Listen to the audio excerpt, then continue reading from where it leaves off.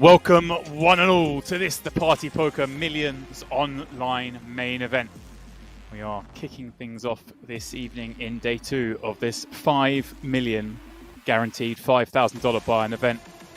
And I'm happy to announce that the event did just tip over that 5 million guarantee. So over 1,000 entries ponying up the 5K to chase down this, one of the biggest online events of the year.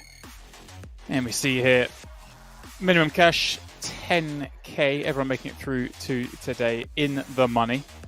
And plan is, of course, to play down to the final table. And a very familiar name up top of the chip counts there, Andras Nemeth, leading the way with a whopping 30 million. So 30 starting stacks for him. First prize, 860K. As you see, 156 players making it into the money. And thus day 2. It is our goal to bring them down this evening to the final 9. And well, if that was the final 9, it'll be impressive with the likes of Nemeth, Jamie Oconnor in the mix, Aleksandr and David Coleman. Also there in the top 9 chip counts. But of course, a lot will happen between now and reaching that final table. 860 up top. 9th will guarantee a smidge under 70K.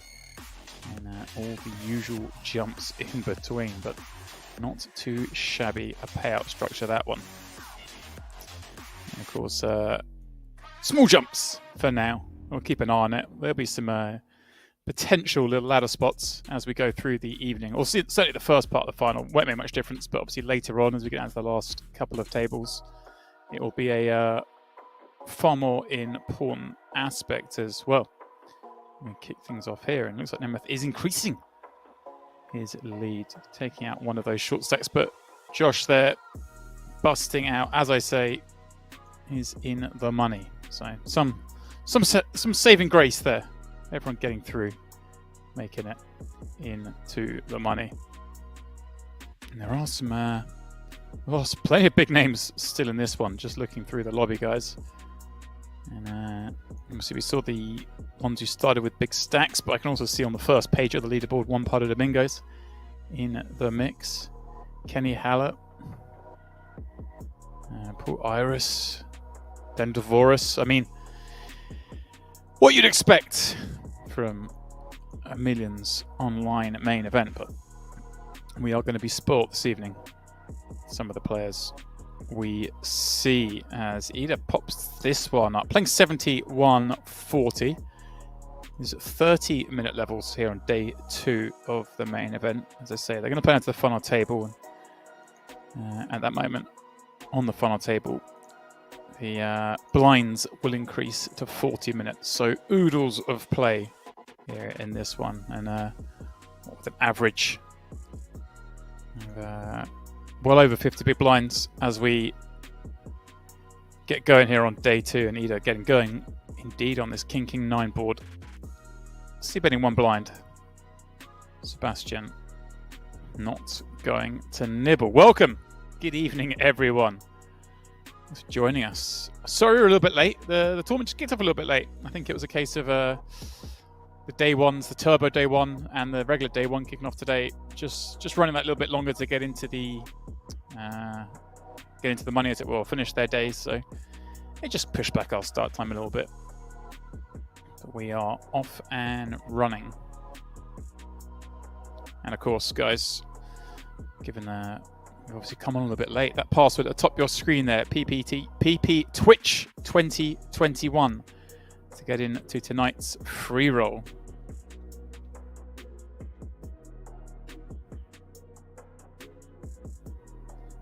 And I'm actually trying to find that free roll myself. There we go. I'll get in the mixer there shortly. But please do head on over.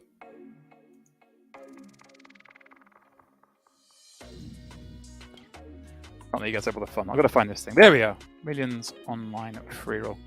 Simple as that. 45 minutes till that kicks off. Password at the top of the chat.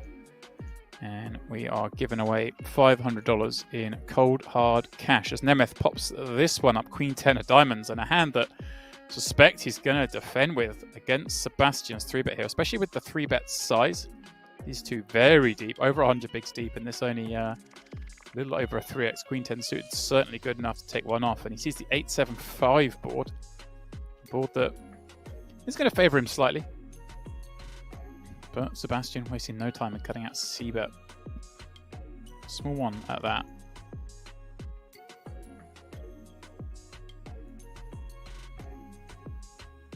And there we go.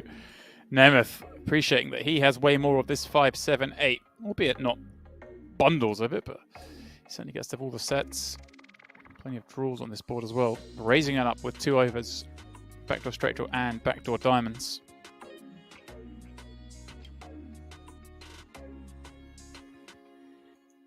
How are we doing? All in the chat. Good to have you with us. If you're getting ready for a long one, guys, because we are playing this down to the final table. It is going to be a monster stream with monster action.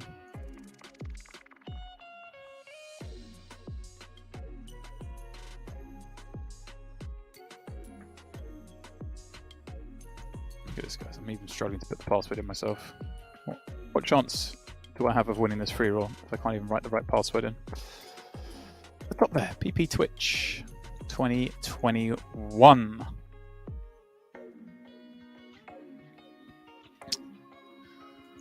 So,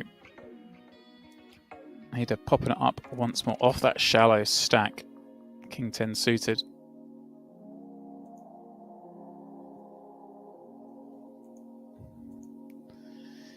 And Patrick, well, King 5 off. You'd like to defend against a late position raise, but I don't think you really want to take this up against an undergun raise, especially off that stack size.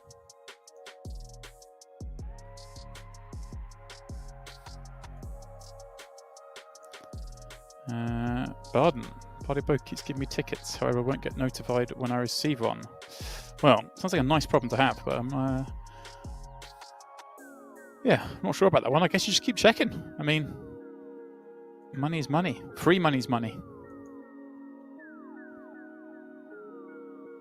Sorry, I don't know what else to advise you on that one, my friend.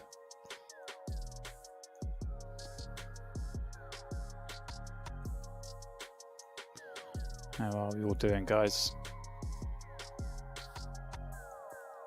All right, Ida with 2 3s in the big, and we'll face a raise from Sebastian here. That let's see what we're dealing with here. Closer to 20 bigs for Ida.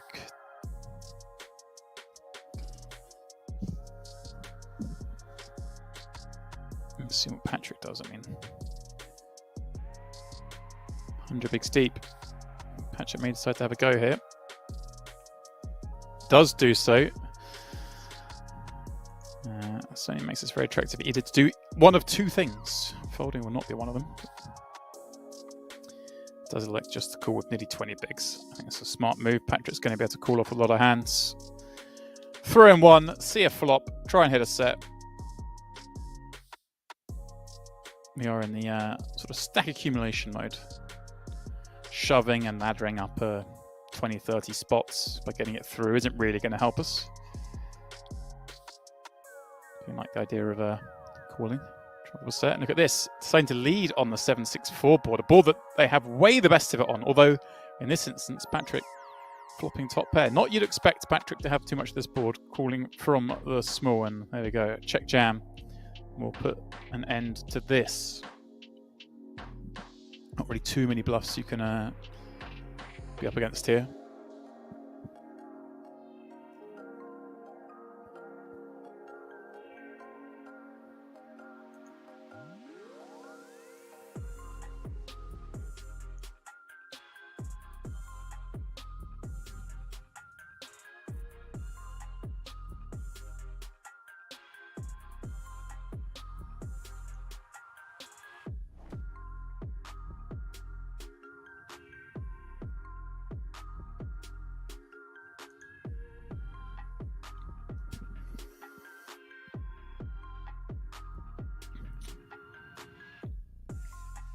Jonathan in the big, ace-7 offsuit, but it's Sebastian once more who'll enter the fray first, you'd imagine, here with this ace-deuce suited. Again, so much play Interestingly, late registration still open for the duration of this 7140 level. So you may see some players popping down with just the 1 million in chips.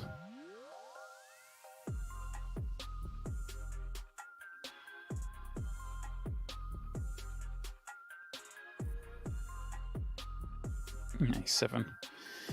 Pretty routine defend against this open, and 9-5-5 may well see a continue.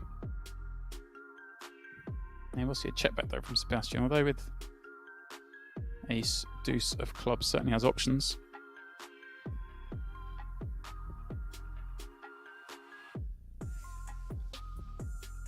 Does put 240 into 830, and like I say, Jonathan a7.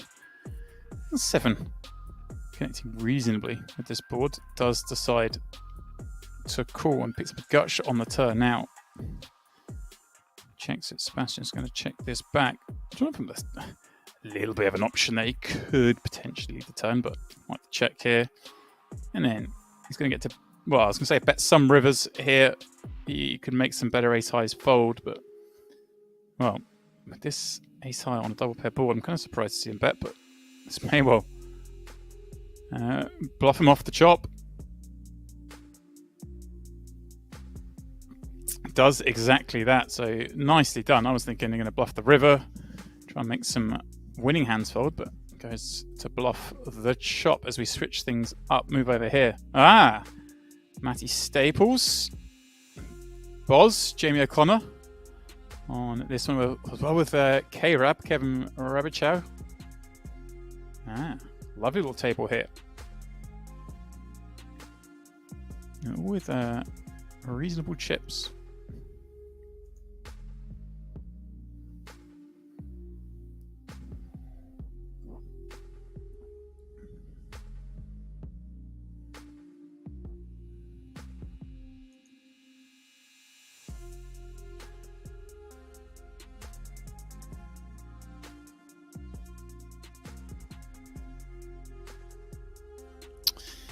Boz popping up with King, Jack, Oran in the next seat with Ace, Queen of Hearts.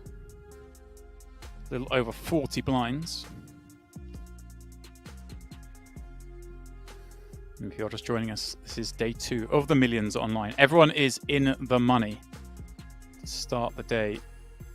We do have to whittle these down to the final table. We'll see a mix of play, I guess, with the fact everyone's in the money. Oran can go two ways here. Does decide just to flat with the ace queen and sees queen 6-4. Very nice looking flop. Jamie with an over and the king of diamonds. Certainly a hand you can consider betting with, but I think perhaps three-way may see him check. He does. Rabichow with more of the 6-4. Oran, clear bet holding top pair, top kicker. Very hard for him to have anything better than that.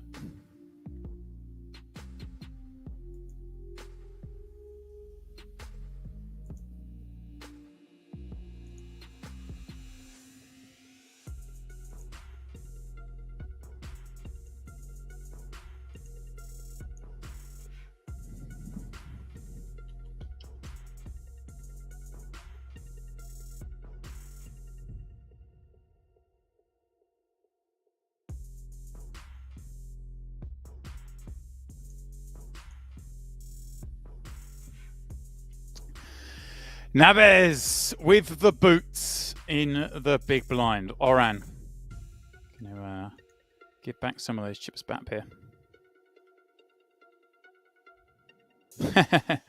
Pardon, what if someone gets a 5k ticket but never checks the lobby for such buy-ins? Well, yeah, that would be a shame. That would be a shame. Jim Lad, welcome. Welcome back. Good evening. Nice to have you with us as always, as it is the rest of you. Hope everyone's had Christmas. Good little time off. We're back to sheer degeneracy. These guys battling out for the best part of a milli. 860k up top. Now, Naves does have options here. I like this. I absolutely love this. A little over 20. You don't have that many hands that are going to want to shove. You know, if you're over 30, you can mix in some 3-bet folds, but I don't think you have too many when you're on 22, 23 big blinds. So decides just to flat, keep Oran in, and gets this perfect board of King 9 deuce. Even has the ace of diamonds to go with it, and for that reason, I think can still go two ways here. I think flatting with this particular combo on the flop is best. Let Oran continue to blast, but you see, against the king, I don't think it really matters what you do here. Goes for the check raise. Oran going to have to continue. Well, continue in strength. Decides to rip it in. And Naves, the trap worked. He lets someone flop top pair. Go for the full double. He needs to void? Fade. King or jack on this run out. He does just that. Very nicely done. Again, a lot easier to make that move, guys, when we're just inside the money rather than still outside. Outside the money, you just kind of protect there and 3-bet, try and get it in. But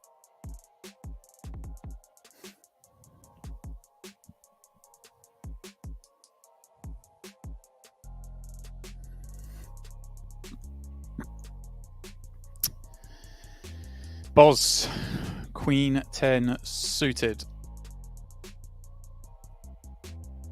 Saw Nemeth play this one with much gusto on the opening table. Wow, what a treat we have with the players holding stacks in this tournament. You know, it seems to me Boz is always deep in these things. Always seems to have a decent stack. Alright, Gym Lab again, big screen, huh? It's a lot of pressure. Naves again with a very playable hand. Ace Jack suited in the small, just going to complete it like this. Boz opening +2. Don't really want to overdo this hand.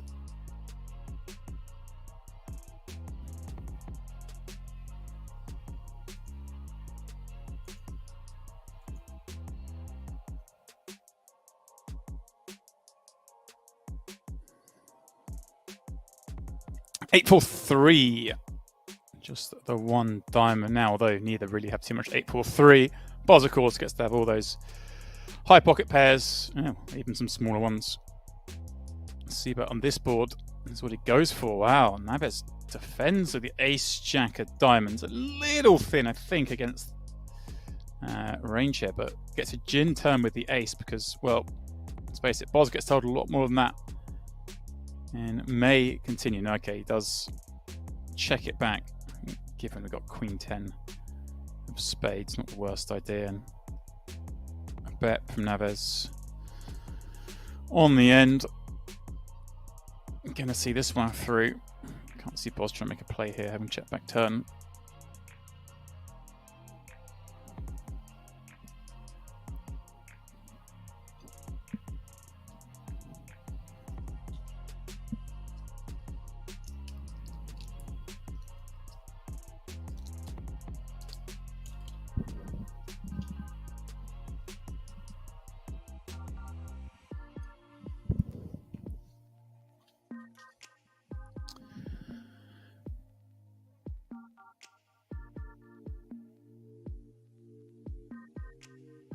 Mad Madge. All right.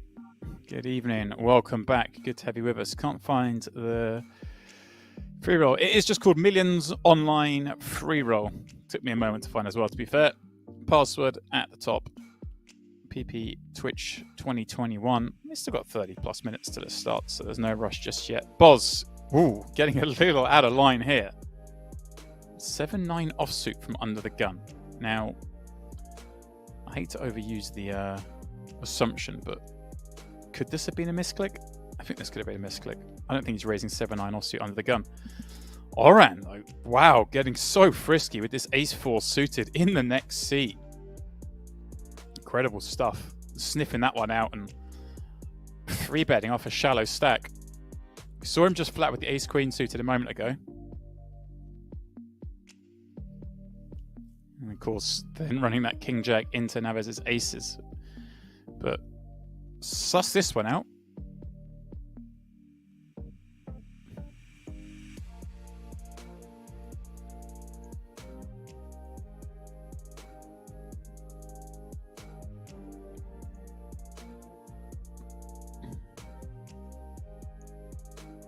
Mad Match, same to you. I did have a good Christmas. Thank you. Nice time. Ignacio raising up Queen Jack. Another very, very deep stack here. What chips on this table? Glass with King Queen suited on the button. But oh wow, Naves with King Queen suited a seat before.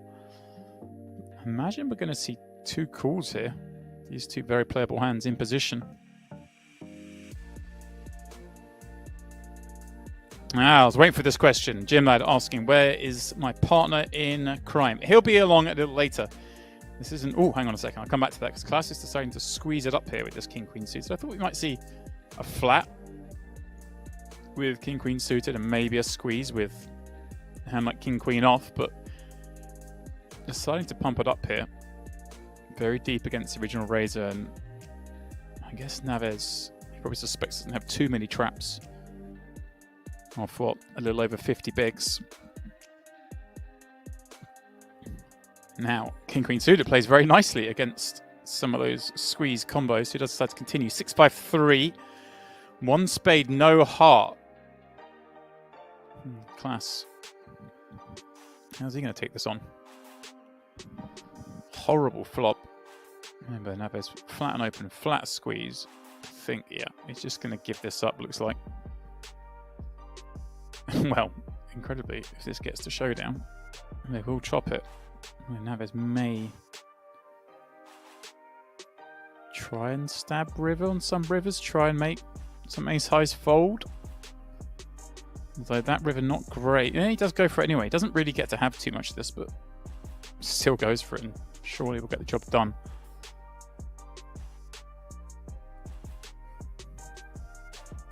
I guess just made it a size really hard for ace high to call, even if it looks like nonsense.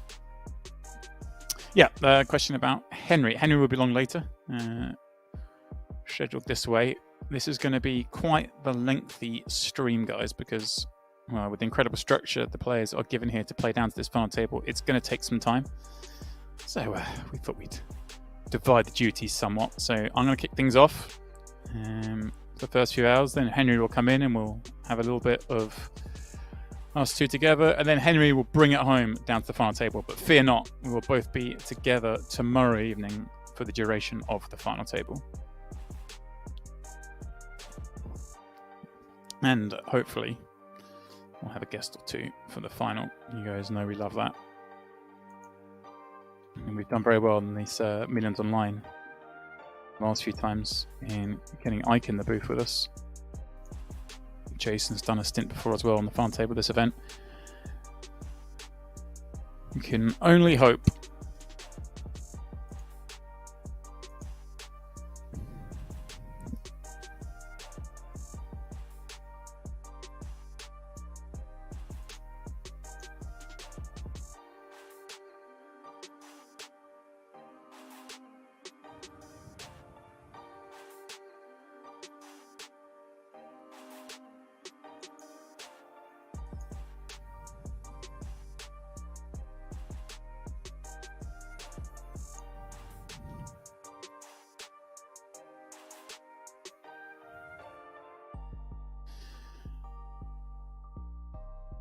Ignacio popping it up 2 4s under the gun.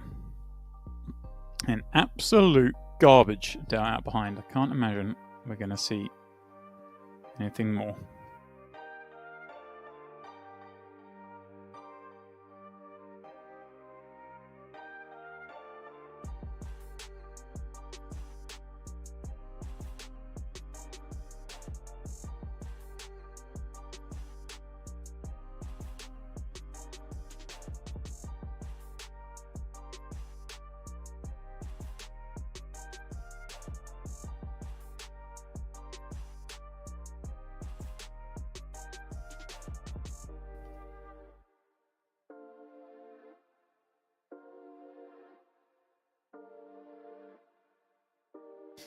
He does indeed get that one straight through. Easy game. Pop it up with 2 fours in first position. Get it all the way around. Result we're after. This one may have a little bit more to it. Plus with ace-10 in mid and Vladislav with ace-queen in the small holding 25.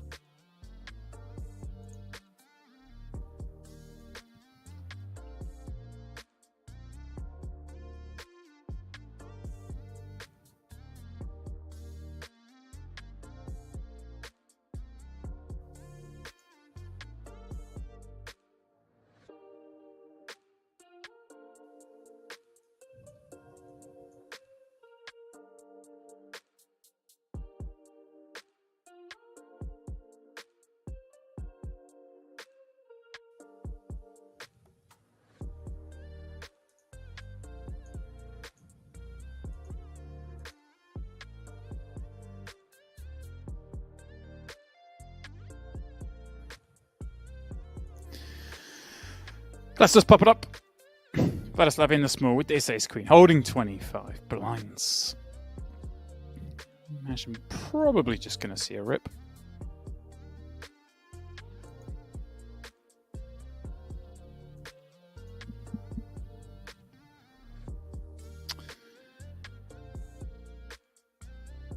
Hello, Simos asking, there is a delay, right? Yep, we're on around 20 to 30 minute delay. For obvious reasons, guys. These guys are battling out right now for huge sums on party. A little delay. We watch it all go down. Kelly Hallett on our new table. And is that Storing a Breshkov as well? On the short stack. Could well be. Ryan Chalmers as well.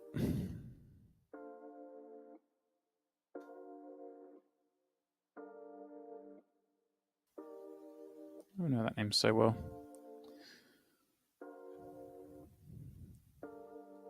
Here we go. Of course. There it is. Second to Jack Hardcastle in the WPT Montreal online main event. Nearly a year ago. Back in January of this year.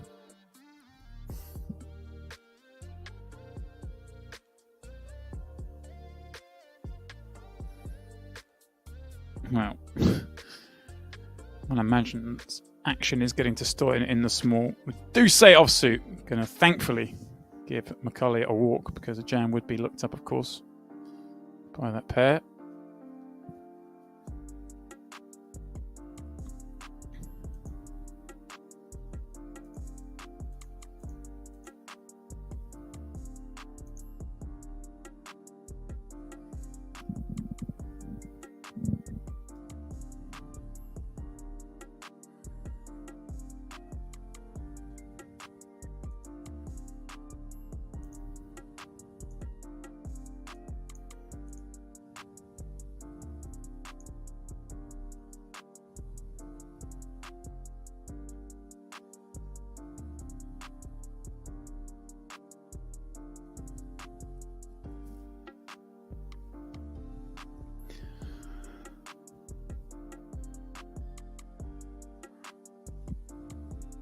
Peralta, Jack 8 hearts in the cutoff decision here.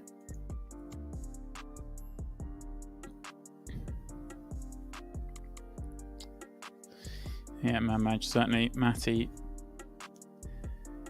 is in this one. Hopefully we'll see a little bit more of him later on. In fact, looking in real time, see the stack of Matty Staples is looking very nice indeed. So I'm sure we'll be seeing him again later. I'm just looking through some of the other names that I hadn't seen thus far. The likes of Alex Kolonios, Stefan Sadelhoff, Nicholas Aster, Orpen, Anton Vig, Mateos. Alright, we got a Boyven. They're all here. Elio Fox. Pads. Pads are still in the mix as well. Alright. We're going to have a lot to watch today. Kenny Hallett defending 10-5 from the bigs. He's a very nice looking queen 5-3 one club board. Check calls against Peralta, who finds a 10 on the turn and now picks up a gut shot. May try and apply some heat to 5x and 3x and some of those gut shot draws. This is what he's done. 840 into 1.3. I think Hallett with 10s up, just going to call and play the check call rivers as well. I don't think you really want to swell this pot when you guys are so deep. Does check it over now. Does Peralta try once more? Try and knock off 5x of diamonds, 3x of diamonds. No, he's just going to give this up. Wisely so.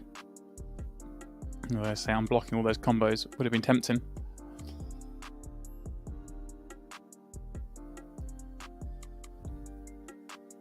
I just see another name pop up there. Ellis in this one as well. They're all here. Vogelsang, Proudfoot, wow.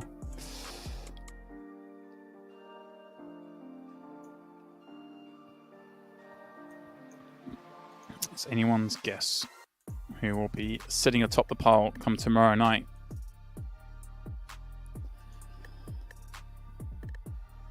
So it's going to be hard to get lucky. 30-minute levels today, 40-minute levels on the final table.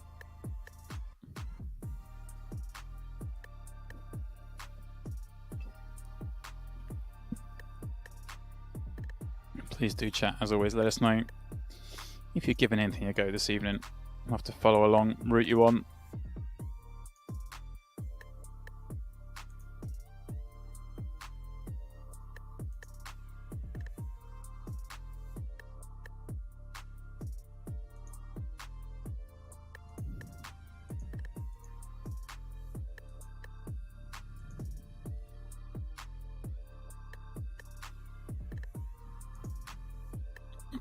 Peralta picking up 2 8s.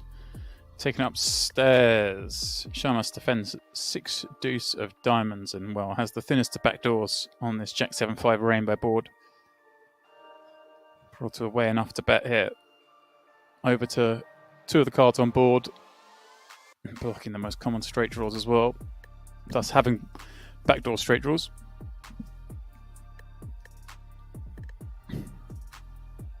And Shamas just a little too little to give that a go. We have seen a gut shot with diamonds would have continued, and maybe a slightly better kicker with the 6 of diamonds would have seen potential for bluffing.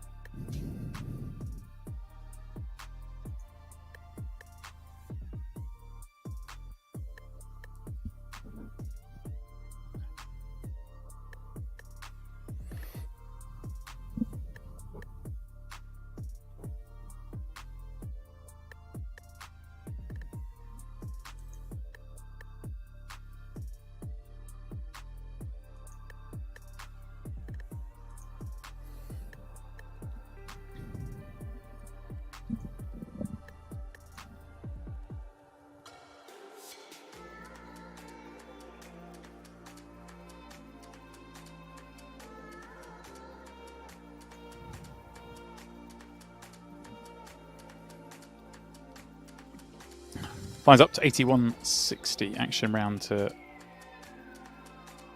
Rayan in the small deuce 5 off. Surely going to give Thomas Clack a walk, and, well, what a delightful result when your name's Thomas Clack. You're sitting there at 7 deuce offsuit in the big blind, in the money, in the millions online, and you get a walk.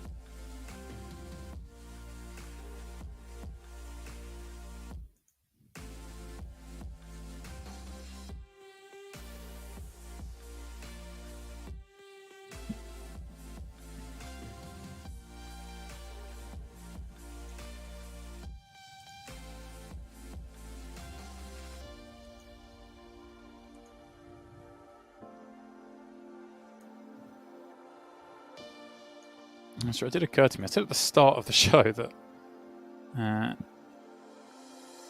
late registration was still open until level 1. It did say that in the lobby, but that can't be right, of course, because they started in the money. So it would have been the easiest 5k anyone could make if they clicked register at the start of the day. It definitely can't be right, and the number didn't go up. So Apologies for that. Kenny Hallett, 2 10s in the cutoff, popping it up.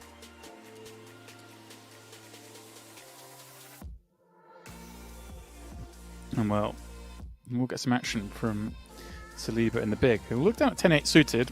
I think that's a nice looking hand, but obviously does terribly against the 2 10s he's up against. And good night, Saliba. 10-9-4 with a club as well.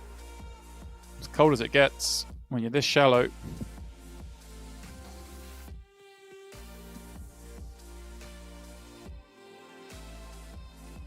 Kenny with the C-bet now.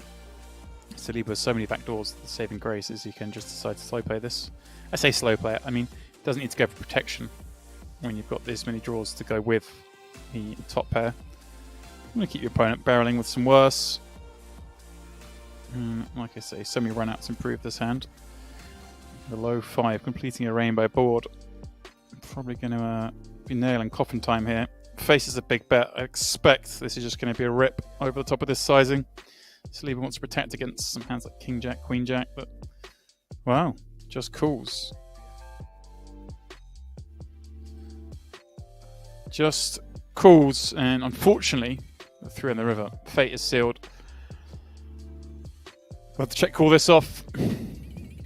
Kenny Hallett's going to be climbing up the counts. Another player who always seems to be deep in these events. Kenny Hallett.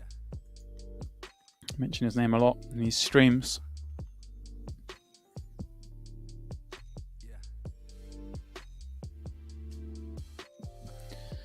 Sure enough, no way out for Saliba. I've seen some other names in here. We got Pesh, Thomas Clack, Connor Beresford. I'm really not lying, they're all in here. Kolev, Stevie Chidwick, Salas, Damo. Alright. Switching it back to table, Staples, O'Connor, and Rebichow.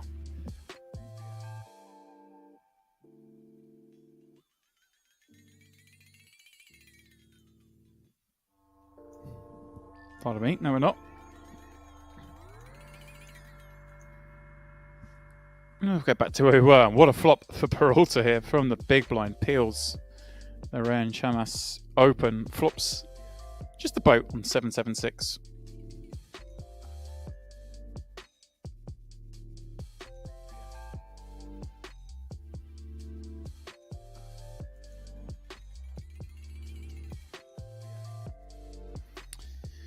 Check 3 flop. He bets big on the turn. 2/3. Gets a call from that ace high, and well, from Peralta's point of view, a really bad river card. A lot of his bluffs are going to be hands like 8-9, 8-10, 9-10, 4-5, 5-8, 4-8. All these hands get there on the river. It's unfortunately from his point of view, very hard to get paid off.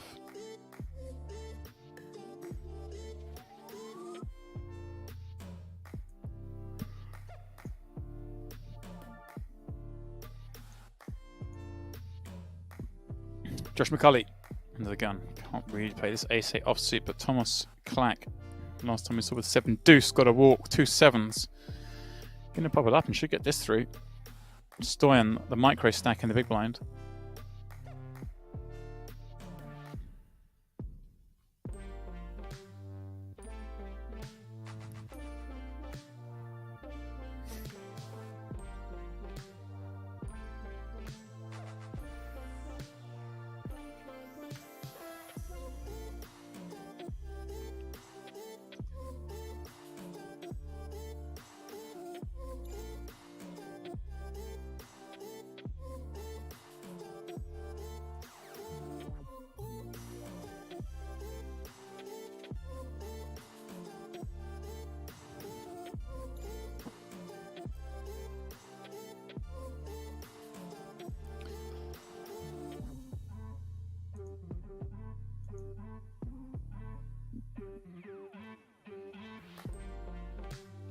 badge.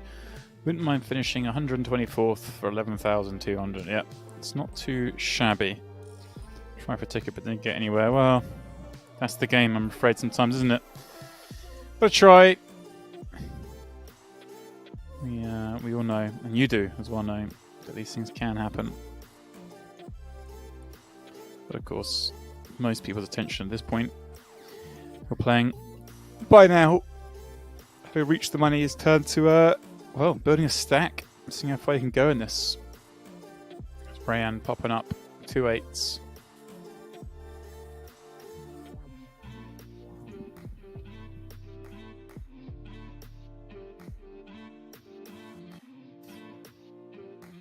Interesting. Thomas Clack 3-betting off, what, a little over 30 with ace-8 of hearts in the next seat. This makes it really difficult for Ran.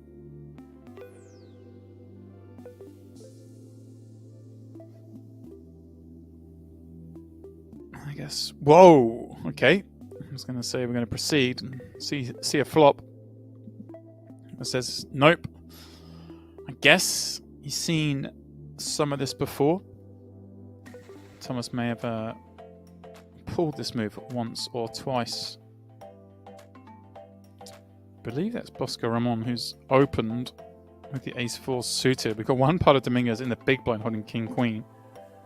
Look at that Bart Beanon just tossing the 2 6s against the early position raise off a little over 10 bigs.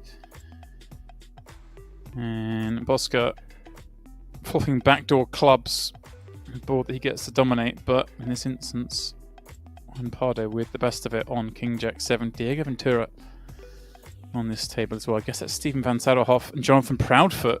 One is guessing, and Alex Colonius, I think, rounding this table out.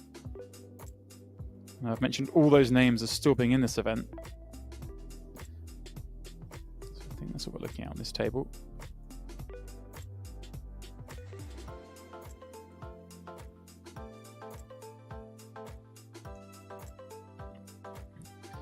I'm trying to get this table up in real time to make sure that's right.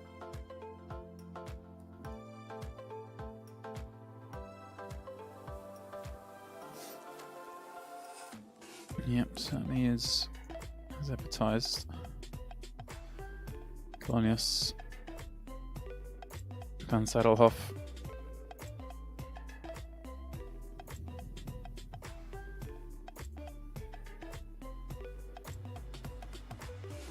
Is Van Sadelhoff here with ace jack of hearts. I'm going to pop it up. And should get this through. Bart a little too shallow to do anything with the 8-9 of spades, even if he were suspicious. 2 little fold-up critique.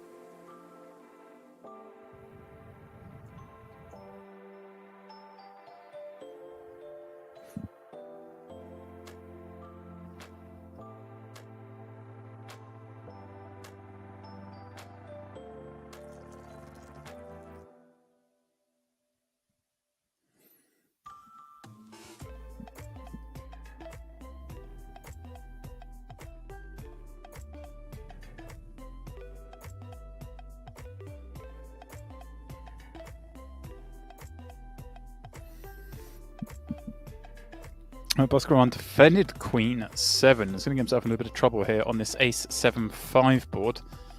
Flop in second pair as Van Sadelhoff continues with top pair.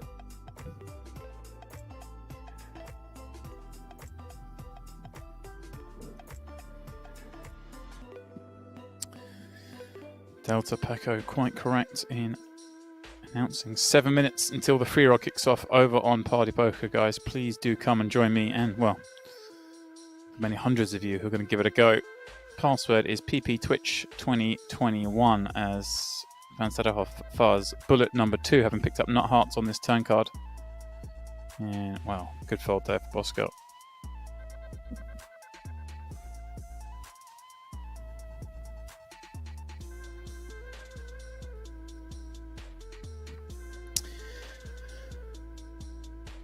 Plenty coming up, guys, of course, in the world of Party Poker. There's millions online playing down today and tomorrow. We've also got the Super High Roller We'll be streaming that from, I believe, start to finish on the 30th, so that's Thursday. So you got Monday, Tuesday for the main, Thursday for the 25k 1 mil guaranteed high roller, which should be a lot of fun, always is. And of course, we have the Grand Prix Winter Edition around the corner. 500k main event. Buying some all sorts of levels as low as $3. It's already kicked off. Started on Christmas Day, in fact, but runs for 3 weeks until the 17th of Jan. Yeah, a smaller buy-in festival. Buy-ins up to $530. And that's the main event. 500k guaranteed. It'll be a $100 main event, pardon me for that. But a 500k guarantee. 500 will be, of course, the high roller. As Colonius flops big on this queen, 6-4. Second pair and second pair and a flush draw. As Dominguez with deuces on the button and set off bricking with ace-10, no heart at all. Well, Ampado is going to stab here. Very hard to get those twos to showdown. Can make Van Saderhoff fold hands like this, then it's a big win. And Colonius as well is going to be in a tough spot with a hand like a 4 facing a bet in a 3-way pot. As it is with a pair and a flush draw, it's an easy hand to win.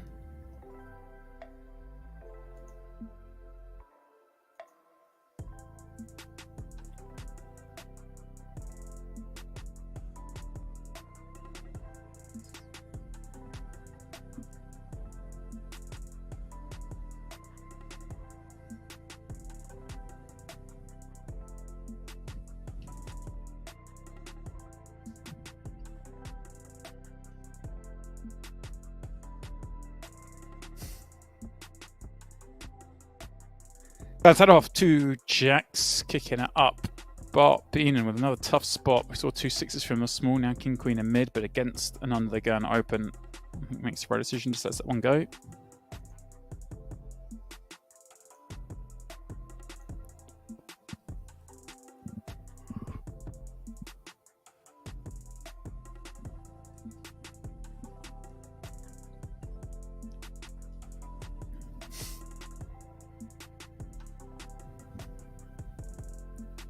Colonius 2 4s in the small. He's going to come along, and Ventura had to get 10-6 into the muck from the big blind.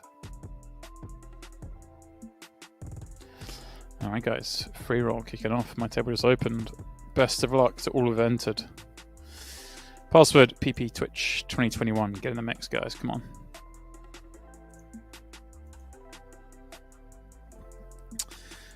Fans head off. Won't hate this king at 7-6 board. Bets third pot. I think Colonius, even though can be ahead, very hard to continue with 2 4s here and a position. And it does do so though. Backdoor straight draw, backdoor flush draw may just have influenced the decision. I suppose it's hard for Van Sedhoff to start barreling off as well on king 7-6 when we call from the small and call the flop. We get to have a lot of king X, so I guess it's maybe an underbluff spot. Van Sedhoff checks back, finds gin on the river in the form of the jack of diamonds, and now this is going to be one of those weird spots I love to harp on about. The old bet check bet line. They're never bluffing. Will Colonius get away from it? I think he may. There's plenty of hands Van Sedhoff was going to check back turn with that then still want to bet river. Ah! The bet check bet gets looked up. There you go, bluff wouldn't have worked. They never usually get called those lines. Because it just looks like it can't be a bluff. Colonius very unlucky that that jump fell. There are plenty of cards that Van Sedhoff would have checked back. I think still has to pretty much have a king plus to bet bar the bluffs.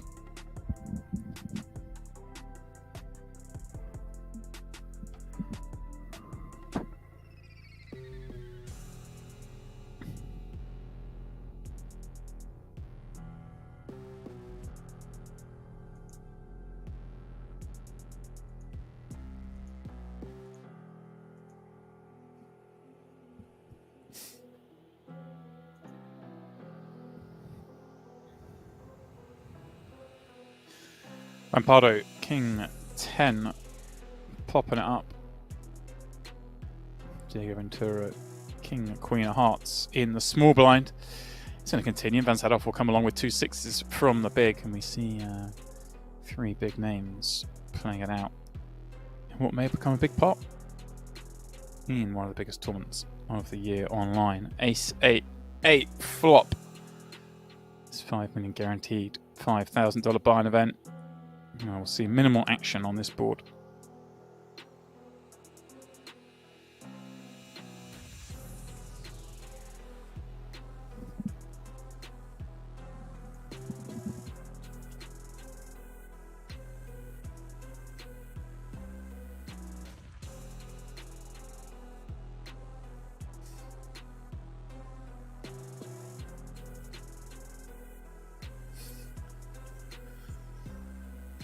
Well, checks through 2 of them picking up gut shot draws. Will Rampardo try and check this back? And I'm not sure he can think he's ahead of Ventura really with that particular card rolling off. You can up against some hands like Queen Jack, Jack 10. King Queen obviously beats us. Look at this. Fires there, gets King Queen to fold. Van Sadhoff can't continue with these 2 6s.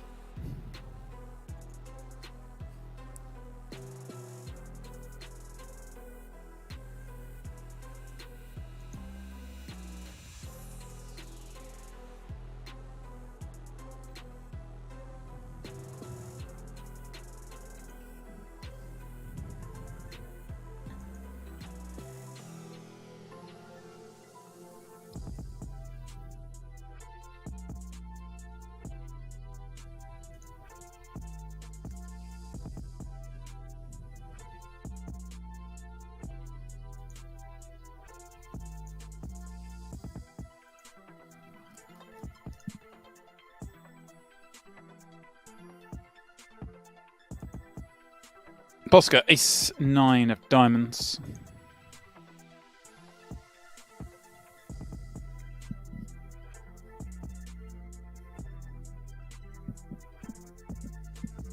Rips it in. Ventura with 2 8s.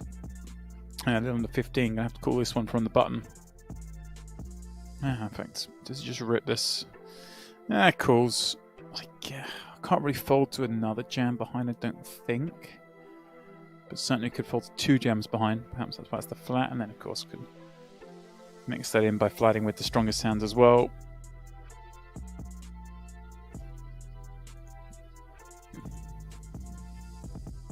Nine on the flop keeps Bosca in the mix here. Ventura down to 4.5.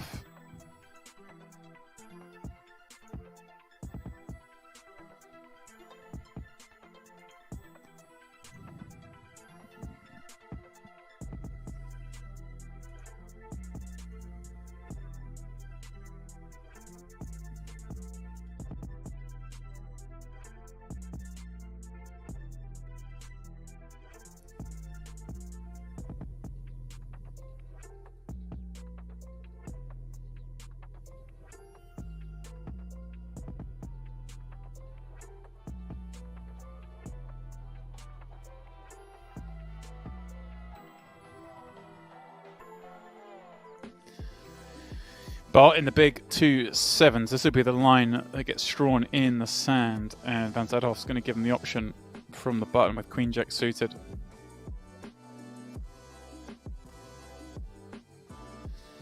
You guys, come on in. Millions Online Free Roll, that's the name of it.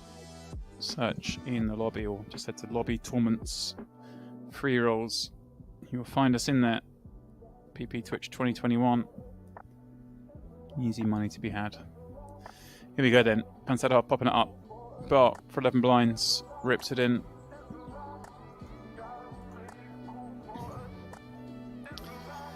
Van Sadhoff for just 9 more. Might be folding this one.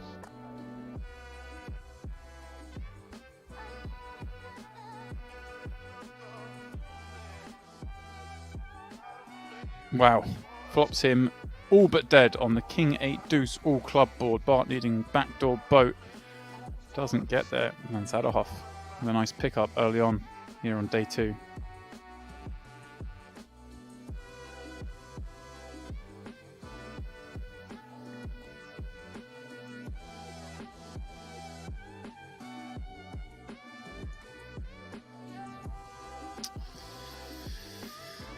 Lampado in the big blind. Going to be attacked from Boscaramon with 2 jacks in early. Interesting decides to continue here with the queen out. I guess he will. Playing against a stack that's 30 deep. 1 fold, 1 empty seat.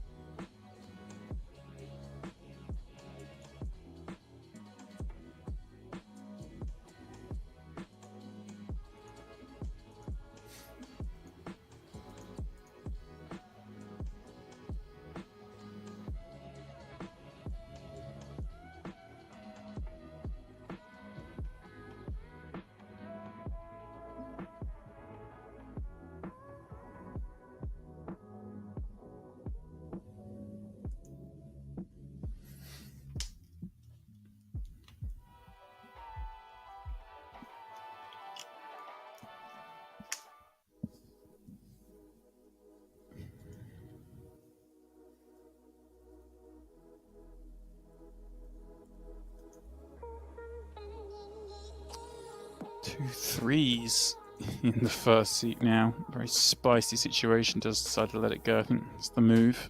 Ventura King Queen. What the hijack?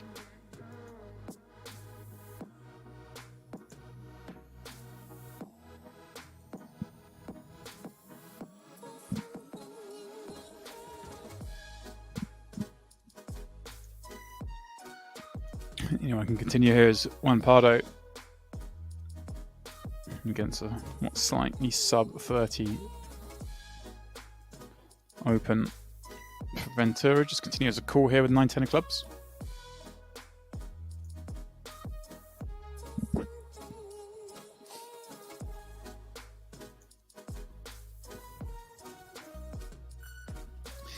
Yeah, Jonathan not really keen to continue with King 3. Certainly not going to do so 3-handed. Ace 4-4, a couple of spades. Diego with the Queen of Spades. C-bet will see the end of this one, you'd imagine. But yeah, check back is a potential as well, obviously with a nut-no pair.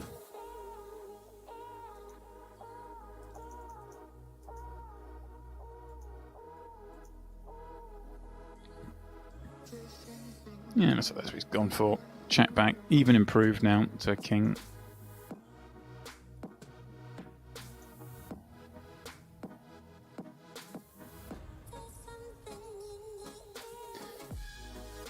And allowing Lampado to find a 10 on the end as he go for the double delayed. A little bit of value on the end here. Try and get exactly this kind of hand, a 10 to pay off. No. All right. Just checks it back.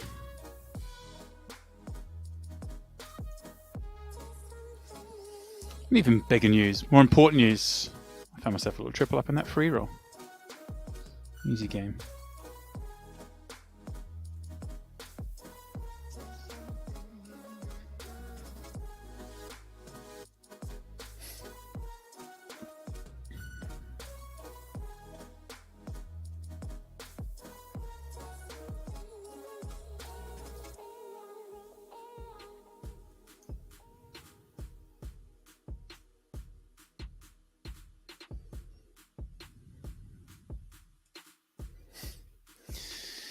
Bounce that off. King 10, popping things up. Proud for the next seat of King Jack, and Lampado waiting behind with Ace 10.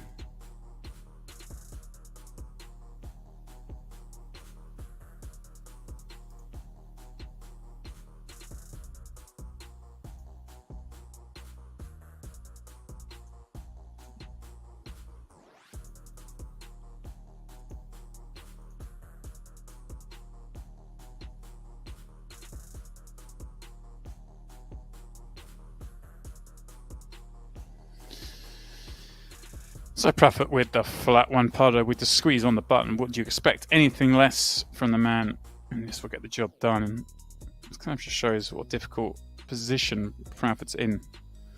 With that seat, Juan Pablo Dominguez running amok with that 30 million chip stack behind him. And it really forced him to play that a little bit tighter to opens.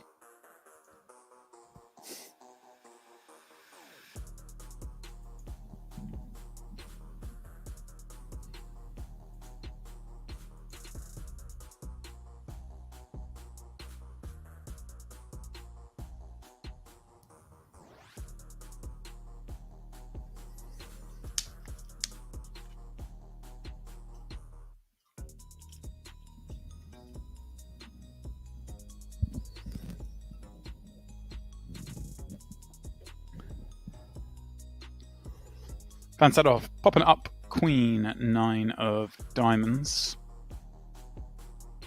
We're going to get around to Clonius in the big. Jack Deuce of hearts, certainly one he can continue with.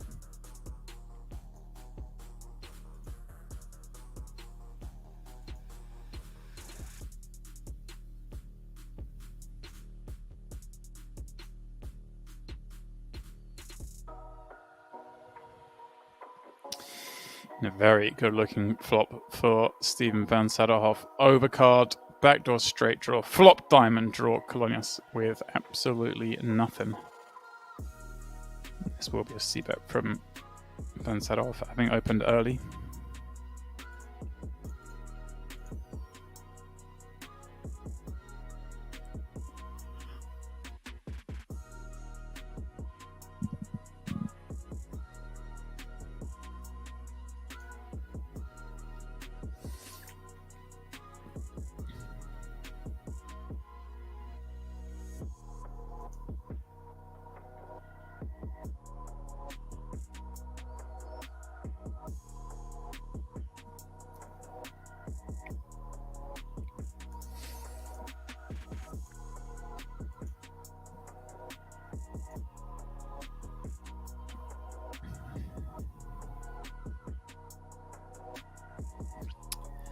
Ace Queen for Ventura in the big, a little over 30. Will Jonathan try and sneak something through here with Queen Deuce? Doesn't. Bosco Ramon here, King 9 certainly will, and meet resistance from the big blind in that Ace Queen.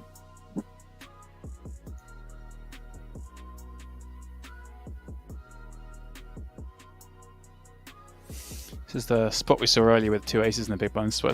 So different here when someone's got 22, 21 big blinds versus 32, 33. They have far more willingness and options to 3-bet from the big blind. Does go just for the rip. Yeah, it's fine. We're going to rip here. We can get some weak. It's cool. I'm going to make some hands fold that we don't really want to play 3-bet pot against, I suppose.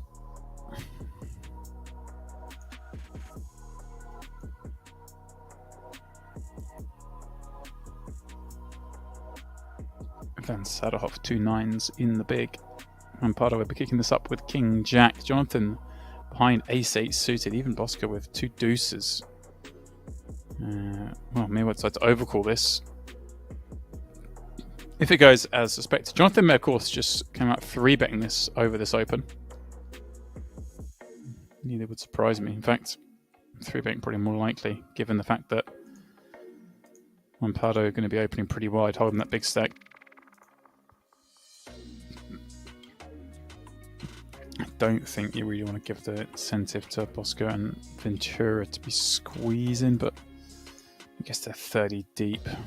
Yeah, there we go. There is the 3-bet. Tough spot for Van Saderhoff here. 2 bigger stacks on the table, raising and 3-betting. Yeah, I don't hate that. It may look a little bit weak, giving up 2 9s from the big, but very hard to win these pots. And what's probably what might go 3 away, but will probably be a heads up 3 out of position. I don't hate it. Unsteeled asking if we're playing out to win it. We are playing out to the final table, my friend. This is a 30-minute clock with Well, 100 players left. This will take a while. But I'm happy to say you don't have to listen to me all night. I'll be joined in a couple of hours or so by my main man, Henry. And then we'll do a little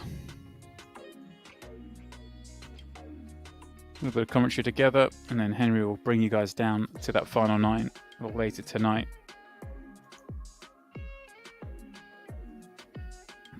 Of course, we'll both be back tomorrow evening for the final table.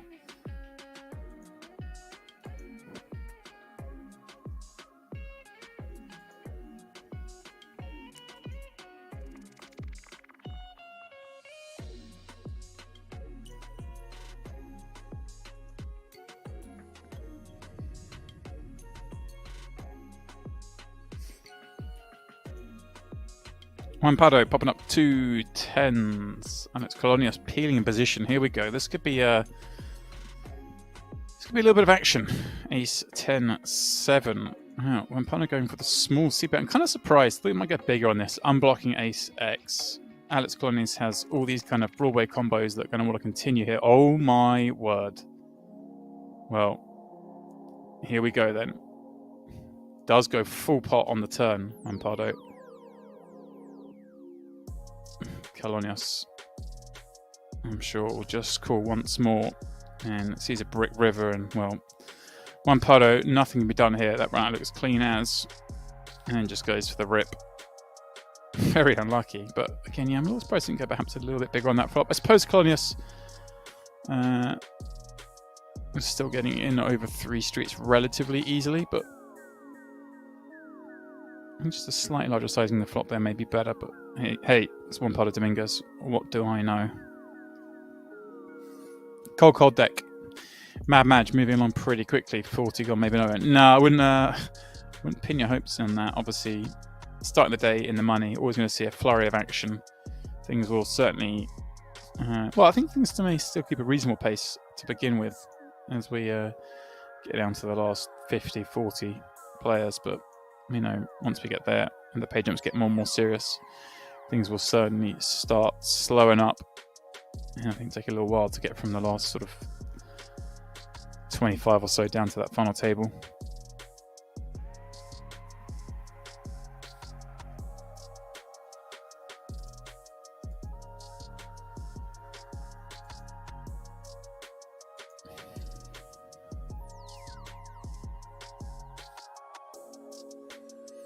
Juan Pardo, that was cruel.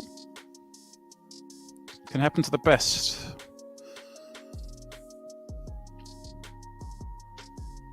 It's just a lovely spot to have a set of 10s. I'm blocking that ace. Colonias made aces up. You know you're getting it.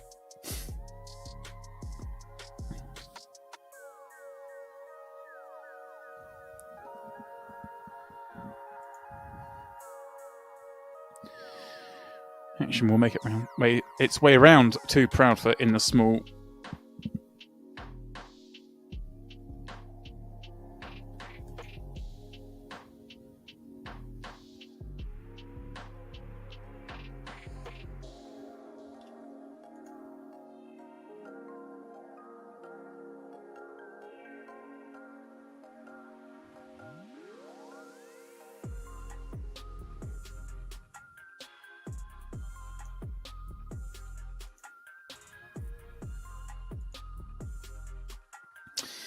From Proudfoot gets punished by Juan Pardo.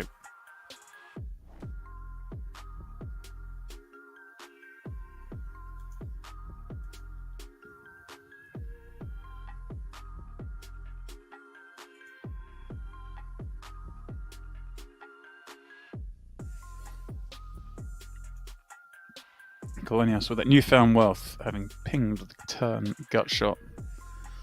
That's down at Jack 9 suited.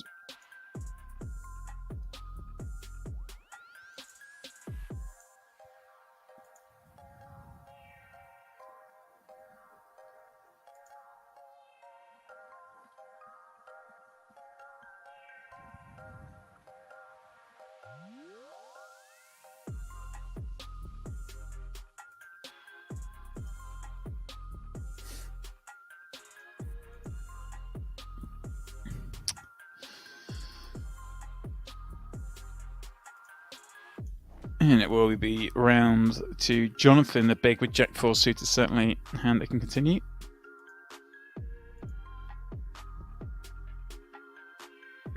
Well, picks up the thinnest of backdoors. Colonius, well, misses a backdoor flush draw on this rainbow flop, but is wrapped around that 10. May see a still stab here. There's plenty of hands that just can't call one, although we do beat some of them.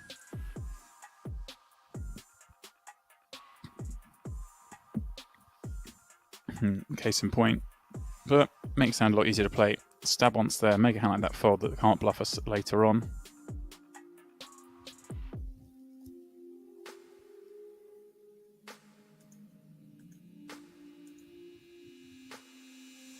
$100, $200. Price is slowly rising.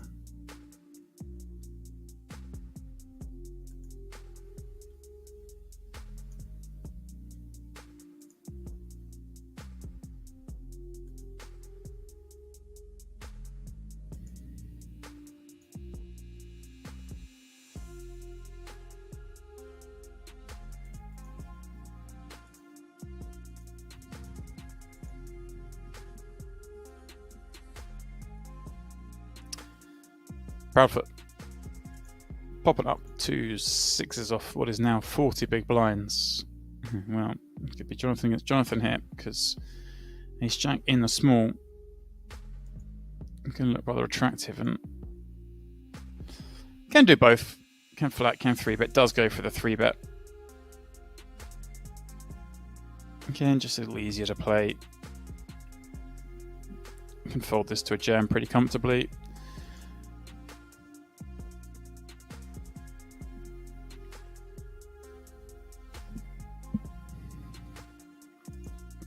Well, Proudfoot sticking around with the 2 6s, sees a 10-7-3 flop. Not a bad one to see with 2 6s against that 3-bet from the small. Up against too much 7x. There can be some ace 10 in there, but for the most part, you're running down against all the high card combos, although that's a pretty bad turn card because, well, you can be behind and you do face second barrel on. Look at this, no hesitation.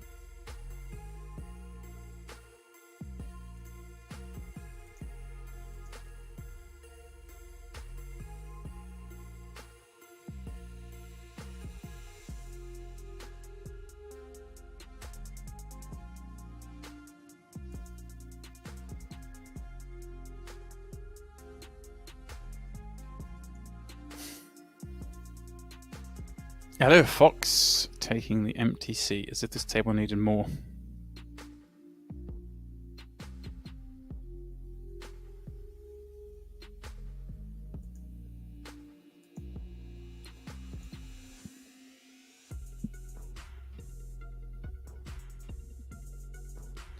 That's right, asking about the free roll is the Millions online free roll, $500 in the pot. Come on over, give us a spin. Password is pptwitch2021.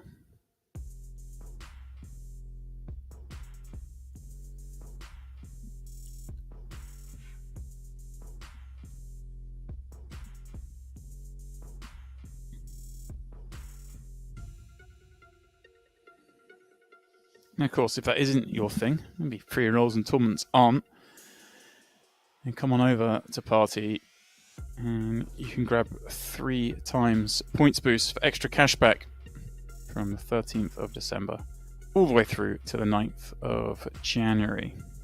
You're getting 3 times cashback on Fast 4 games paid into your account every week with the boosted hours. 13 boosts per day in both Hold'em and Omaha tables.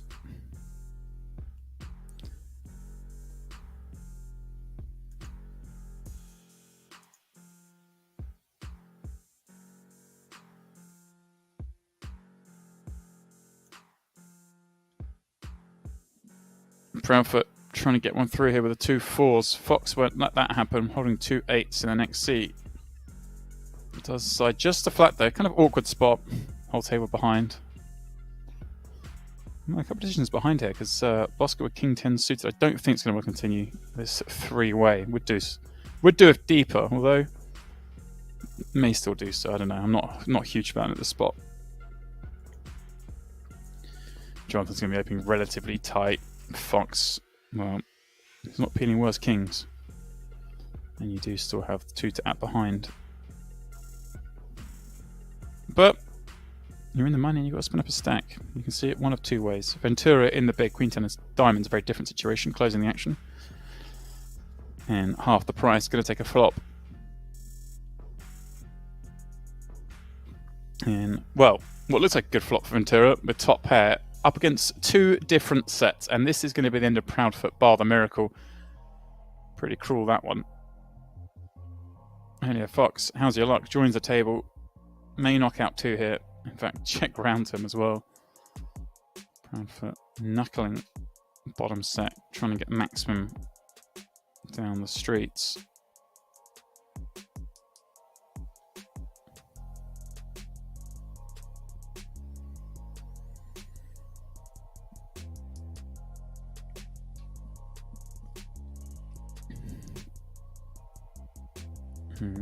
Bet called by Diego. Just Proudfoot now coming up with the check raise. Does exactly that. Obviously a lot of chances getting checked through the turn. You don't want the scare cards to come. Fox can't believe his luck to this action. Bets Queen 8-4. Gets flat and check raised. Ventura, I think, with a 10 kicker, and there's just too much going on here. Fox can easily have him out kicked. Does give it up. No card was going to change the action here. Proudfoot with the jam on the turn. Well, Fox, who are making this call. Proudfoot, like I say, with just the solitary out.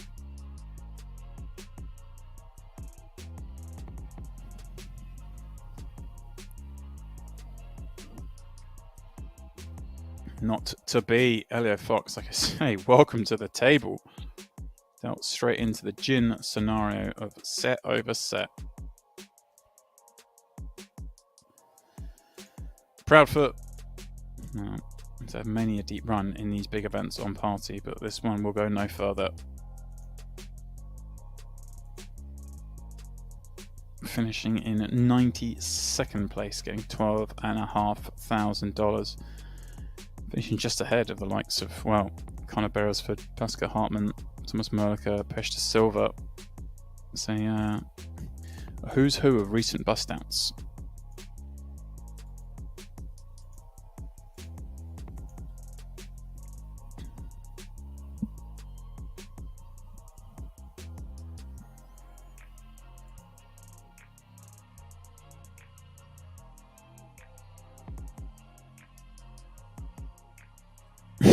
Mad Madge, loving my free roll table, playing with 4 dogs, an owl, fish, a donkey.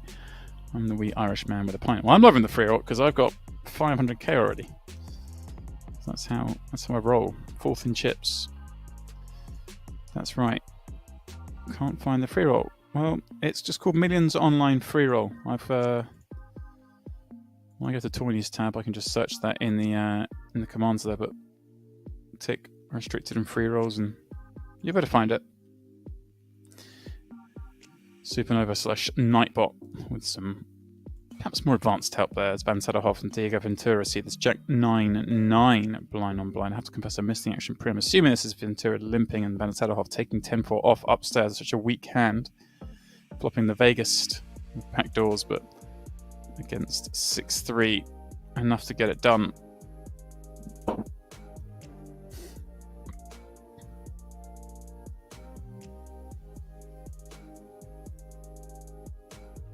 Wampardo himself the victim of a very cold deck. 2 5s under the gun. 100 blinds. Such is the nature of this structure. Pops it up. Colonius. The man who did the damage with Ace 10 offsuit. See if he decides to do anything here. Start throwing some jabs Wampardo Dominguez's way. I wonder if he's just going to try and not stay out of the way of Wampardo, but take a slightly lower variance line against such a competent opponent. Well, Diego Ventura, seeing that action, I think, has a very inviting spot to jam with Ace Jack for 20, but does decide just to flat. I kind of a little bit surprised by that. I think it might seem flat ace jack suited, jam ace jack off, but one pado's going to open reasonably wide. Obviously not as wide as when he had 150 blinds, but wide nonetheless. And Colonias, you're going to think, going to 3-bet the ace kings, going to 3-bet the big pairs, going to 3-bet ace queen most of the time. So yeah, I'm a little surprised. It allows Van Sadhoff in from the small with 9-10 suited, and Elliot Fox in the big with king deuce suited. Everyone actually misses here. One pado's 2 fires with a gut shot. Still best.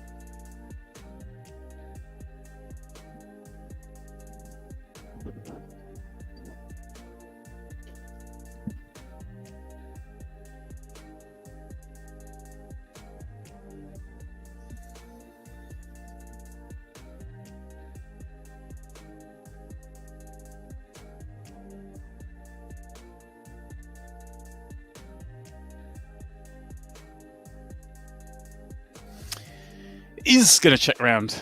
De Venturi checks back, and well, one pado improves that straight draw. Ace. Now give it a wheel. Whoa! Alright. This. Well, this I don't get, guys. Sadhoff having a go from the small with 9-10. Fox folding a pair, which can't fold him for. Still got to have a lot of the 7-4-3 deuce. Albeit peeling more away from the big, still going to have plenty of hands in there. I'm a little surprised by this from Van Sadhoff trying this on 5-way. One pado does cool, of course. Only ace being a gut shot draw. This case, the one pado having 5s as an open ender, and well, I suppose if you're going to do this, you've got to fire up, follow up, fire off. And that's what Van Sadhoff's done, putting one pado to a big test. And gets it through. Well, there you go. I threw some cold water on the turn lean. But Van Sadhoff followed it up with full gumption and wins that pot. And, well, with that, brings us into our first break. So, guys, please don't go too far. I'll be back in 5 minutes. More of this Millions Online main event day 2.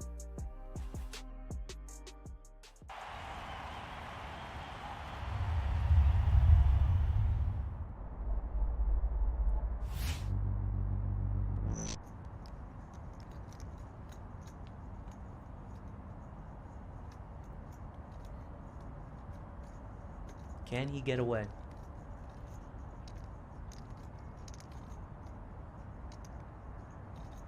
All of you watching at home, ask yourself the question. Could you get away? I don't think I could. We do get a call. We are going to see a river here. 4 outs remain for Vadim L to stay alive in this tournament. He needs a queen and only a queen, or we will see Vadim S double through. Oh my god, it's a queen!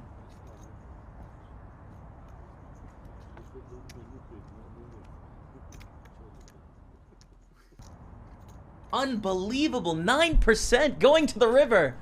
Bam. Smashes the queen to stay alive in the tournament. Gonna double up to around 90,000. Can you believe that?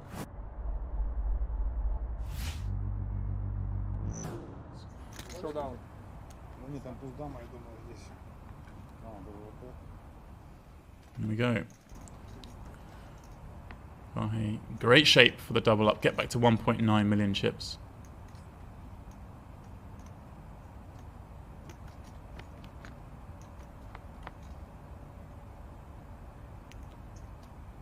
Jack 8-5 by. Well, not hanging around to watch. He is going for a smoke. Well, that's a new one on me. Vahe runs out to the balcony area, I assume for a cigarette. And Vahe gets the double when he's not even in the room. That is a new one. He's up to 1.9 million in chips. It looks like already that was our final hand of the first 2 hours. Interesting. Saw him out of nowhere with 7-3. Well, is Maxim going to take the bait? That's exactly what's happening. He's laid the trap. Totally snapping, and Maxim needs to find a 4. Well, he will be eliminated here at the WPT Russia. Значит, швак рейзим все пошел.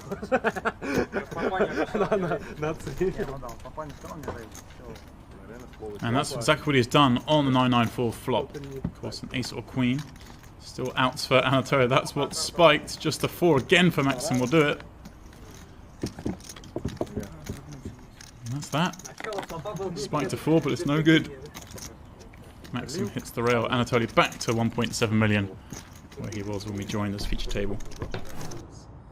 Aleksandr has a flush. The worst possible card for Ilya. Making trip sixes. I don't think he can get a wave here.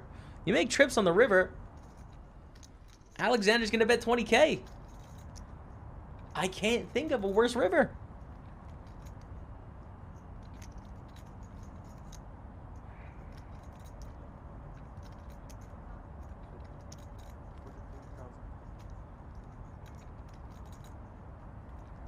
Did Ilya just raise? To 43,000. Aleksandr calls.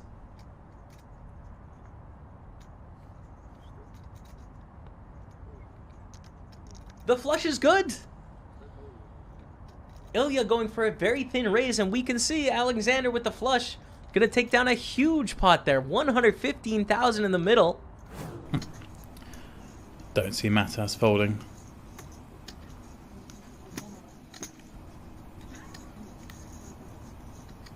Made a very weak bet on the river, having called pre, check call turn. Doesn't really have a whole host of strong hands. I mean, you can have the big hands like a flush, but does he bet 25,000 with them on the river? I'm not so sure.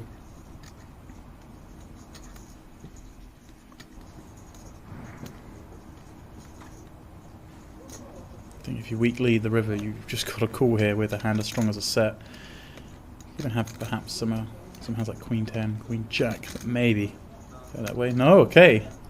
Matas does give it up. Nice play, Dmitry. Using that 10, running a big bluff.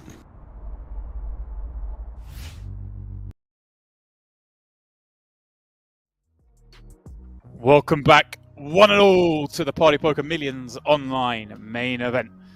We are, of course, on day 2, and well, we're 90 odd minutes into the day, and the action has been rather fast and rather furious.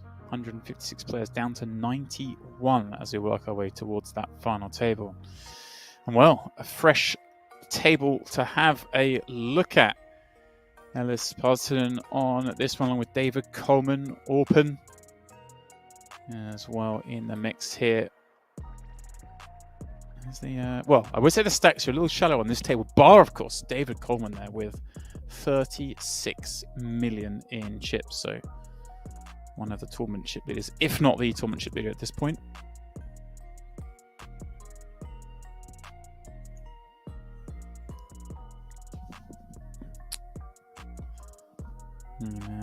Our opening hand on this table looks like it'd be a blind on blind encounter. Alex Kulev in the small, Jack 10 offsuit, and Samuelson in the big at Ace 5.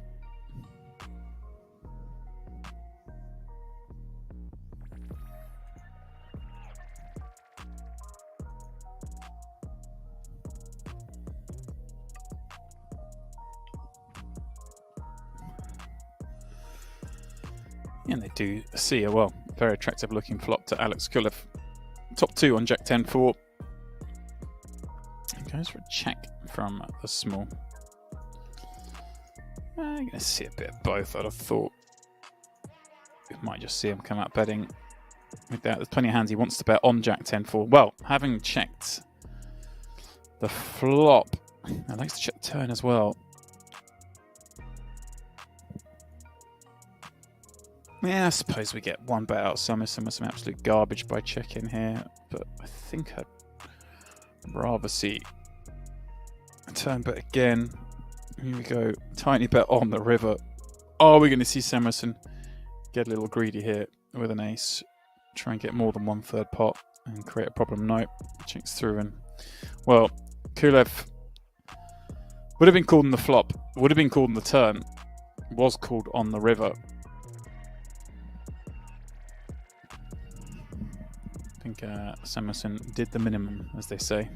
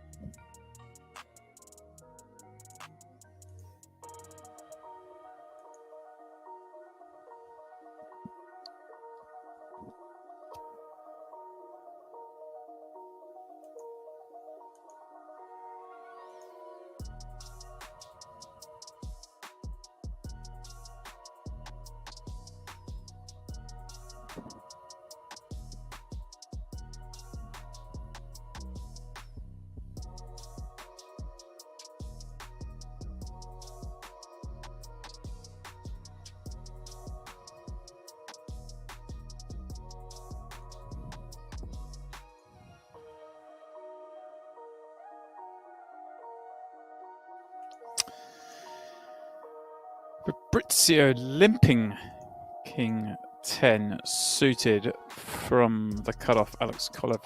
Wow. All right. There's some stuff going on here, guys. A limp from King 10 suited. A raise from 10-8 suited. And the limp re-raise with this hand. Curious line. I mean, we're going to...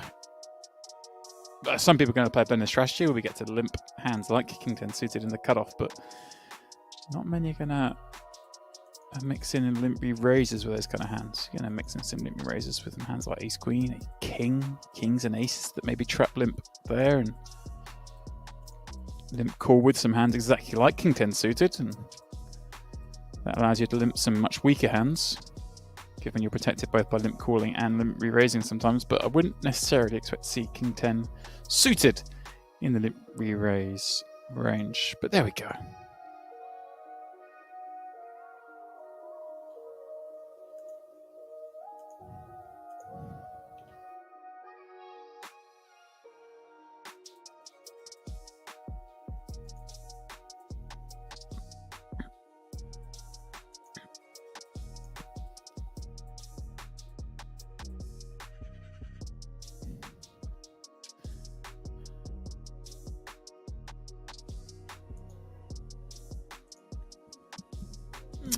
Holy Moses asking, is Ryan Chamas still in the mix? Well, I don't know how best to answer that, because in stream time there are 91 players left, so the answer would be yes. But unfortunately, if we cast our eyes slightly towards the future, I'm not going to tease you. I'm just going to have to let you know that he did bust out in 80th, so we're unlikely to see it. Hence, I don't mind potentially giving a spoiler. But unfortunately, although he was on our table earlier, he is now out in 80th place. Good for 13.5, but of course we're a little bit behind still with 91 left here.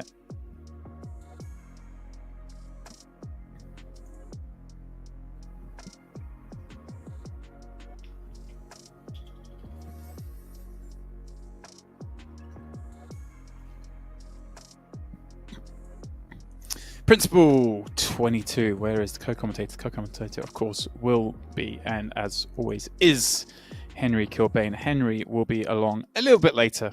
We're just given the fact that we're anticipating this being such a long stream today, we're dividing the duties somewhat. So we're going to have a little bit of time solo. Me kicking things off, he'll be finishing it off solo, and then both of us for a little period in the middle together. So Henry Kilbane fans, of which there are many, please do stay tuned. Your man will be along in the not too distant future.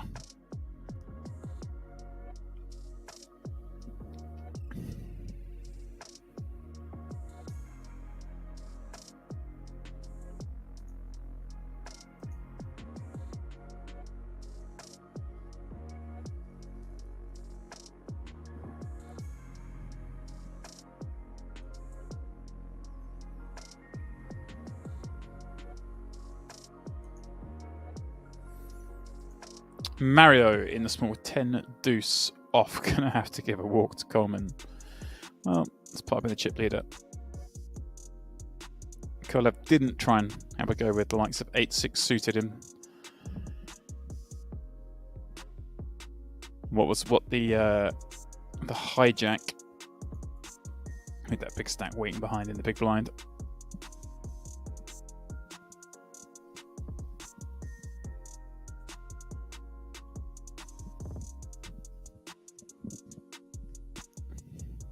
If you haven't already done so, guys, please do turn your attention to that Grand Prix knockout win tradition.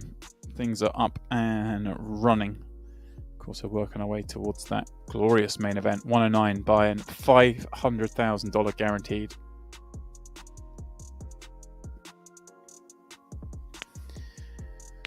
And yeah, Supernova's on it. Still plenty of time to get in that free roll. I'm trying to keep it quiet because we've got an alright stack. Don't want you guys knowing about it. $500 in cash. Password is PPTwitch 2021, and it's called the Millions Online Free Roll.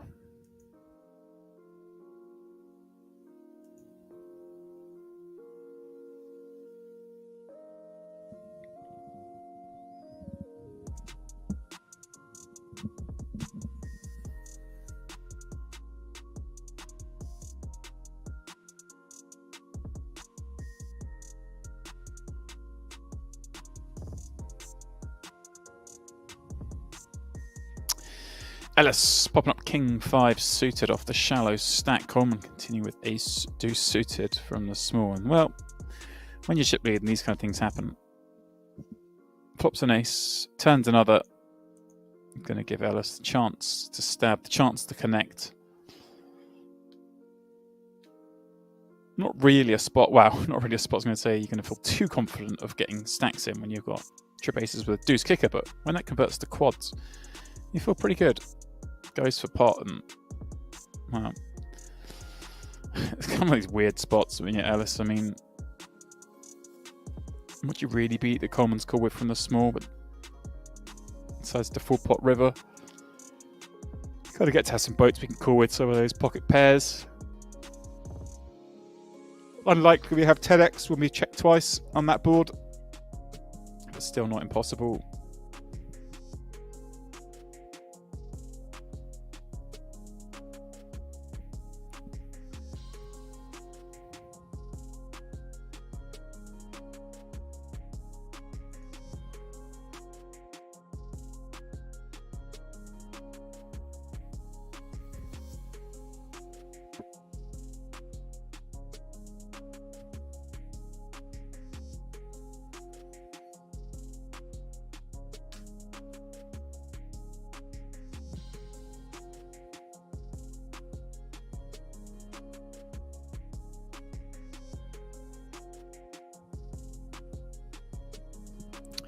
Kolev, ace, queen, popping up. Again, this should get through. Open, king 4 offsuit. Not something you're really going to take up against +1.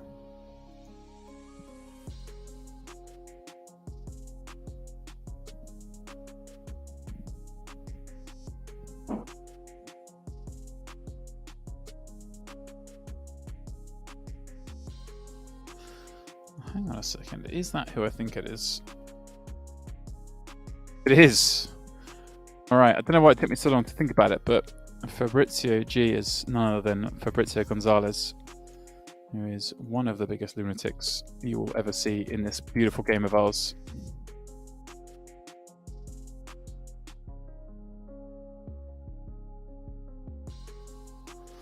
Some will know him from back in the day, or still the current day, at Sixth Sense Online. And we've had the pleasure on Party Poker streams in the past, in live events and online, of having him on the table, but I think most notably, it was a 25k or 10k Millions in Nottingham, where he just went absolute hell for leather on the table. And we've seen him do it so many times before, but I can't believe it took me this long to think that could be him, but this is quite the table, given that is Fabrizio Gonzalez on the table there. In the big blind here with 2 8s. And well, I've given him all this billing. Here's a chance for him to get involved. Cedrine popping it up. ace queen of hearts on the button in the aforementioned lunatic Gonzalez in the big blind with 2-8s. No surprise to see a rip. Ace queen suited, obviously good enough to call off here. We're going to see a 10 million chip plus pop, plus flip even.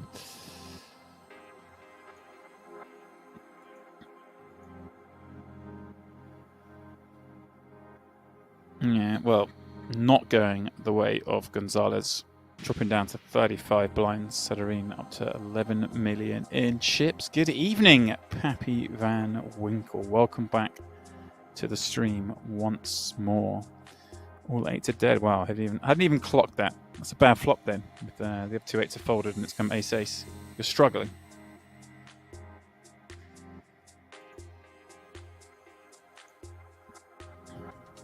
How are we doing, Pappy? Hope you've had a good Christmas period.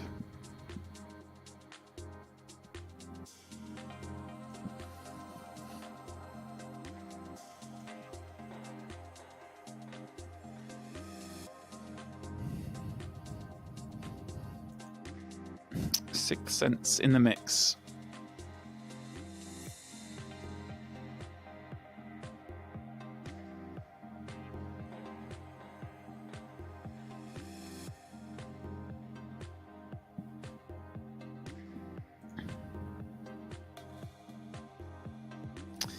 I'm going to try and dig that event out.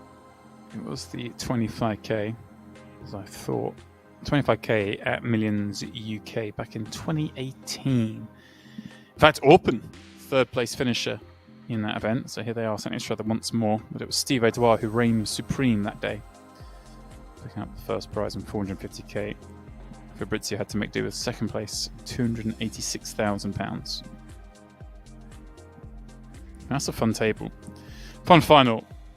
Ferrado in there, Ayman Hatter, Vogelsang, Orpen, Fabrizio, and Steve O'Dwyer. Those are the days, eh?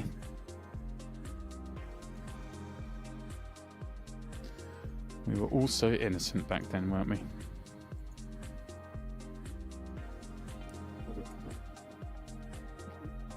Pappy, I expected nothing less of you to be coming in here to try and troll Henry, and, well, if you want to do that, all you have to do is stay tuned, because he will be along in a little bit. We'll be getting both of us at some point.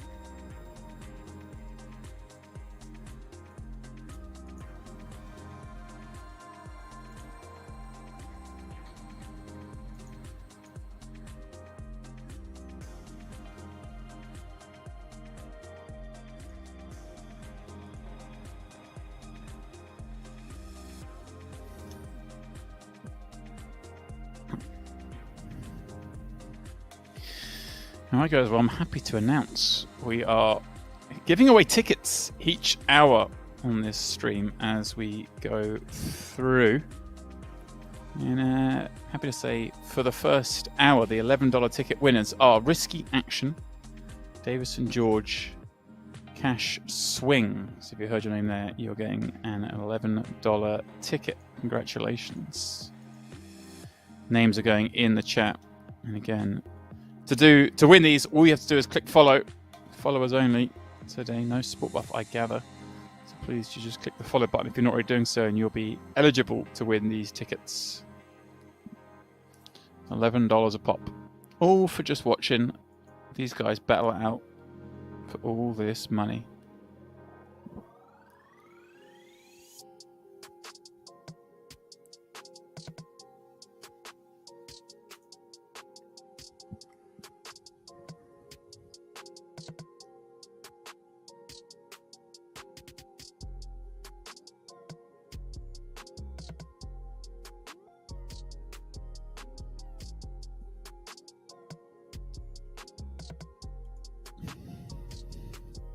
Coleman, ace 9 offsuit, not going to be played as the blinds creep up to 125, 250.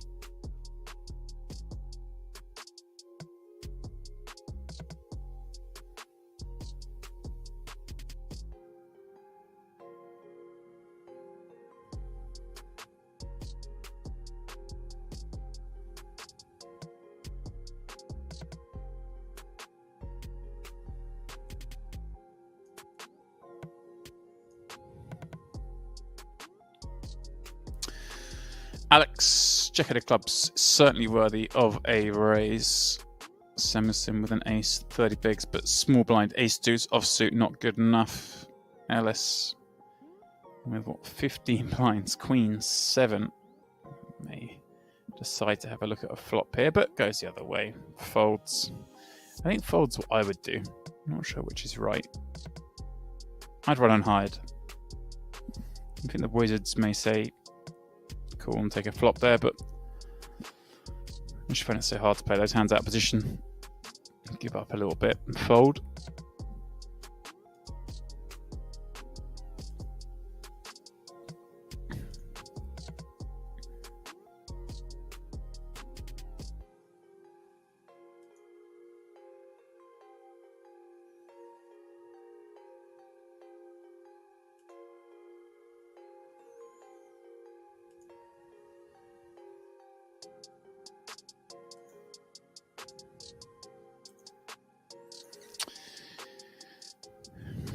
Alex with a suited jack, Semerson with a suited queen, Mario waiting in the big with ace 7 to defend against either.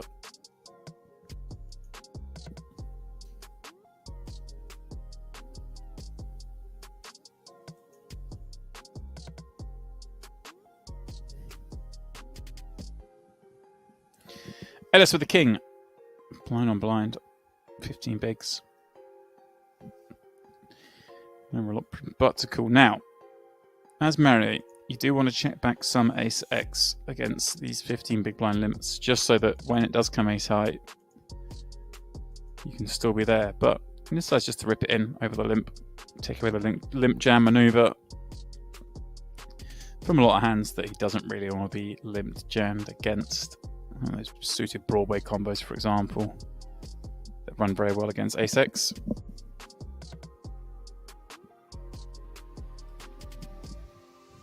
You may see Mario rip hand like that ace 7, ace 8 there. Gonna raise smaller with some of the bigger aces and then check back. Maybe the wheel aces. Ace deuce through ace 5.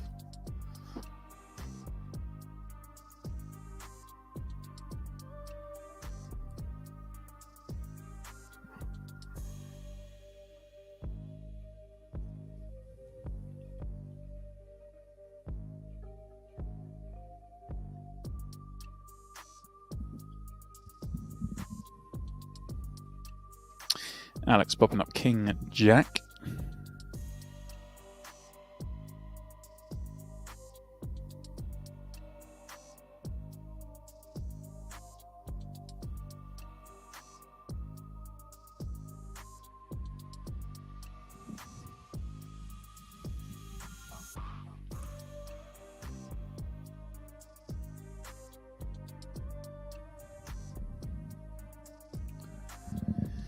Common defending 4-5, completely whiffing on queen 9-6. Unlike Alex, his gut shot draw and an over.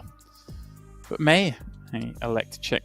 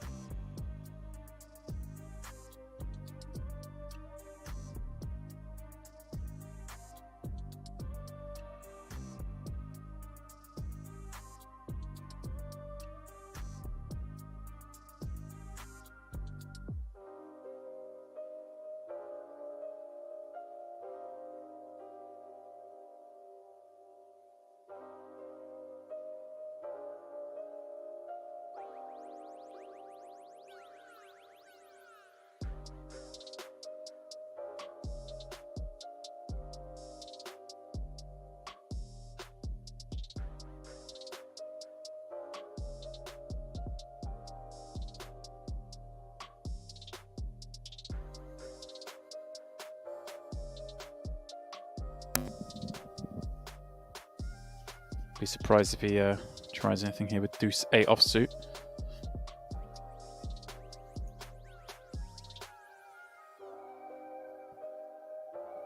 These guys are just too good. Go on the odd days where you're like, well, I've got the big stack, I'm just supposed to raise. No.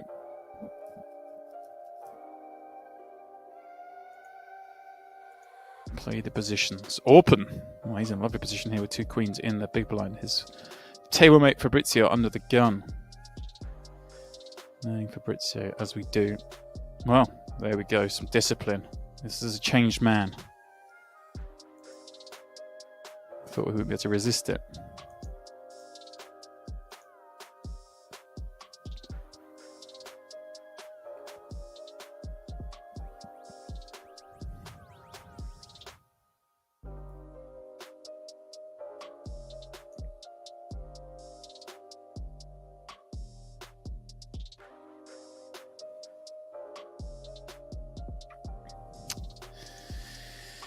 Action! Cederine in a small Jack 10 offsuit against Orpin's queens. They're going to see majority of hands limped blind on blind, especially when you're 40 deep.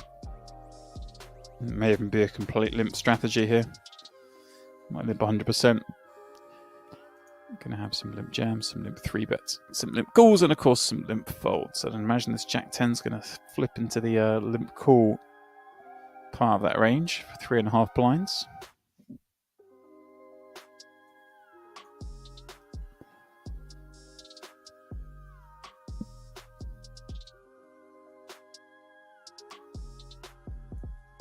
Well, did limp call, and it's a pretty good flop. 9-8-3 open ender, 2 overs. Of course, one side of the open ender would be rather fortuitous, specifically between the queen of clubs. Deuce completes the flush draw. This will see a check from Cederine, and I think Orpin here with 2 queens, no diamonds, still going to bet this. Blind on blind, and still well strong enough. Obviously, it would be pretty puke if we got raised here, but hey, even most of the flushes aren't going to raise here. They're just going to check call and let Orpin continue firing. So I think you can bet queens here with a pretty safe feeling.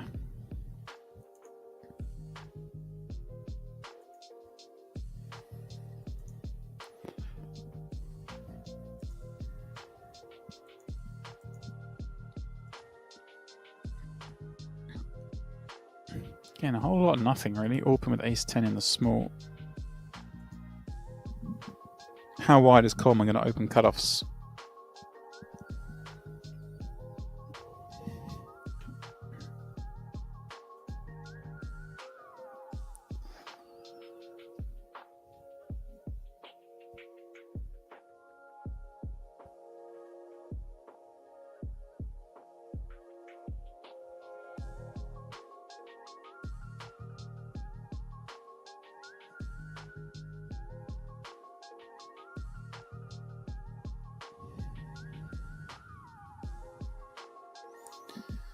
Well, Coleman does give it up.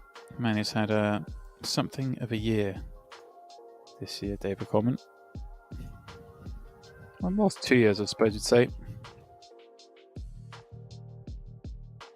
Some great results, both live and online.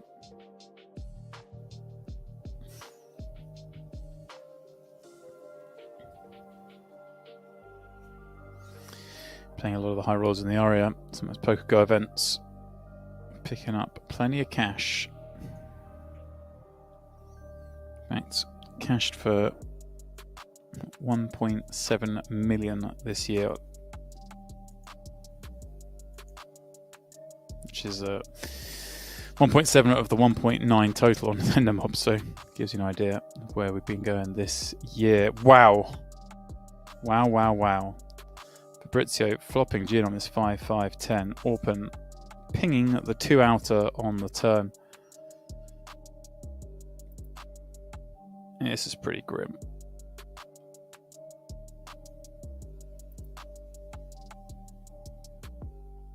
But Oh my word. Fabrizio, unlucky as can be on the turn, pings the perfect river card because Orpen's got, what, the overboat, as it were. Fabrizio with quads and, well, Fabrizio just goes full pot. Just, oh, this is such a weird spot. I mean, I guess Orpen's supposed to raise here, but does just call. Wow. Yeah, it's all. Is Fabrizio ever going to call it off for a chop? That's the question. That's what we get asked for raising there with the 10. And the answer is, well, the answer is maybe. I don't know. I mean, I guess not. I guess Orpen doesn't get to bluff there because Fabrizio gets to have a 10. So any check raise kind of never works. Brutal run out for both at one moment in time, that hand. Yeah, Pappy, exactly. Exactly that, my friend.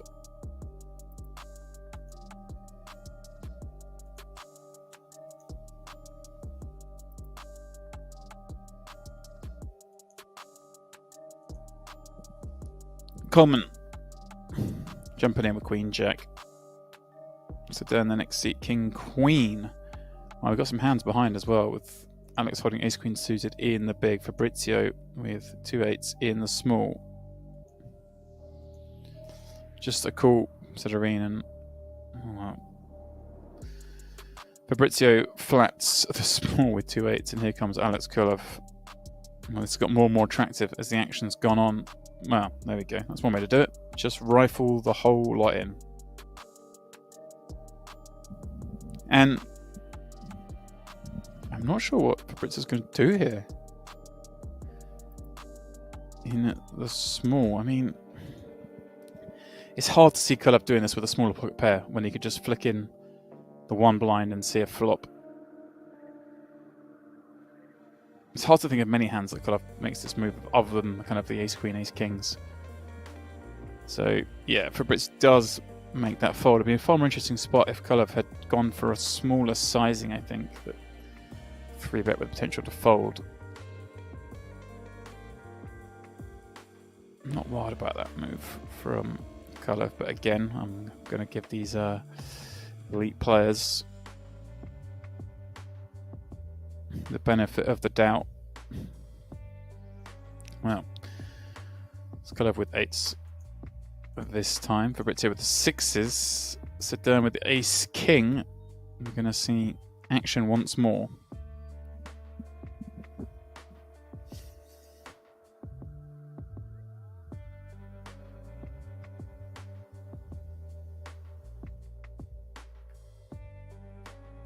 Table beginning to heat up. These guys don't need a lot to get frisky.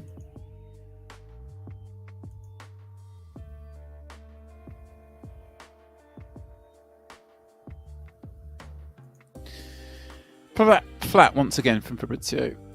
Kulov. Well, again, this is just 40 effective against those two stacks, so does rifle it again. This one I can get a bit more on board with. Rifling 40 versus the whole seconds common before with Ace Queen suited.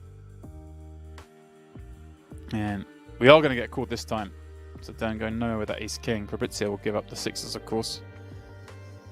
And watch these two play out. Well, the biggest pot we've seen, I believe, so far. Best pot. Well, a little over 20 million there, in fact. And once the dust settles, one of these two will have a very big stack.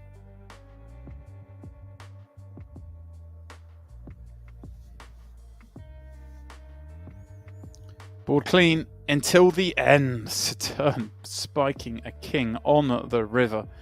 Good for 20 million chips. Cut off down to 30 bigs. What a cruel game this can be.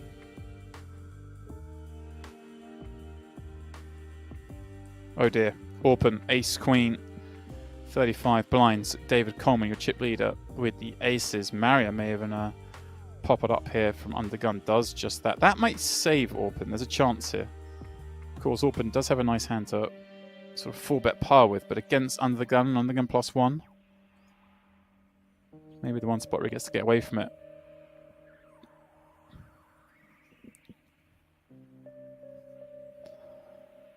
It's still so attractive though for Open.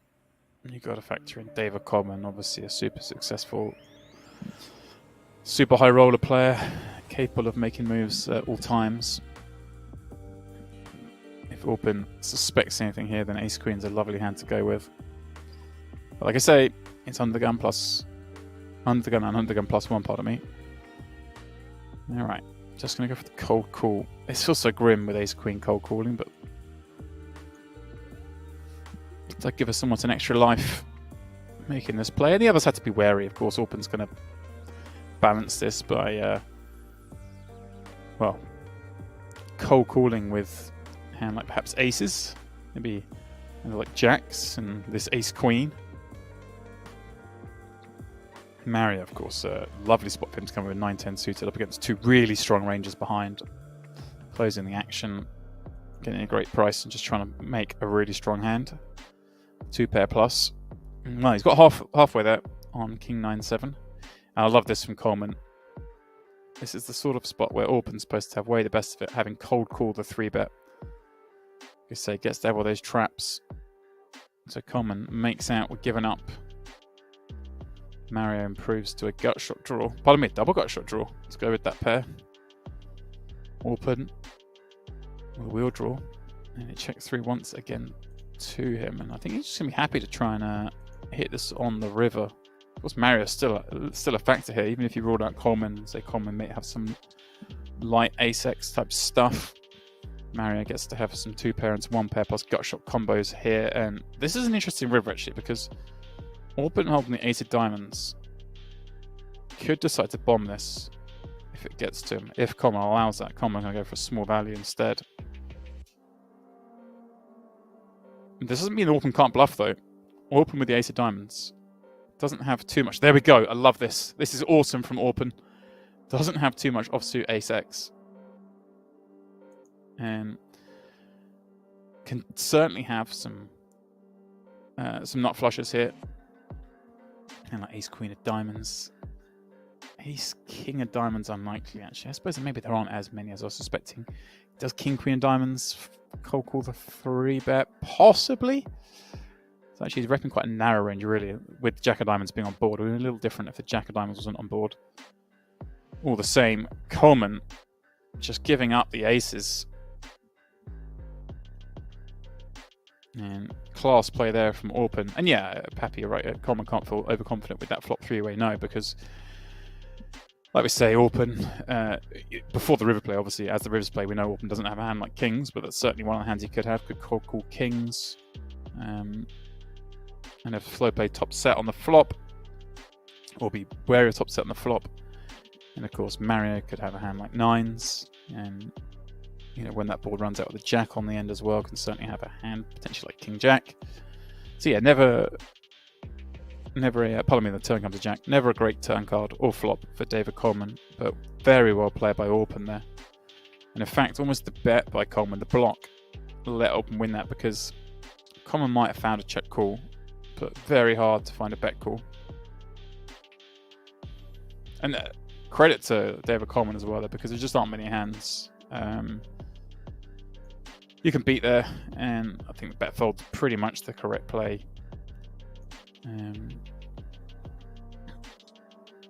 So I think just very well hand played by both. Impact by Mario as well, obviously raising, calling, 9-10 not playing anyone chips in, getting himself to the river, having a shot at winning that pot.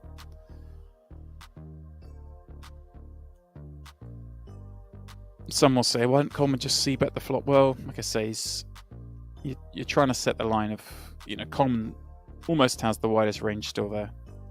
As the 3-better with the chip lead, he's just trying to set a trap, trying to make out he's weak.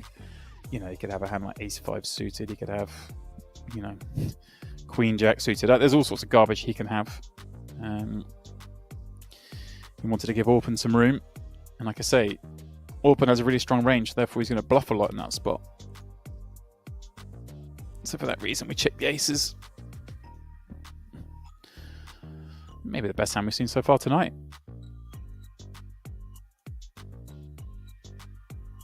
Had a little bit of everything.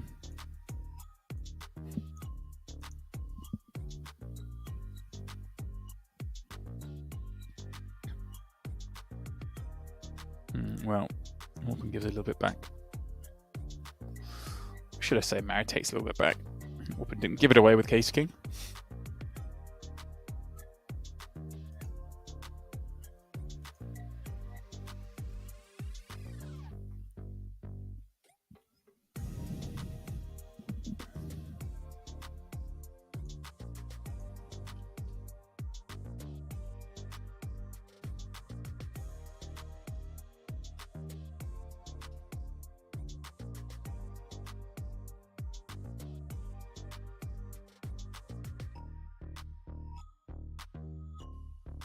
Fabrizio 2-7s, Alex King Queen suited in the next seat. Expect to see a flat of 30. I really want to 3-bet and get blasted off this. Pretty happy if people overcall when you got King Queen suited. Is you? Well, there we go. He's going to take it upstairs.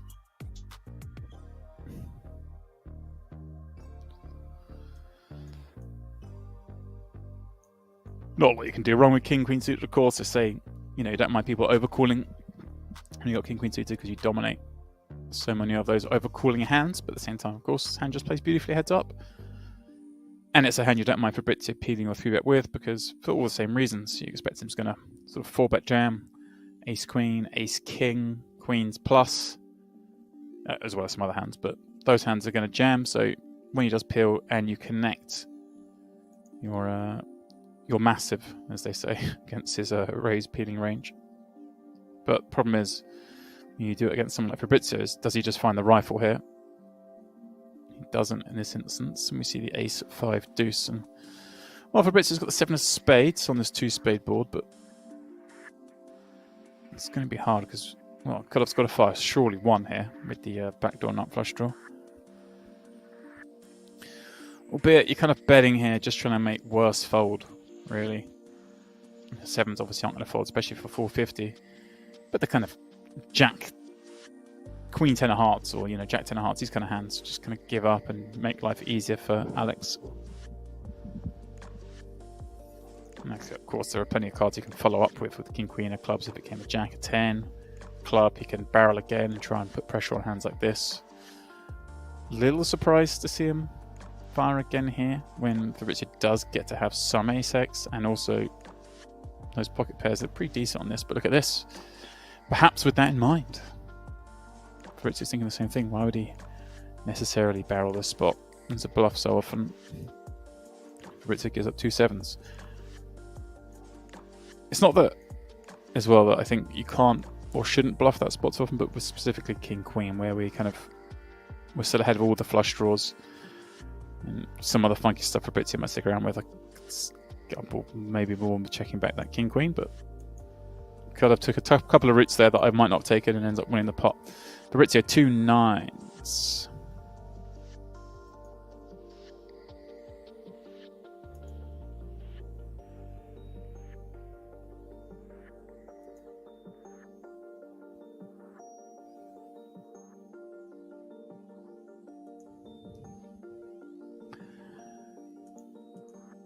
Guys, the free roll, you have just 4 minutes left to get involved. Please do head on over to Party. It's called the Millions Online. Free roll, $500 in the pot. The password is PPTwitch2021. Just 4 minutes left of late reg. And if you can't play it because you're geo-restricted, then I apologise for banging on about it so much. I'll nearly shut up about it once we get through registration. I'm still knocking around there with me 500k. Raced out to a big stack early doors, just hovering there now. Fabrizio, 2 9s.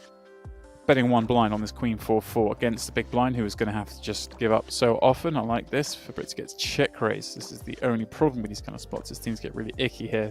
And Sedern using a nice hand to do it with. Going to have the backdoor straight and flush draw. King of diamonds rolling off. Not ideal. I think Sedern's going to check call most flush draws. And He does just give it up. Was looking to improve, looking to pick up a 6, a 3, a spade, something like that to fire again. That would have been a great turn card for him, but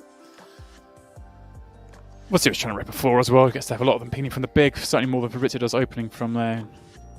Flag well and truly waved. Fabrizio is no reason to bet here. Just going to check this back. Well, I see no reason to bet here. He's going to try and make him fold a queen, I guess. I mean, this is just pure spice. This is what you get with Fabrizio Gonzalez.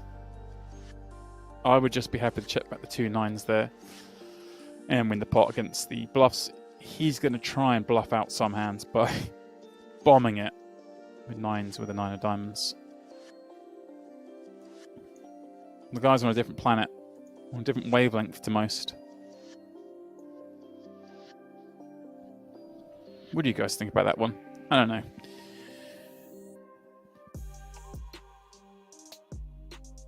I guess the theory is that if he did check raise diamonds and then check turn, he's going to bet river a lot. He's still going to bet river with a 4, so you're kind of, his only value now is Queen X, and he's just trying to absolutely blast it off by betting.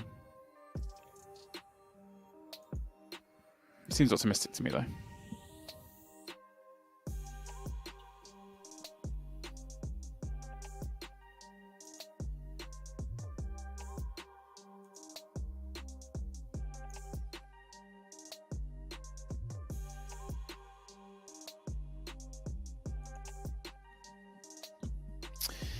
So they're now limping Jack 5 suited open with ace deuce. A very different situation than the one I was describing earlier when we're looking at kind of 15 blinds. Obviously this one 40 deep, so going to check back a lot more often with these kind of hands. Ace deuce and, well, plots gin on ace ace queen. Check to him.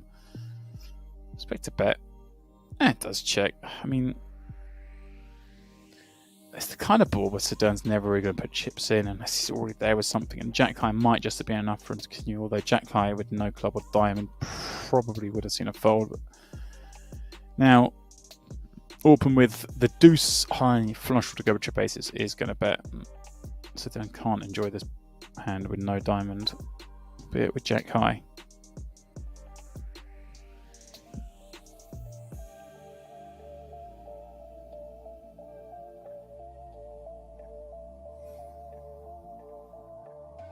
Guys, check out the link in the chat for Party Express. Free gifts for everyone, every day, running until the 9th of January. All you got to do is log in to open your daily free gift.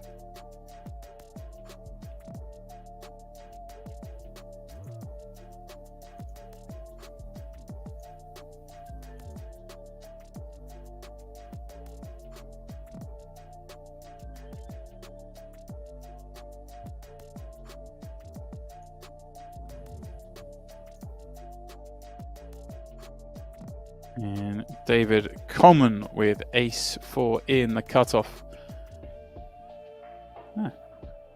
Just going to give that up.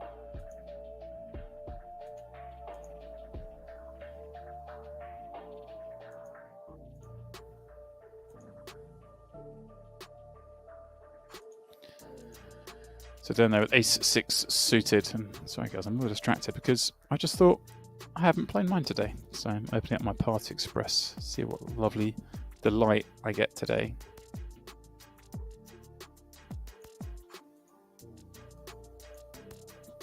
And Sedan does get that through. And well, with that raise fold, or raise and take, we finish the second portion of today, so please don't go too far. Remember, you've got about, well, I think no seconds left to enter the free roll, but maybe 5 seconds left to enter the free roll. So head on over, give it a go. I'll be back in 5 minutes for more of this, the Millions Online main event right here on Party Poker.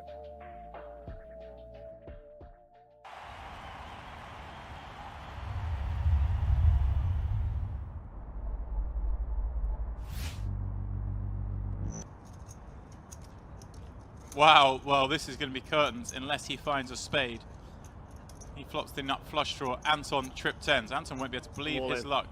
All in, snap call. Well, Anton's going to be pretty sick to see he's not got Carl dead. But he's in great shape for this 1.25 million chip pot. Nice That's flat out, wasn't it?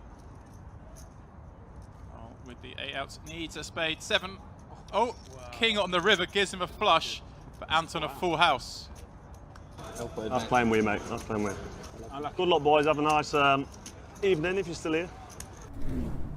For 179,000 would have been that's like a 40 big blind shove.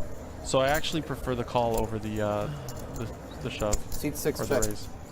Wow. Yes, wow is right. Seat 3 Wow. check. Even more of a wow. Why is Kuhn checked there? Is it just that it was too strong? I mean, you've got Locke in the small blind who's, you know, a bit of a loose cannon. I'm so confused right now. The fact that can't overall.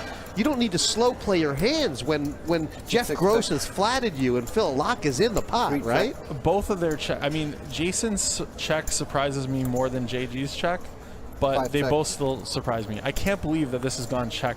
So is Jason Kuhn thinking to himself, I need to just check because Locke is liable to just move all in at any point with nothing? Is that possible? I guess that's his rationale, but at the same time, he's capable of doing that on any street. How this has gotten to the river without a bet it's scary. Seat 6 bet 30,000. Wow. It's an absolutely sick river card, and Jeff Gross is going to get just so lucky. He's not going to lose a chip right now. He's not going to lose a chip. It's amazing how all these situations they always work out for Jeff Gross.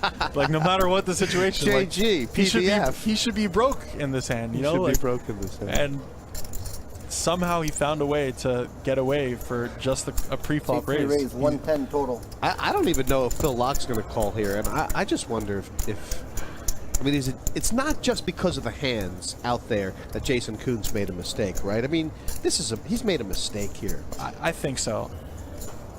I can never see that Jason is taking this line as a bluff against someone like Phil Locke, who's just proven to be so reckless. What a strange hand. It was the perfect river too to create this situation. I mean, only an ace would have made this happen. It's probably just a chop. They're probably just stealing with the chop. And that's a very, it's not a terrible assessment. I feel like if you had an ace, you might have c-bet the flop, ace queen.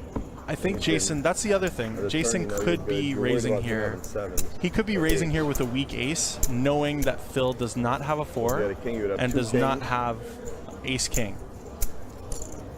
You might just have ace queen. You could have like ace 9. No, maybe. Doubtful. Oh my god, kid. At this point, I think that Phil is calling for a chop if he's calling. Sure than nothing. Yeah. That's a good bluff. Kid, I folded a good hand. I found a way to lose that hand. I don't know how. Could be the one. Ace 9 3 2. And it just goes check. How's that? What's going on here? Sam checks back aces here. Oh, he checked it back, huh? Okay. Yeah, pool bets. Now does Sam raise?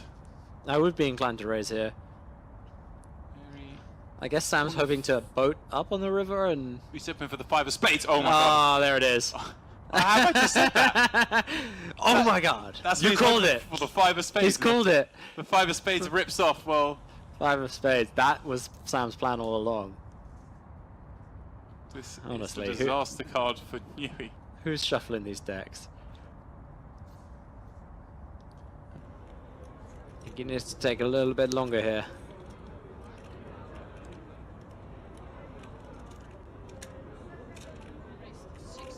$16,000 the bet. I can't see pull forward in this, especially as he's losing. There's time. What more time it took against Michael when he was crazy Mike? He folds. Wow. What a getaway there. That is quite the fold.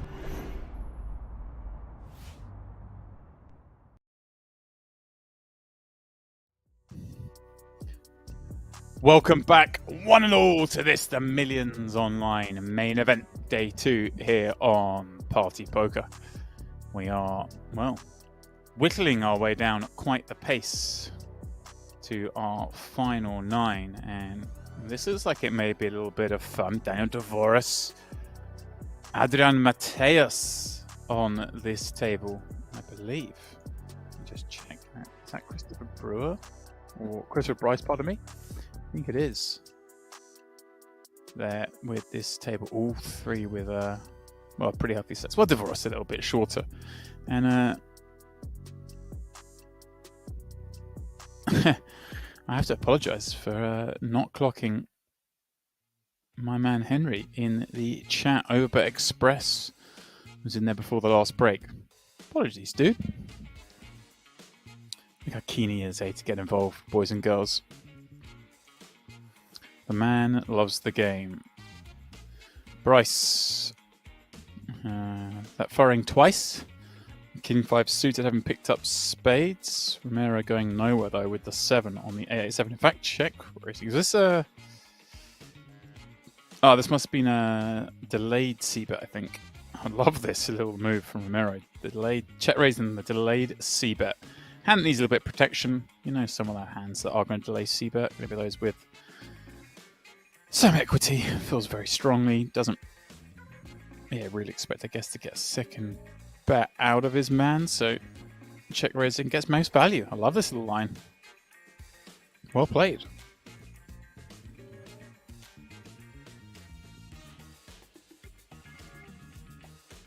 Very nicely done indeed. All right, chat, tell me, who's got it going in the free roll? Let's have a look. What's the situation over there? Paying 248 players, 565 left. We can do it, guys. We can do it.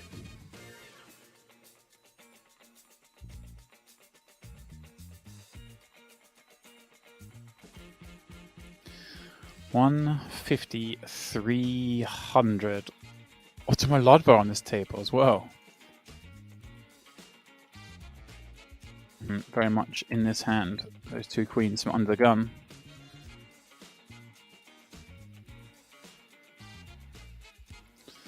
Just having a scan through their hand. I try and remember what it was they're deep in that we did on here. Yeah. Got some sort of 3 deep runs in WPT on lines. I wonder which of those is clicking for me. Oh dear. Well, deep run here is looking less likely down to Dvorak, peeling 9-10 suited from the big as well as should, of course. And Ladva just getting dealt into a hole here because 2 queens, no diamond.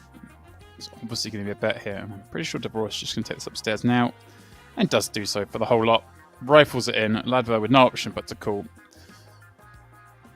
Head against so many draws. A monster pot to kick things off on this new table. How good is DD feeling? How good is DD running? Will he hold up against Ladva? Well, the turn brings extra outs, and the river is one of the original outs. Ottomar Ladva counterfeiting. Down Dvorak up to 14 million. DD down to what, just 15 blinds. Yikes.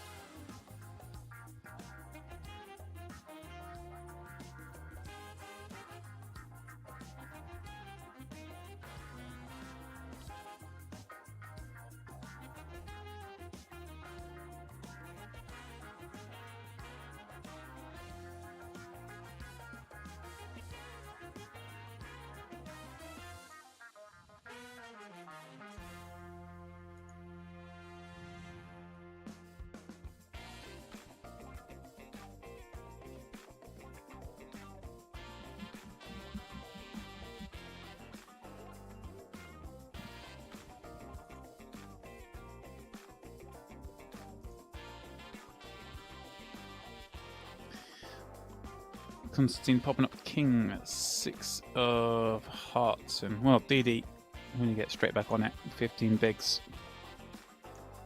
from the small with ace-8 offsuit. Does do just that. And that'll be the end of the hand.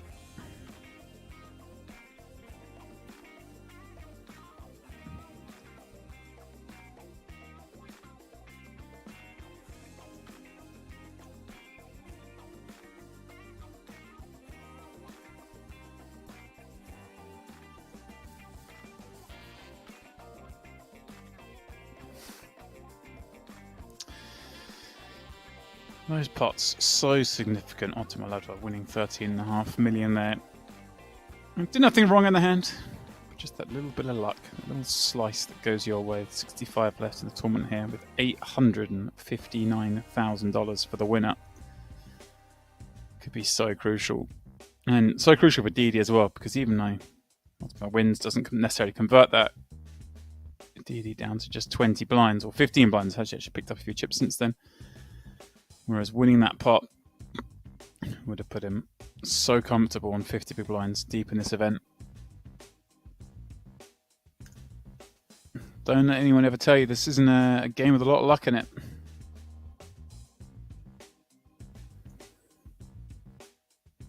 Of course, still a long way to go for all these players. Like I say, we are playing down to the final table this evening. We will come back tomorrow for the final table. Both myself and Henry will be here with you for that one from the start. And we will crown our champion of the Millions Online. But that won't be it for the Millions Online Festival, of course, because we have on Thursday our Super High Roller event. And we're going to be streaming that from the start, or near the start, maybe a level or two in. As is always the case in those sort of 25Ks, it might take a little bit for a few players to register. You're going to have the likes of Artemati Roshan registering from the start, no doubt, but you know what it's like. The rest of them may wait to see what they perceive as a spot in there before they get in the mix.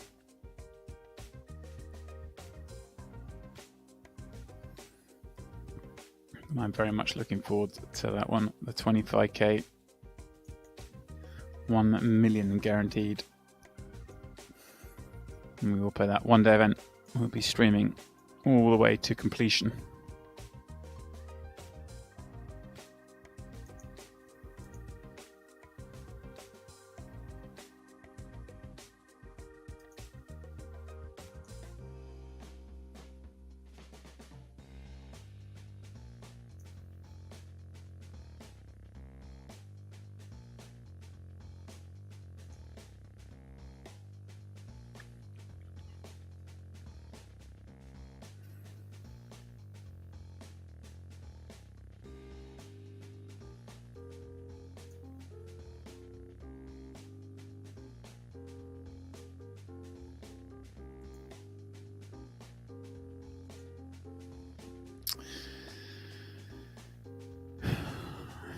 Nothing to write home about in this one.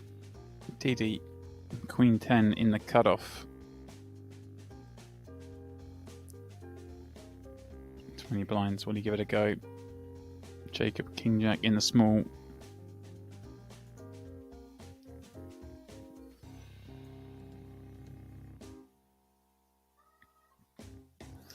Does have a stab. And I think Jacob will certainly be playing this. Don't think really want to take it upstairs, mind, but calling, keeping some worse in, certainly fine.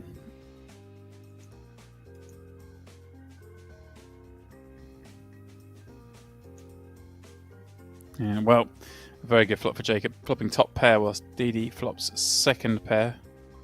Against a small blind peeling range though, you're going to see a lot of checking back from DD because Jacob does get to hit this a lot.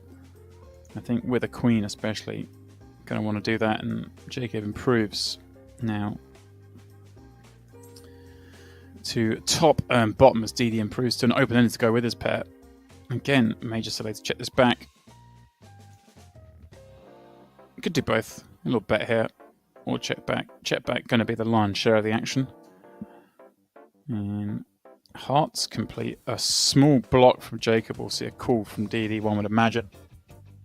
And, well, could have lost a lot more, but couldn't lose a lot more, I suppose, the way he's going to play this one.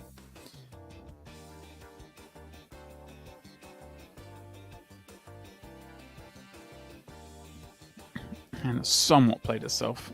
If Jake had come out betting turn, then obviously DD maybe on the hook for more, but that's about it.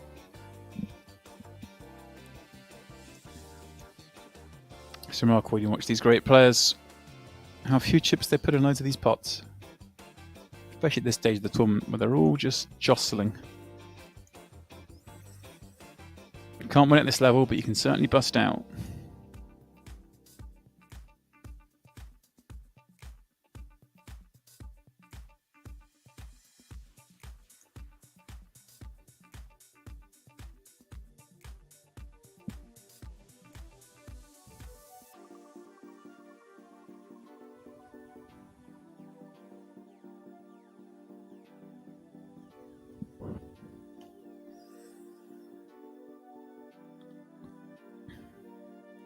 Jacob checks 7 of diamonds, popping up. Scott Jack 10 offsuit in the small.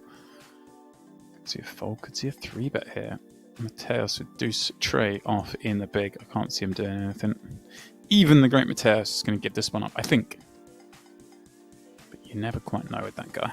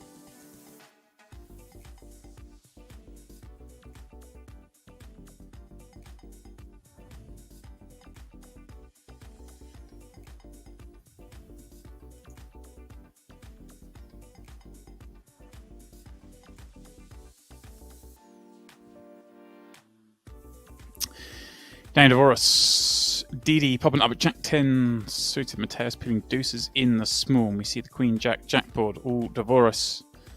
Not only getting action there. Such an inviting spot though against the small blind pill. Small blind gets to have a lot of Queen X. It's Didi betting small here. You're betting against a range that's just going to fold a lot. Well, say fold a lot. Not folding deuces even for that sizing. You can see it's kind of board that the small blind hits or doesn't. You know, the fit or fold. So betting small has its advantages there. But with that in mind, Mateos, being the superstar that he is, thinks, well, Roz could see bet this board really wide. And like ace 7 of hearts, for example, and doesn't want to give it up with deuces for such a small amount. Thinks that because DD's bet this flop, he's going to check back so often on the turn with his misses that he can even get deuces to showdown. The level he's at, boys and girls,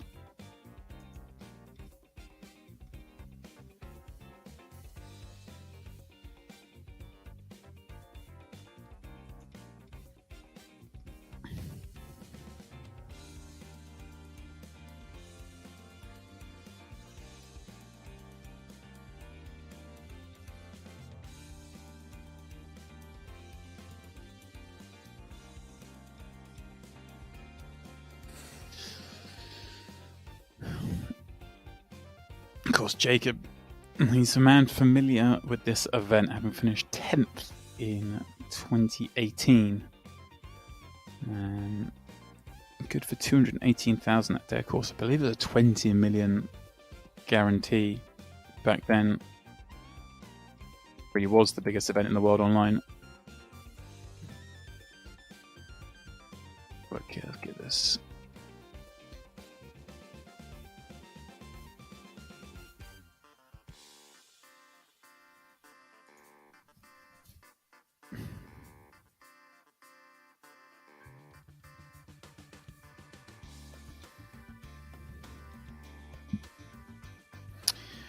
Constantine and Mateos play out an ace-jack 9 board, both with some back doors, but Mateos with the lead on an ace-jack 9 board against Big Blind Peel. Always going to be the favourite to take this down, and as Mateos does, goes much like the sizing the most. But it makes sense with the King of Spades. He's going to want to barrel, and even with that 8 connecting a little bit sometimes, with a 7 or a 10, he is going to size up a little, try and knock out some of those weak continues of Constantine, but also be able to apply maximum pressure should he turn a good card.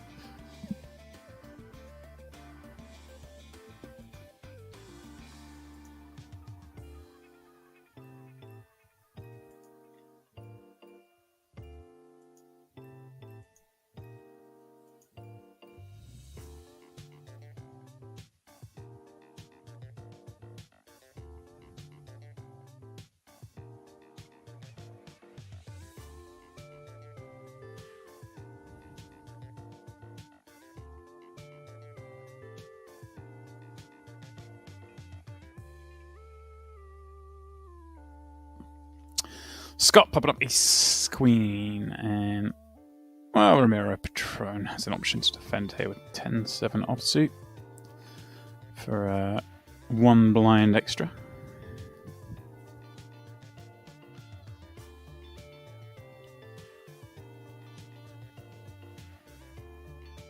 Ace 4-5 board, all Scott.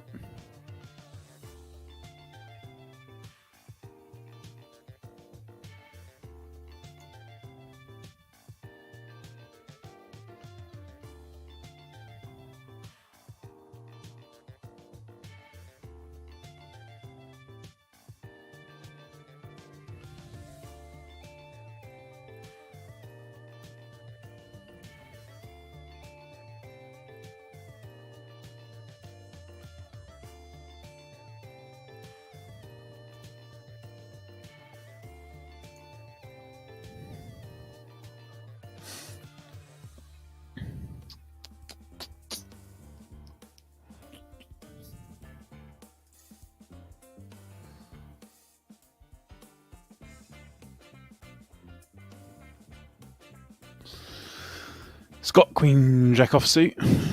That's met with a couple of folds. Pretty good. Back on the horse, having won the previous pot. Constantine 2 3s on the button, 6-7 suited for Romero in the small blind.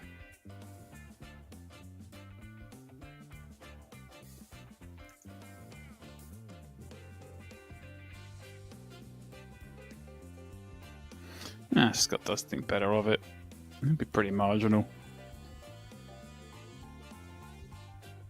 Especially with the opponent in the big blind being the one and only DD.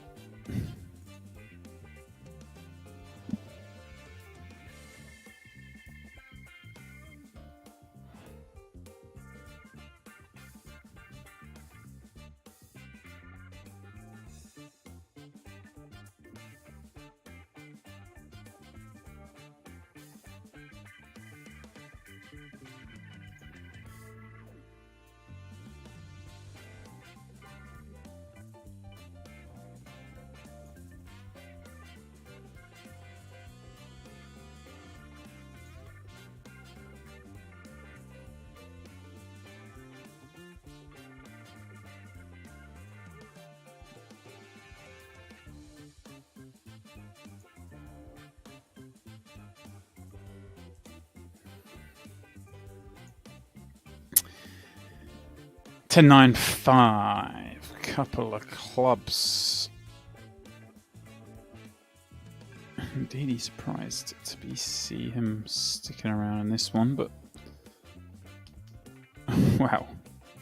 Ramiro having a stab with the 7 high no club combo on this 10, 9, 5 deuce board. Should get it done. Very hard for Constantine to stick around here with 3s no club. 3s with a club would be very hard to stick around.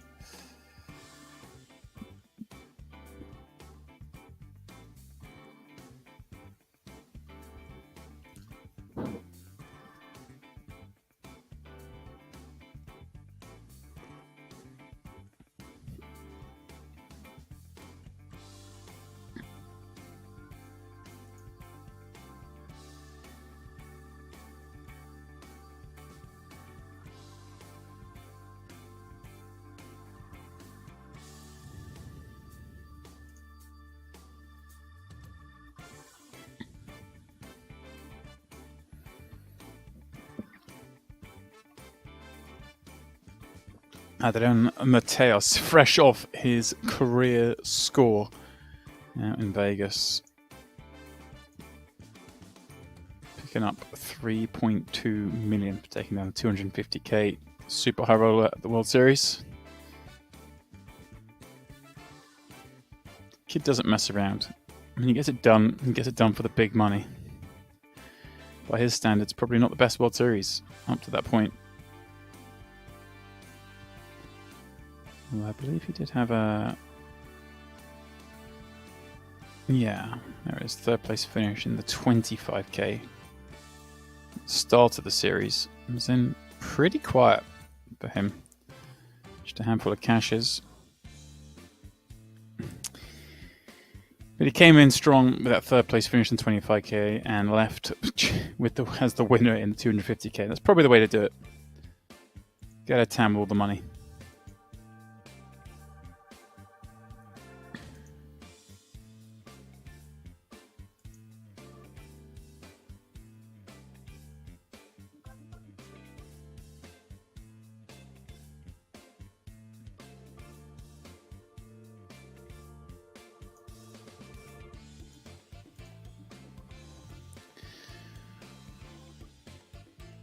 Ramiro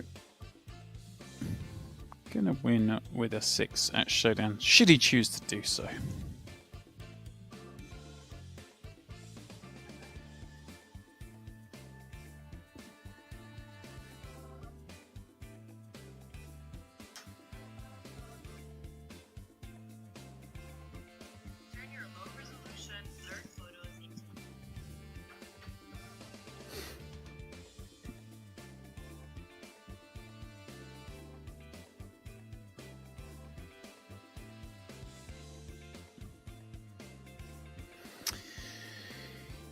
Jacob 10-8 at diamonds in the big. Chris Bryce with 2 5s early up. Should be those two playing this one out.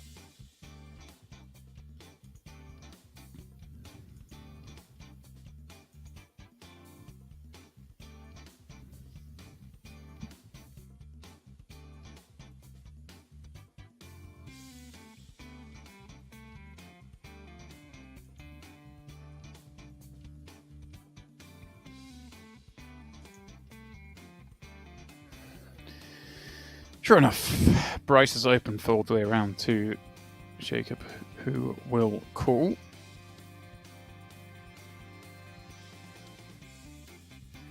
And flop pretty gin on 10-8-4. The old top 2.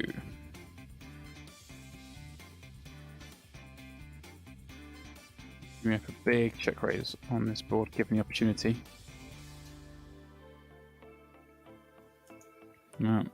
No opportunity given, but if you do see go check check, you're very happy to see the 10 on the turn.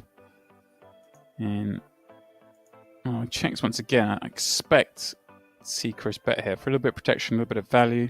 And it does just check it back. I'd rather see a bet personally. A bomb on the river when he holds 2 5s is an interesting one. Obviously blocking 5-6. 6-9, Jack 9, the other straights there. Obviously 10x is still definitely possible. Would have checked the flop, would probably check the turn, and yeah, Chris have none of it. I think hands that most likely to bluff river would potentially bet turn as well, so I like that. Good check back, good avoidance of doing any chips there, having walked into the boat, and good reward in terms of the aces.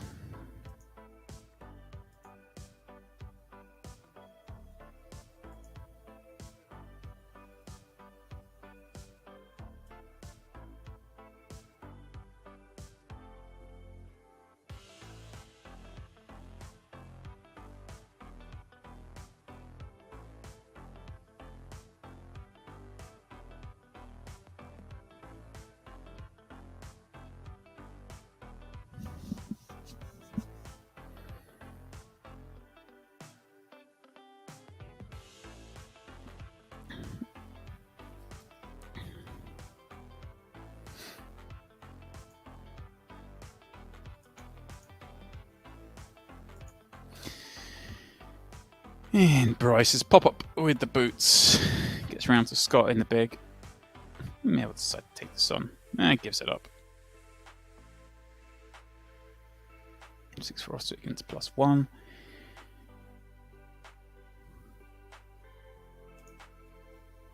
A lot will give that a go.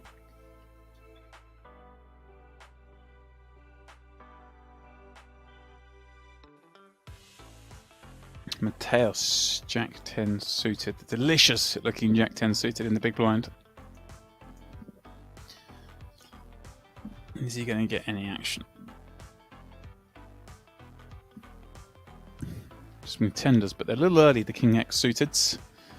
Jack 5 suited on the button. Jacob. It's always so intimidating though, when you've got Mateus in the big blind. Ramiro have a stab. So it'd be a little early for the King X suited, but here comes the Jack 5 suited.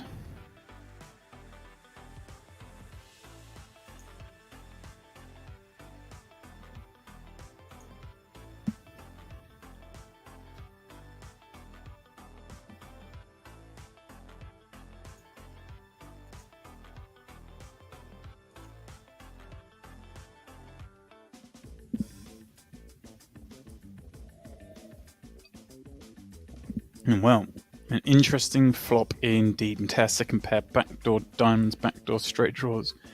Jacob with the Jack high flush draw, and the same backdoor straight draws, of course. This one will have some twists and turns. Over half pot from Jacob, really going after the 7Xs and the non-pair hands. This is not one of those. An easy call. The bricky brick of all bricks rolls off on the turn. Deuce of hearts. Now, Jacob having bet slightly big on the flop, may like just to check back this turn.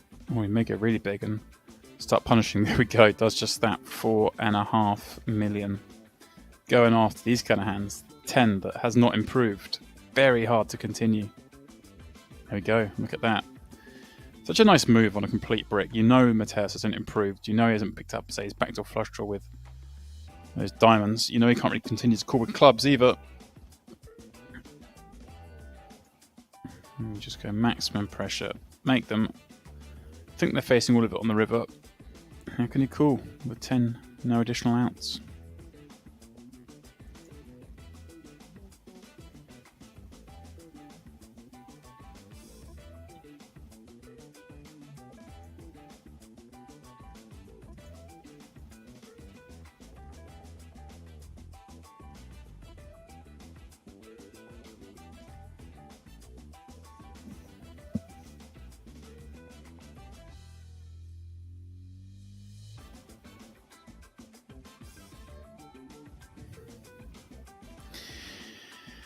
Jacob once again, ace queen, raising up. This will get through. Take that to the bank.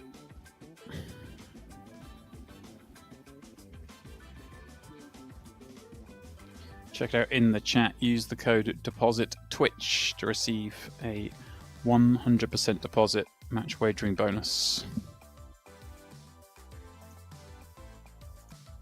Giving it away.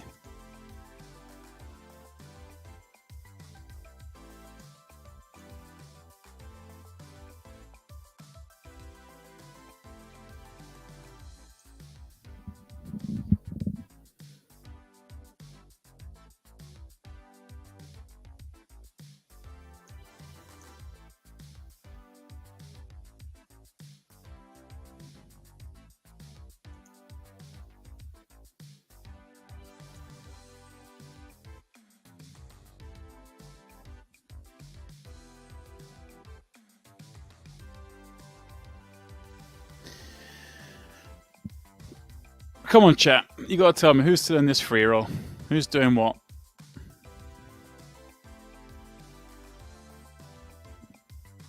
Who's causing trouble?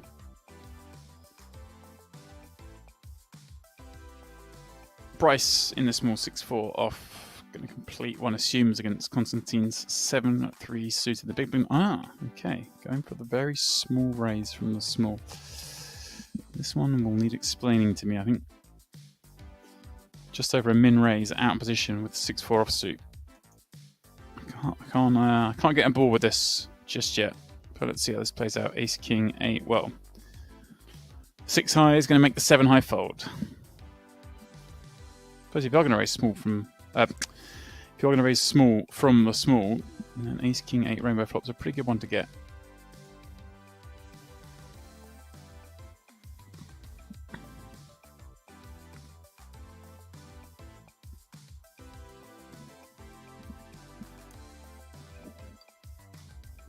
Konstantin, Ace, King of Hearts in the small blind. Here we go.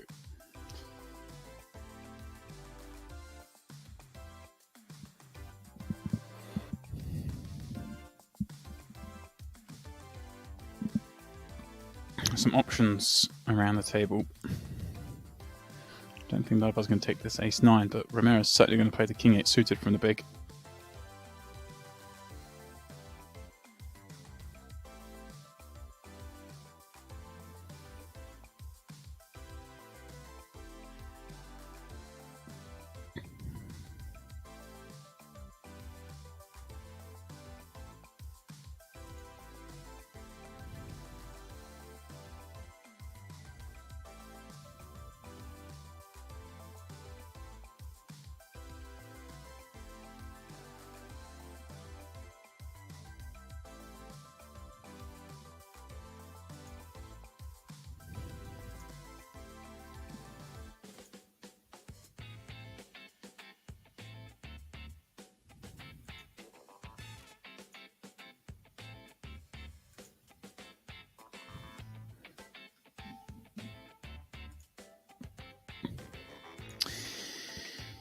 Two-heart flop looks very good for Konstantin as the action checks through.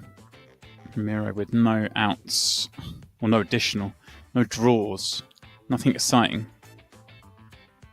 He's, well, taking a stab on the turn. Konstantin more than happy to call this one with the nut no pair, the overs, and the nut flush draw. River bricks.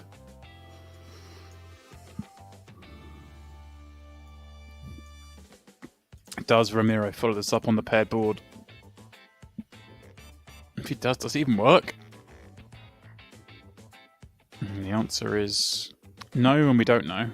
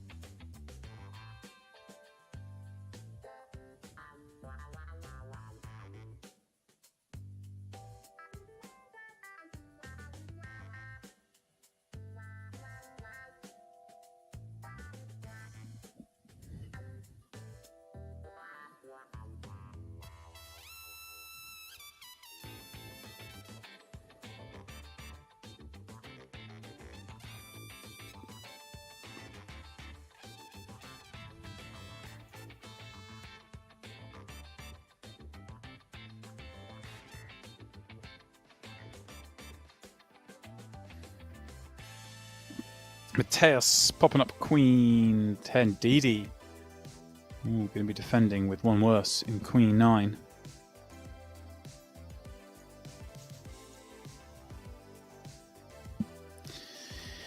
But suddenly one worse looks a lot better. 9, 8, deuce, rainbow. Mateus 2 overs and the gut shot draw. Didi with top pair. No, Mateus could bet. We'll check this. Goes half pot. Now, does Didi just take this straight upstairs? Or does he let his man carry on with some aggression? Does just go for the jugular, and unfortunately for Mateus, that means there's 2 overs and a gut shot. Hit the mark.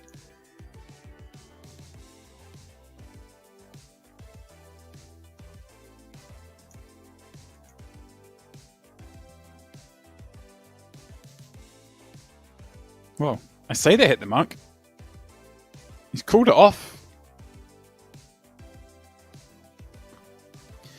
He called it off, perhaps, I guess, thinking he's up against sometimes weaker in the form of Jack 10 and 6-7, 7-10, and then when he's up against the one pair hands, like, say a 9 doesn't have a queen or 10 in it, then his equity's not so bad. Well, there we go. Mateus giving a cheap one to Didi, should we say.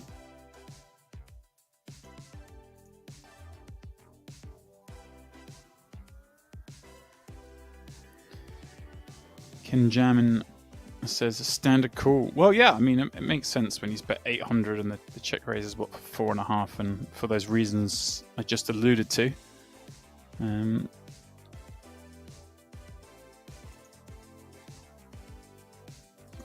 He does give his man a spin.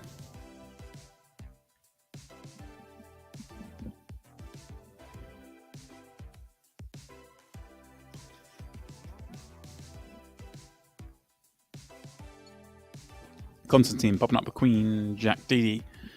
Now in 9-10 suited and over 30 blinds. Back in the game somewhat. Peels from the small.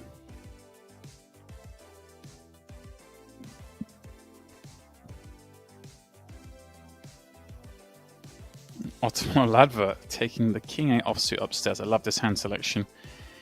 Don't want to be peeling with it. Can't really peel with it. But only just. So takes the kind of the best, the strongest of his folding hands and squeezes it up and maybe just feels DD having just doubled up is less likely to be combative. Would probably just 3-bet strength. Maybe thinks he's a little bit more weighted towards peel folds than he has any traps.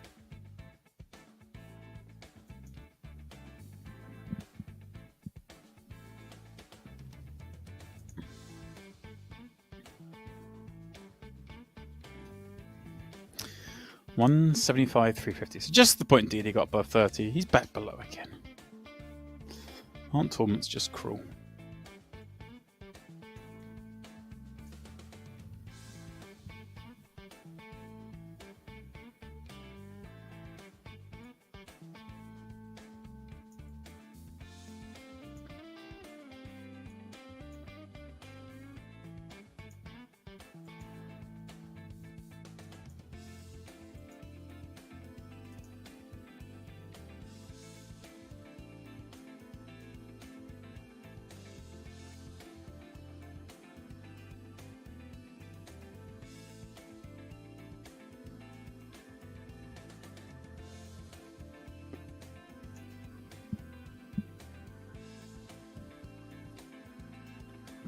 Ramiro, King 9. Ottomar giving it a go again, this time with Ace 9. Man's on a roll.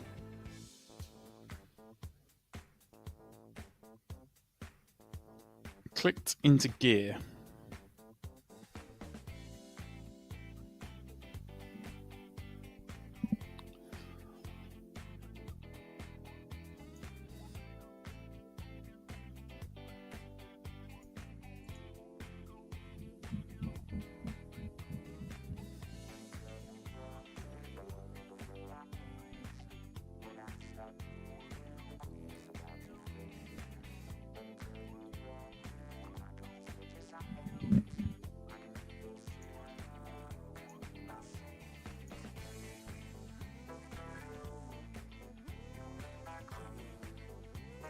Bryce, Queen Jack from +1. He's going to open up. Has been very quiet since we tuned into this table. He's going to get this through from +1. That's nice when you have the slightly light open.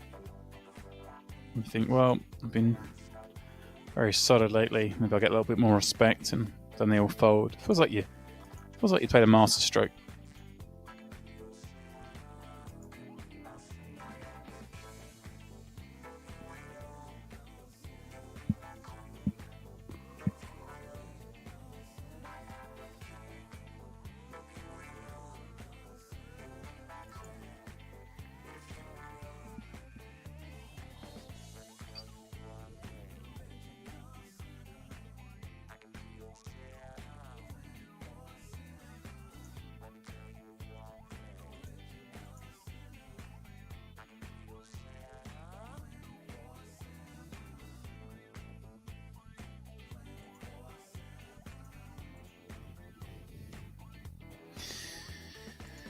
Konstantin, Ace Jack, raising up Ottomar Ladver, 2 7s. Won't be 3-betting this one, that much I'm sure of. I'm trying to take a flop here, and may allow Scott Lau to pop in as well, the 6-4 suited from the small strength. Means the kind of player who's going to want to get involved.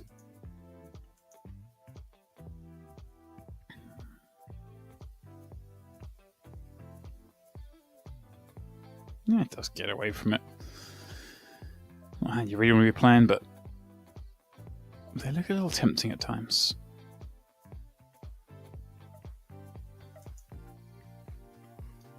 Mateus, never seen a hand he doesn't like. Well, doesn't like 6-5 on the Ace Jack 3, but Likes it enough to peel pre. Constantine, though, he doesn't mind this flop. The old top 2. Bets away on a board that he's supposed to bet a lot on anyway. And unfortunately for him, the other 2 can't continue. What a waste of top 2.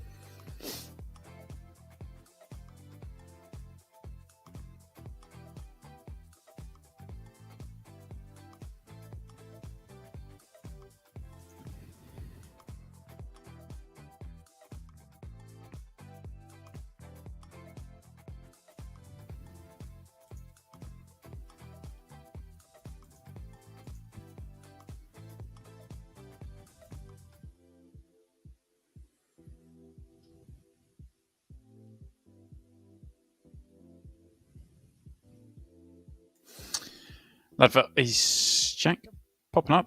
Booby Bryce in the big with Queen Deuce of Spades.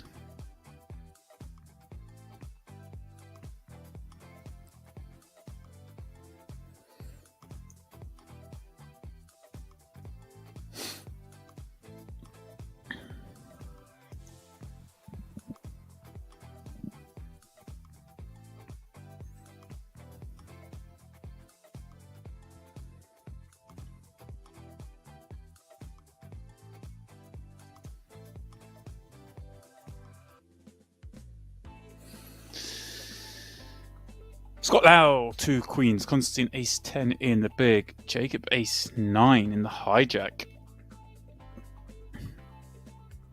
This may have a little spice to it. Yeah, better nothing, of course, as well, because if Jacob opens this, Scott's going to 3-bet at the end of the hand.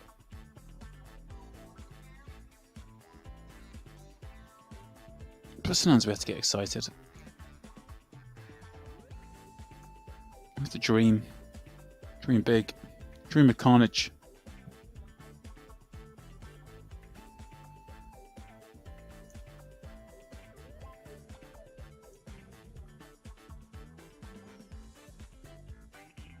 Oh.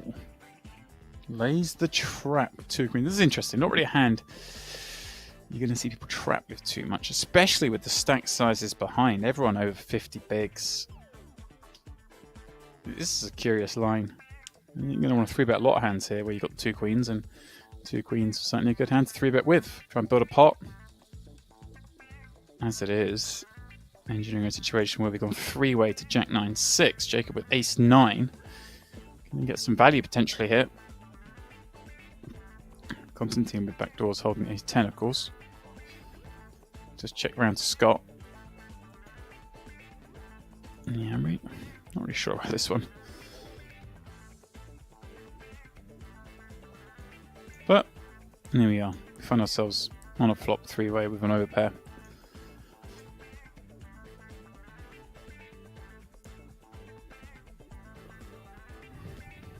Jacob's still beating well enough hands here. Let's go for the check call.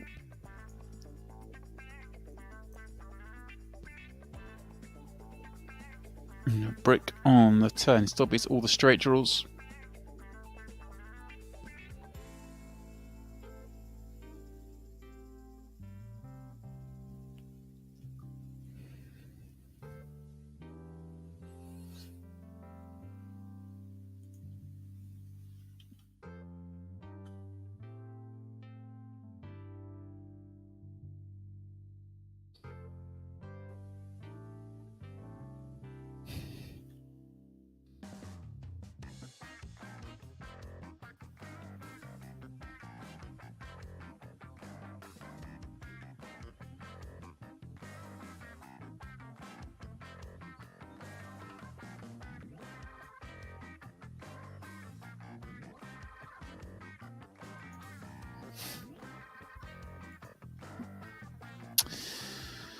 Constantine, ace-king in the small once again. This time Ramiro with dominated ace-9. Going to face off. Dominated last time, of course, with king-8. This time the ace-9. Let's see how they play out this little venture.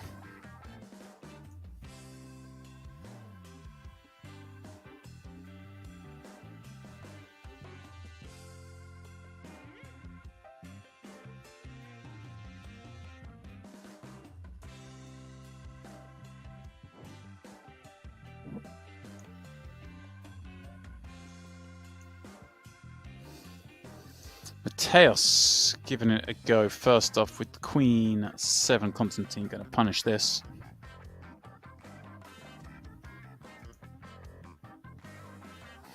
No messing around near 4x in. You don't want to give Mateos too much room.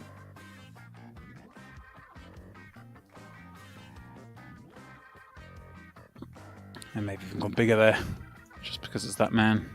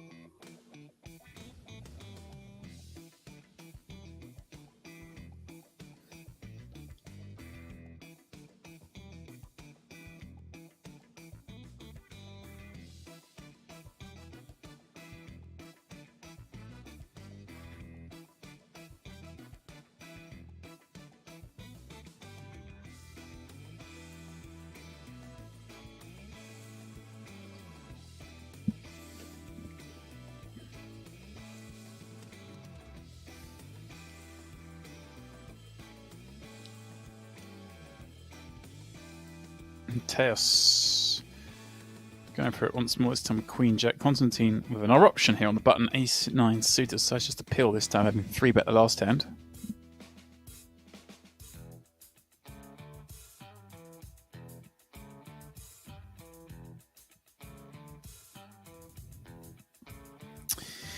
Didi completes from the big with the 5-3. Mateos misses the flop. Constantine does quite the opposite, having picked up the nut flush draw.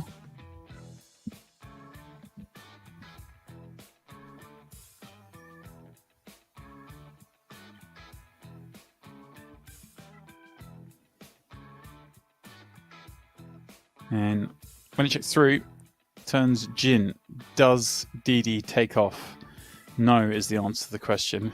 It's tempting. Gets to have some 6x. Gets to have all the flushes, appealing with any 2 suited from the big. But given it's 3-way, given the propensity for someone to call with a high diamond and be drawing dead, does just check. Constantine bets, and bets pretty big, which should be the end of this. So Didi still has the option of going nutty, but 5-3. Not going to be the hand he does it with.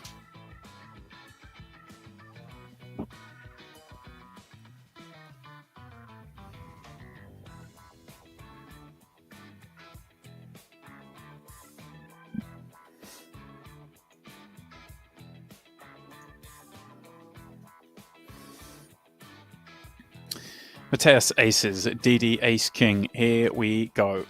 Cold deck for the ages between these two monsters of the game. I mean, Dvorak is going to feel sick when he sees this. What's he got? A little over 25. So going to go for the 3-bet induced, one presumes, against Mateos. And I wonder if Mateos would oblige or lay a trap. Let's see. That's the only out that Didi has here, really. So Mateos is so strong, he may end up just peeling.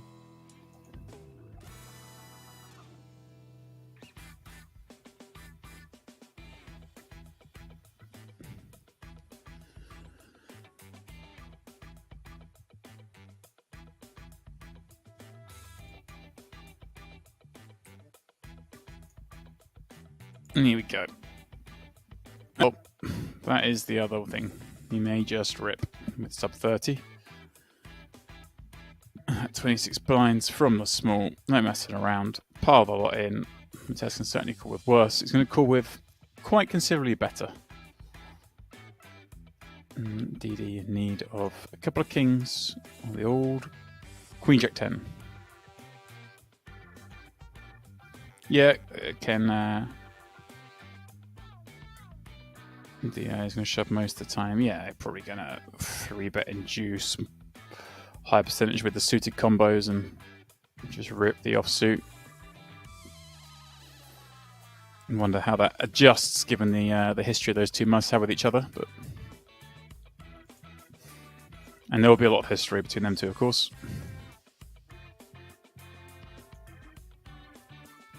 So, Daniel Dvoris, one of the superstars in the field, is banished by another of our superstars. Andras Nemeth back up to 27 million in chips.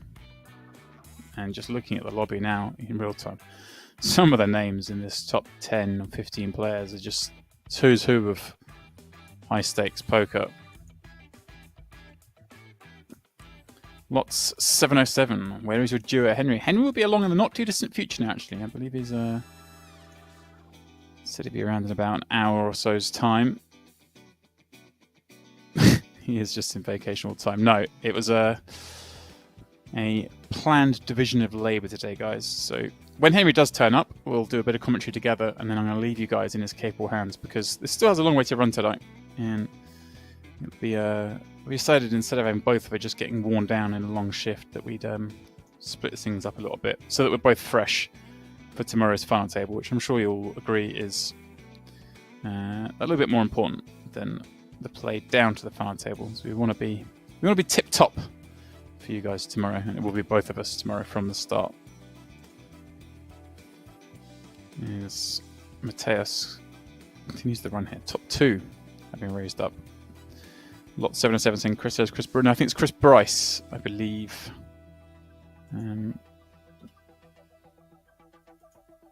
Yeah, Chris Bryce.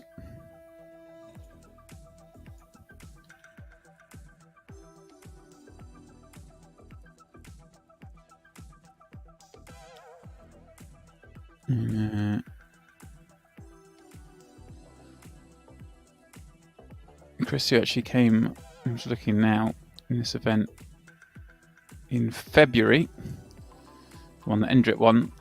He actually finished 23rd, so another deep run in the Millions Online main event.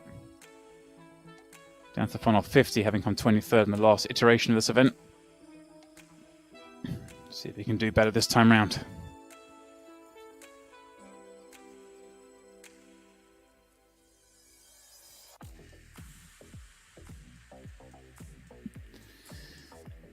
Jacob completing Jack Deuce of diamonds in the small Scott with 8-3 of the same suit, and well, finds a 3 on the ace 3 to take the lead, but Jacob having a stab at Jack High. Almost a situation where he makes all worse fold and all better call.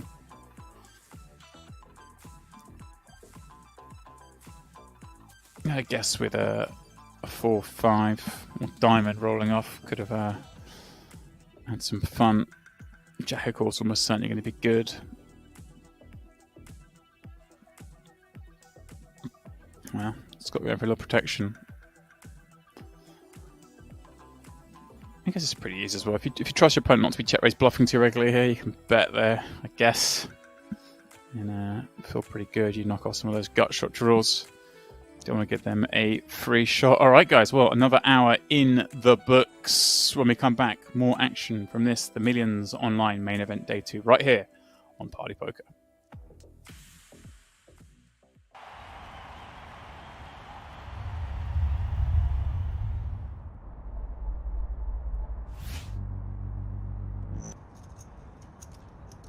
Wow. Well, this is going to be curtains unless he finds a spade. He flops the nut flush draw. Anton trip tens. Anton won't be able to believe his luck. All in, snap call. Well, Anton's going to be pretty sick to see he's not got Carl dead. Nice flop. But he's in great shape for this 1.25 million chip pot. Nice flop, that was, wasn't it? Well, with the 8 outs, needs a spade. 7. Oh, king on the river gives him a flush, but Anton a full house. That's playing with you, mate. That's playing with you. Good luck, boys. Have a nice evening if you're still here. For 179,000 would have been that's like a 40 big blind shove. So I actually prefer the call over the shove. Seat 6 or the check. raise. Wow. Yes, wow is right. Seat 3 Wow. check. Even more of a wow. Why is Kuhn checked there? Is it just that it was too strong? I mean, you've got Locke in the small blind who's, you know, a bit of a loose cannon. I'm so confused right now. The fact that can't overall. You don't need to slow play your hands when Jeff Gross has flatted you and Phil Locke is in the pot, right? both of their check. I mean, Jason's check surprises me more than JG's check, but they both still surprise me. I can't believe that this has gone check. So is Jason Kuhn thinking to himself, I need to just check because Locke is liable to just move all in at any point with nothing? Is that possible? I guess that's his rationale, but at the same time, he's capable of doing that on any street. How this has gotten to the river without a bet it's scary. Seat 6 bet 30,000. Wow. It's an absolutely sick river card, and Jeff Gross is going to get just so lucky. He's not going to lose a chip right now. He's not going to lose a chip. It's amazing how all these situations they always work out for Jeff Gross. Like no matter what the situation. JG, PBF. He should be broke in this hand. You know, should be broke in this hand. And somehow he found a way to get away for just a pre-flop raise. 110 total. I don't even know if Phil Locke's going to call here, and I just wonder if I mean, it's not just because of the hands out there that Jason Kuhn's made a mistake, right? I mean, he's made a mistake here. I think so. I can never see that Jason is taking this line as a bluff against someone like Phil Locke, who's just proven to be so reckless. What a strange hand. It was the perfect river too to create this situation. I mean, only an ace would have made this happen. It's probably just a chop. They're probably just stealing with the chop. And that's a very, it's not a terrible assessment. I feel like if you had an ace, you might have c-bet the flop, ace queen. I think Jason, that's the other thing. Jason could be raising here. He could be raising here with a weak ace, knowing that Phil does not have a 4 and does not have ace king. You might just have ace queen. You could have like ace 9. No, maybe. Doubtful. Oh my god, kid. At this point, I think that Phil is calling for a chop if he's calling. Sure than nothing. Yeah. That's a good bluff. Kid, I folded a good hand. I found a way to lose that hand. I don't know how. Could be the one. Ace, 9, 3, 2. And it just goes check. How's that? What's going on here? Sam checks back aces here. Oh, he checked it back, huh? Okay. Yeah, poor bets. Now does Sam raise? I would be inclined to raise here. I guess Sam's hoping to boat up on the river and... He's hoping for the 5 of spades. Oh my god. Oh, there it is. How have I just said that? Oh my god. You called it. For the 5 of spades. He's called it. The 5 of spades rips off. Well, 5 of spades. That was Sam's plan all along. This honestly is a disaster card for Newey. Who's shuffling these decks?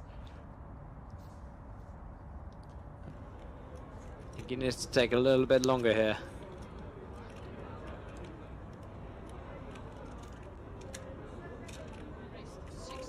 $16,000 the bet. I can't see full forward in this, especially as he's losing. There's time. What more time it took against Michael when he was Crazy Mike? He folds. Wow. What a getaway there. That is quite the fold.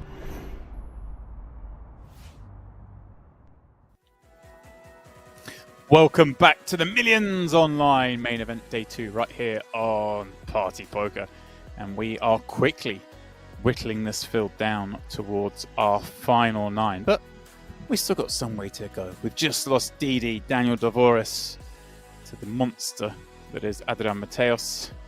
We are now going to turn our attention back to a table we saw earlier with the likes of Andras Nemeth on it, Aleksandr Colonius, Elio Fox, Chris Frank, That's Stu all on this one. It's a bit of a who's who table as Dmitry goes for the juggler with 2 pairs. Looks like peeled from the big. Trying to stack Elio with maybe a strong ace. And yeah, 200, 400. This table a little shallower. Everyone, what sort of 50 and below bar Kolonios and Nemeth. But no one particularly short. Elio the shortest, still over 20 bigs. So kind of a tightly packed table.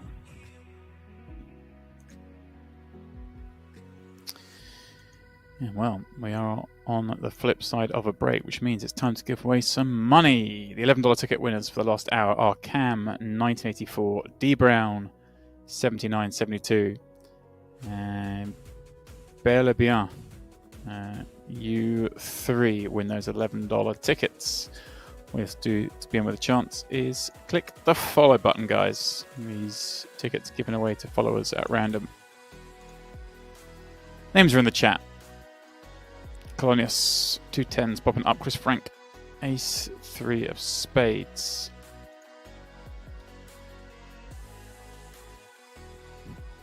Peels the pig and, well, thankfully misses this flop. As Kolonios flops a set of 10s. Not even a backdoor for Frank to get involved with.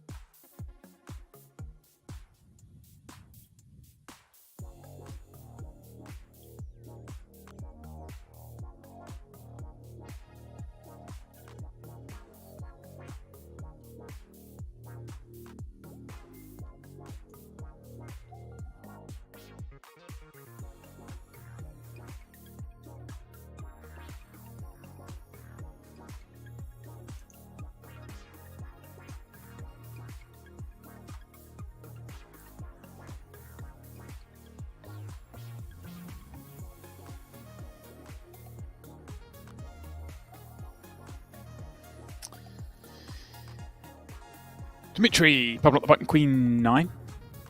This will be the end of the hand. No one with anything to fight back with. Only a Fox at 6 deuce off in the big.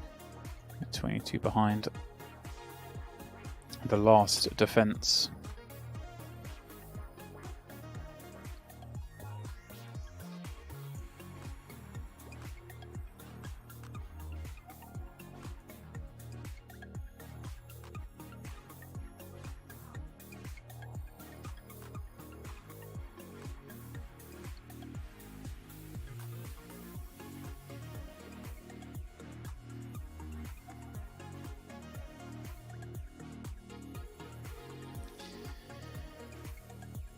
Faraday, King 7 of diamonds.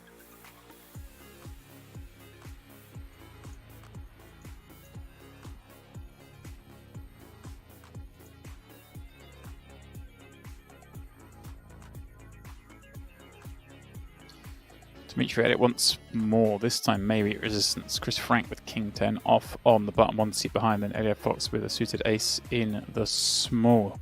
It's a flat from Frank. Will Fox trying to squeeze this up? I'd imagine so.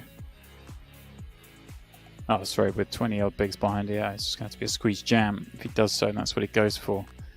Yeah, Frank's going to have some traps here, but you'd expect him to 3-bet most strong stuff.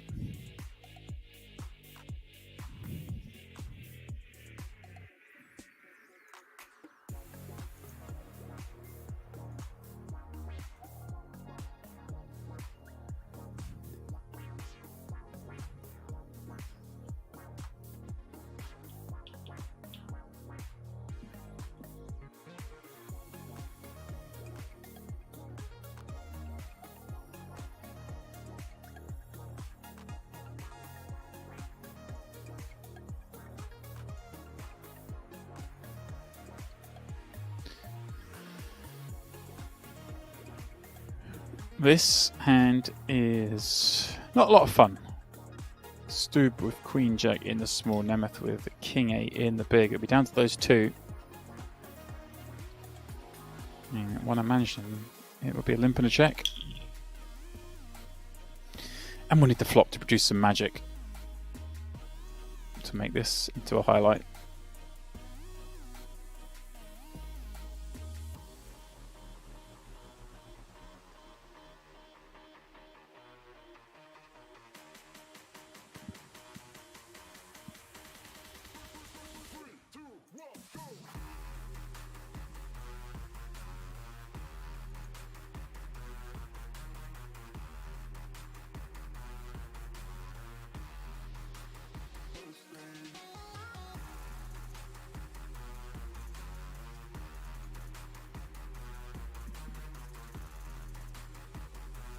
Check of the turn.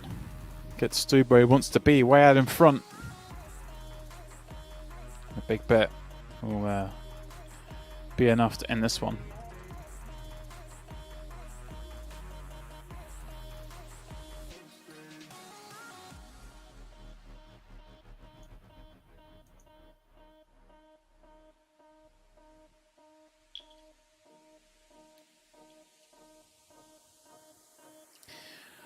Fox with the boots. Dmitry with 2 5s.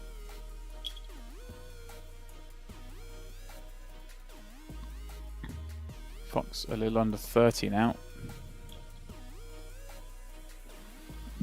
This is most likely we're just going to see a 3-bet and a fold from Dmitry, but let's see how it plays out.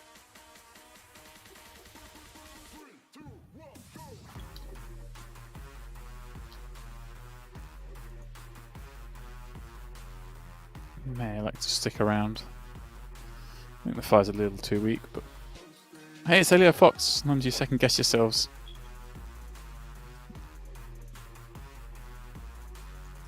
Of course, you can never rule out the pile, but don't see that happening for 30. Sometimes you just draw a line. Who knows what's been going on this table before we got here?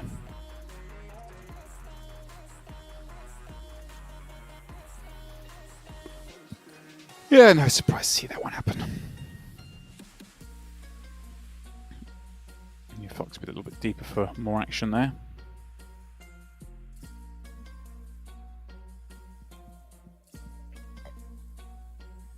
Yeah, or Dmitry just give this up. I imagine so.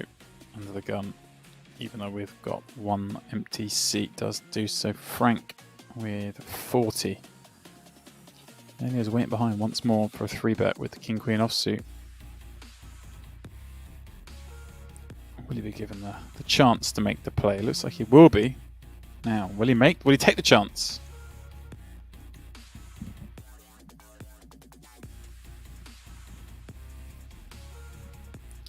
He elects to flat. We'll let Colonius in with 3s from the small. And Verity from the big with King 8 of diamonds. He'll get to lob some chips in. We'll see a 4-way flop most likely.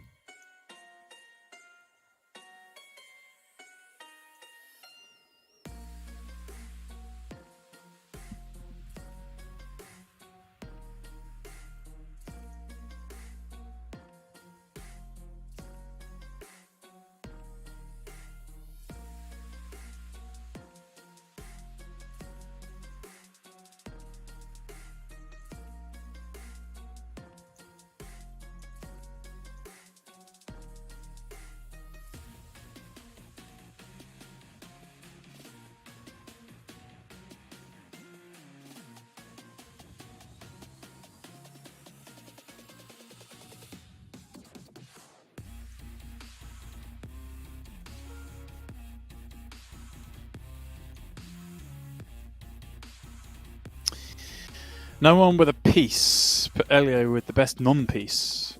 Gutshot to Broadway and the King of Spades. Certainly a one he can go firing on. That's what he's going to try and do here. And he's going to get through it the first time of asking, because none of these are going to be able to defend against the C-bet. Probably not the C-bet, but the bet when checked too. be fun to watch someone cool down with, or try and cool down with a hand like Queen Jack or King Jack here. For Spade were to roll off, Elliot go blasting. Queen Jack with the Queen of Spades would have been a fun one, someone to have.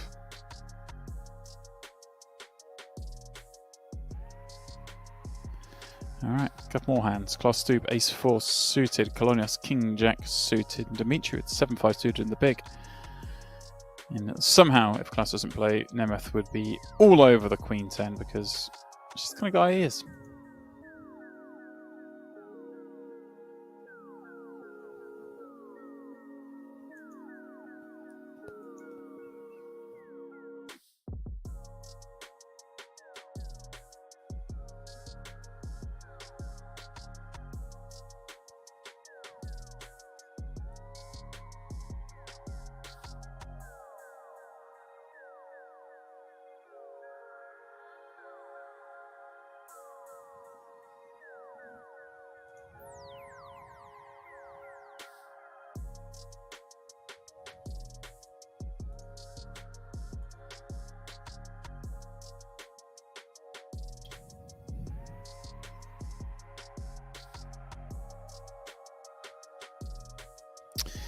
So would you go 3-way?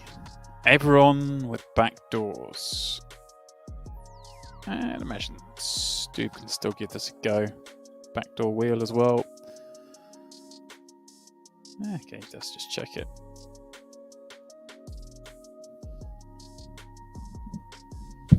He's going to get to see the turn lot even when he checks. It's understandable. There we go, a great turn card for him. And Dmitry still just has so many give-ups, having peeled 3-way from the big. And Class Stoop can bet small now here if he wants to guarantee himself seeing the river. He's gone closer to half pot.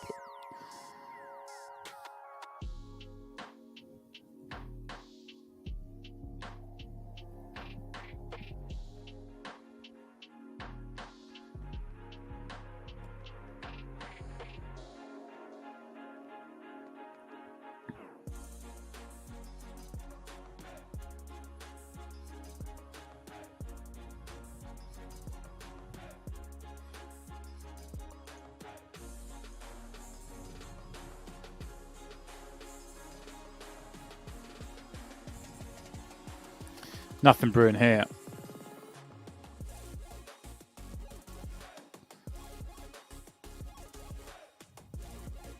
Frank and Dmitry will surely play out a limp pot to the flop.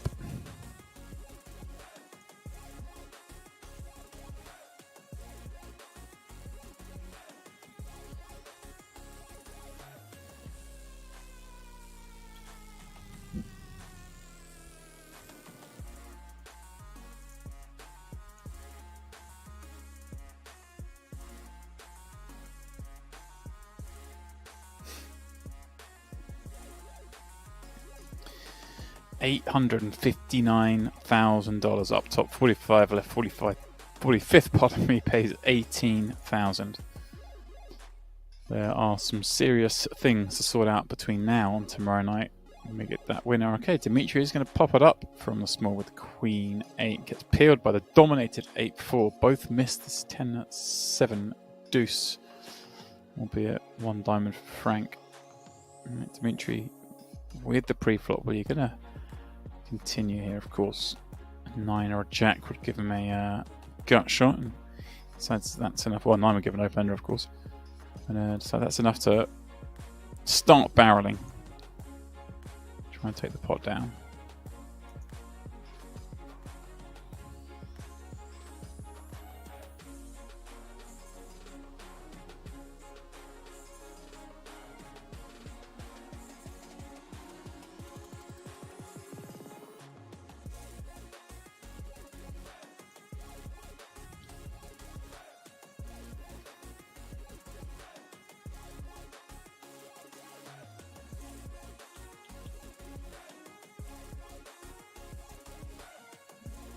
Nemeth coming out from the bushes with Queen Jack. Been very quiet by his standards on this table so far. There's only so much you can do without the cards.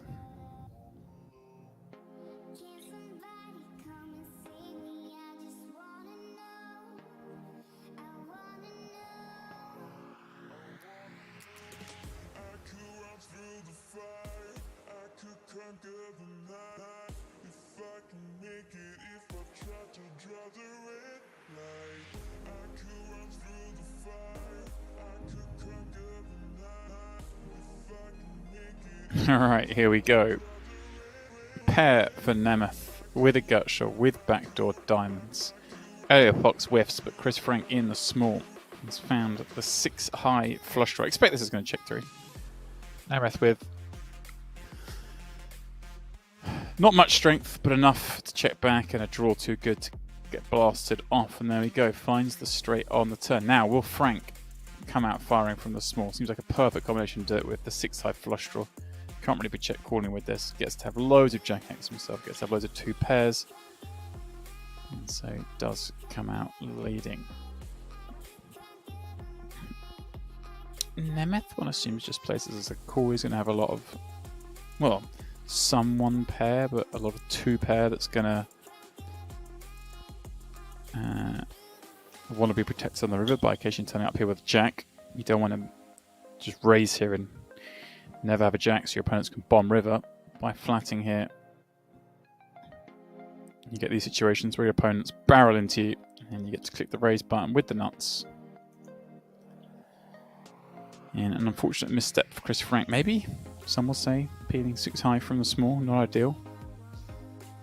I'd tend to agree in most instances. That one not working out and down to just 8 million, courtesy of that misstep. Obviously pretty unlucky the way it's run out. Like I say, you just get to barrel into a lot of sort of 2 pair stuff there that's really going to struggle to call. Happens to run into a jack. Nemeth had a hand like Queen 10. Would have won the pot, I think.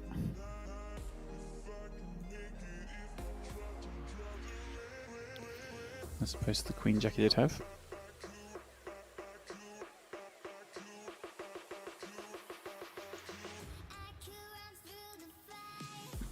Alex with ace 4.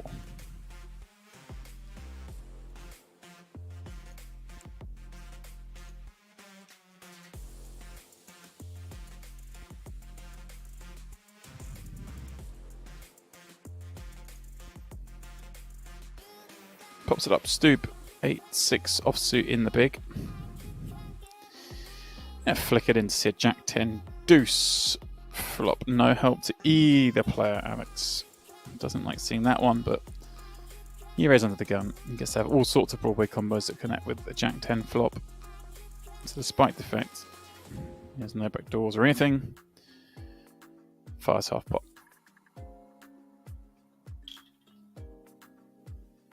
Okay, kind of a spot where you don't really make anything better fold. A handful of hands that do fold that are worse, but you should make the hand a lot easier to play. Deny some equity to the 8-6 offsuit hands. Nemeth, King 10 suited, he'll be playing this one. Bet the lot on it. Bet the ranch, as they say. Well, Colonists want to get involved with 8-9 suited next seat. The propensity for squeezes behind, maybe a little too scary for him to put these chips in, but Elliot Fox on the button will be looking to get involved with this King Queen.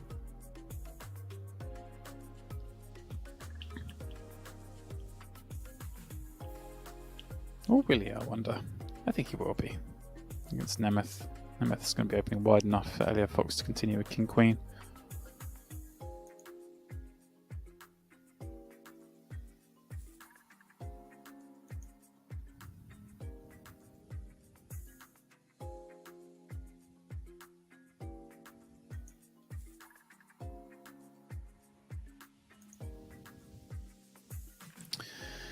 Now, we'll class play this 7-6 suited from the small. We saw Frank into a 6-5 suited a few hands ago. No, he thinks better of it.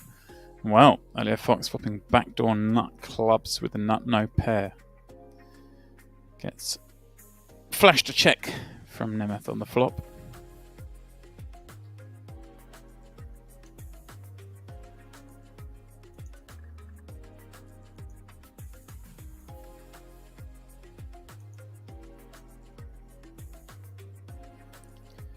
Checks through flop. All we see check through on the turn. One imagines so. Neither's going to be too wild about trying to rep this board.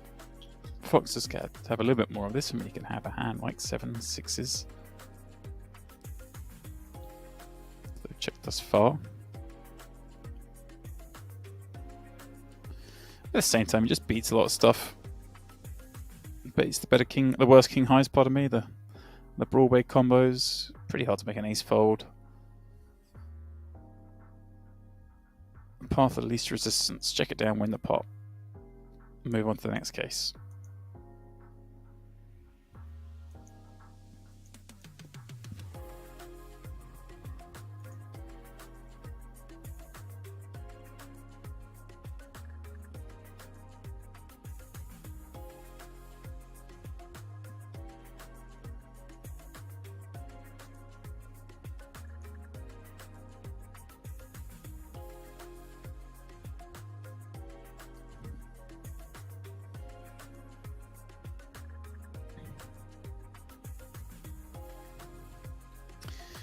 This one will be Alex and Andras playing out blind on blind.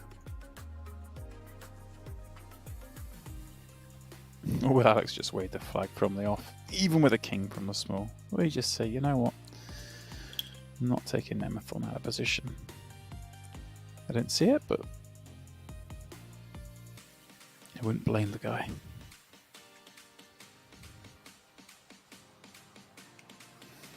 Does limp. I'm not trying to try and guess what Nemeth's going to do here. Imagine check. You want to keep plenty of weaker in, which you do with Queen 7. It's suited. Here we go. Ace 7 3. Pair v pair.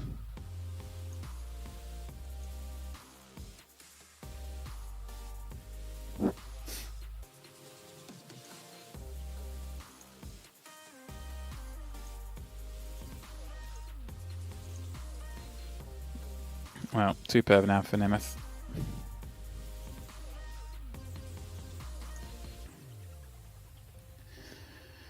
One was enough, 2's even better. We do now see a bet. And that's going to feel pretty grim here. So beats all these lone club hands. You think flush draws going to bet flop. Nice fold there. Nice fold. With a pair in a limped checked pot. It's a good fold because a lot of 7s bet, a lot of aces bet. A lot of club combos bet. So it's check fold when turn brings the queen of clubs. It's discipline.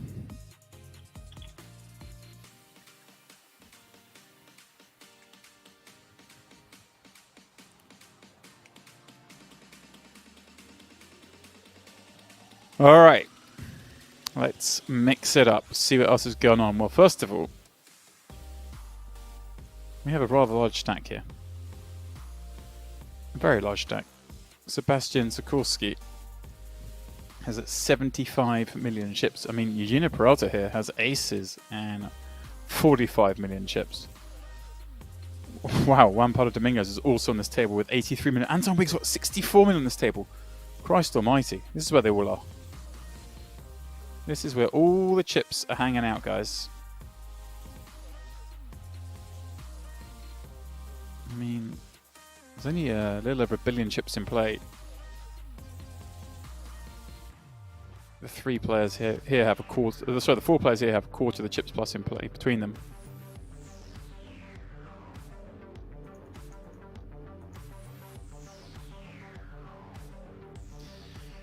Yeah, once we piece this together, let's have what's going on here. Giuseppe peels from the big to go with Sebastian in position, and well, Peralta's got the aces, but he's up against the flush draw of Sebastian.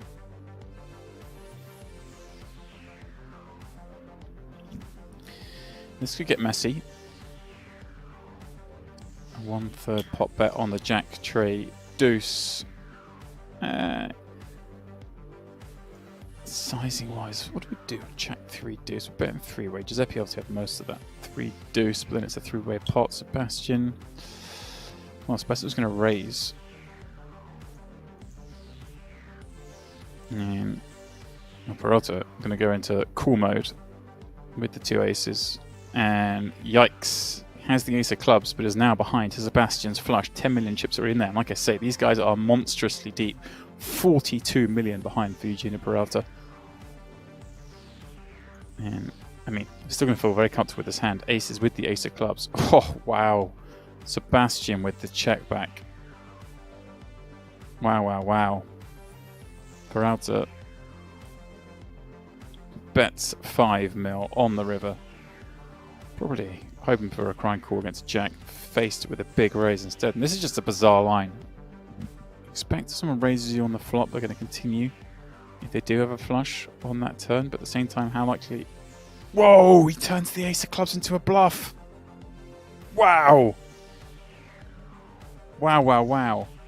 He is absolutely gone for this. Turn the ace of clubs into a bluff. Thinks he was a... That's incredible stuff. That is incredible. Turns the ace of clubs into a bluff. Just trying to make a hand like 2-pair fold, or, you know, if Sebastian's raised the flop with a set of 3s, check back when the clubs come, and then gone for a little bit of extra value when he's bet 5 mil and made it 15. All these kind of things. He's trying to make him fold a set. He's trying to make him fold perhaps a 2-pair like King Jack that might be in there. And he's made the brave move, but timing is off. And he absolutely rips it into Sebastian's second nut. Sebastian makes the call, and look at this. I mean, I was just saying how these 4 players have quarter chips in play between them. Now it's just the 3 with Sebastian up to, what, 120 million in chips. Anton and 1 Pardo with 64 and 83 as well. Jeez. Wow, Eugenio Peralta rolled the dice, made the move. You got to give him credit. You've got to say a man showed heart. Wow. BMK, yeah, sorry. You're a little bit late for the free roll. Although, just going to throw a little brag out there that I'm still in there. Just knocking around with the 1.8 million chips. But yes, super numbers on it. There will be another free roll tomorrow night for you during the final table of this same tournament. So please do... Well, come back then to watch the final table and also join in our free roll.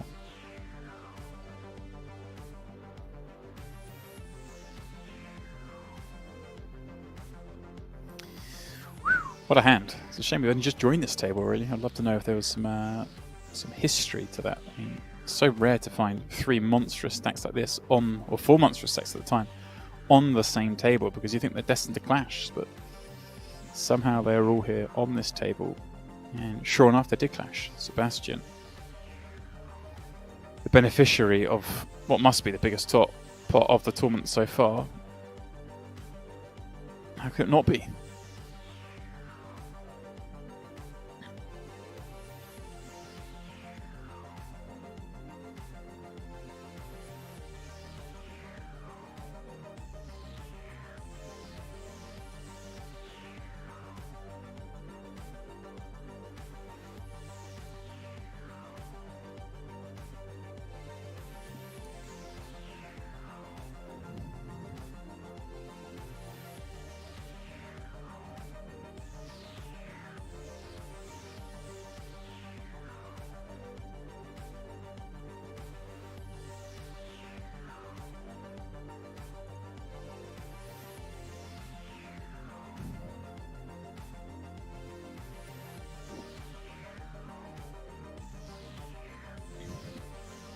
Patrick popping up King, Queen of Diamonds. Giuseppe Ace-8 of Hearts on the button. Lurking.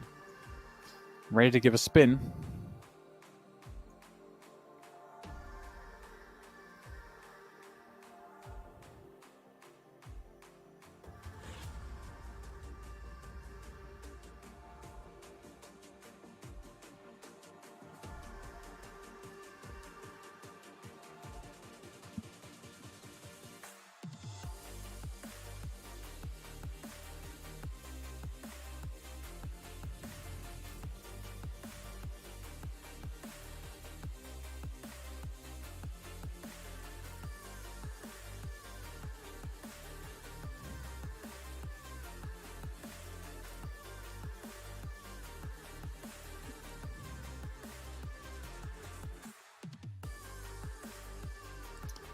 All right, here are some hands. Patrick King Queen once more. Anton Vig with Ace Deuce of Diamonds. One Palo Domingos King Jack in the big.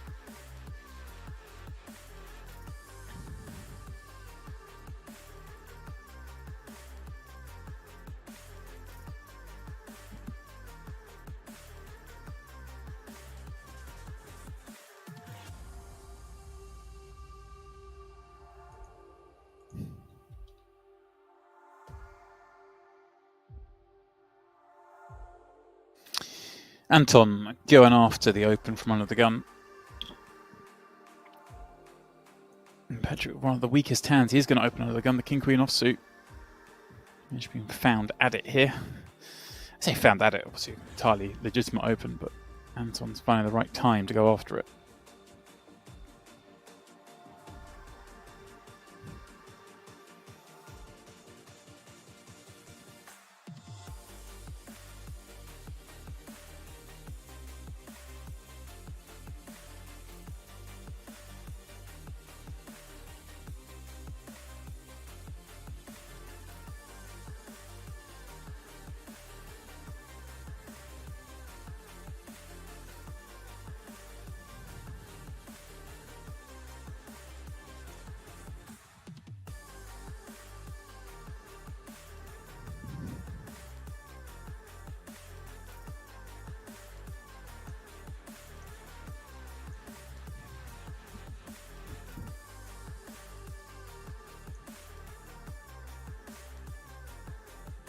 And so with Ace Queen from +1.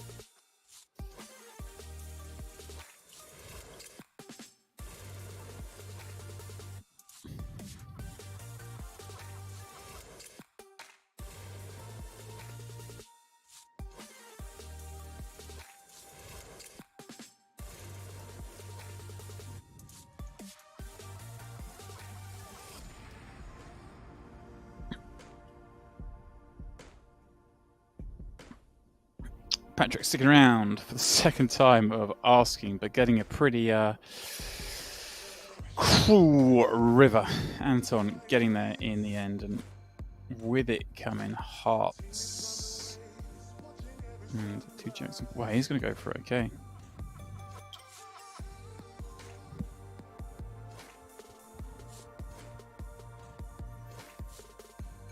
Okay, I mean, yeah.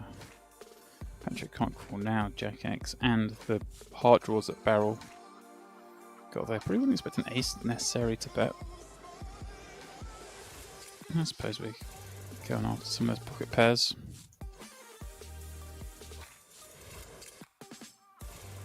Do want to bet some ace X in that case. Like I said, I wouldn't think too many of our bluffs. I suppose there's going to be some king high, queen highs with a heart that maybe want to bluff, but very few.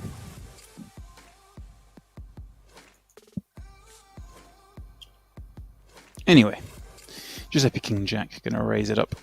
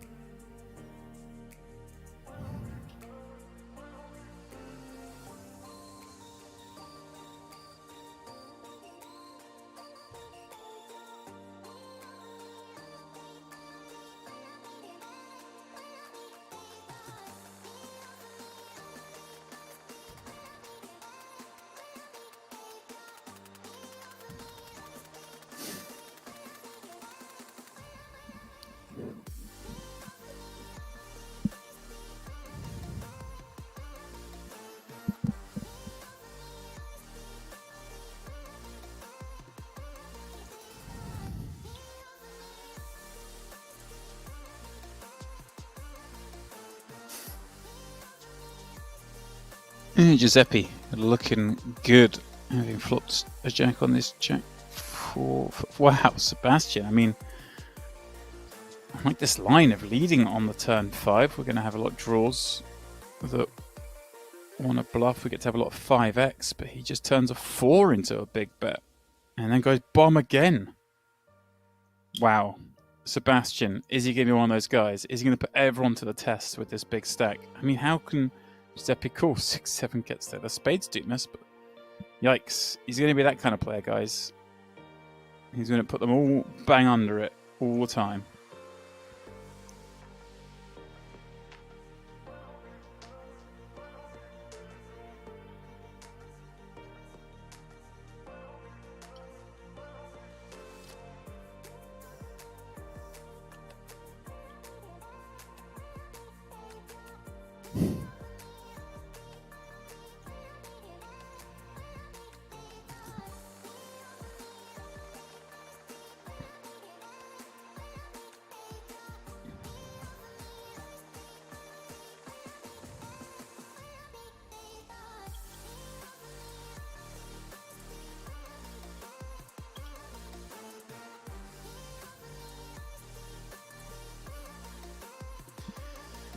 $250,500 action round to the monstrous chip leader, the hyper-aggressive Sebastian Sikorski. No surprise to see a raise from the sport Anton Vig. A man who on most tables would be chip leader here, not even in the top 2. I think he is third in chips in the whole tournament, but third in chips on this table. With 5 tables out there, that's rather unfortunate from his point of view. Having said that, gets a hand. It's delightful. In position against Juan Pardo and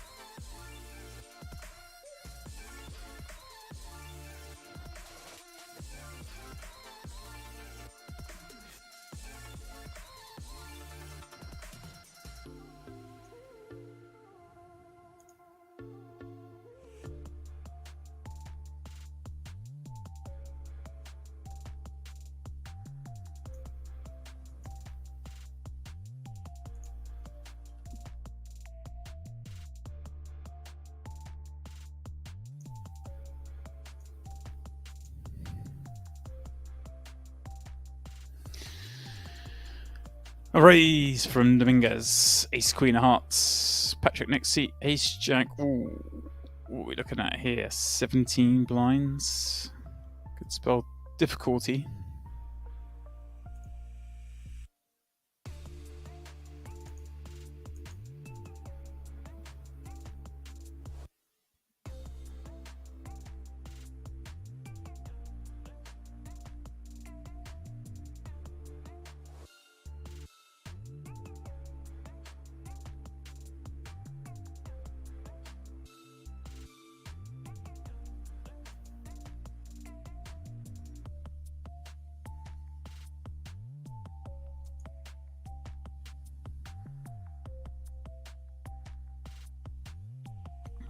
Does give it a go. Juan Pablo Dominguez clicks call with ace queen of hearts. Just needs to fade a jack to further extend his second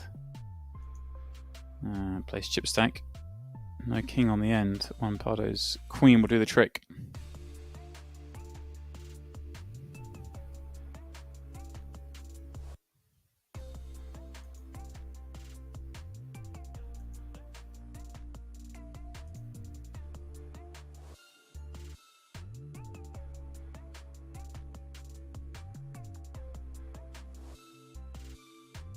Sebastian, king, queen. Should be king four suited on the button, but I can't see him really going to war with Sebastian, especially the way Sebastian put Giuseppe to bed a moment ago.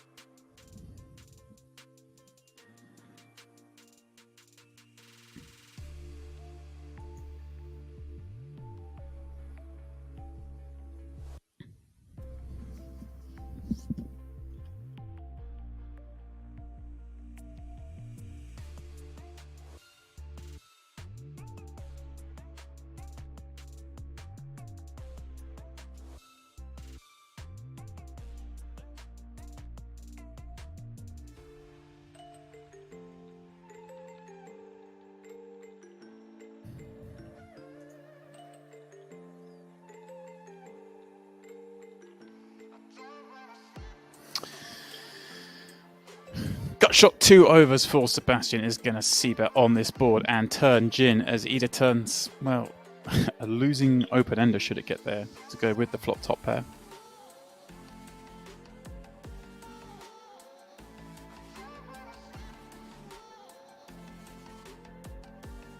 Wow, Sebastian deciding to check back the goods on the turn. Not quite sure I get that. Unblocking all the pairs. So many hands like he just got 10-8. They're going to want to continue. There's plenty of 2-pair hands as well. They're going to continue. I'm not sure I can get on board with it, but wow. I mean, the man knows what he's doing, don't get me wrong. And he must have rolled whatever frequency it is to check back there, but it seemed like a 95% plus frequency bet on that turn in my mind. Sure, you're going to blast off some just those 9x with no interest hands, but you can say all the pair plus straight draw hands are calling.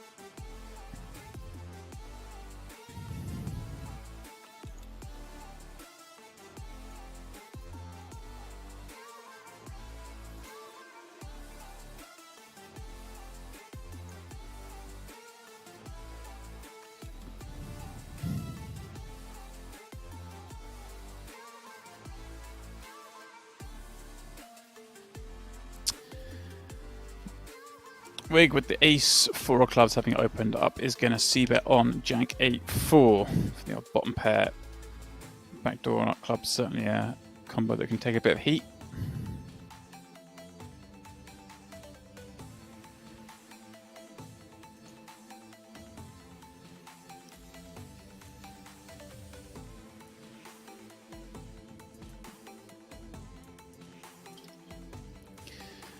Alex with the Butchers. I think that's their first appearance we've seen this evening.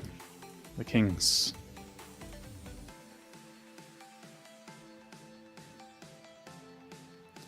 Juan Pablo Dominguez with ace 4 in the small. Will Sebastian open up from under the gun with the chip lead? Hey, why not? Nearly 300 big blinds in that stack. That is pretty ludicrous.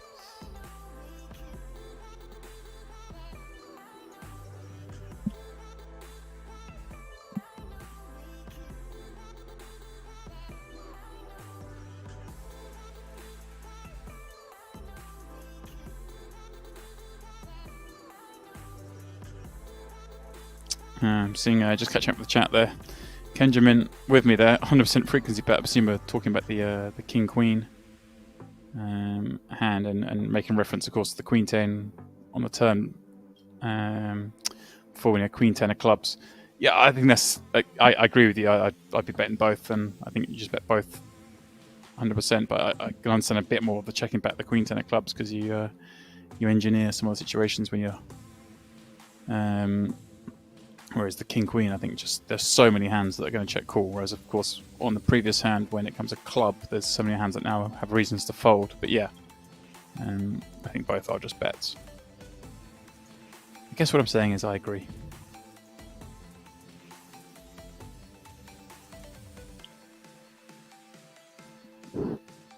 Big but went up under the gun, Ace King. They should get through. Unless Sebastian's getting really frisky.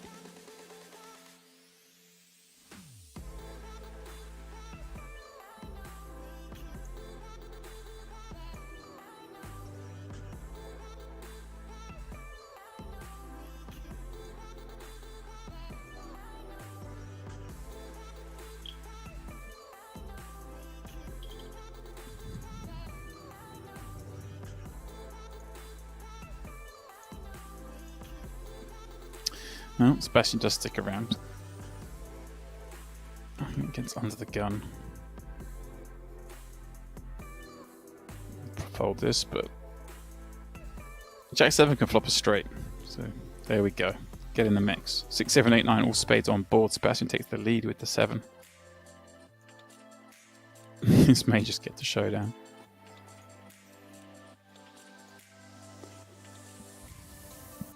With it there, Anton does get to check back some spade combos on the flop.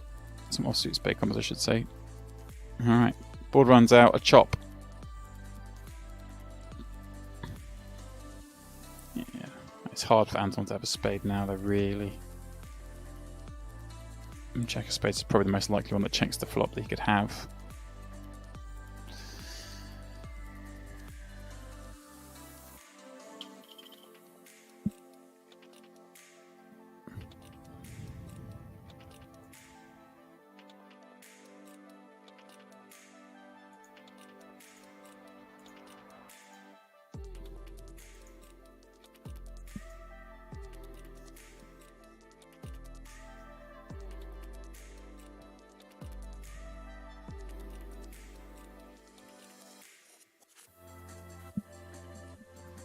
Alright, this isn't fair now. They're giving him the aces.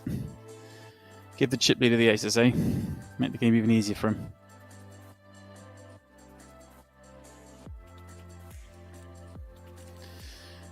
Thankfully for Alex, he looks down at garbage. Yeah. I assume we're just going to raise. I'm assuming he's playing a raise strategy from the small with the lead. But these guys are so deep. And he goes for 3x. Anton's going to stick around for that. I'm surprised he can get a bit bigger. Nah, 3x can never be bad, can it? Anton's disincentivized to play, I suppose. Well, I suppose there's not much difference between this deep. But it's not like Anton's going to go bananas against him. 8-5-5. Great flop for Anton. Even better for Sebastian, of course. Just check it over and Anton checks back. Yeah, they're just going to play so coy against each other here. Or I should say Anton's going to play so coy against Sebastian. He's going to play a lot of bluff catchers. And this is a bluff catcher, that's for sure. When you see this sizing on the turn, it's kind of enjoying life and a brick on the river. And it's going to be close to pot again. A little bit less. Anton can't do anything but call with the 8. Having check back flop. All those draws missing that picked up on the turn. Easy game for Sebastian. Remember, these three, Sebastian and Anton, are the 3 chip leaders in the tournament. All happen to be on the same table. The rest can do nothing but watch, really, on this table. They're all pretty deep still. I mean, 8 are the shortest, but over 30 bigs. This table is ridiculously deep stacked compared to the others. No short stacks and all the big stacks.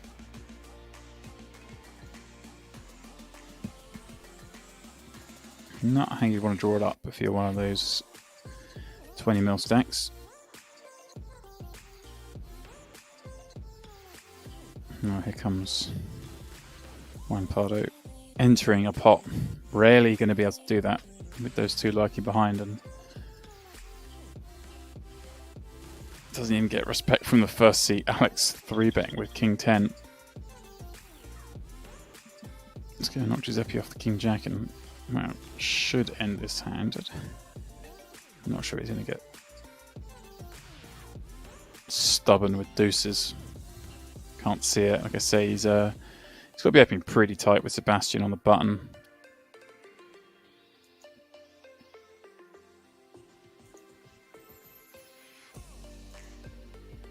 He does stick around. 994. Pretty good flop for deuces. We've seen this a lot from Mateus. I know the two are obviously friends. The willingness to stick around with these most vulnerable pairs and kind of play down the streets with a lot more confidence than perhaps a lot of players can manage.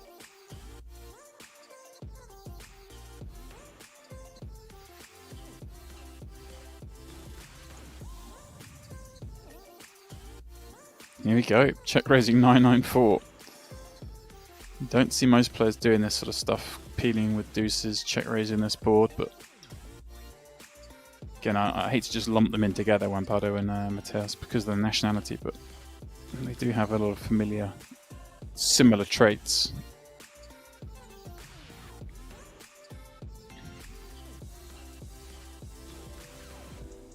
Here we go, Juan Pardo closing in on the 100 million chip mark as well. Remember, there's a billion chips in play. These three have 300 million chips between them. So 3 players, basically a third of the chips. The other 33 players sharing out the rest.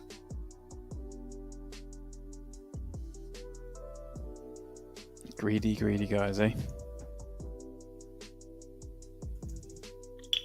Alex popping up Queen Jack.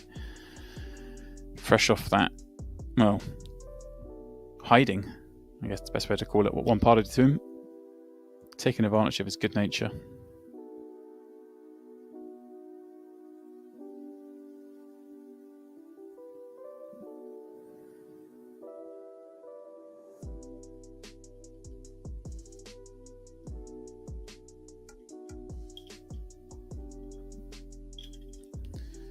Alex on Alex.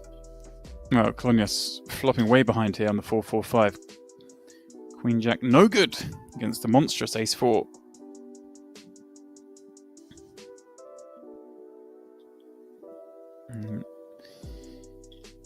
Yeah. Wisely checks back on this flop. Aleksandr going to have a lot of hands that can continue, and on a 4-5, or a lot more that can continue. And with no backdoor, Colonius decides to check back, and Aleksandr bombs turn with that draw-heavy board and happen to have trips. That makes sense.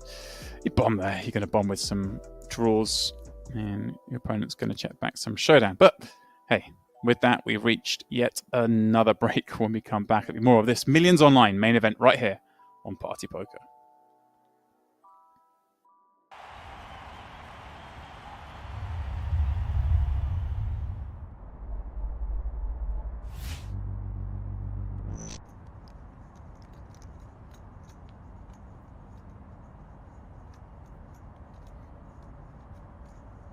Can he get away?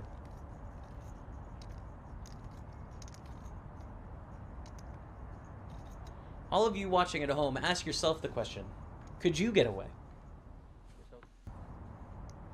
I don't think I could. We do get a call. We are going to see a river here. 4 outs remain for Vadim L to stay alive in this tournament. He needs a queen and only a queen, or we will see Vadim S double through. Oh my god, it's a queen!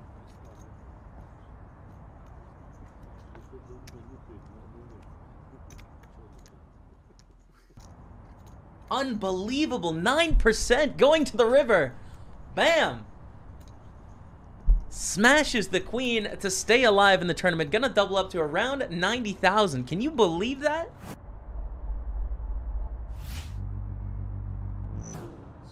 Showdown.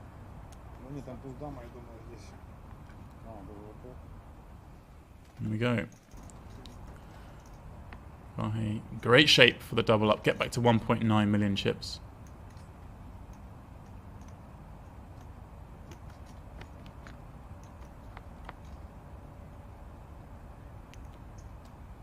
Jack 8-5 Vahe. Well, not hanging around to watch. He is going for a smoke. Well, that's a new one on me. Vahe runs out to the balcony area, assume for a cigarette. And Vahe gets the double when he's not even in the room. That is a new one. He's up to 1.9 million in chips. It looks like already that was our final hand of the first 2 hours. Interesting. Saw him just out of nowhere. With 7-3. Well, is Maxim going to take the bait? That's exactly what's happening. He's laid the trap. Totally snapping, and Maxim needs to find a 4. Well, he will be eliminated here at the WPT Russia.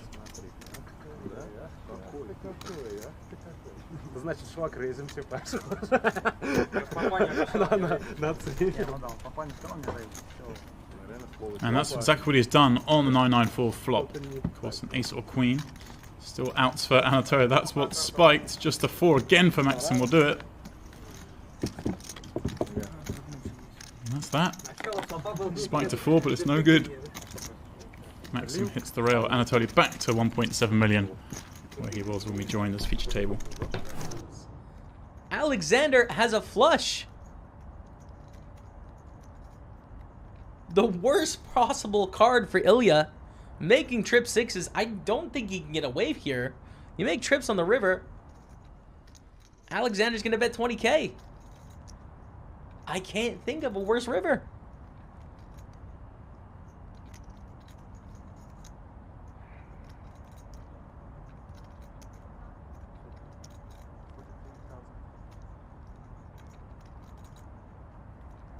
Did Ilya just raise? To 43,000. Aleksandr calls.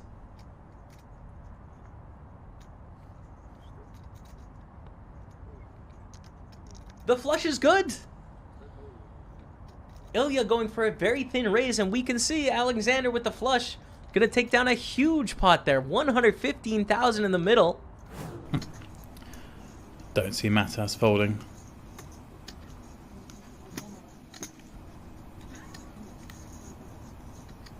Made a very weak bet on the river, having called pre, check call turn. Doesn't really have a whole host of strong hands. I mean, he can have the big hands like a flush, but does he bet 25,000 with them on the river? I'm not so sure.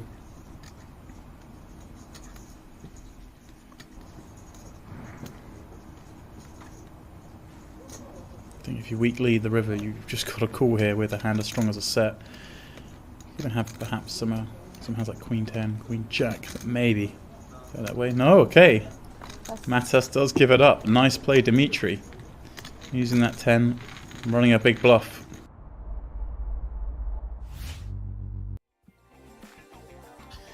Welcome back, one and all, to this, the Party Poker Millions online main event.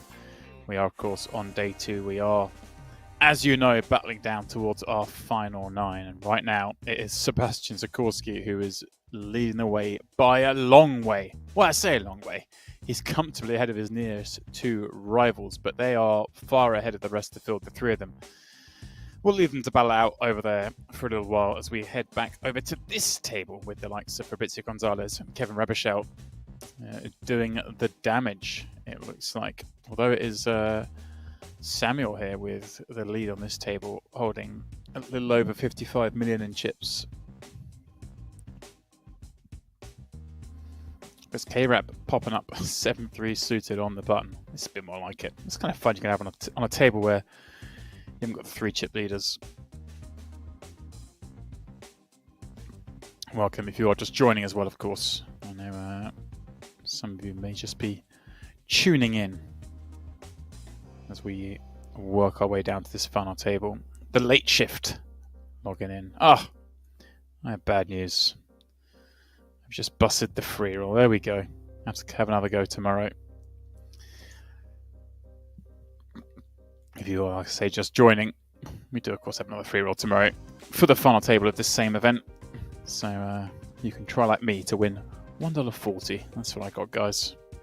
Not going to change my life, but free money's free money. Rabbit Chow this time with Ace Jack suit is going to pop up once more. Alex is going to give him some action, that's for sure. 2 9s will be fired in, and we will be flipping.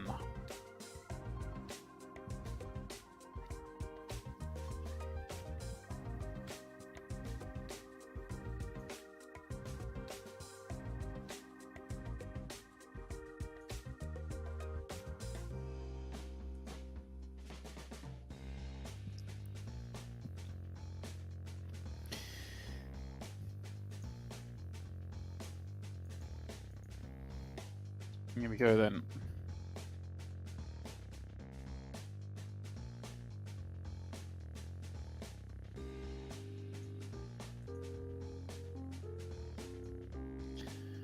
Alex Callan rips it in. Needs to run good against K-Rab.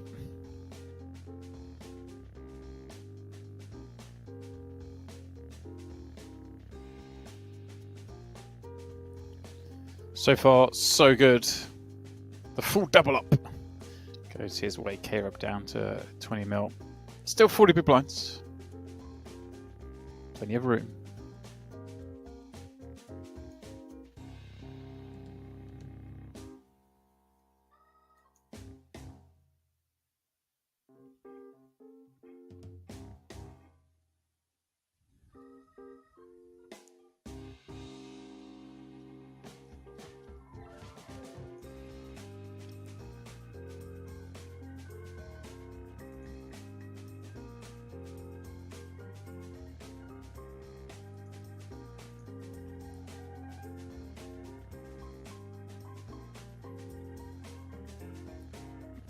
Sam raising up ace king of spades. Kevin this time with the pair, but with 40 bigs, he'll just be flatting.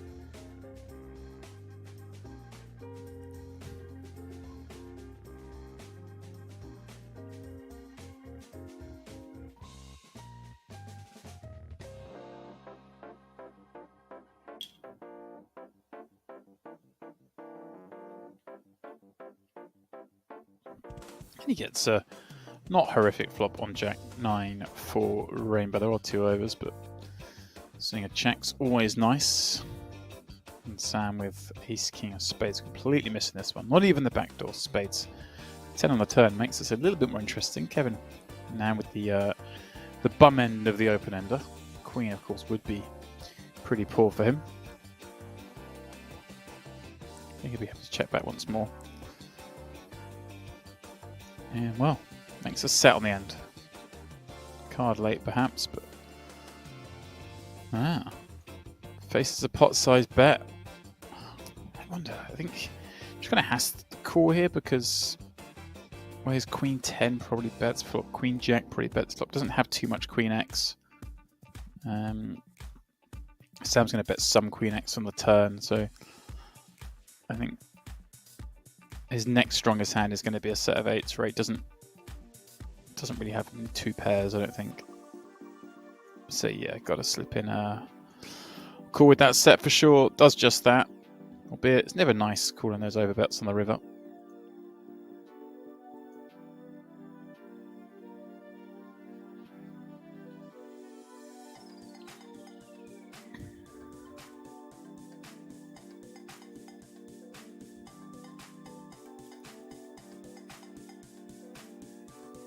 Of course, just spied in the back seat there. Pablo Brito on this table as well.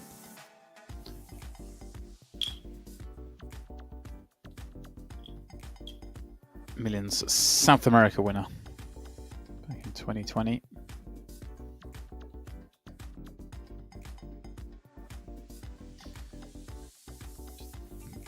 Into the left, that was the one.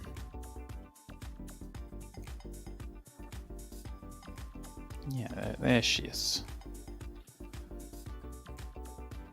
do remember him getting involved in some very bizarre hand in that final table. I was watching it like many of you.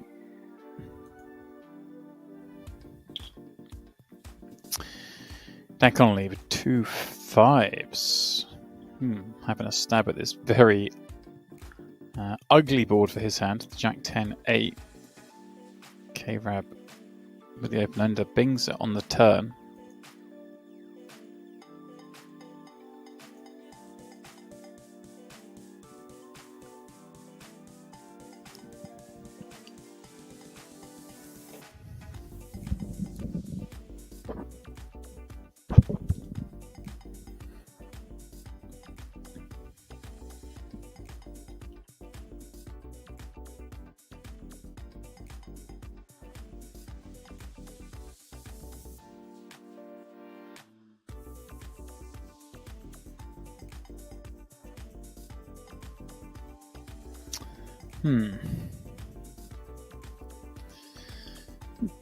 Conley may have put a few too many chips in that pot.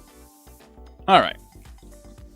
Michael Datani, 2 jacks. Pablo, king queen suited behind 14 blinds. Is what they've got to play with. Pablo will 3-bet. Try and get this in against Datani.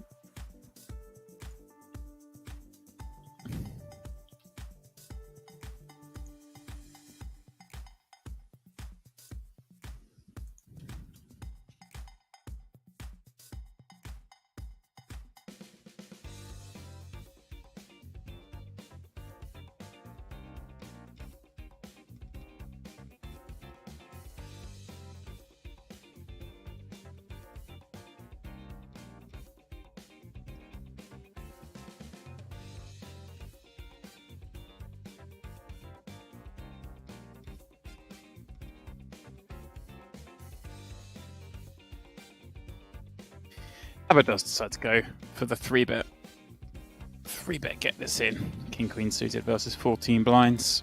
It's good enough. The Tiny's going to have a lot of raise folds there. Obviously, his objective is to get a fold, but if he gets it in, he's got enough equity with King Queen suited. Won't be loving it when he sees the jam, but will be loving it when he presses call.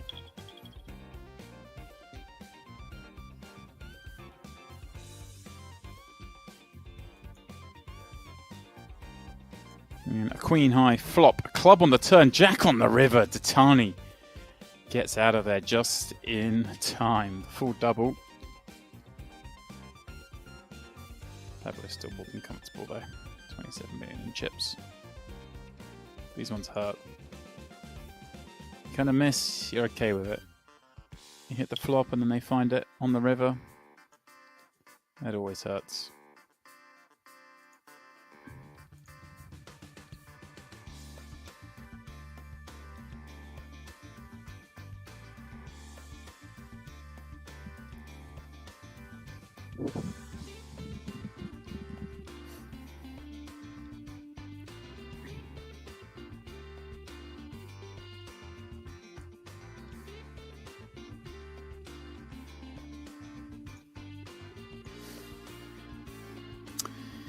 Pablo gets a chance to get back on it. Ace 9 clubs getting raised up, but Samuel with 7s in the small will be coming along. Don't seem to do anything but calling though.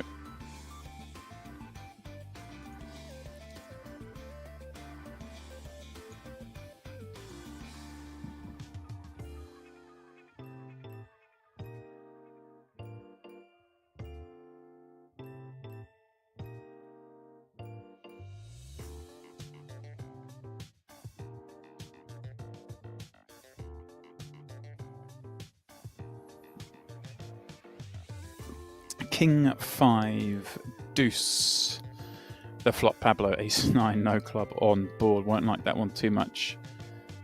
Sam pinging from the small. I think there we go. Pablo just happy to check it back. Still beats some of those kind of suited Broadway combos. And the hands that do beat him never really folding the flop. So, well, he calls the turn bet. I guess it may be trying to pick up a bluff from those kind of Queen 10 type hands, but time versus check. I mean, this is about as bad as a hand Pablo can have on the river. So there we go. He does turn it into a bluff. If you've been up on the river here with ace-9 high, I do think you have to bluff. Just not quite sure we should end up on the river with it, but there we go. He manages to nick that one off Sam.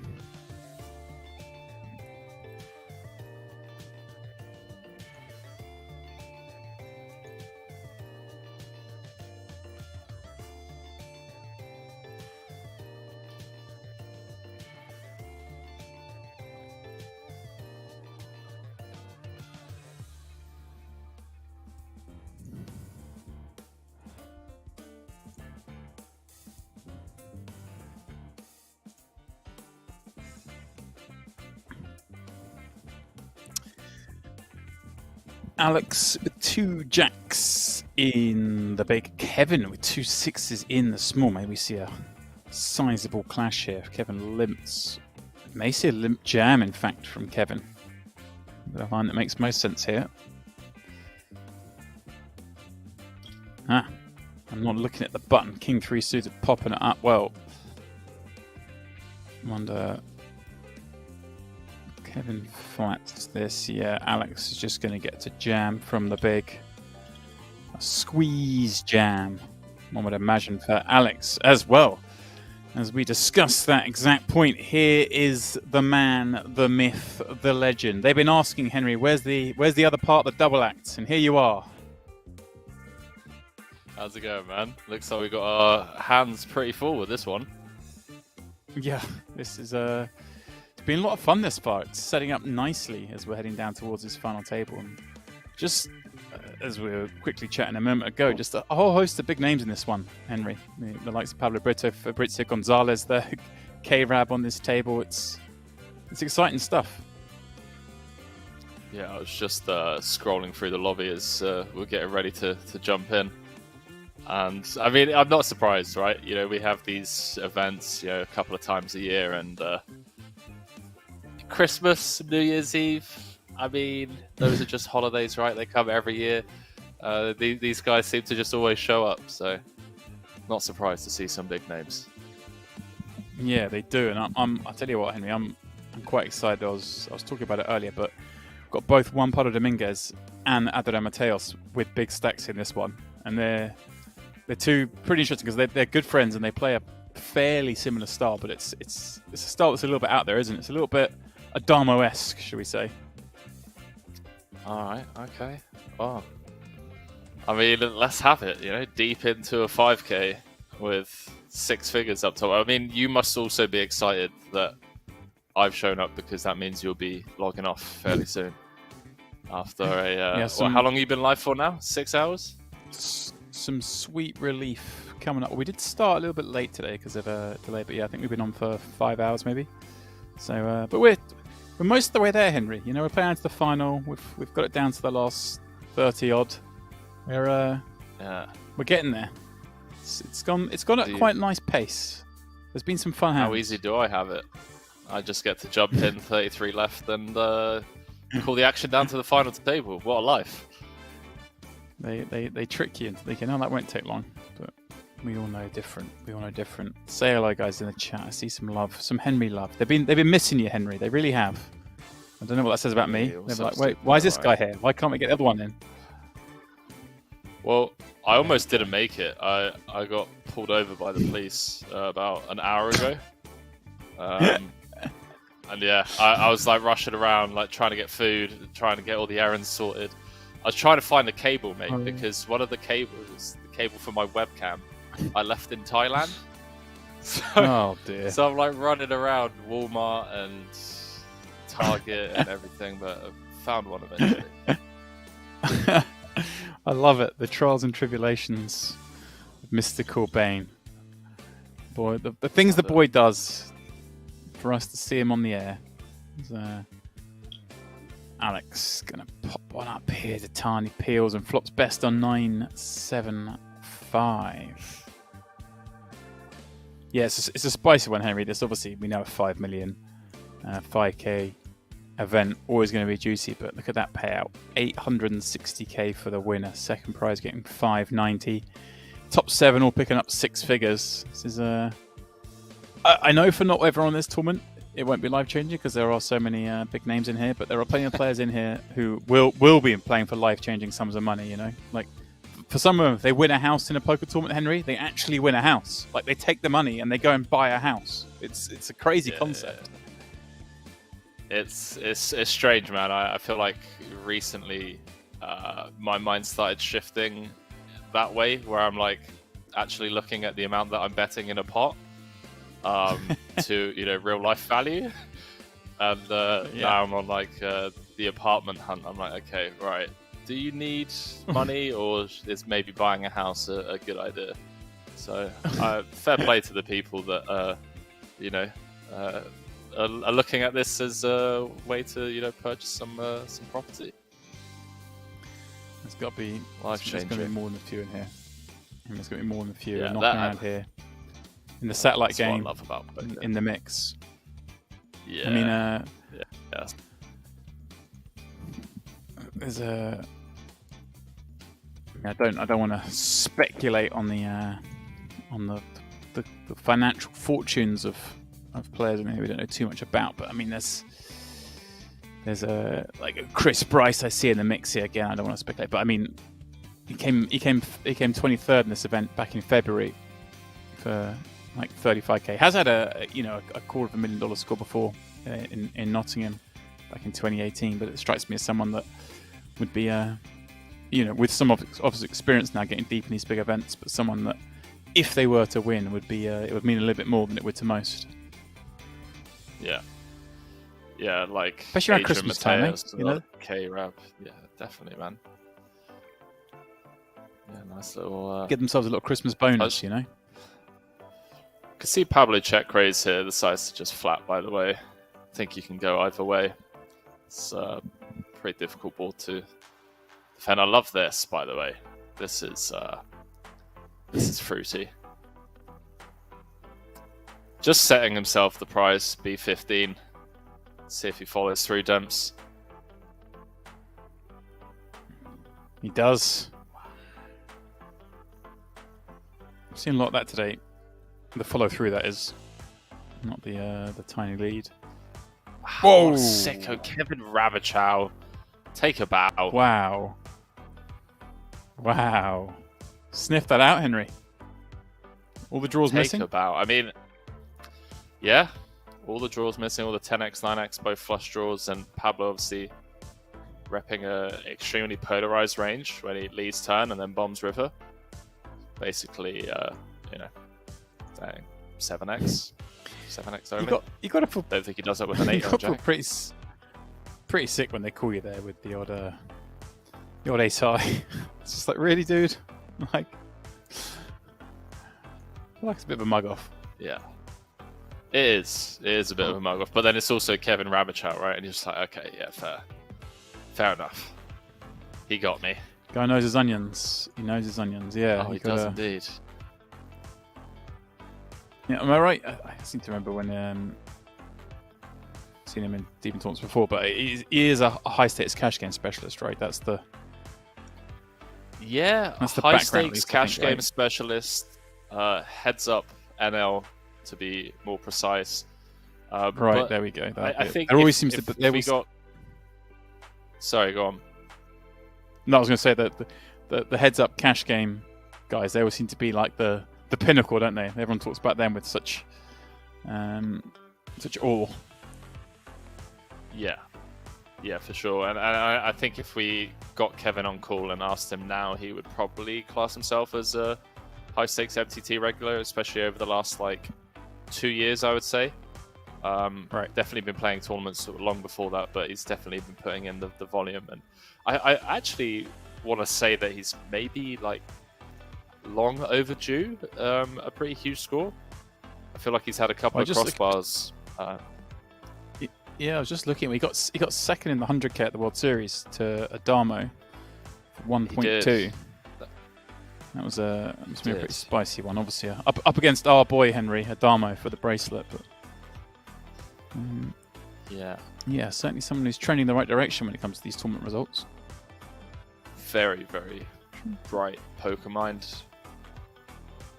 Where did I see him? I think he was deep or deepish into the millions in North America. Here we go. Yeah, he came second, I believe. Yeah, If I'm not mistaken. that's the one. Yeah, second or third. Mm-hmm. Second, yeah. If I'm not mistaken, his bust out hand was a pretty funky one.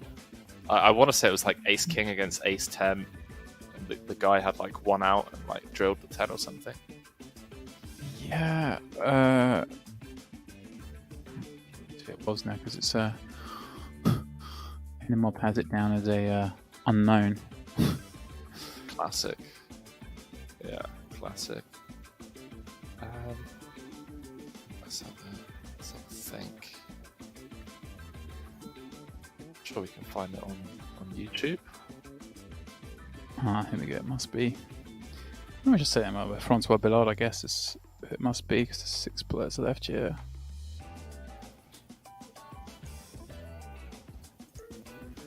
I mean, you have to have a look. As K-Rab pops this up, Queen on a Spades, the man we're giving love to. Yeah. That's right. Ace Jack v Ace King. And deserved love as well. He's really is a great ambassador for the game. Got a lot of time for Kevin. Dominated here though. Mario, kind of an iffy one versus on the gun, but always gonna defend. Ace 6, Ace 7 gets questionable versus UTG, but Ace 9 is just a tad too strong. And this should be maybe a 2 and done versus small with the 9 wrapped around that 8-5. Obviously some potential bluff runouts as well. Does just decide to bow out though. Seems fine. So Dempsey, how have you been, man? It's been a minute. It has been a little while, hasn't it? We've had best part of a month off, I think, and now we've got 3 and 4 days. They cram us in, Henry. They like stick us in between Christmas and New Year. Let's get those 2 clowns in, they say. But no, all good, my man, all good. So I've been living my life slightly vicariously through the Overbet Express team, watching everyone bouncing around Thailand. Seems like a lot of fun, but you know. Oh, fantastic! I've been trying to make it second best, you know, over here. Brilliant stuff. I see. I saw that you were like hitting the slopes and whatnot. If I'm not mistaken. Oh yeah, managed to get into France just in time before they banned the dirty Brits. So, wow. Beat the stuff. Yeah, got in there just in time. But yeah, that was delightful. But now you have to try and get out to Bulgaria or something in like February, March time.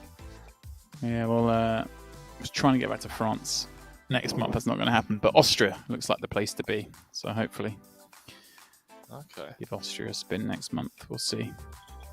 Maybe I'll see some of these poker players out there. Maybe. Everyone seems to just be locked away at the moment, understandably so. Yeah. These Austrian wizards. There's 3 players left in this, 4 players left in this flying the Austrian flag. I know they're not obviously necessarily Austrian, but they live in Austria. But it's one of the hubs for online poker greatness, it seems. Certainly is. We've been looking for a place to live at the moment, actually, for the Overbet Express crew after WSOP. So, Austria is on our list. Oh, yeah? So it's looking like...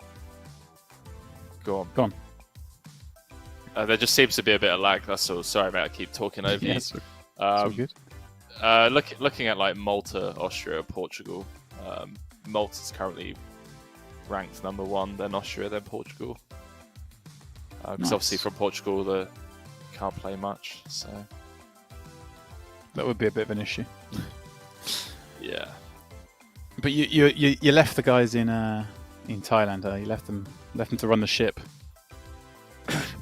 I did. I mean, yeah. Not sure what ship we're sailing at the moment, but maybe a drowning ship. Who knows? But we're gonna try and get our heads out our asses a bit. It's been Christmas, you know. We're just like enjoying life. But I think we're gonna get back on the content grind pretty heavily come February. Trouble for Alex here, by the way. Another one of those like Phil obliged to call versus Chippy, but very tough to get this hand to showdown. SPR gets awkward on the turn already. Yeah, I mean, it just feels so exploitable, but you just have to do it, right? You have to do it. I think with the backdoor flush, maybe we pill one, but versus half pot. Yeah. I'm with you, but I know what you mean. Like, but I'm folding a pair to a button open on this A65 really, but that's it. Sometimes you just gotta do it, haven't you? Especially as we start closing in on the bigger payments and the bigger payouts. See if Fabrizio pips the King 6 here. It doesn't. He's been a little quiet for how he usually is, Mr. Gonzalez, aka Sixth Sense, who's usually one to go bananas at different times, but he's been playing pretty coy so far this evening. Yeah, I'm actually really curious how what his bottom is there. I would be very surprised if he doesn't pip like King 8, King 9. I think King 9 mandatory, but I was surprised he didn't raise that. Covers.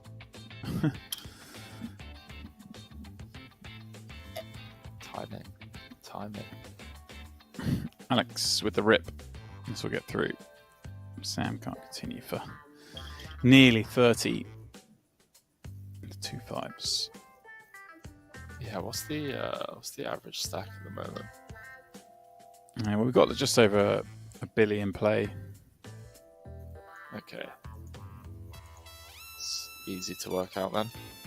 Yeah, getting what 25-ish.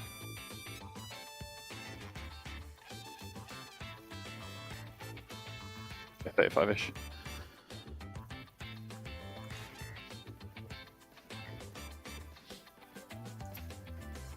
So, you know, the structure you get in this Millions Online. Ooh. Yeah, for sure. Yeah, 30-minute levels today, 40-minute levels tomorrow for the final. But it just means you're kind of like hovering around the 50 big blind average all the way through the tournament, which we would like to see. Yeah, see him here. A flat would have been nice, wouldn't it? Hard to come up with a flat with queens though, Henry. Sub 40, lovely little spot to 3-bet.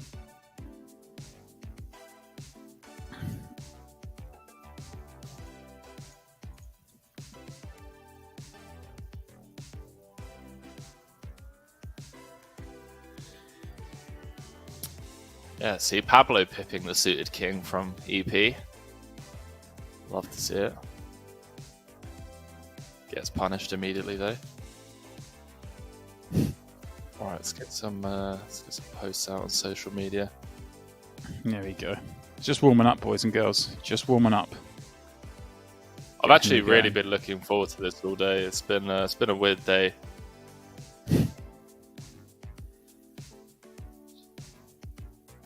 Woke up, put a tweet out, went viral. Then running around, almost got arrested. Couldn't find the cable for my webcam. Yeah, so I assume when you're getting pulled over was based on you were doing such things at speed. No, actually, they can literally pull you over for like anything, like as minor as light flickering, which is apparently the case on my car, on the back light. And he's just like, "How's it going?" And yeah, I was just like, I don't know, man. It's just America, so maybe I was acting sus. I don't know. But I was a bit nervous, you know, like I get pulled over, you know, I've seen the videos and whatnot, and I'm just like really shaky, like I'm running like a huge buffer, like I've got something to hide. So I completely understand him, and we spoke about it afterwards. Like we joked about it. I said, look, man, it's like, I'm not from here. I'm just like really nervous. I'm like, you can check the car. It's a rental, you know, this, that, and the other. So yeah. But anyway, so he eventually is like, all right. So happy holidays, happy New Year's. I thank you, my man. But yeah, wild time. Whilst you were going through that, I was listening to that encounter whilst also being the multitasker. I'm reading the tweet that you put out earlier. Well, skim reading it, but it's it's brilliant. Absolute banger. Guys, yeah. Head over to Henry's Twitter at Henry Kilbane or Henry_Kilbane. It's brilliant. Yeah, it's a good one. I've never had to turn notifications off before. I literally just put it out, my phone started blowing up. I was like, oh, okay. That's fine. Good. It's very good. I like. I saw Matty Ice ran deep in this, cashed for what, 18k to wrap up the year. Yeah, he was. If I'm not mistaken. He was getting it going. As were a lot of them. A lot of heroes running away in this one. Yeah, for sure.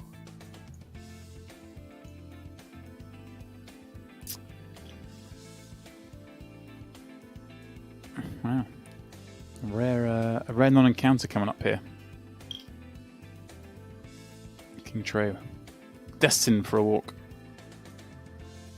Yeah, I could see the old 3.5x if he's really tempted to just show everyone who's boss, but right, what are we going to do about this light? I should reposition it.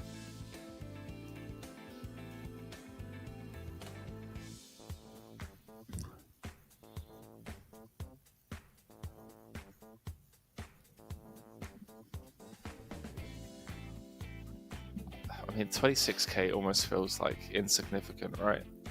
Which is crazy because it's obviously not. But no, I mean it really does when you think what's an offer up top and how close they all are to it. And like I say, what's an offer for the top 7? 6 figures around. Yeah, I love this payout structure. By the way, this is a really clean payout structure.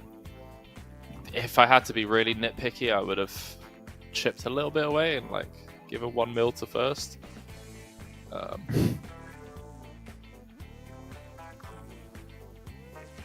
Yeah. Giving the old 1 mil to first, eh? I have to supple on the 860. Yeah. It's like, god damn it, didn't even get the 7-figure score. You can always spin it up afterwards, right? It's true. That is true. You take 140, jump into the nosebleed PLO games, and get in with top set against the wrap and a flush draw and start crying.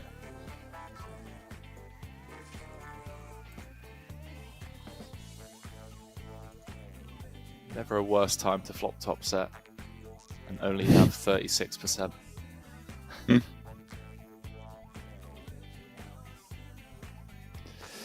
Yeah. Dan Connolly, King Queen. I put this up. Pablo, Queen Jack suited, facing the 2.5x. All right, we're going slightly larger sizings.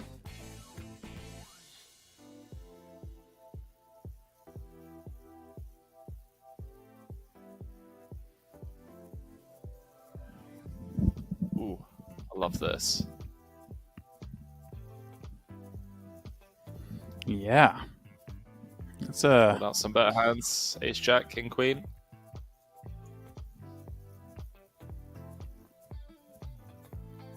I'm not sure Dan will be going anywhere though. Versus this sizing. Why it does just. He does. Like you say, pulled out some Ace Jack, pulled out some King Queen. Things are good.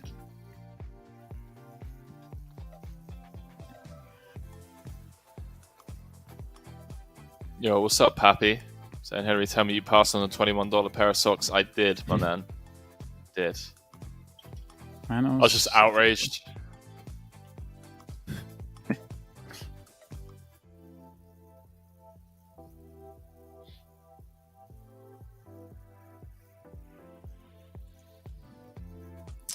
Yeah, Pappy was most upset you weren't here earlier, but he stuck in. Gave him the promise that there'll be some Kilbane action later on, and here we go. Hey. What's up, Pappy? Yeah, I was fuming, James. You know, I flew straight from Thailand to America. I was getting used to just paying $15 for a week's worth of groceries, and then I rock up at Whole Foods and they're trying to charge me $21 for a pair of socks. Wasn't happy. It's a funny old world. It really is, man. It's pretty. It's like the difference is crazy. It's always nice going the other way, though. You know, like spend 3 months in America and then fly to Asia. Yeah. You really appreciate it. Yeah. The problem is the adjustment when you get back. So, but look, Sam's got the King 6 suit. Is he going to pip? A little, one spot earlier than Fabrizio was, I think, maybe? Or, yeah. Yeah. More importantly, name difficulty. I was going to call him out for that as well, but there we go. Buying socks in Whole Foods. It's not the place I go sock shopping, but yeah. I mean, to be fair, I'm a complete tourist. Dan with the 3-bet. He's 9 of clubs. Love this. Yeah, they all seem to be moving through the gears. Ooh, okay. Sam Clack's cool. That's a little feisty, Henry. Wow, quite a big C-bet here. I'm going to say quite big. It's half pot, but just a 3-bet pot out from the small. You think kind of usually see smaller sizings there? Yeah, I mean, he's obviously setting up a very natural turn SPR. I don't know whether... I mean, I'm not sure if Sam calls whether we're thrilled about jamming turn, because like Sam can still have some Ace-Jack, Ace-10 suited, Ace-Queen O maybe at a low frequency, so... right. Let me see that. I mean, the king got folded, so I mean... Yeah. Chunky C-bet for sure.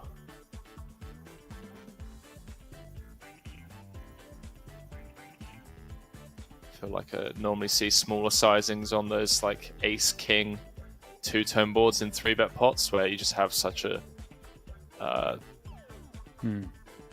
nutted range advantage pre. Ace-King, Aces, Ace-King, Ace-King, Aces, Kings, Ace-Queen, and then obviously, you know, some like Jack-10s, King-Queens.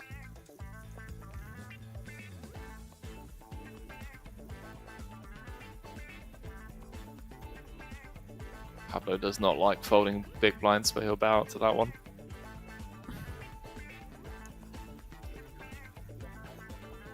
No real clashes since I got here. I saw there were a couple of big hands just as I was getting ready, but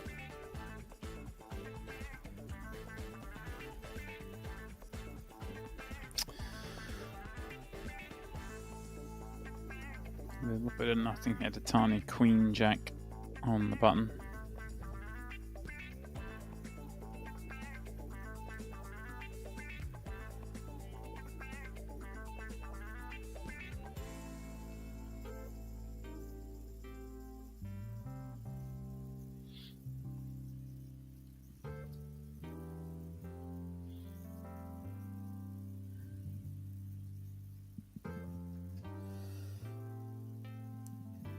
Pablo with an actual hand here.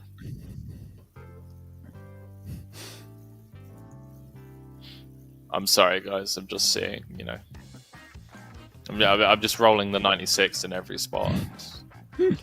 King 3 suited just seems like a pretty nice 3-bet bluff from the small.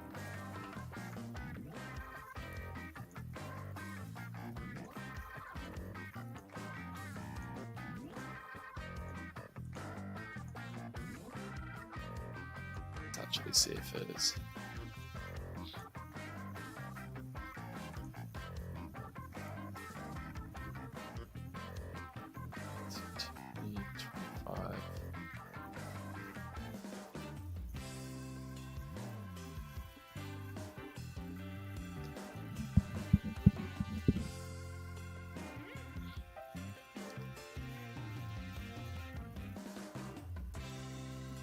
Mario. Technology.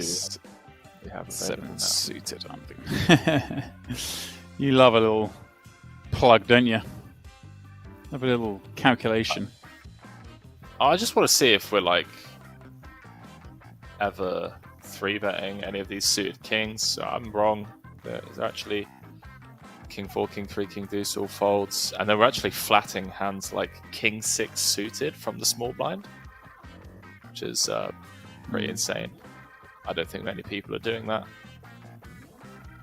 Like, we're meant to be pure flat calling king 7 suited from the small versus a button open off 25 bigs.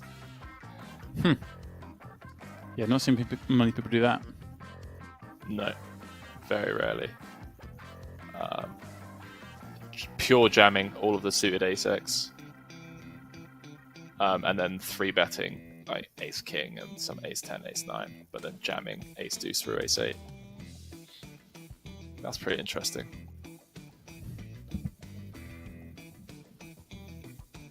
Happy saying those beats you got going on right now. What is there music playing for the guys and girls at home? I believe there is. Okay. Fortunately, we don't get to hear it, guys. You get the.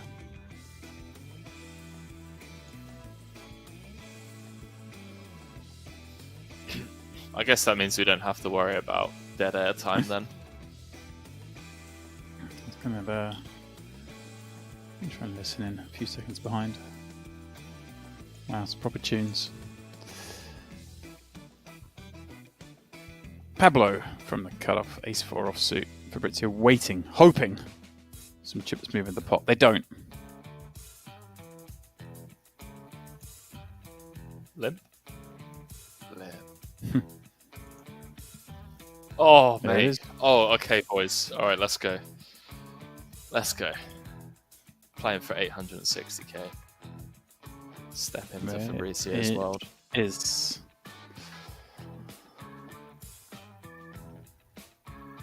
Mario. Mario might just make it 3 mil here. Oh, okay, boys. We're ready. We're playing. We're warmed up. We're playing some poker. What? No. No. Oh. Oh. Okay. Is this like an ongoing meme in the poker world right now? Like with the ace jack? Like, should we get Fedor on the line? What's going on? What is going on? Someone crack it for me. Ring, ring. Right, well, we're gonna clip that hand.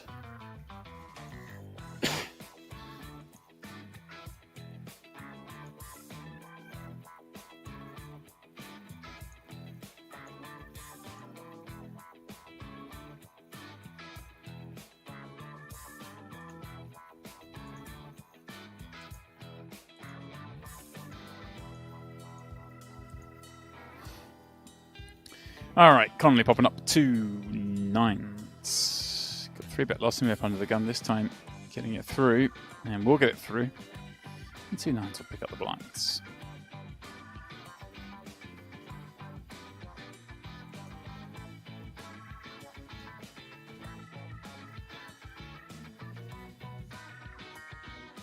Now, Fabrizio Gonzalez is a hard one to read. Does so much crazy stuff, and then some other crazy stuff, but in the other direction, if that makes sense.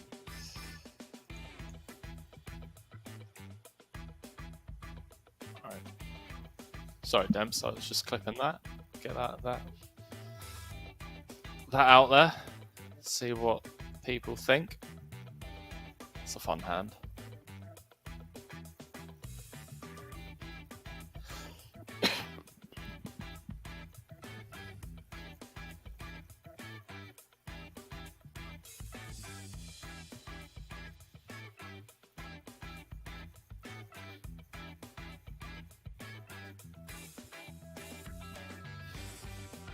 Alright, Fabrizio folding the ace-jack. Gonna raise up the 8-6.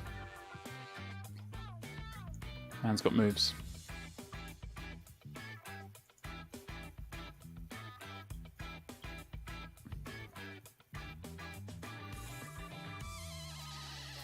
And decides to flick it in from the big with the king 5 offsuit and flops way the best of it on king 10-3.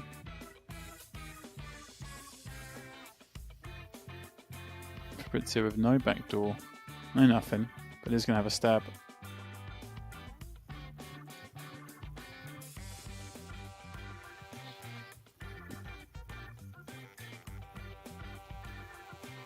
I was really hoping the turn would be like a 7. An offsuit 7 just to see Fabrizio go blasting. Potential non-equity or 0 equity barrel here on a board that just like smashes Fabrizio's range. This small sizing seems kind of, you know, are we ever folding a 10 here? Are we ever folding like a 3 here for this sizing? No, but if we plan to bomb river, then I guess it doesn't matter. Great river for him to just blast, by the way, like B125. Yeah. Maybe don't even need to go that big, but like pot is just like fine. There it is. There's the smash. Let's say Fabrizio limp folds really. ace-jack, Henry, and then we see this triple barrel no equity bluff. Never quite work it out. You can never work out what he's up to.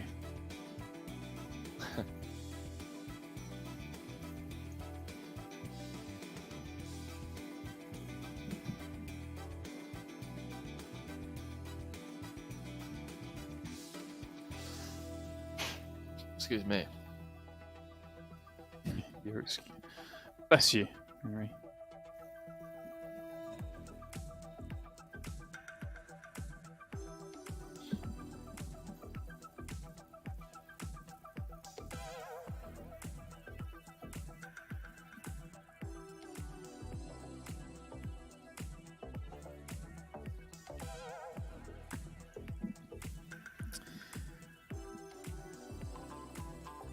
Samuel popping up king 4 of hearts. Certainly a fan of his king X. Alex on the button, ace 7 of spades.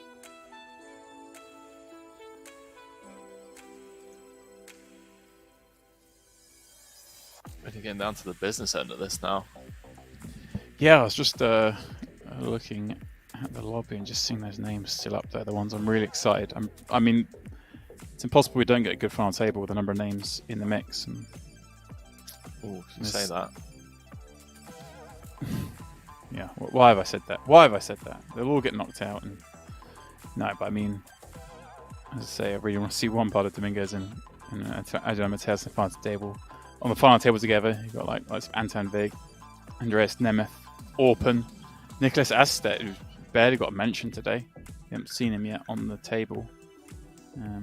These kind of guys still in the mix that I'm desperate to see battle it out for this title.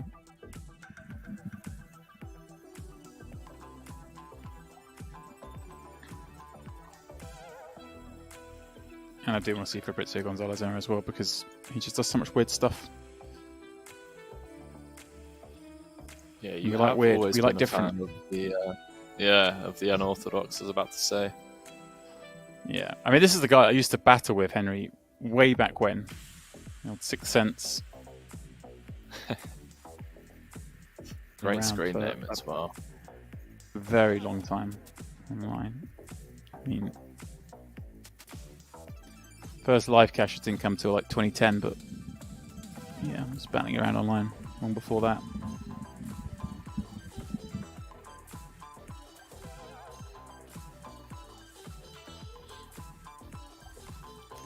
Getting to that stage now with the stack depths where a lot of the decision. Oh, well, I was about to say something that's really bloody obvious. I was about to say, like, a lot of decisions are now pre-flop. No shit, Henry. Good morning. But what I mean is, you know what I mean. Like, we're getting to that stage now where it's like the all-in or fold spots. We're at those like 20, 25 big blind stack depths. where, you know, gotta avoid running into it in these 20 big blind rejamming spots. Right, and there's less incentive, I guess, Henry, to be peeling, because we're trying to take those, you know, just trying to take down pots and survive as we get close to these big ladder ups. So you're gonna, I guess, play a more protective style, therefore, a more aggressive style, therefore, more of those jams as Mario turns gin. Pablo with the flop check raise. I mean, this is just some absolute wild stuff. Get a lighter out, get the matches out. We're torching. It's got to shut it down. Got to shut it down. Got to shut it down. All right.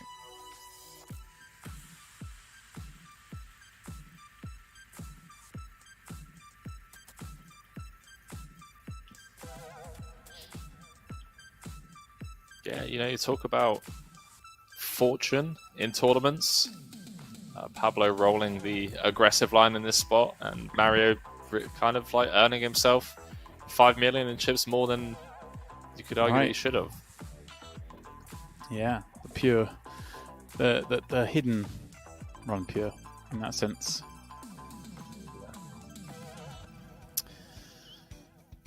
Yeah, Pablo So, down to James, just I 14 do mil. understand we're going to be losing you after this hand, mate. We are. We're heading towards another break, Henry, and I'm gonna pass the baton, as we say. I'm gonna let you bring this one home, get us down to that final table before we link up again tomorrow for the final, which is, let's face it, where all the real fun happens, when 860k gets given out, Henry. All right, go on. What quickly before you go? Who's your call to be chip leader coming into tomorrow's final table? Well, I mean, it'd be easy to say Sebastian, who we saw on the table earlier. You haven't had a chance to watch him yet because he was, you know, throwing all sorts of issues around and taking advantage of people, and has the lead at the moment. But I've got to. I've been hyping up my boys, Juan Pardo and Mateus, and hopefully my old mucker Anton Vega was on that table with a big stack as well. I'd like to see him maybe run it up. So some combination of those guys, Henry. You asked me a simple question, and I gave you about 4 different answers because that's what I do. I don't want to be wrong. You see, that's what it is. There you go, mate. Yeah, you got something to go by tomorrow at least. That's surely one of them's right. But yeah, man. All right, man. Well, cheers. Thanks for taking over, and the rest of you guys, I'll see you tomorrow. But I'm gonna leave you in Henry's capable hands. Good night, mate, and catch you guys in 5 minutes' time. Peace.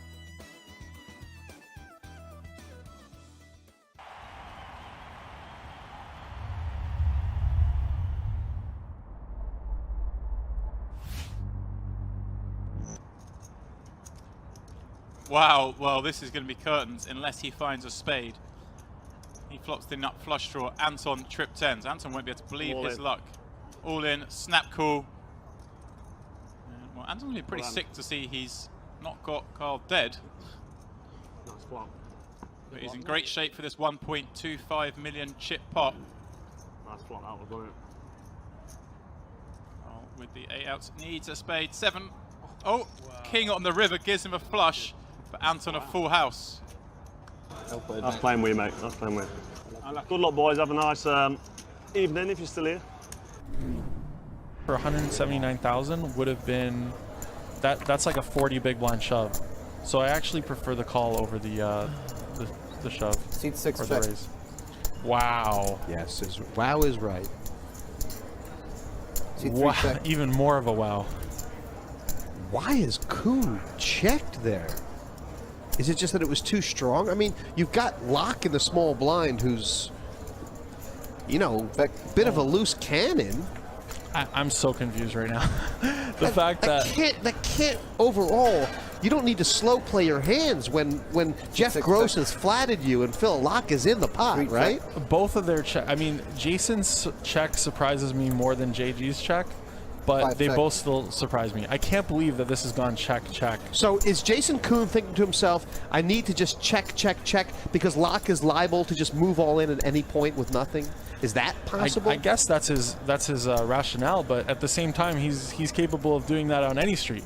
How this has gotten to the river without a bet it's scary. Seat 6 bet 30,000. Wow. It's an absolutely sick river card, and Jeff Gross is going to get just so lucky. He's not going to lose a chip right now. He's not going to lose a chip. It's amazing how all these situations they always work out for Jeff Gross. Like no matter what the situation, JG, PBF. He should be broke in this hand. You know, should be broke in this hand. And somehow he found a way to get away for just a pre-flop raise. Raise 110 total. I don't even know if Phil Lock's going to call here, and I just wonder if I mean, it's not just because of the hands out there that Jason Koon's made a mistake, right? I mean, he's made a mistake here. I think so. I can never see that Jason is taking this line as a bluff against someone like Phil Lock, who's just proven to be so reckless. What a strange hand. It was the perfect river too to create this situation. I mean, only an ace would have made this happen. It's probably just a chop. They're probably just stealing with the chop. And that's a very, it's not a terrible assessment. I feel like if you had an ace, you might have c-bet the flop, ace queen. I think Jason, that's the other thing. Jason could be raising here. He could be raising here with a weak ace, knowing that Phil does not have a 4 and does not have ace king. You might just have ace queen. You could have like ace 9. No, maybe. Doubtful. Oh my God, kid. At this point, I think that Phil is calling for a chop if he's calling. Yeah. That's a good bluff. Kid, I folded a good hand. I found a way to lose that hand. I don't know how. Could be the one. Ace 9 3 2. And it just goes check. How's that? What's going on here? Sam checks back aces here. Oh, he checked it back, huh? Okay. Yeah, poor bets. Now does Sam raise? I would be inclined to raise here. I guess Sam's hoping to boat up on the river and... He's hoping for the 5 of spades. Oh my God. Oh, there it is. How have I just said that? Oh my God. You called it. For the 5 of spades. He's called it. The 5 of spades rips off. Well, 5 of spades. That was Sam's plan all along. This honestly is a disaster card for Newey. Who's shuffling these decks? I think he needs to take a little bit longer here.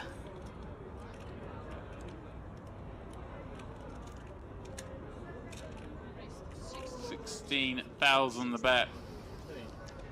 I can't see full forward in this, especially as he's losing. There's time. What more time it took against Michael when he was crazy Mike? He folds. Wow. What a getaway there. That is quite the fold.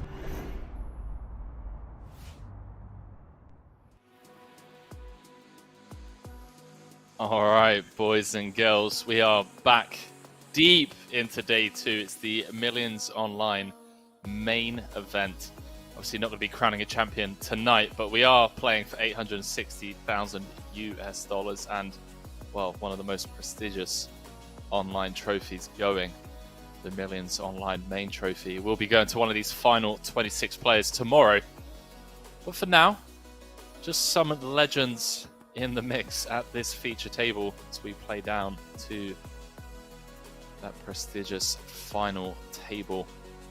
I mean, most of these guys don't need an introduction, but we'll do it nonetheless. Open, high stakes, regular, one of the best in the business, and then just one seat over Nicholas Astedt, Adrian Mateos. Who else we got? Alexander Sebastian, Anton Wig with heaps as well. Quite the table. Sebastian on 200 bigs, Anton over 100, Juan on 100 as well. Then a pretty big drop off to Adrian Mateos, who's sat on a very comfortable 65 bigs. And obviously Alexandros Orpen, Edda, gonna need to get something going the next couple of levels. 30-minute clock though, so plenty of time. See if Anton pips the suited king. He does. Outflopped by Astedt though. Queen 6-5 rainbow. Anton with a complete whiff. Let's have the backdoor diamonds. Unlikely. You get to see a turn, and just as I say that, Nicholas decided to check back his top pair, and well, King of Hearts on the turn.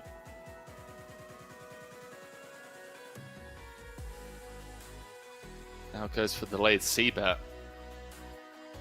Anton won't be going anywhere. His turn top pair.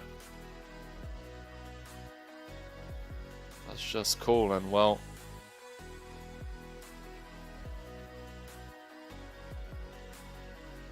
see what Nicholas decides to do here.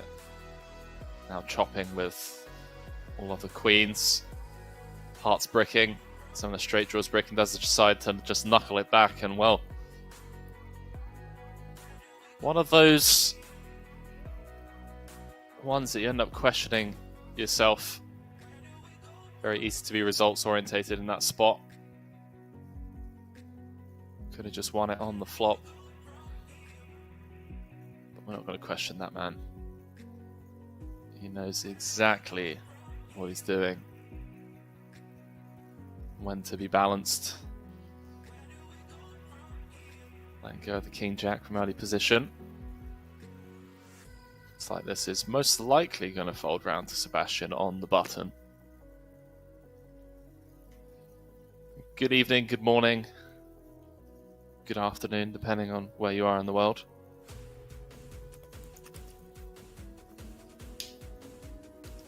Patient 2015 saying, can we see all the players left? Oh, we can't on screen, my man, but I tell you what, just for you, seeing as you asked so kindly, I am going to read them all out to you and make sure there are no spoilers.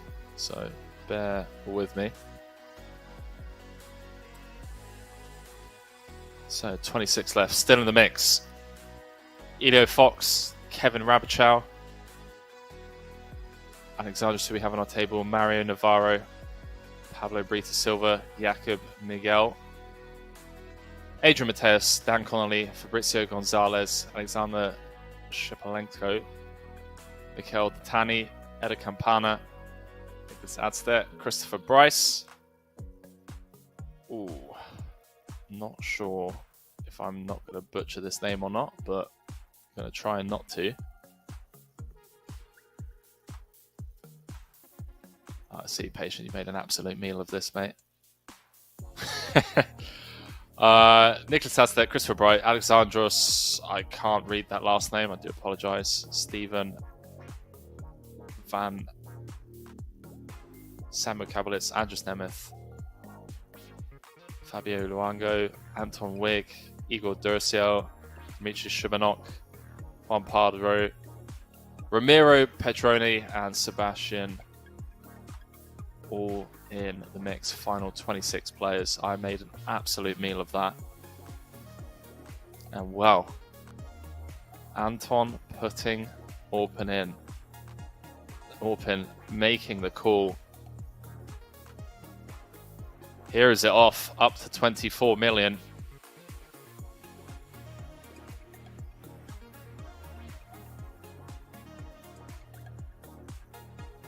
Huge double.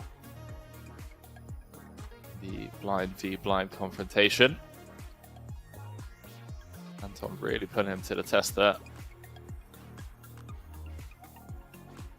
Orpin with a really nice queen though to kind of hero, I guess, yeah. Having a heart is relevant, but an insignificant heart.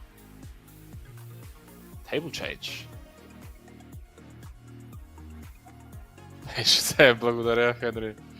You're welcome, my man. Do I know you, by the way? I don't know. I always, whenever someone says something in Bulgarian, I'm like, okay. Do we know each other? Probably. Hopefully. Battled a bit. At some point. Page said Ferry not in the tournament anymore. He is not. He's out in like 30th, I want to say. Let's have a quick look. 33rd for 22k. Feridin Mustafov, one of the best in Bulgaria. Wow, Aleksandr with the king 10-0. Squeeze from the big. Gets it through.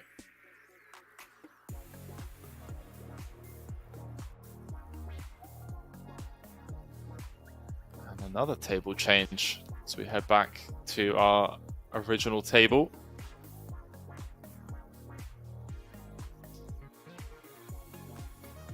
See how Nicholas proceeds with the Queen Jack. Does take it upstairs for 25 bigs.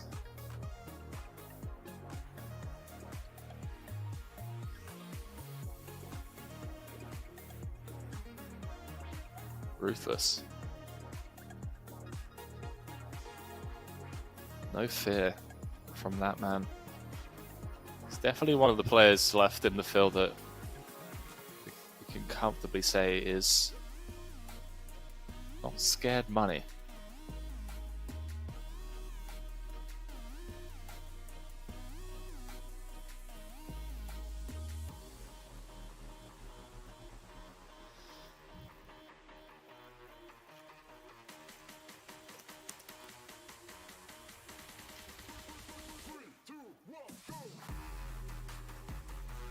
Well, I'm going to kick things off with the sixes from EP. Another potential 3-bet spot for Nicholas, although this one versus early position, I assume he will not be taking. 28 bigs effective.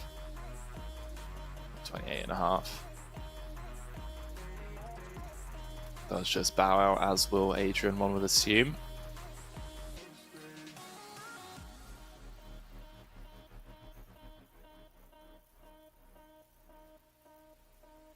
So 24 left, 3 tables of 8. And I can confirm,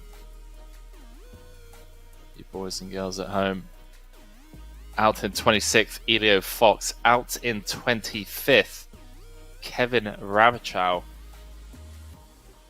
who not too long ago had around about 40 million. And well.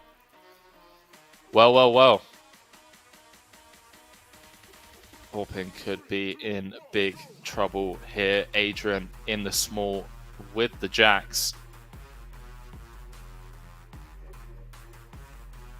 Aleksandr's going to be jamming King Queen, Ace Jack, Ace 10, 8s plus. Oh boy. And Adrian just needs to fade Ace King Queen.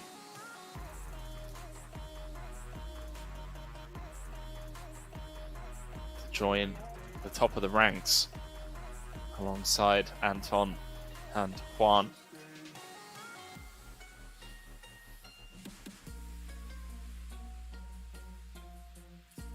Huge flip. I mean, this is obviously, you know, what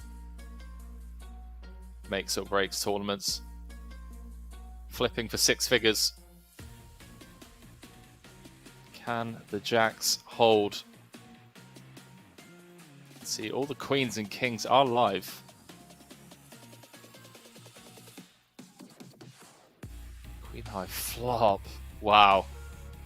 Wow.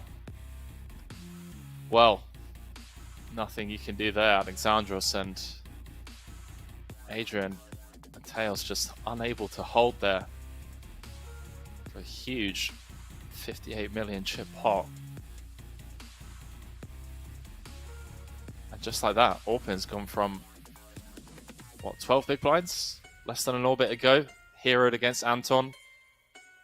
Now wins a huge flip. But the worst of it, up to 60 million. 23 remain.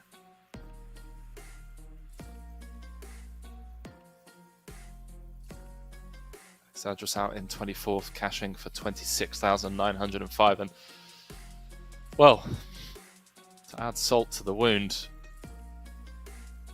had he won that flip himself, would have locked up an additional 7k.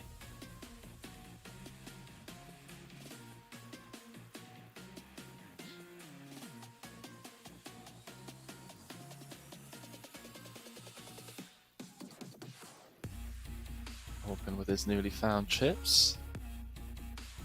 Open things up with the suited king. And assume we see check, bet, fold. B25, and I mean, Juan with, you know, a little something through the back door. You have to be quite the optimist to look at the ace-9 tray, rainbow, and start dreaming up check raises against someone that could do significant damage to your stack.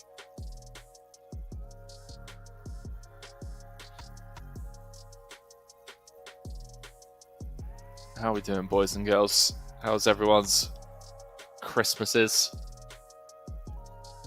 I feel like this year has gone ridiculously fast. Had the return of Millions live in Cyprus in September.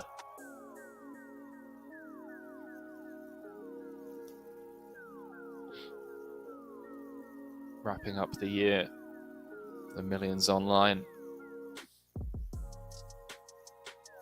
What a way to wrap up the year, eh? Hopefully, the return of live events 2022.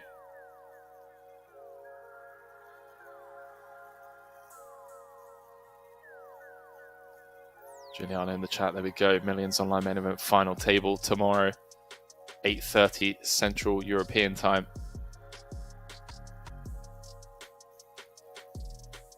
Fun board if we're like 40 effective.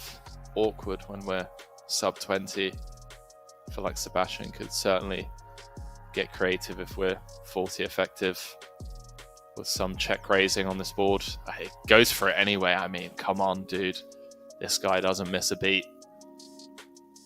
King of diamonds, a little 5 of spades, wrapped around the little 3 Dewey, and well, nice little pickup for Edda. It's going to be uncontested.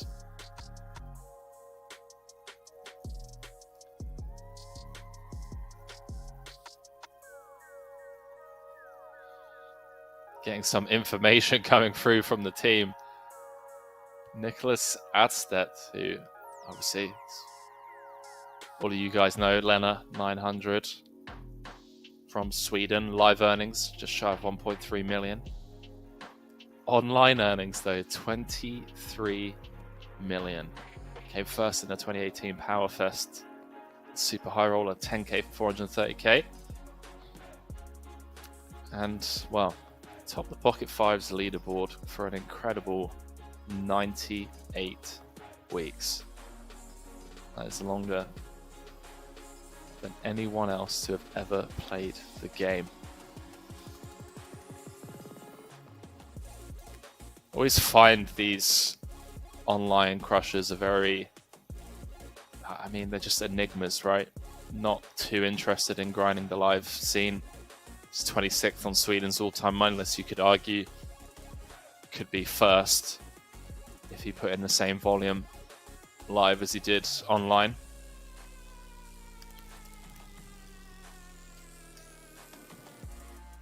Certainly has the bankroll to fire all of these 50k and 100ks. But instead just does it from the comfort of his own home.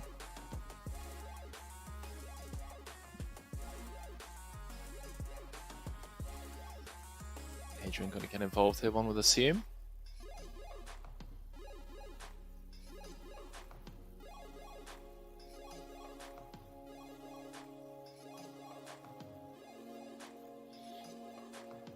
And most likely going to take this one down uncontested. Going to see a lot of this. Still very deep here, average stack. Well over 50 bigs.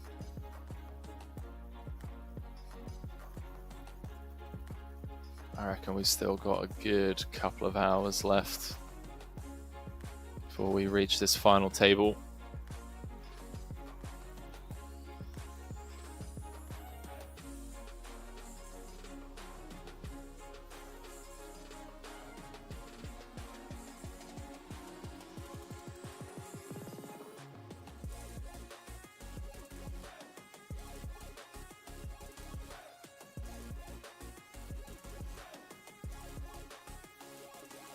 Browsing through the other tournaments currently running on Party. Jamie Staples in the mix, four-handed. Millions Online, number 7 Super 500 PKO.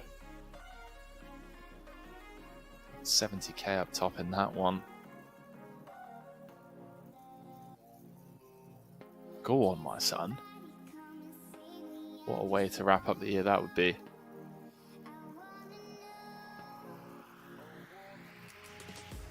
Got a lot of time for the Staples brothers.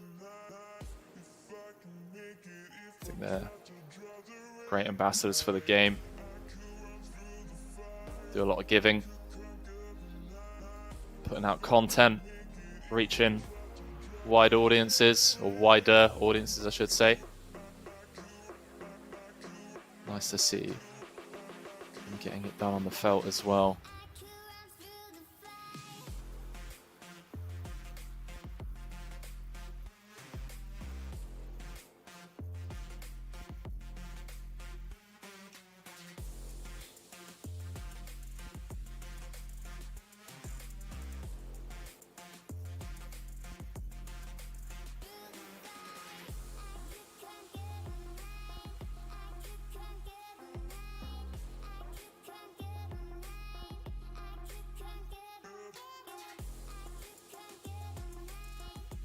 See if Anton pips here. The cutoff. Queen 8 feels a bit loose. Does have everyone covered though. But he does have 3 of the best in the world to get through. Should he decide to open.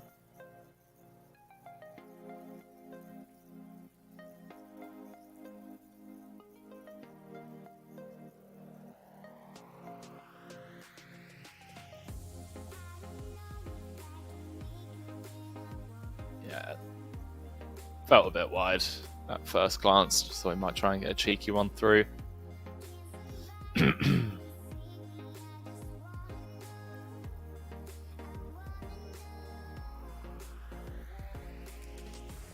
Open, however, doesn't miss a beat. Is dominated.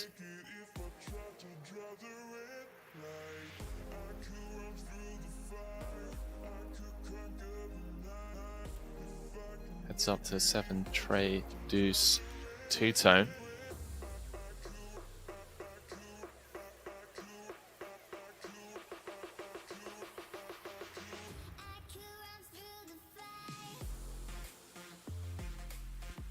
See how Adrian proceeds here.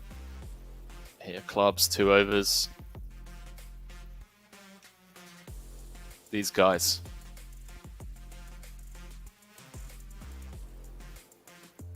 They just don't miss. They just do not miss a spot that us human beings out there, us mere mortals, would just pass up on. Truly is an absolute pleasure to watch these guys play at the highest level.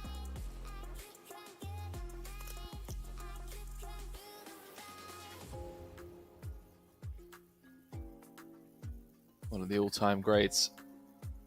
Such a young age as well. I believe he's only like a year older than me, maybe not even a year older than me. 27.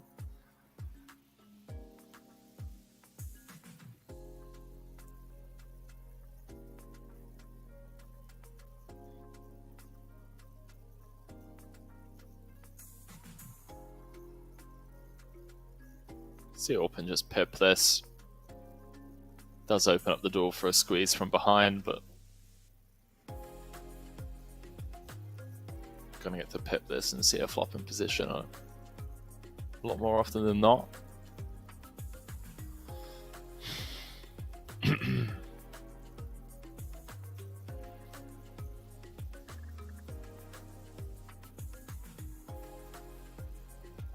Battle of the suited ace-x. Just saw Anton really respecting that one open there, letting go of the king 10.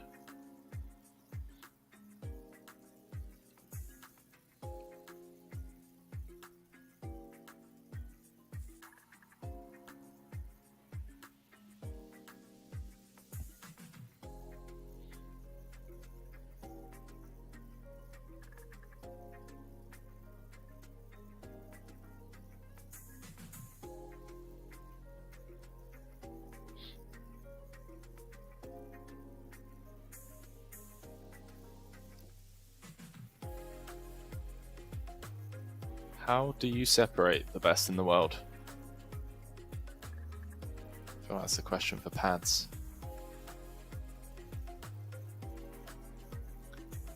I actually saw Pads put out a pretty interesting story on his Instagram, as he does very regularly. The other day, I believe yesterday actually, sorry, Sunday. He had a pretty hefty score himself. Nice little six-figure figurine. And it's very humble as always, just saying how, you know, it's a Sunday where he could have lost 6 figures and it just so happened to go his way on the day. And how important consistency is, showing up on a regular basis, trying not to let the variance go to your head or get to you.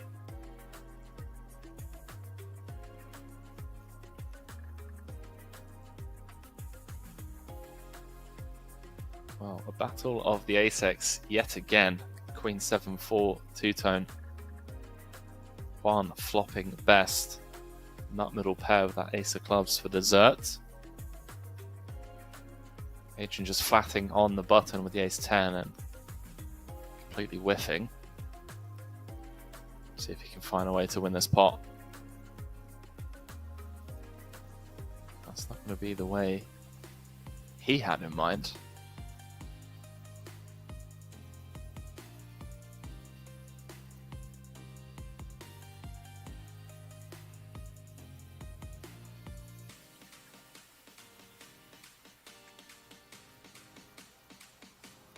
Wouldn't hate a lead here from Juan.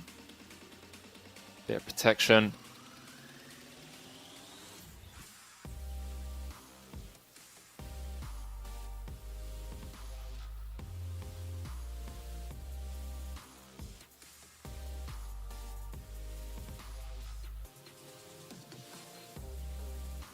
Jamie Staples, boys and girls, heads up in that 500, by the way. 36k guaranteed for our man. Love to see that. What a strong end to the year for the Staples brothers. Love that. Hey, someone on Stars, my man, saying good to see you, Henry. How's it going, dude? What a way to end the year for us as well. Millions online, followed by the online super high roller on Thursday the 30th. Whilst others are getting prepared for New Year's Eve.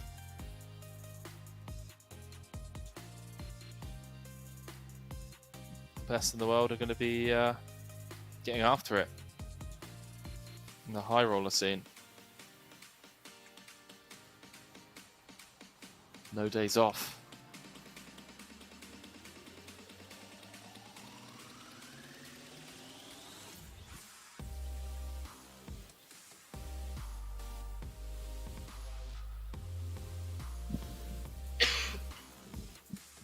Excuse me.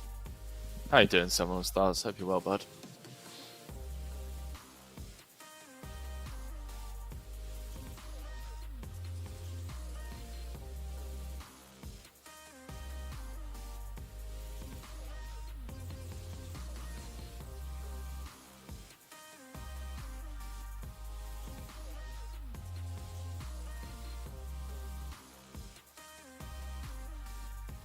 One of our chip leaders, Juan Pardo Dominguez from Spain, just shy of 4 million in live earnings, came first at EPT Barcelona 50k high roller for 1 mil, second in the Party Poker Millions Barcelona high roller for 450k, sixth on Spain's all-time money list, and he's known online as Malacca style. Another one of the best. Pretty phenomenal how we have such a star-studded final 23. No surprises, I guess, for an event this caliber. Anton Wigg, also from Sweden. 3.3 million in live earnings, 7 million from online earnings. 7th on Sweden's all-time money list.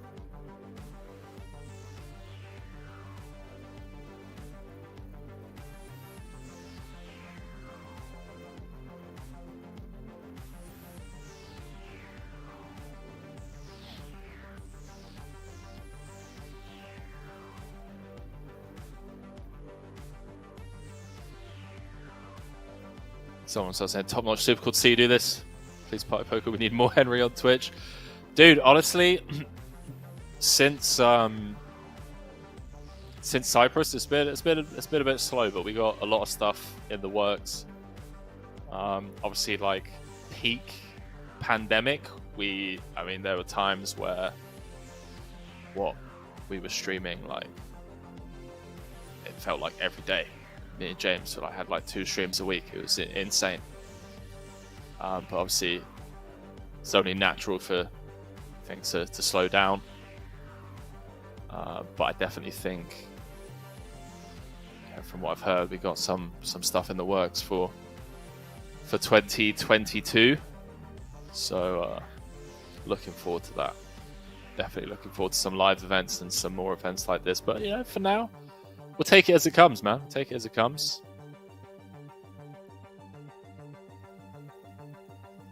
And we got this to top off the year, followed by the high roller event on Thursday. So we are going out with a bang. 860k for first in this one. 7 6-figure scores. Someone starts saying, yeah, crazy lineup. This should have 5k viewers easily. I appreciate your morale boost. It's different though, man. I understand where that thought comes from. You have like the best in the world battling it out. Obviously, the appealing thing about like the Staples brothers, for example, is you get to watch them in real time. You get to see their emotions. I have no emotional attachment to the outcome of these hands and whatnot, so I understand why people are more emotionally involved in the lower stakes streams, but with the streamer actually involved in the mix, it makes a ton of sense in my mind. Really fun hand going on here, by the way, chat. I apologize for kind of going on a tangent. Check raise on the flop from Orpin with that ace of spades on the jack 10-8. Juan with top pair open ender, king of spades on the turn. Dream card for Orpin to just continue firing on, and gets it done. Really fortunate turn card. I mean, talk about variance and whatnot. Queen of spades isn't getting a fold. 7 of spades isn't getting a fold. Any queen, any 7, any jack, not getting a fold.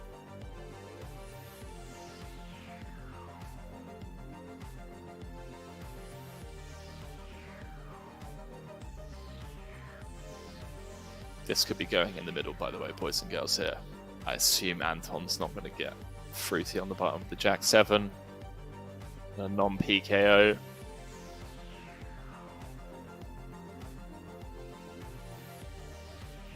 Could go limp, jam, call. Could go limp, 3x, jam, call. Could just go in pre. Is this 22.5 bigs? Don't hate the open rip. Yeah, 3.5x, all in. Cool. Good luck, boys. I mean, both absolute giants of the game. Both been involved in hundreds of these high equity spots, and you just click call and let RNG take over. Important flip for both, obviously. Good luck, boys. Fair fight. Ace queen against 8s. 2 overs versus the pair. Ace on the turn for Nicholas. And well, if there's ever a man you didn't want to win a flip whilst he's at your table, probably that guy. Probably that guy.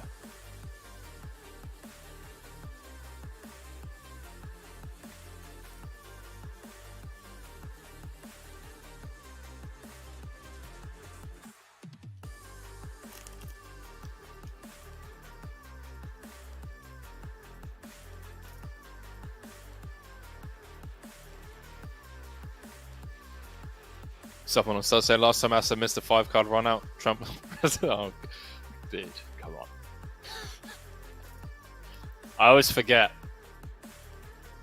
that I'm meant to actually read Twitch chat comments before I actually read them out loud. I trust you guys too much.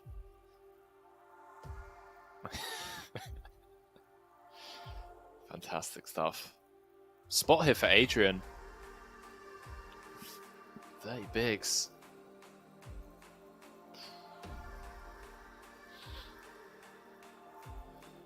Just flats.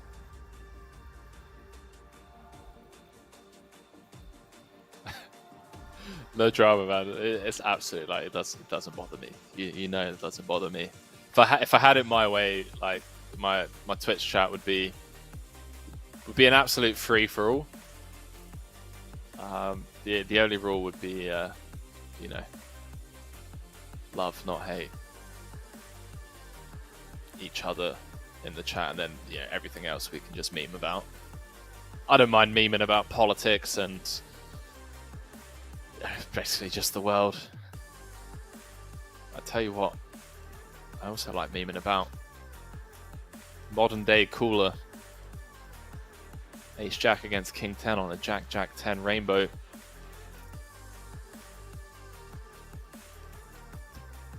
Adrian feels like one of those ones where you kind of want to keep Edo honest for at least one more. World-class fold, though. Like, truly. I know we can be very results-oriented, so, well, yeah, obviously easy fold, but Edo's going to be barreling off there with, 4s through 9s. Maybe not through 9s, but like 4s, 5s, 6s. Maybe not the hands that, like, block some straights, like 8s and 9s. Maybe not, like, don't want to block like Queen 8, 8, 7, 8, 9. The blasting 4, 5, 6s makes more sense than 7s, 8s, and 9s.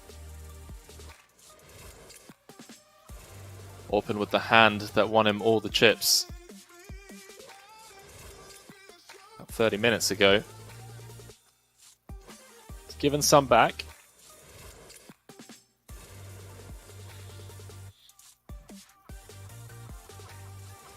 That's my man Jamie getting on. Go heads up.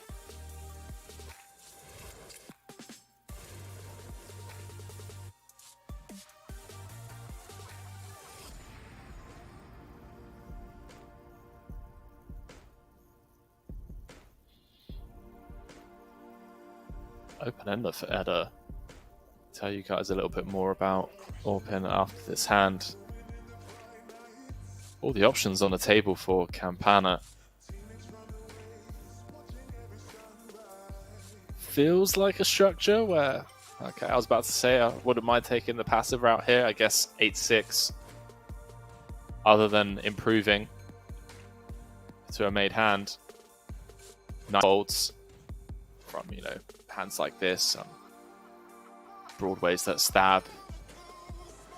Go small on the turn, B33, often picking up a gut shot. Does stick around, and Campana bricking. Pretty scary board. Does just give up. See if Orpin turns his hand into a bluff here.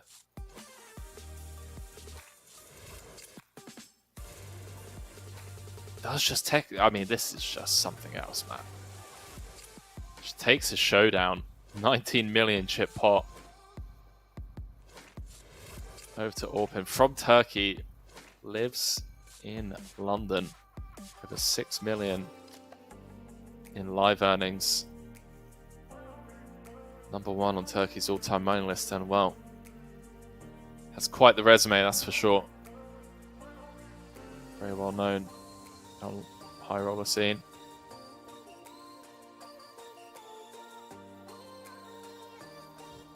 Ace Queen again for the Turk.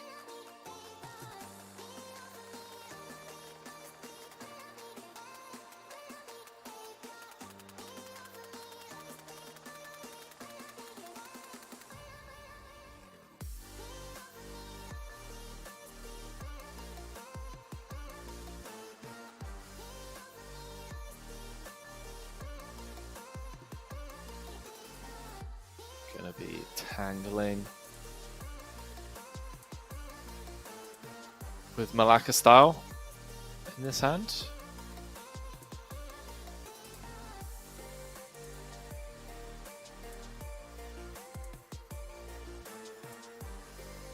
And Malacca style and a gut shot. 9-7-3.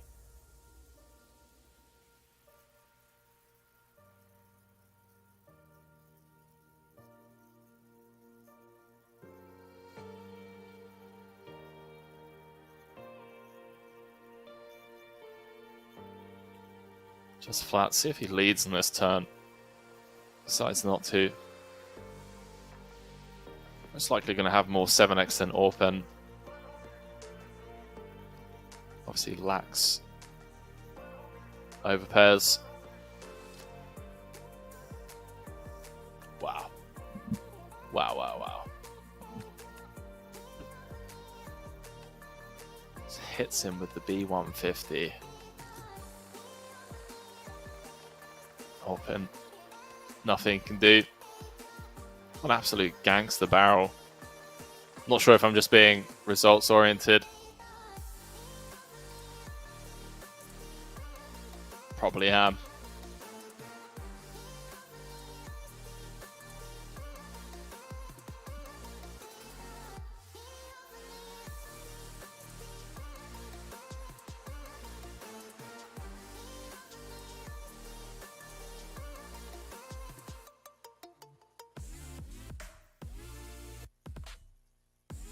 Feels like Orpin's going to be balanced enough there to have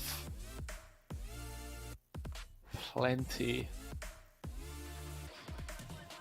of clubs that check back turn. Other than the obvious traps.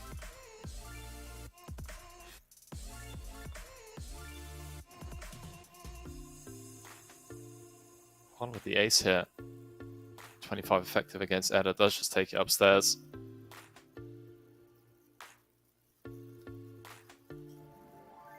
See how Sebastian feels about this.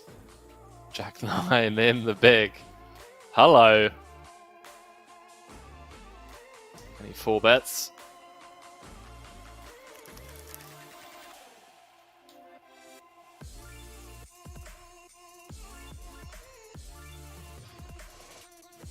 I mean, imagine if Juan just makes it like 25 mil here. Someone will start saying, now that is some G shit. Not sure which one you're talking about. I feel like back-to-back hands. Pretty gangster.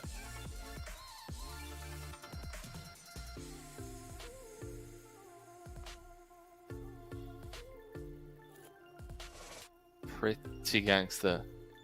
DNX, I was saying, can I call you Daddy Henry? I mean, you can call me anything you want, mate, as long as it's not offensive to anyone else. No, I don't mind, mate. I've been called every name under the sun. Whilst doing commentary over the last few years, kind of comes with the territory. Feels a bit weird, but okay, yeah. I'm not going to begrudge you it. Do what you need to do.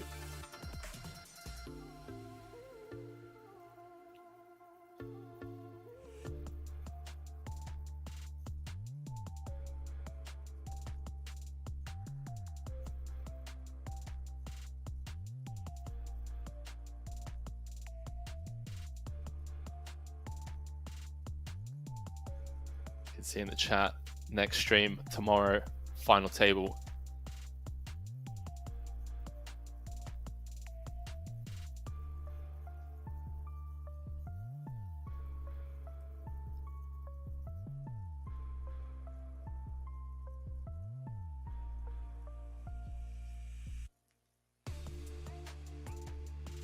Could be crowning a champion at some point. A few hands that could collide here. Adrian and Edda, similar stacks. Just shy of 30.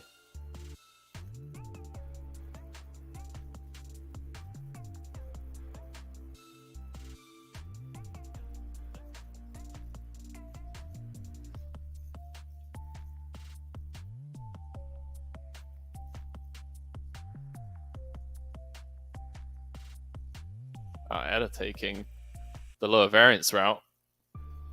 Just flying with the 9s. Opens the door for Anton to kind of bring down the hammer with King Queen. I think King Queen plays fine as a flat out the small.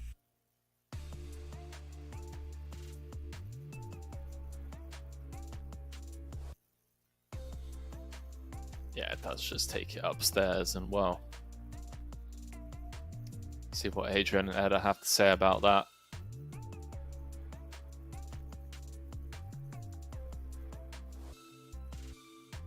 Adrian been very patient up until now. Had a couple of close spots pre that he's just rolled the lower number on. Eda with a really awkward spot. Yeah, it does just put it in.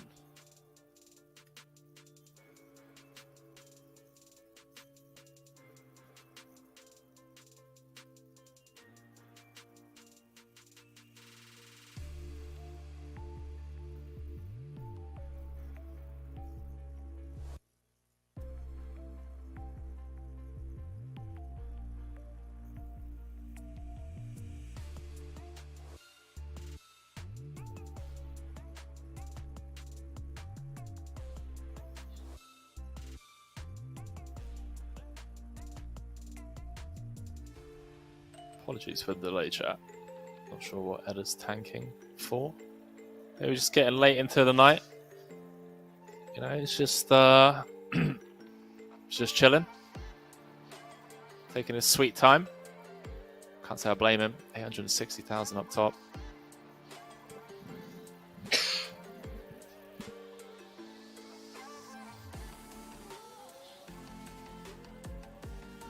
Sebastian just decided to show up at the hammer this time. Jack 10. Cut versus hijack.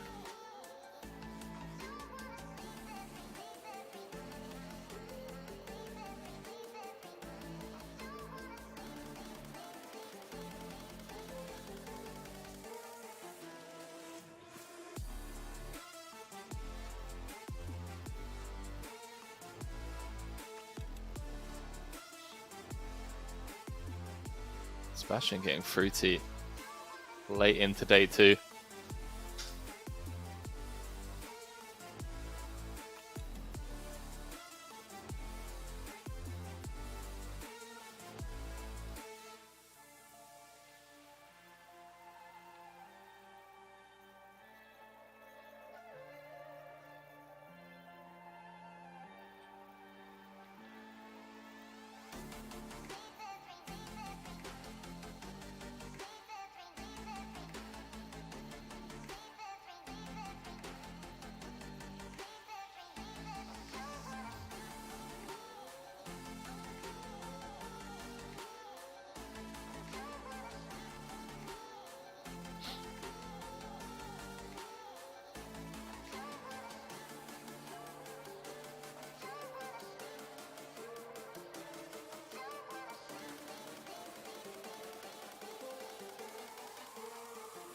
Anton Wig decided to just pip here. Decided to just pip with the jacks. Huge congrats to Jamie Staples, by the way, boys and girls. Just shipped the 500 millions event number 7. What an ambassador for the game that kid is. Absolutely love that. What a hero. Be sick if we could get him in.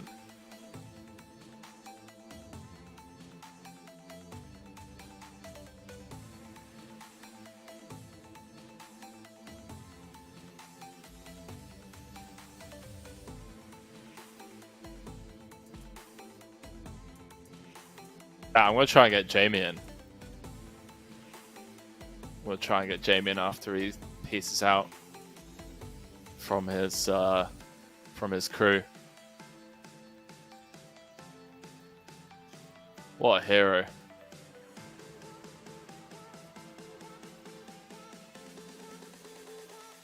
What an absolute champion. I love that. Absolutely love that. So happy for him. Guy is just grinding away, putting out content. You know, consistently showing up, silencing the haters.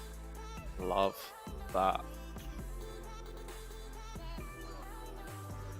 60 G's to end the year.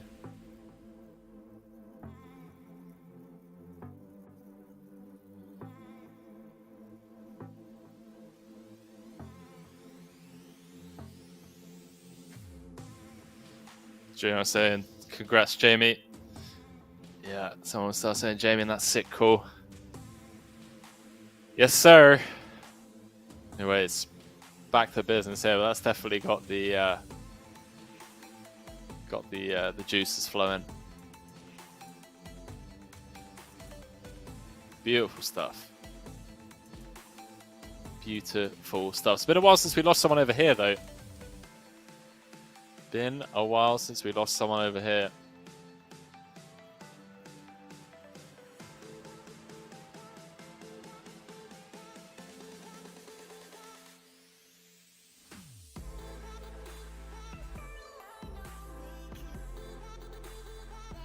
Yeah, it's been a while since we've lost people over here, boys and girls.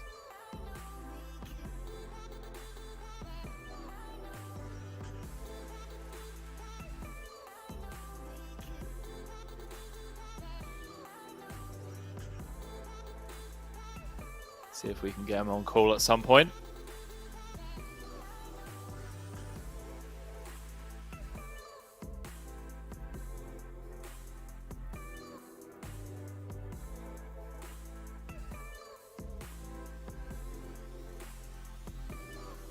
Hopefully he can come over. I'd love to congratulate him in person. Sebastian, chip lead. And the aces.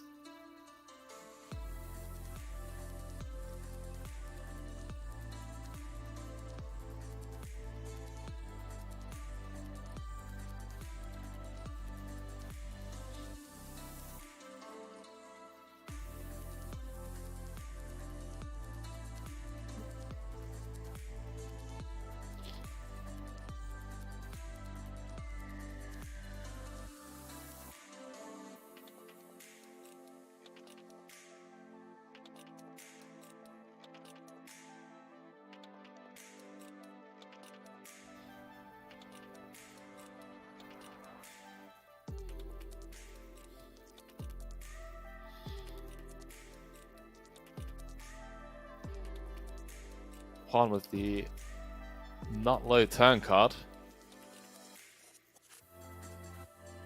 What an absolute champion that man is. Can't get over that. That's just amazing. Wow, what a river. I mean, insignificant, but maybe even save them some chips.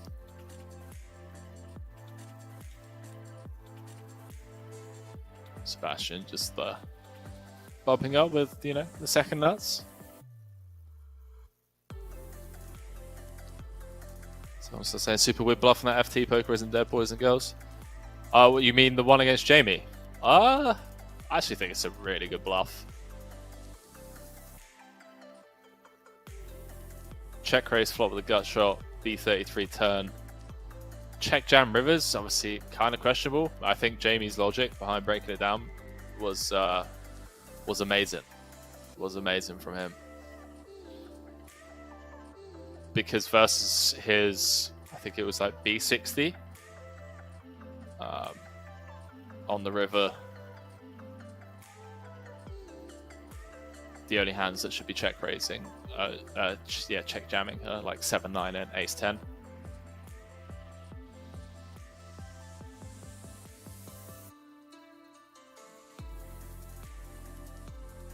Oh, the guy who punted in fifth. I didn't see it. I was commentating on this, but I had my eye on Jamie.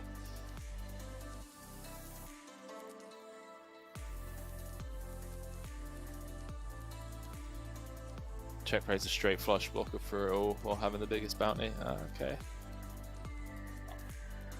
I mean, is that a pun or is that just gangster? I feel like more and more people need to be check raising it all with the straight flush blockers. Someone starts saying all good, just talking for fun. Oh no, dude. Sorry, my bad. Maybe I knew there was no balance. All good. that was just more my way of confirming. You know, hey man, I was working. All right. Was I watching Jamie stream? No, I was not. Okay.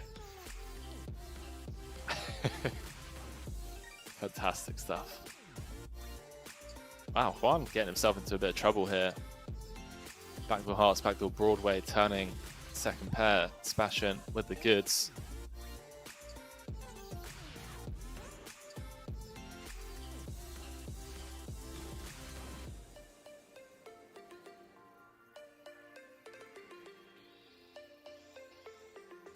Goes for the block.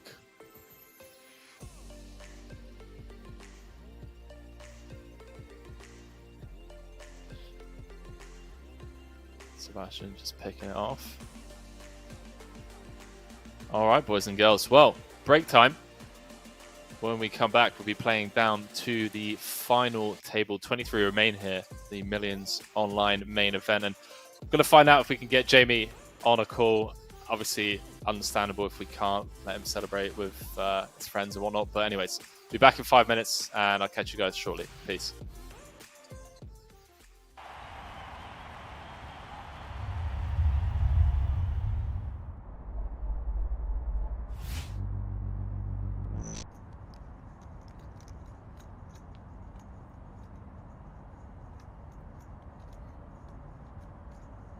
Can he get away?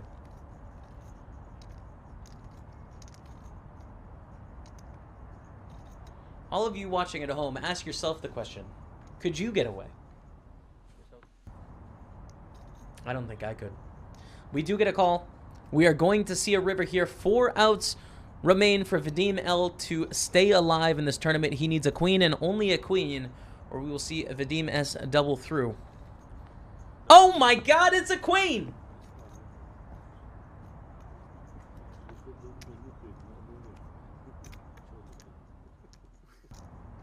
Unbelievable. 9% going to the river.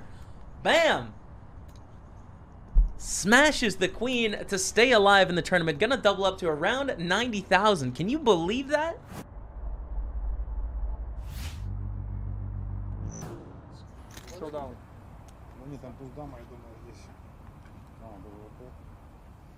Here we go. Great shape for the double up. Get back to 1.9 million chips.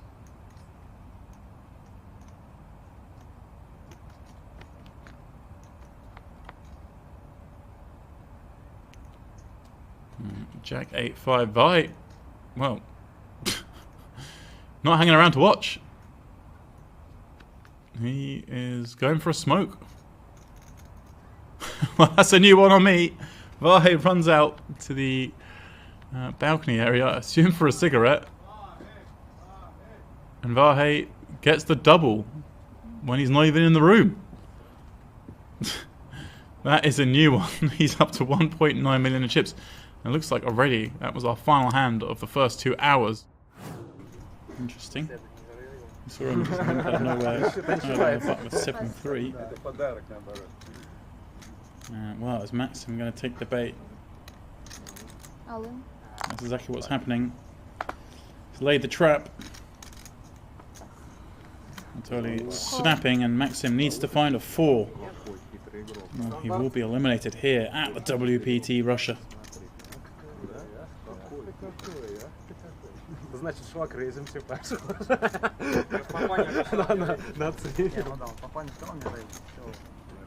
And that's exactly what he's done on the 994 flop. Of course, an ace or queen.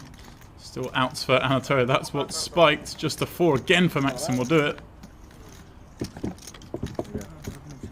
And that's that. Spiked a 4, but it's no good. Maxim hits the rail. Anatoly back to 1.7 million, where he was when we joined this feature table. Aleksandr has a flush. The worst possible card for Ilya. Making trip sixes. I don't think he can get away here. You make trips on the river. Alexander's going to bet 20K. I can't think of a worse river.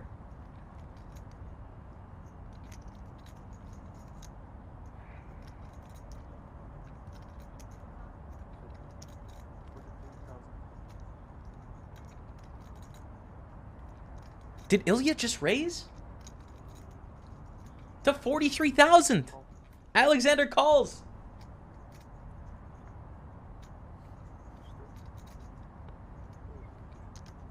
The flush is good. Ilya going for a very thin raise, and we can see Alexander with the flush. Gonna take down a huge pot there. 115,000 in the middle. Don't see Matas folding.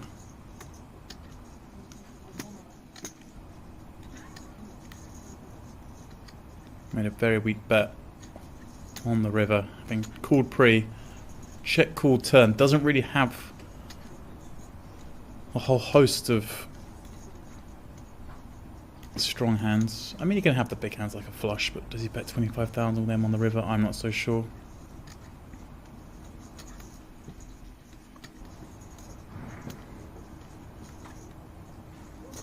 I think if you weak lead the river, you've just got a call here with a hand as strong as a set. You can have perhaps some hands like Queen 10, Queen Jack, but maybe go that way. No, okay.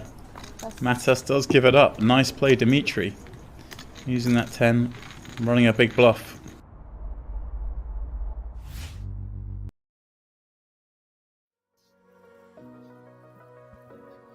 All right, ladies and gentlemen, we are back.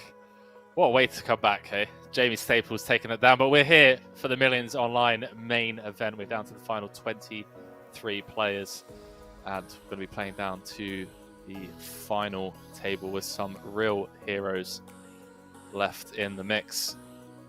And well, you can see 33,000 locked up for these final 23. Apologies, just need to grab that. And well, Michelle Tani with the stone cold, well, I say stone cold nuts, losing to 4-3 of clubs, gets paid up to 50 mil.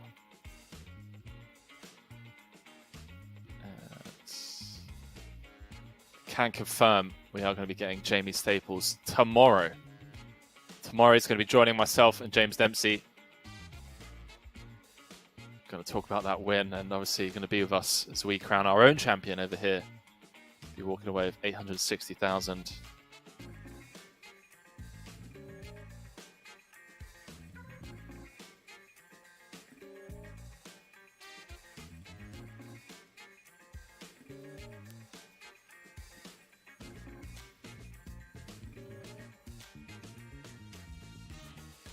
So, then there were 22. Can confirm out in 23rd place. It's Mario Navarro, 33,990. Been a while though since we've had a bust out on our screens. We do have the $11 ticket winners as well. Real Guy 17, Radical 40, and Storm Squall all receiving the $11 tickets. Congratulations to you guys.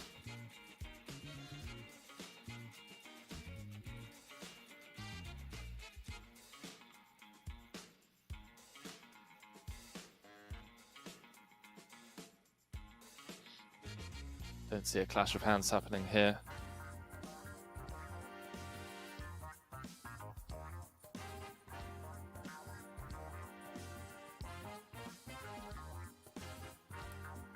Alright, so all good. So Jamie's going to join. I'm just going through everything. I've got like a million tabs open. I'll read it from my phone. So yeah, basically he's just going to join tomorrow for a couple of hours. And yeah, we'll get him on talking about the win. And well, hopefully he'll be able to break down some of the hands for us as well as he broke down that final hand.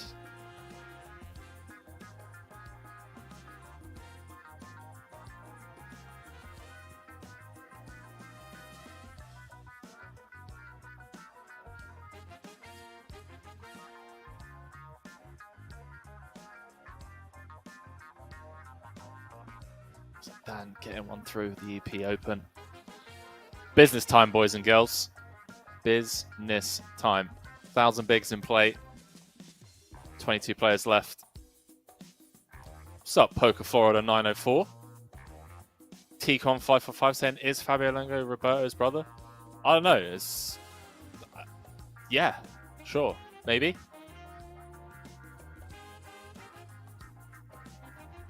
I might be missing something here, but I don't know who Roberto is, so I apologize. Jamie Staples, what a hero! What a hero! Right, enough about Jamie. We'll get Jamie in tomorrow. Woo! That was fun to watch, though. Railing that on the side. Love that.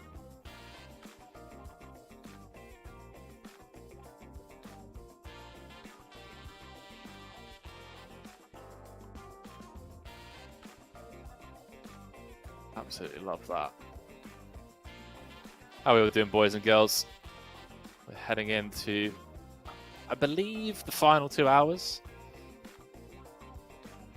Final 2 hours of play here today, I would assume. Take us about 4 more levels. Actually, will it? Maybe wishful thinking on my part. Average stack is...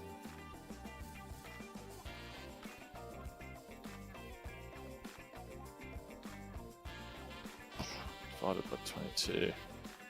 Average stack is 45 million at the moment, so 45 bigs. Quick maths.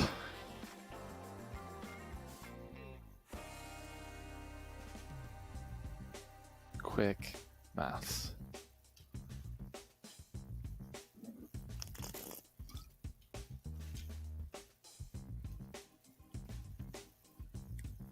Popo saying, yes, Fabio is Roberto's brother. Henry Roberto Luongo is a legendary hockey goaltender. Wow, sick. I love hockey. Couldn't name a single player, but I just love the fact that they're just so fearless, man. All of them. And they don't mind throwing a punch or two. Gotta respect that.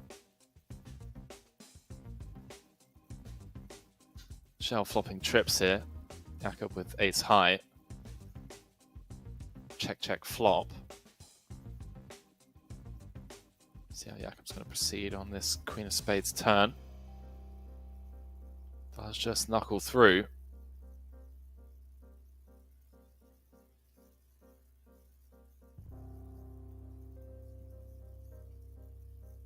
Pot size bet from Michelle. Jakob going to bow out. The ace high.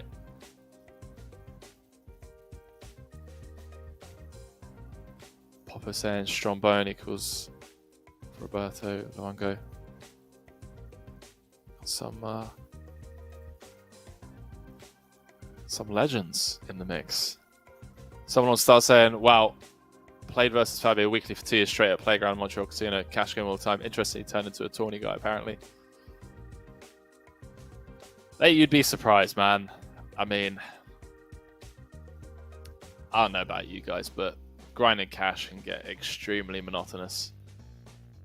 At times, it can get extremely monotonous.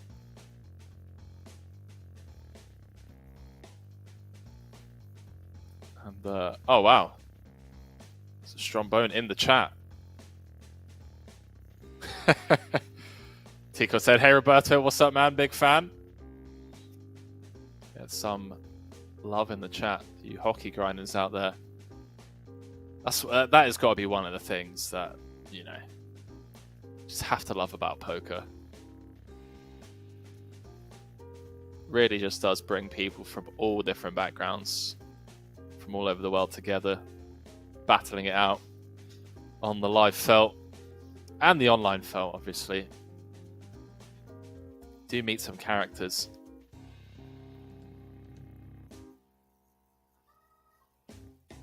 I love that Popo saying, Roberto, what percent do you have of your brother? Mate, if you haven't got at least 5%, then are you even brothers? Let's be honest. I'm always shilling small percentages to my brothers, and my mum and dad are always asking me for a piece as well. Sure, but say wait for my bro to bust so I can go to bed. Jesus Christ. Oh man. Fabio, I hope you're not listening, mate. I hope you're just paying attention to the task at hand. Who needs friends, eh? Who needs friends? Who needs enemies, sorry. When you have friends and family members that are just waiting for you to bust in one of the biggest online tournaments of the year. Oh, that's brilliant. Thank you for joining us, Roberto. It's got some field to get through, that's for sure. That is for sure. Quite the caliber of players left in the mix in this one.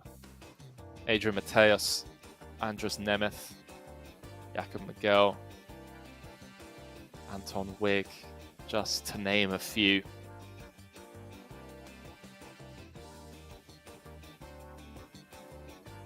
Well, yeah, let's get a little poll running in the chat.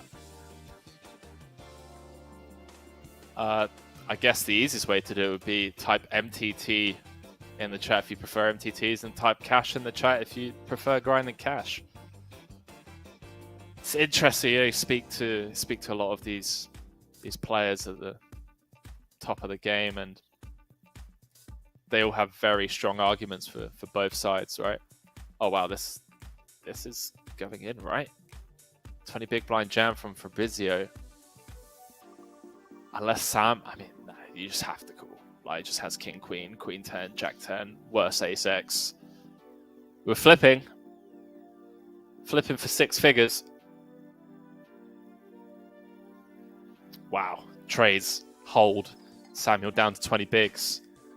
Had heaps just an hour and a half ago. Someone will start saying, I prefer heads up PLO versus Henry Kilbane. Bring it on. We've been grinding. I've had a good end to the year. I'm finishing down like 100k this year. It's been my worst year from a financial point of view. It's been my worst year. But very, very happy with where I'm at the moment. Very excited for 2022. I could just tell, and maybe I should manage my expectations a little bit better. I can tell I'm just going to have an insane 2022. I'm just going to win 6 figures in like January and February. I just sense it. Taking a bit of time off in September, October. We will move into Thailand. And I'm ready. Been back online the last couple of weeks. Managed to scrape back around about 20k this month, which is, you know, we'll take it. Not going to say no to a small 5-figure uptick to cap off the year. But these boys, on the other hand, they're trying to go a lot better than that. You happy being up 20k, Henry? Well, we're trying to be up 860k.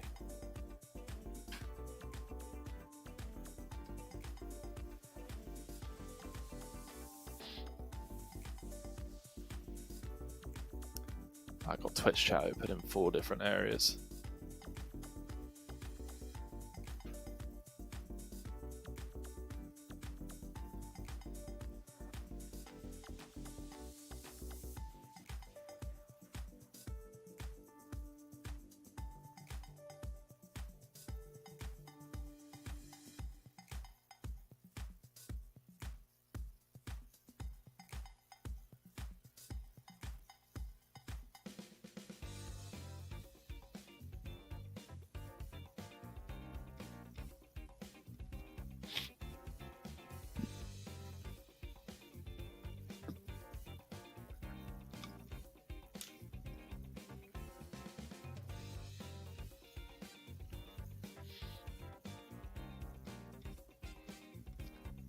Queen 9 versus King Queen. Fabrizio with the best hand pre. Continues to have the best hand on the King Jack 6 monotone board. Fabio with the gut shot. Whiffs on the 8 of spades turn.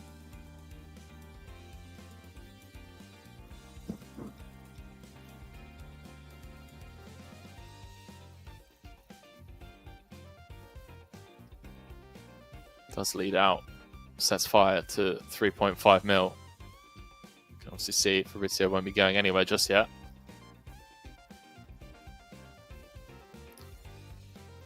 See if Fabio fires through, does not, waves the white flag.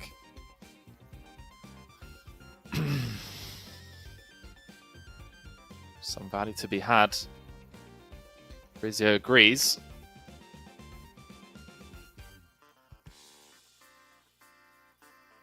Everyone guaranteed just $10 shy of 34k.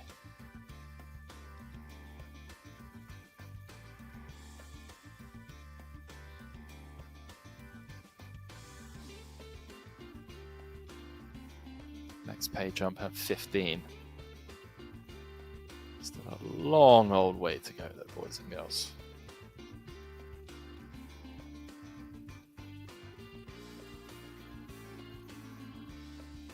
I honestly don't even... I think I might just be getting... Oh wow, what a cooler for Pablo. GG's, bud. Gonna need some help from the deck.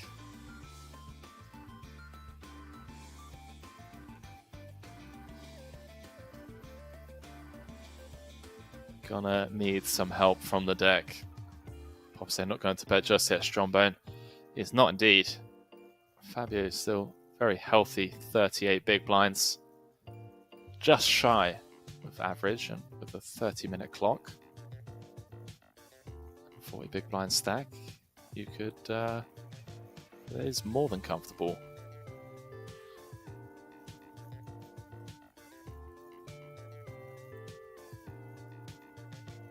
Help from the deck needed.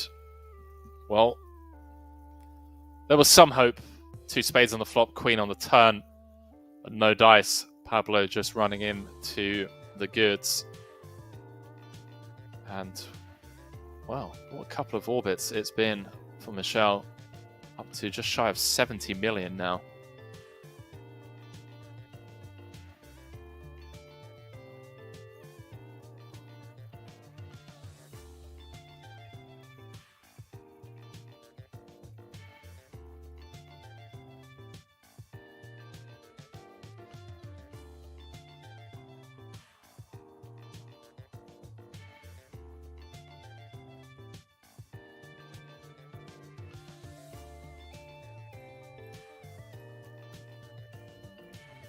BVB. Expect Dan to complete here with 10-9. Wow. What do I know, hey? King Green 420 say, hey Henry, great commentary, man. Didn't know you were so good. Dude, I can't tell whether you're being facetious or not, but I appreciate it, my man. Thank you. If it's, that's a non-troll comment. If it's a troll comment, you meant to put Kappa after. You know, I'm trying, man. Trying. I'm out here, you know. Early hours of the morning. 5k with some of the best in the world. Can only do my best. Always fun, though, commentating with these real-life wizards in the mix.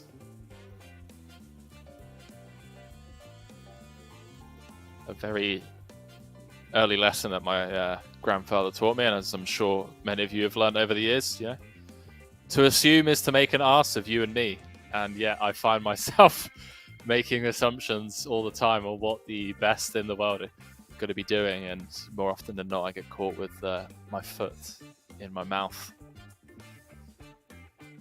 That is why I'm here, and these boys are out there battling for most people, life-changing money. I know there are some still in the mix that, you know, probably aren't phased as much by six-figure scores. Hobson, yeah, awesome work, Harry. Thank you, Popo. Supernovae. Where's the new partypoker software layout? Honestly, my man, the last time I covered a partypoker event was like a month ago. It was pre-new software layout. So I'm assuming that the software was released, it's been approved, etc., etc. And now the new focus is going to be obviously on getting it onto the live streams. So just having a bit of time to integrate it and send it all over. I'm not too sure of the logistics that goes on behind the scenes. To be honest with you, I prefer this layout for commentary.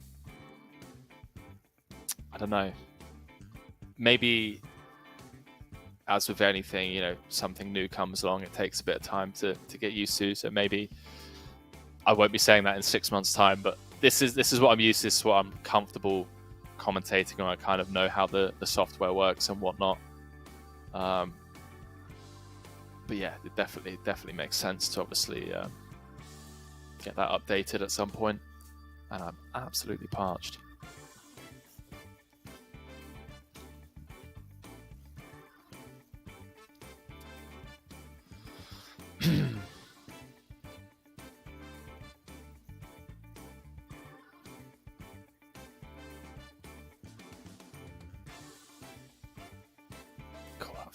That feels really loose off 20. Really loose. I want to have a look at that.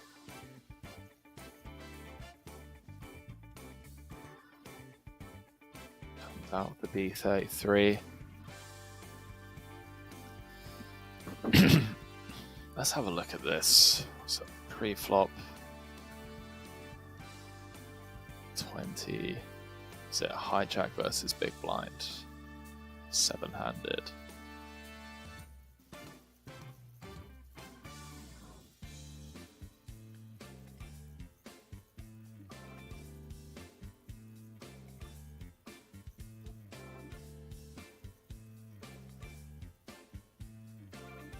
Was it hijack? It was hijack, yeah. I just don't see how 6-4 could be a defend. Unless, like, I mean, honestly, it feels like even against like a blind person. Wow, it's a pure call, boys and girls. Learn something new every day. This is phenomenal to plug this and just see how far off I am. Like, we're defending 5-3-0, 4-3-0, 6-3-0, 7-4-0. Even mixing in 9-5-0, 25% of the time. That is insane. Wow. We're even mixing in a defend with 5 deuce off, boys and girls. 22% of the time versus a hijack open. 20 effective. That's phenomenal.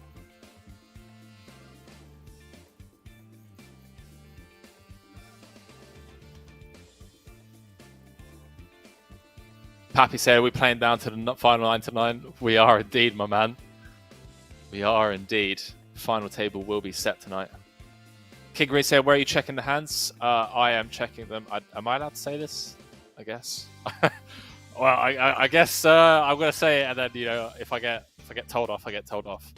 I'm looking at pre-solved Monka solver sims through a software called Odin. So very basic sim, just opening MTT 20 big blind effective, and then plugging the hijack open, and then looking at the big blinds defending range.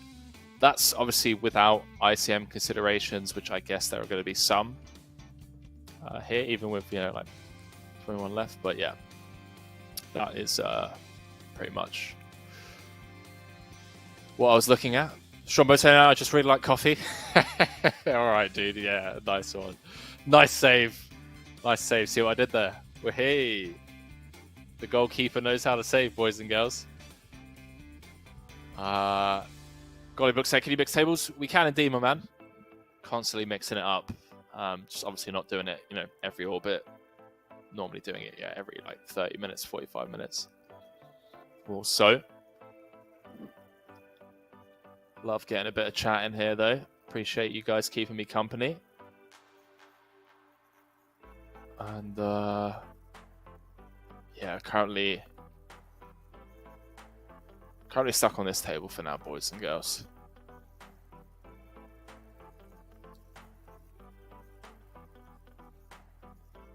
Pappy saying, hope it isn't another Irish Open type table then. That one damn near did Henry in. Listen, there've been a lot of tables that have nearly done me in over the years.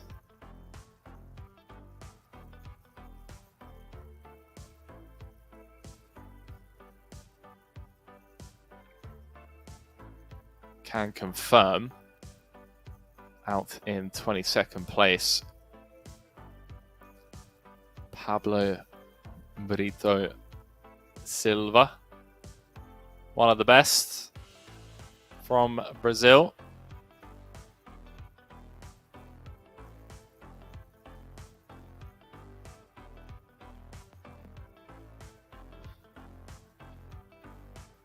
Gole Booker 93 saying, if not, please try to spell my nickname. Hey, listen. Gole Booker, I tell you what. I assume you mean pronounce your nickname. I'll pronounce your nickname correctly if you pronounce my name correctly. Fabio out flopping the ace king of Samuel. 2 overs backdoor diamonds. Checks her on the flop. Thank you, my man. Yeah, it was slow. It was slow, Pappy. Honestly, I think there's one stream that comes to mind. Was the oh god, I can't even remember the name of it now. So you guys remember when I was stuck in Miami? Like just as the pandemic started, I was stuck in Miami, and then I finally got home to Malta after 7 months. Let's just jump into this hand quickly here, because Fabio with the check raise on the turn with the best of it, by the way. Sam, a non-believer. Spades brick. Straight draws brick. Fabio up to 50 mil. It's what the fans want to see. But yeah, there was a stream. I hadn't been home in 5 months. And finally get home, get a phone call for the big wrap, which was a live PLO 2K. And it was an ante-less PLO tournament. And we came back the final day with 17 people. An average stack, I'm not even shitting you, was 65 bigs. Come back with 17 players. And we were playing down to a winner. And that took 17 hours. That was a 17-hour stream. And I remember asking the chat, I was like, yo, guys, do you mind if I take a power nap? They're like, yeah, okay, no worries. I just had to. It was 17 hours. You can't prepare for that without taking anything illegal, any illegal substances. And yeah. And I was home on my own as well. My flatmates were at some there was that unlockdown during the summer of last year. So my flatmates had left for a week, so I was at home on my own doing a 17-hour ante-less PLO stream. That was painful. Oh boy. Dan Connolly does not want to see the 6 of clubs on the river. He can't see it because Dimitri's got it. And what do we do now? What do we do now? It calls it off. Needs a club. Club to stay alive. You can see quite a few of them folded. Doesn't matter. 3 of clubs, corner pocket. Dan Connolly up to 40 mil. Fabrizio down to 21 million. Sick river card.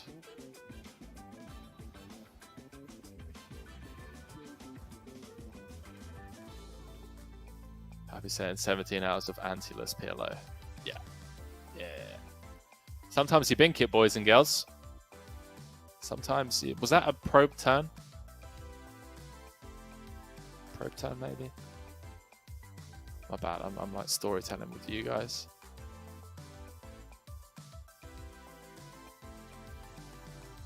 Demo saying Solo Henry, Mr. Overbeck Express. Yo. Demo 203. How you doing, dude? GL, sir. Dan runs better than Nathan Gower. Don't tell Nathan that. How blessed is that man, though? Yo, there he is, the man of the hour. Poker Staples with the raid. Dude, if you know the energy you brought to this stream, man. I had you on with 4 left. 6 hours into this stream. You know, solo commentary. Who saves the day other than these stars? Jamie Staples, boys and girls. What an absolute end to the year. Jamie, I know you're going to be leaving straight away and you're going to be celebrating with friends and family and buying some artwork, most likely.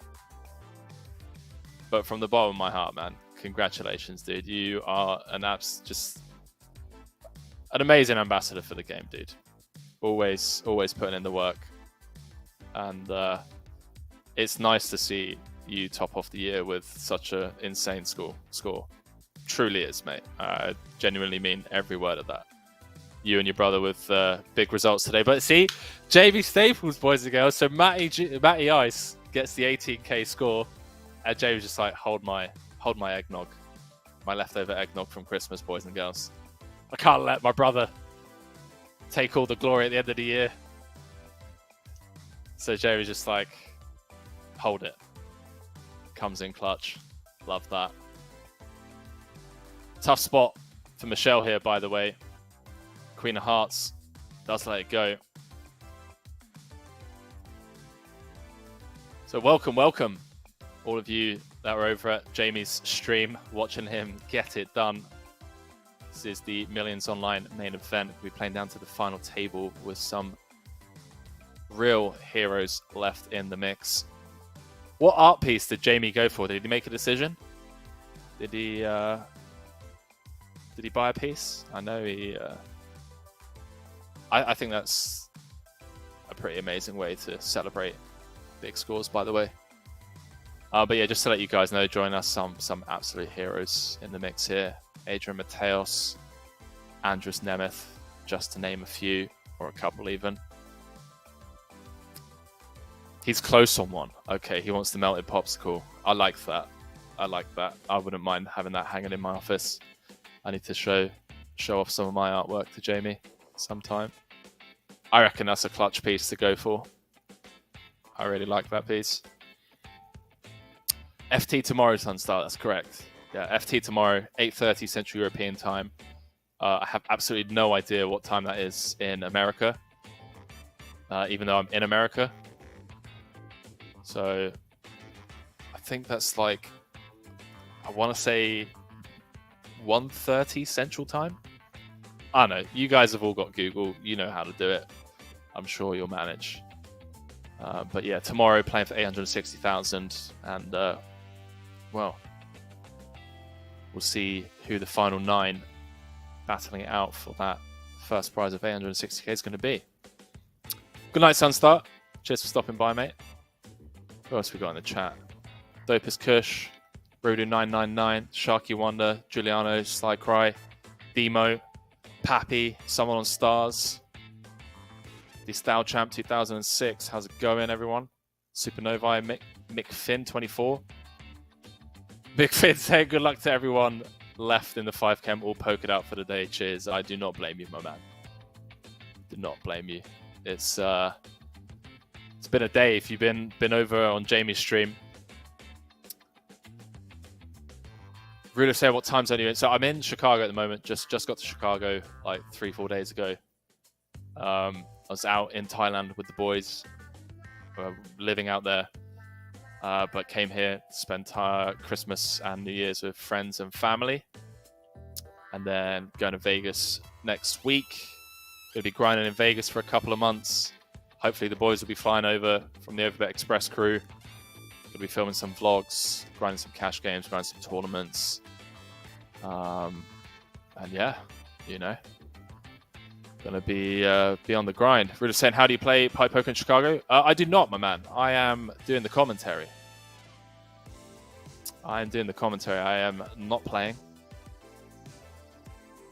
Pappy saying Chicago, you're only 6 hours away from me. Hey, Pappy, listen.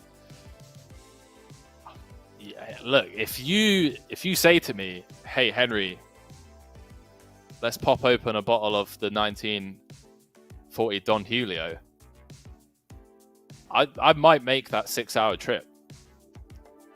So I know you're a man with the very exquisite taste when it comes to the finer alcoholic beverages out there.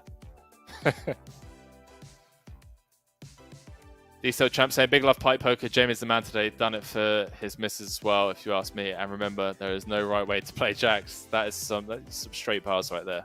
The Style Champ. There is no right way to play jacks. Really saying, be careful. Appreciate it, my man. Appreciate it. I will. I'll take care. I got one of those faces, Rudo, where I have a punchable face, but that's about it. You know. And to be honest with you, like in America, I can always just play the dumb tourist. You know, I get the pass. You know, I've kind of got like the get out of jail free card where I can just play dumb. You know, oh, I'm sorry, dude. I didn't know where I was going and whatnot. I'm lost or anything. Like, yeah, people might get a bit aggro with me. Probably want to punch me, and then just play dumb a little bit. And Manila's saying, go to Portillo's and get an Italian beef sandwich. Yo, now you're speaking my language, Manila Turf. I do love me some Italian beef. Oh, okay. All right, Rito. Well, I'll tell you what. The same way that the Style Champ said there is no right way to play jacks, I'm gonna give you guys like some advice. Yeah. If you hear bullets flying, you run the opposite direction. That's my strategy through life. And it's served me well up until now. I hope it continues to serve me well. And yeah, hopefully that's the end of that. I don't really know what to say, man. You kind of put like get me tripping now. I'm a bit worried. Gregory, so, I can't even read out that comment right now. Gregory, where are you from, my man? Gregory Alinovich. Agua. Voda. Water.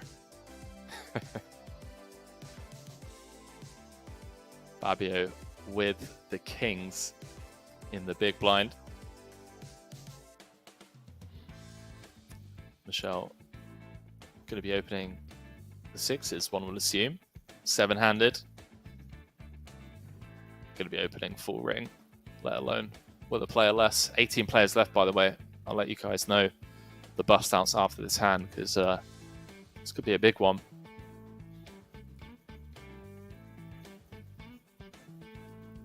Certainly deep enough to go 3-bet call. Sizing from the big. I'd like to go around 8 mil here. Could maybe even go a little. Wow, he just flats. Well, he's made me look like a right mug. Played it perfectly as well. 8-3 Dewey. Rainbow Shell. Going to continue here with the sixes. See how this one plays out.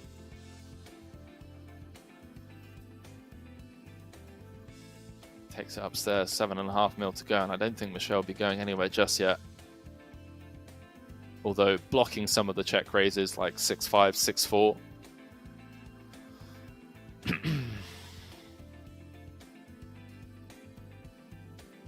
Here with the bomb on the turn, setting up a very natural river SPR of 0.66.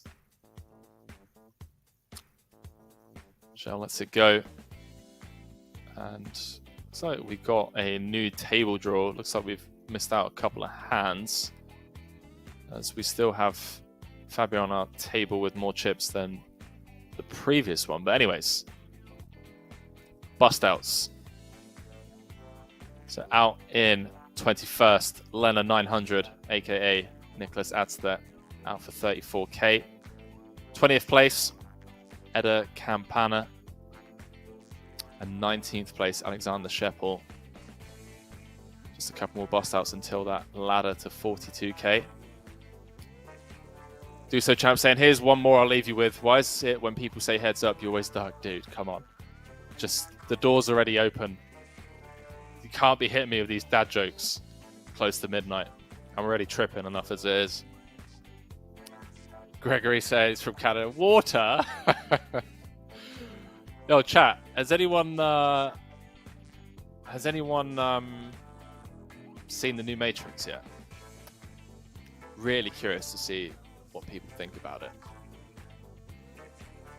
Ruda said, I was born in Chicago, Arlington Heights. Never lived there though. Need to visit. Wow, that's insane. What a small world.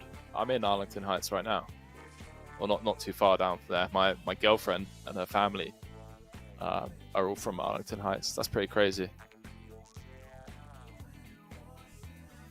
I don't know, like now I'm worried that like you're a stalker or something.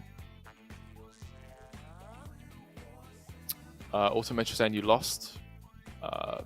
Not sure. Am I? Maybe. Gregory said, I'm currently in Chicago, mate. I said before you got here. Just got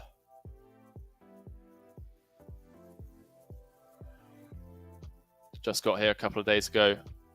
Spending New Year's here, and then I'll be heading out to Vegas for a few months to grind. To get on that grind.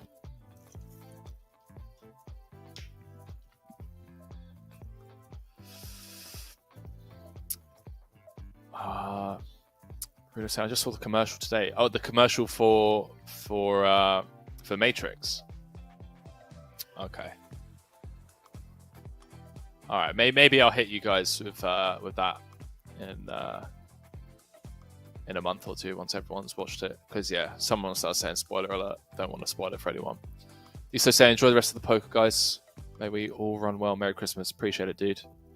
You enjoy the rest of your holidays and New Year's celebrations.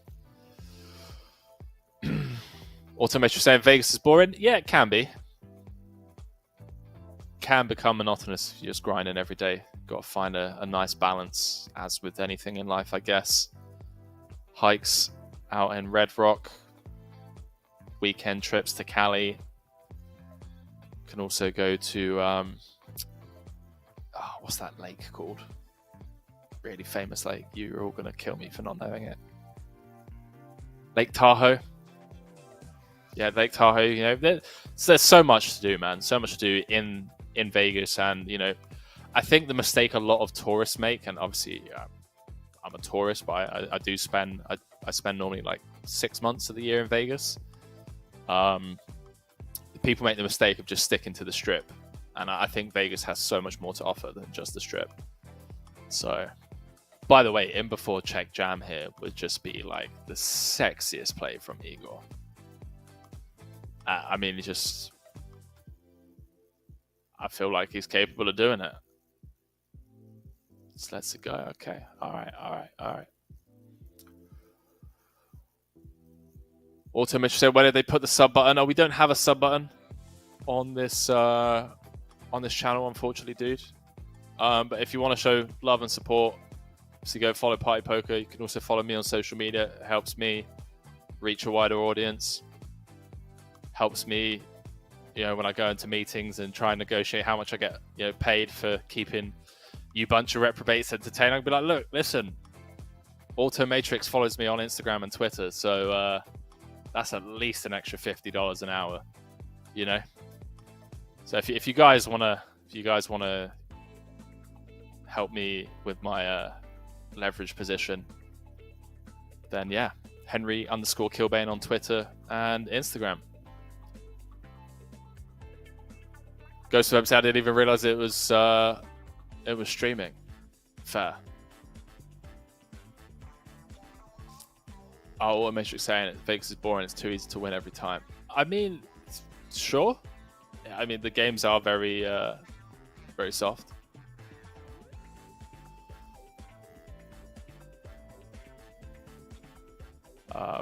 Definitely some of the toughest in America, though. Rudo saying, "What's the channel? Channel for what, mate?" Pappy saying, "What happened to GTO Henry on Twitter?" Pappy, I just wanted to rebrand. You know, I was speaking to a couple of people. I think it was, I want to say Matt Berkey.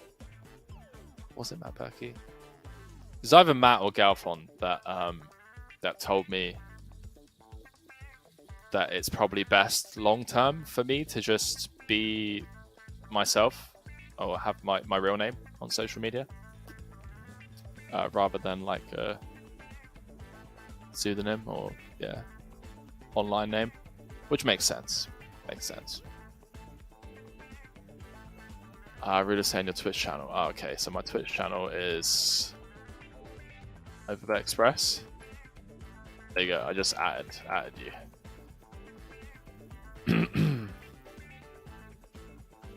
Yeah, haven't been online for about a month and a half. We were playing like a bunch of high stakes back in August and September.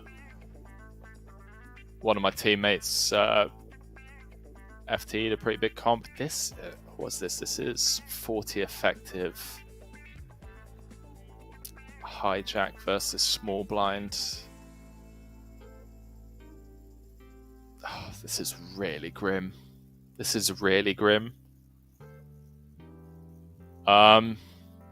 can have a look. New sim. 40 bigs. I'm really curious, actually. Like, do we just jab over the top of this? Let's get the Monka sims open. So we get the 2.3x.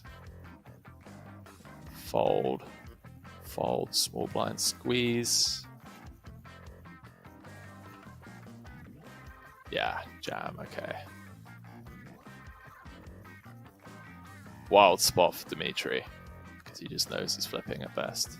Slight never ace queen, right? Huge pot, boys and girls. I mean, this is like 6k, 6 figures in equity. 10s are actually flatting a bunch. Wow. Fades. Christopher fades up to 96 million in chips. That's around about 10% of the chips in play. Wild hand. I mean, those are the ones you have to win, right? Apologies for stating the obvious, but I'll try to catch up with you guys in chat. Thanks, Rudo. Appreciate that. Tucker said, how did Jamie go on in his tournament, dude? Well, great question. He shipped it. Dude. Straight up. Going to be joining us tomorrow. Going to be joining myself and James Dempsey as we call the action and close this one out.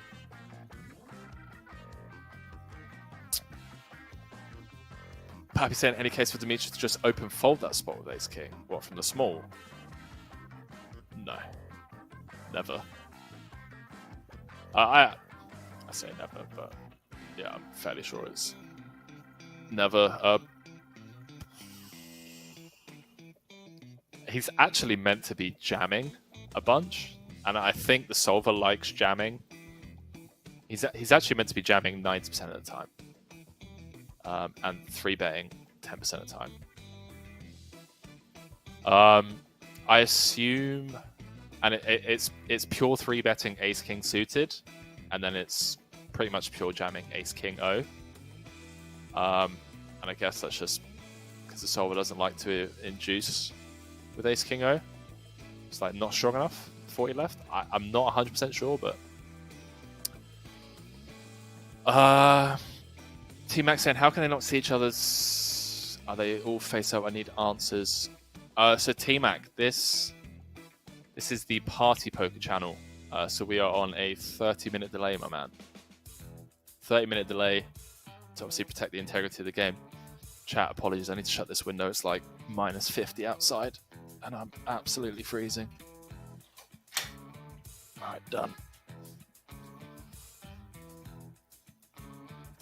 Sharky saying ICM must change. Yeah, so I think you could actually argue, Sharky, that with what you just said, that it's just like a pure jam pre. But hey, look, we can be obviously results oriented, and had he won the flip, we would have maybe not been questioned it as much. So I think it's fine, right?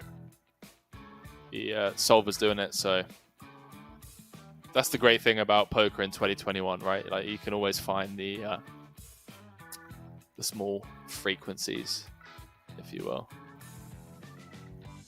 to just like blame it on them.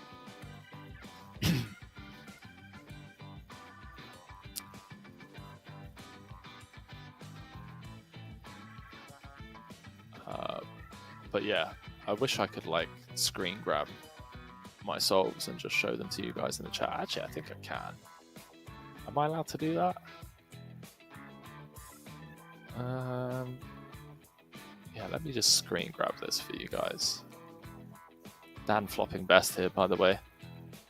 Button versus Big Blind. Not going to be going anywhere with the nut 10.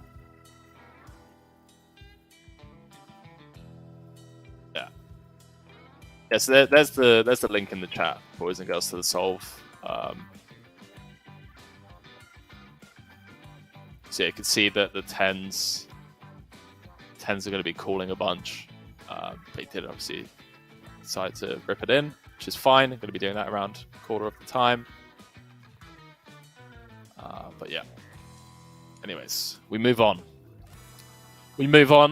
Dan going for some value. Plenty of hands to get value from. And yeah, I could probably want to be heroing sixes rather than eights. I go to him saying, can you whisper it? Chat settings, block the links. Alright guys, it's fine. I appreciate it. I'm sure chat's not overly bothered about me babbling on about some, basically chat, the hand plays itself, yeah. Demo saying, let's go. Overbet Express. What up, boys and girls? Is Henry a mod? No, you do not want to be giving someone like me mod rights. I'll be making everyone VIPs, and I'll be getting all sorts of polls running and whatnot. Oh, my personal account. Okay, that makes sense. That makes sense. Wait, let me see if oh, there we go. I am. Yo, what's up, Frank? Say, can someone respond? What's up, Frankie? Talk to me, dude.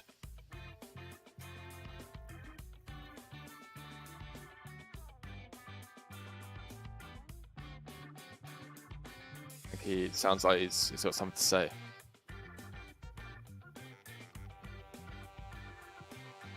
Frank, you're killing me here, man. This suspense.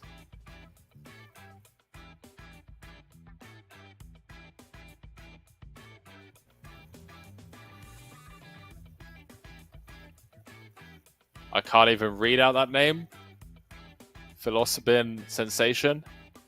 Saying, Henry Kilbane, yo, hope you're well, legend. Dude, my man, thank you. Hope you're doing well too. Hope all of you are. Appreciate you guys being so interactive in the chat. It really does help with the flow. Keeps the energy levels high and whatnot, especially as we get into the later hours, live for 7.5 hours. Frank Hunter was saying, do you have to be in have to be in certain states to play online for money. So Frank, I'm not too familiar with the American rules and regulations behind online poker. Maybe someone in the chat can give you more insight than I can. But as far as I know, there are a few states where online poker is legal, and I think that's actually legally all I'm allowed to say on the matter, just so I don't get like sued for promoting, you know, certain things when I shouldn't be. But yeah, you know, that's my answer. And I do believe, and this is going to be our last hand, boys and girls, before we go on a break. But I just want to say, we will be back in 5 minutes. Do not leave me. All right? Because I need you guys here. It's a solo stream. You guys are keeping it entertaining. It's a nice flow of conversation. I'm about to post that sim in the chat. Paste. There we go. Boom. Pappy saying, give us a good clip. I mean, I could just stand here and like floss for you guys or something. Or I just need to grab a water refill.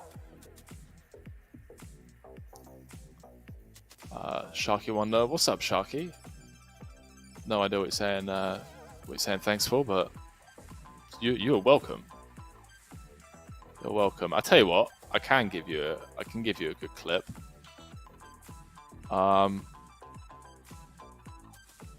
It's the one that I took today. So where do I find it? Clips. 3 hours ago.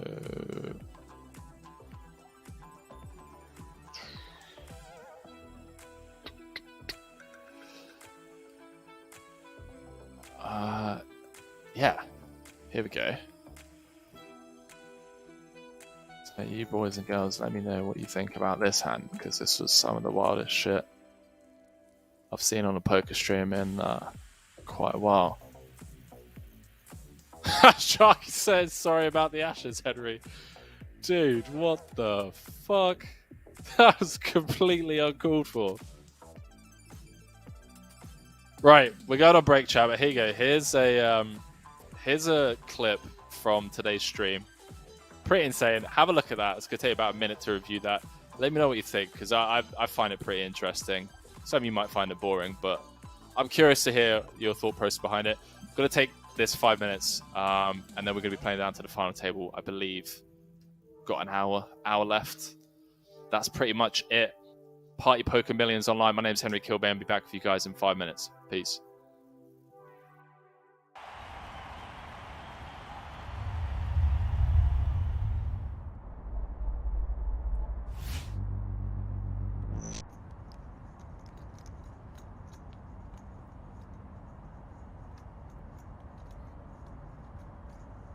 Can he get away?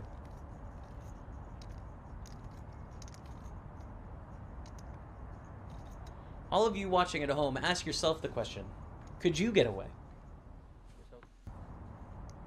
I don't think I could. We do get a call. We are going to see a river here. 4 outs remain for Vadim L to stay alive in this tournament. He needs a queen and only a queen, or we will see Vadim S double through.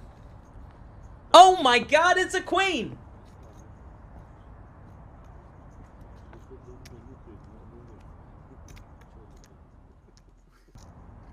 Unbelievable. 9% going to the river. Bam. Smashes the queen to stay alive in the tournament. Gonna double up to around 90,000. Can you believe that?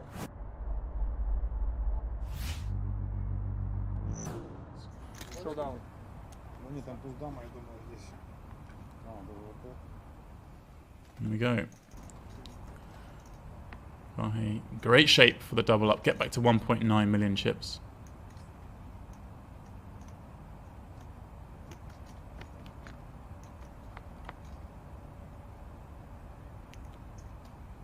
Jack 8-5 bite. Well, Not hanging around to watch. He is going for a smoke. Well, that's a new one on me.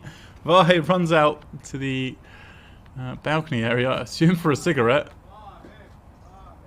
And Vahe gets the double when he's not even in the room. That is a new one. He's up to 1.9 million in chips. It looks like already that was our final hand of the first 2 hours. Interesting.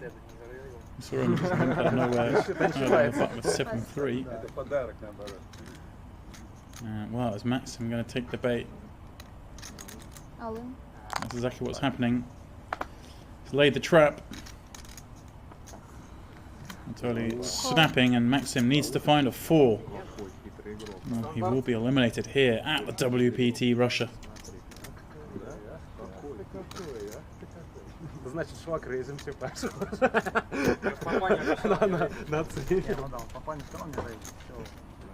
And that's exactly what he's done on the 994 flop. Of course, an ace or queen. Still outs for Anatoly. That's what spiked. Just a 4 again for Maxim will do it. And that's that. Spiked a 4, but it's no good. Maxim hits the rail. Anatoly back to 1.7 million, where he was when we joined this feature table. Aleksandr has a flush. The worst possible card for Ilya. Making trip 6s. I don't think he can get a wave here. You make trips on the river. Aleksandr's going to bet 20k. I can't think of a worse river.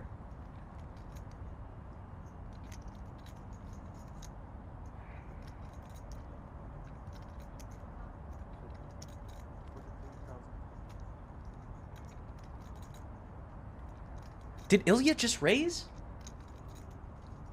To 43,000.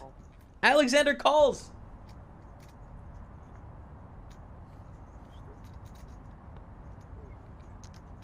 The flush is good. Ilya going for a very thin raise, and we can see Aleksandr with the flush. Gonna take down a huge pot there. 115,000 in the middle. Don't see Matas folding.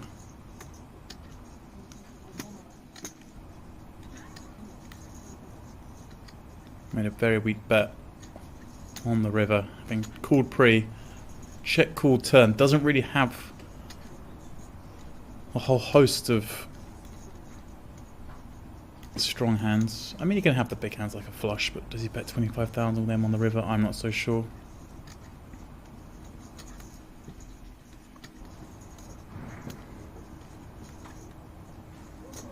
I think if you weak lead the river, you've just got a call here with a hand as strong as a set. You can have perhaps some hands like Queen 10, Queen Jack, but maybe go that way. No, okay. Matas does give it up. Nice play, Dmitry. Using that 10, running a big bluff.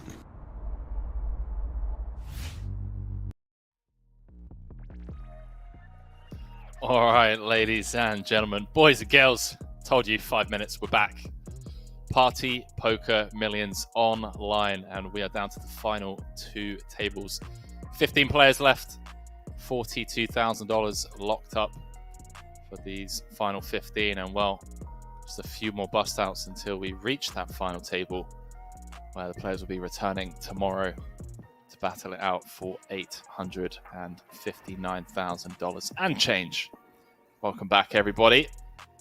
Try and catch up with the chat. How you all doing?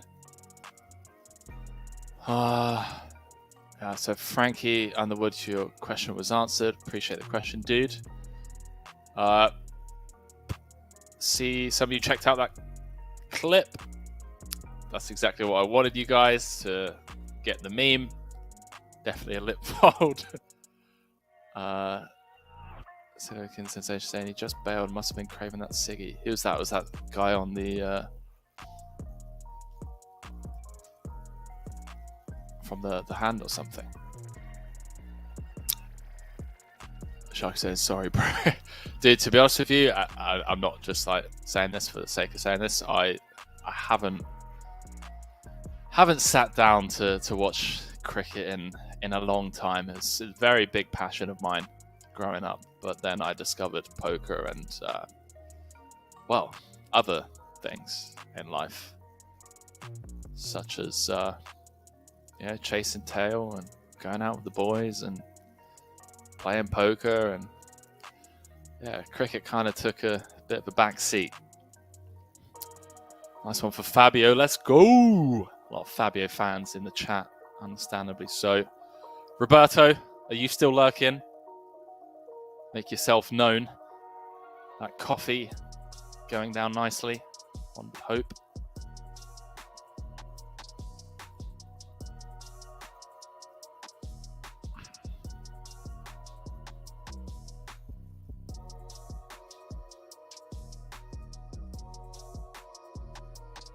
Final 15. Shakan was saying, I love all of those vices. I mean, listen, man, what's the young man meant to do, hey? Not until you kind of get to where I'm at in life now, you kind of realize, maybe I should slow down a little bit and, buy a house or something, rather than grinding it out all the time. Strongbow said, barely. I mean, listen, dude, right? The fact that you're still here, I'm going to go out on a limb and say that you got a cheeky 10 ball from your brother. No markup, I hope. Hopefully, just you either have like the auto book going, or he just like texts you on WhatsApp. He's like, 10 ball? Question mark. And you just hit him with the thumbs up emoji. That's like the sweetest way to make 86k. I've missed out on some big scores this year, boys and girls. I'm telling you now, missed out on some hefty scores. I had a 6 sweat in the WSOP main final 30.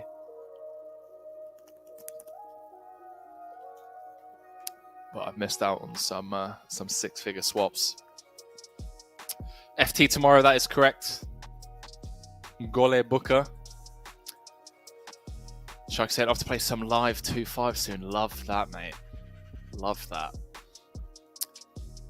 Just remember, all right, but just one piece of advice, Sharky. If the old man in the corner with the brown leather jacket, glasses, visor, Sudoku, and crossword puzzle on his lap limp raises from under the gun, and you've got pocket queens or pocket kings, there's ever a time to just fold pre-flop, that is the time, my man. That is the time. You know the guy I'm talking about. He hasn't played a hand in 17 hours. He's just been, folding, doing his crossword. He's got like 2 phones as well. One on the table, one in his pocket. It's like, I don't know, playing backgammon or some shit. And then all of a sudden, after 17 hours of not playing a hand, he just suddenly limps from under the gun. You boys already know what that is. If that's not aces, then my name is not Henry Kilbane.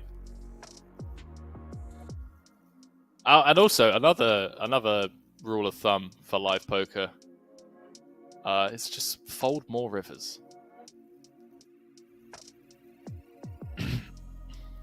Pappy said, "Easy on us old guys, man." Hey, Pappy, you are excluded from that category of. Oh man, I know you're in there with any 4 or any 2 most of the time. Maybe just liberates the 7 deuce for the meme, Henry. They do love that. They know their image. They're not stupid. Michelle with the check raise on the King 7 tray with the Ace of Hearts. 10 of diamonds on a turn, gonna slow things down. Checks through. 20 mil out there. Fabio with the check mark. Michelle waves the white flag.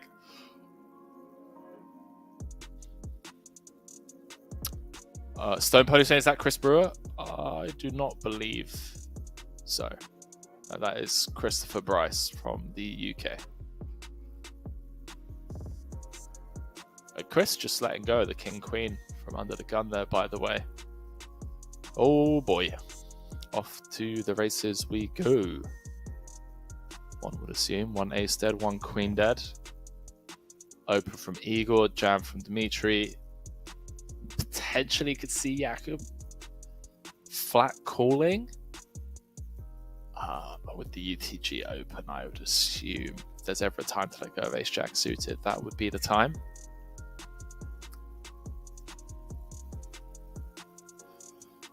Booker said, can you tell us something about the stacks on the second table? I can indeed, my man.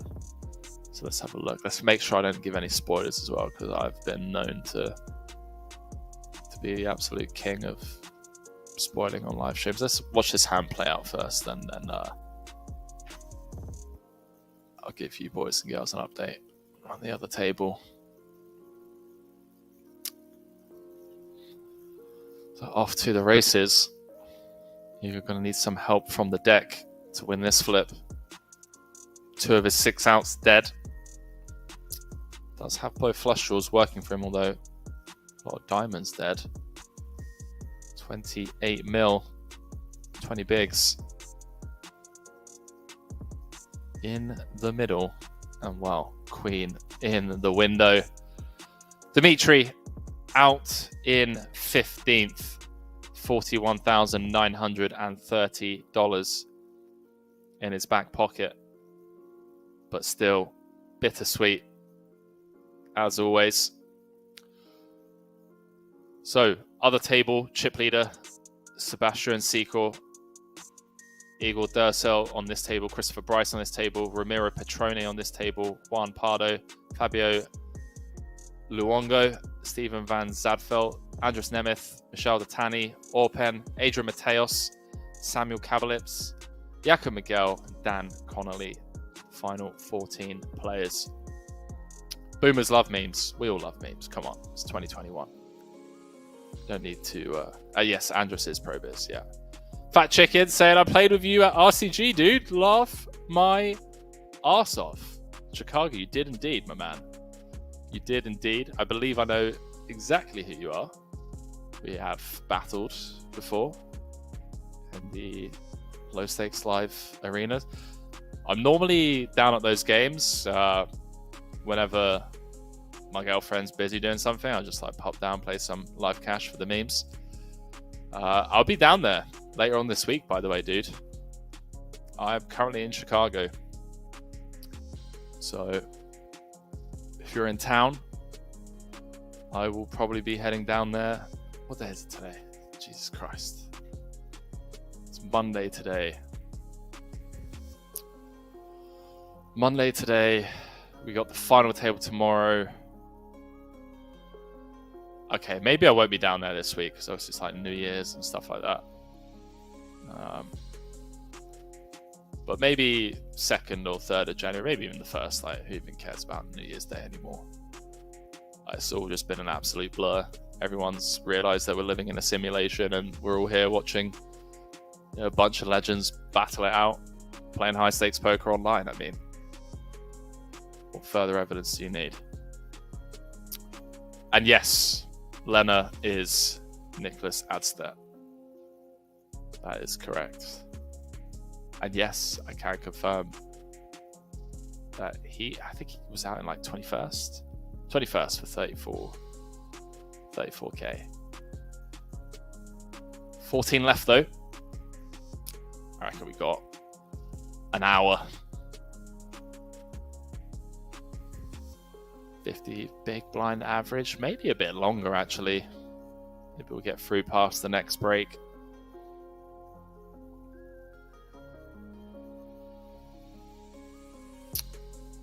Jay Mandro saying, yes, sir. What up, dude?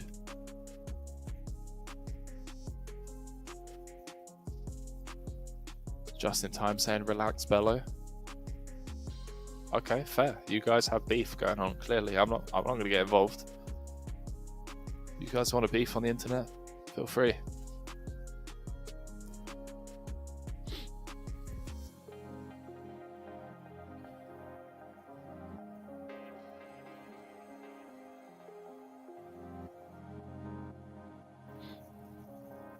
What do you guys in the chat prefer? Cash games or tournaments? I feel like cash games for the hourly, tournaments for the glory.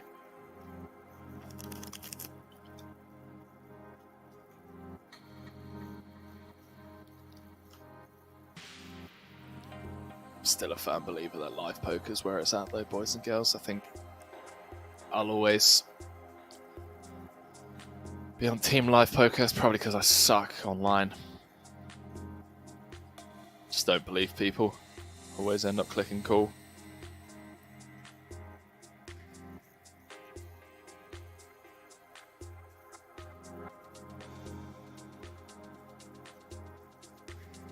What we got going on here? See if Daniel decides to V-pip this.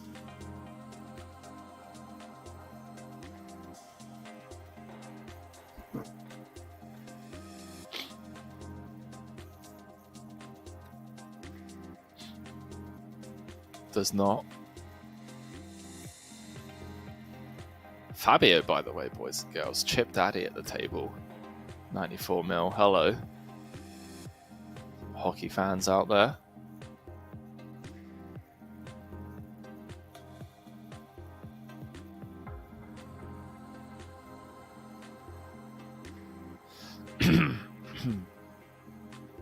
Wow, okay, Christopher Bryce just getting insanely out of line here.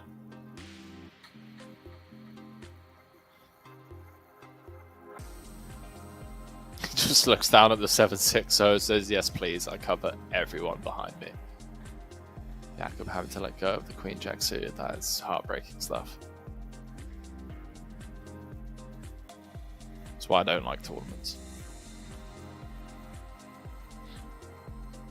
Nemeth just never misses a beat, does he? It's not a one-trick pony. A couple of pairs for the boys. Early position, may see two folds. Although it's 2021. Seven-handed. Should be pipping.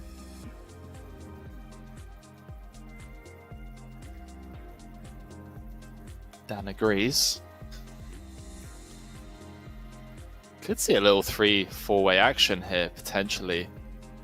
Nemeth not one to pass up on a three-way. No pun intended, but, you know. You should never pass up on a three-way.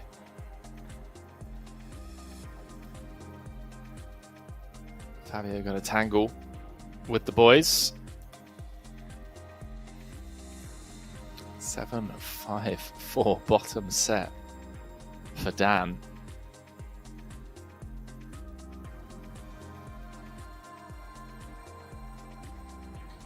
Shark saying I'm a tawny guy because of our COVID and local restrictions in certain parts of Australia. I've been playing 2-5 watts a week, averaging $75 per hour. Dude, love that.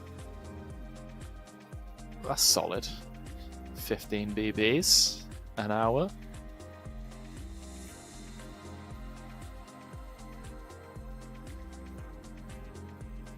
I just love the difference in, like, I mean, I guess, I don't know, game selection wise, you guys probably know better than me.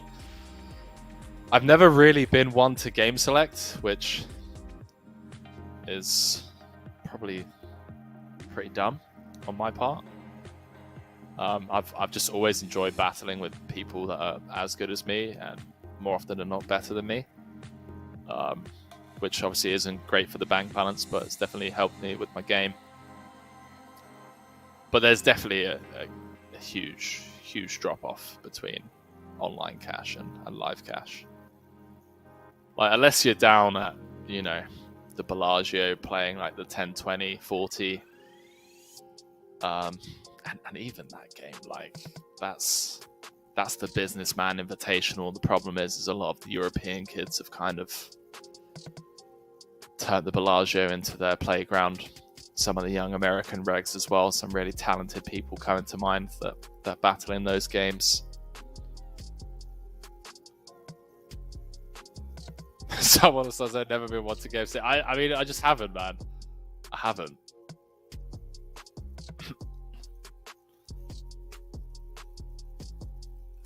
saying the literal number one important thing to do, not for Henry. Love you, dude. I mean, it really depends what you're trying to achieve, you know? If you're looking for a quick exit from poker, I think this is the thing. And again, chat, feel free to give your opinions and whatnot. I don't want to be sitting here acting like, you know, I've got it all figured out. But I think the thing with poker, like if you're looking for a quick exit, then, you know, game selecting for 5 years, playing soft live games, building your brand, getting invites to private games and whatnot, you know, that is definitely the way forward. But if you're looking from like a longevity point of view, and it is something that I am doing, hence, you know, getting involved with commentary and the actual industry side of things, I feel like battling with good players to further your game is just really important. And I think way too many good regs avoid battling with other regs because they're all about the hourly, which is fair. Like, I get that, you know, you've got bills to pay, it's a living and whatnot. But if you check out my podcast with Phil Galfond, it's one of the things that he actually said, if he could make a rule or like one law, it would be that you weren't allowed to game select half of the time, and I totally agree with him. But yeah, someone starts saying, well, you are game select, you just have a different parameter selection. I mean, it's not that honestly, man, I'll just fire up like the lobby, you know, and I just don't care who's sitting in the games that I play. There are days when the pool's tough, and there are days where the pool's an absolute goldmine. Chuck, I want to say I actually love playing with all subs. I love playing with world-class players. Absolutely love it. Like, I love getting put in spots, and I love, you know, just learning from it all. Just learning from it. It's just why I love the game. It's just, you know, constantly evolving, and you know, there are players here that on this table right now that aren't going to be around in 5 years, and there's people we haven't even heard of that are going to be out here in 5 years, you know, at the top of the rankings. 14 left. Sharky said tournaments are easier to understand for me. I can see people siding with that point of view.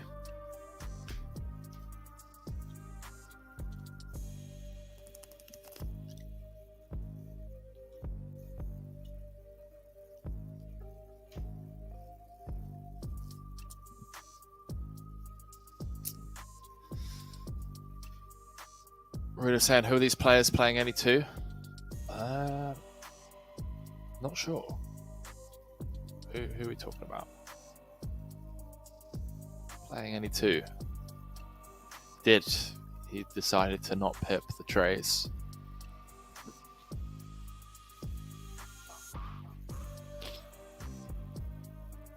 Do have a three-way affair. Nemeth finds the barrel. Christopher middle pair backdoor spades does have the initial raiser to worry about. Not phased, clicks call, gonna see a turn. Unless Igor decides to take things upstairs with his nines. Doesn't, bounds out with the best of it, and wow. How about that for a turn card? King of spades. Andras Nemeth picking up straight flush draw. And a gut shot, as well as his 2 overs to the now third pair, Christopher Bryce.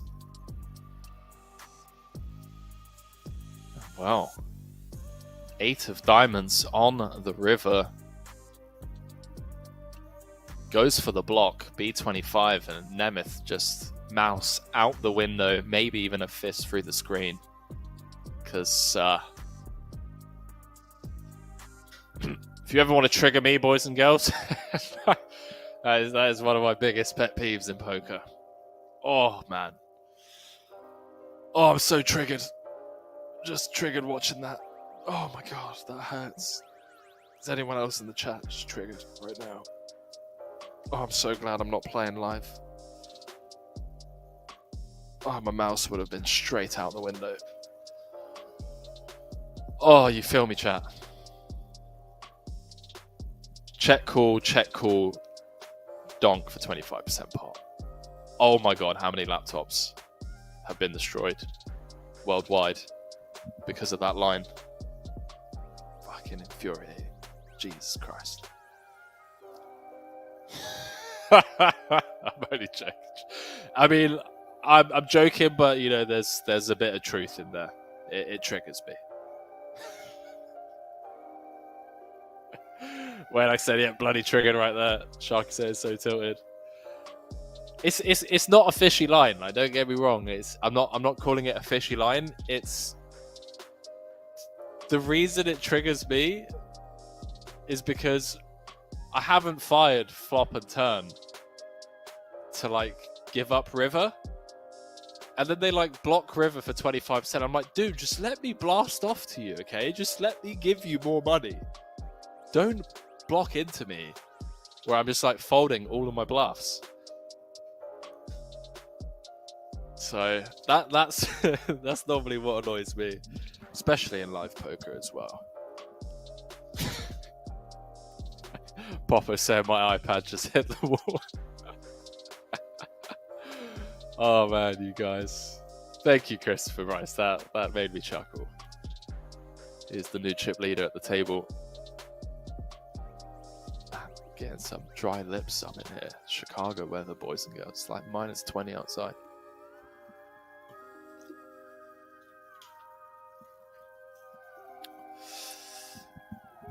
Alright, what we got going on? Still 14 left. Nothing to write home about just yet.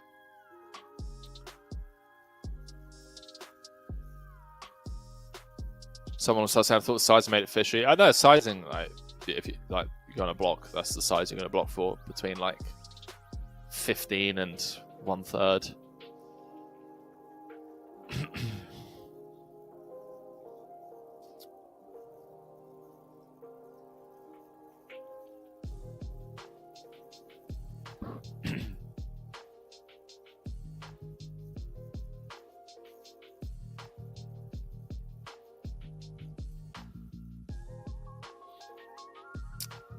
See what's going on.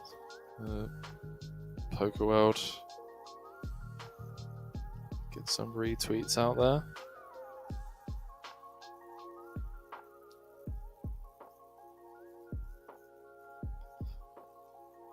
Sweet. Looking forward to tomorrow though.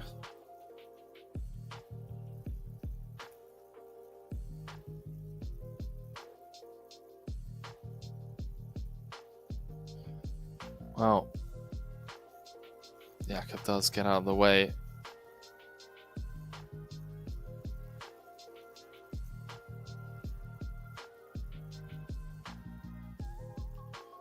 Okay.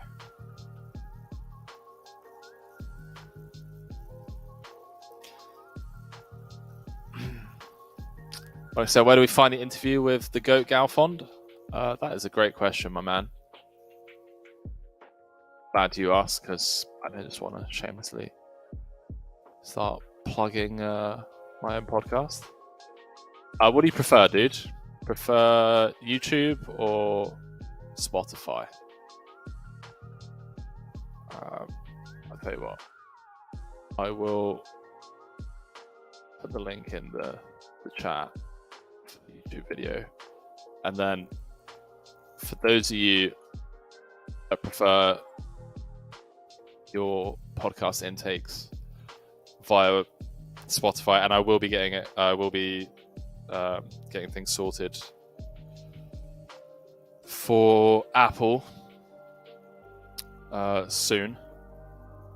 You can just type my name into Spotify though for the time being, and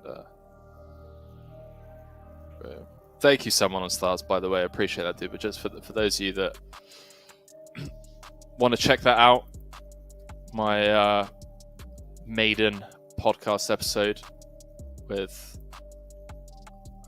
someone who has been a great friend over the last couple of years. Made sense to just jump on with the GOAT Galfond and yeah, you know, just talk about life, poker, and he had some insane stories from back in the day, and I honestly think that Phil dropped some really solid wisdom during that episode as well for a lot of people that are maybe, you know, uncertain about the path that they're on in the poker world, and yeah, hopefully he can clear some things up. Appreciate that though, Alex, and someone on stars. Ghost of M, thank you as well. Enjoy that, guys. Appreciate the support. For now, main focus, 14 left in one of our biggest online festivals of the year. Oh boy. Igor potentially going to get close to a full double here. Dan Connolly could be GG's. 7-4 deuce. I mean, he was going to flat like 8s through 10s, a decent bunch at the time versus under the gun, but at this SPR versus this C-bet sizing as well, feels like it's really difficult to get away from.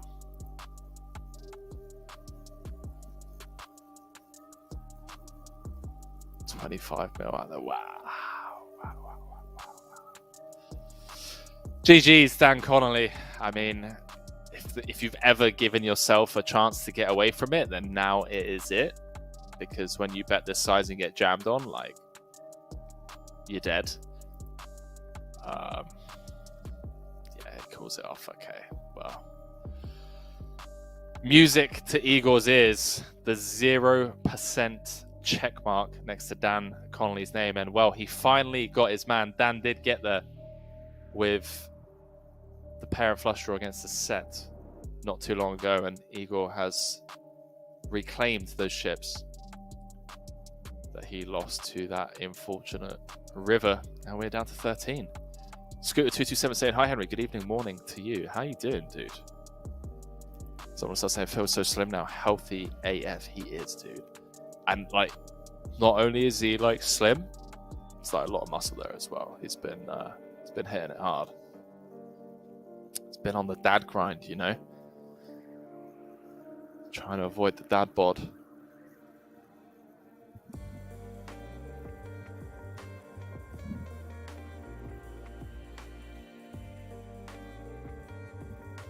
Someone will start saying weird hand. Yeah, it was quite a funky hand.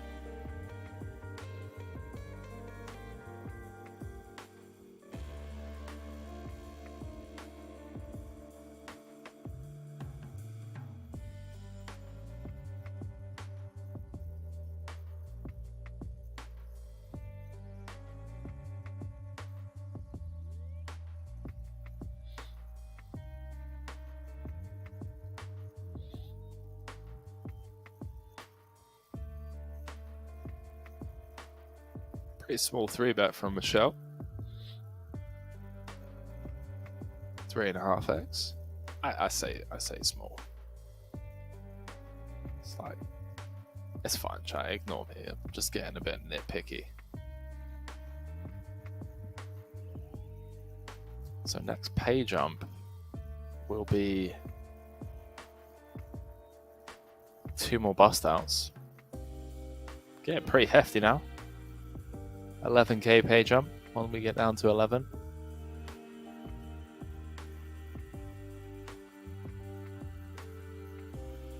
Yo, Bamalam. What is going on, my dude?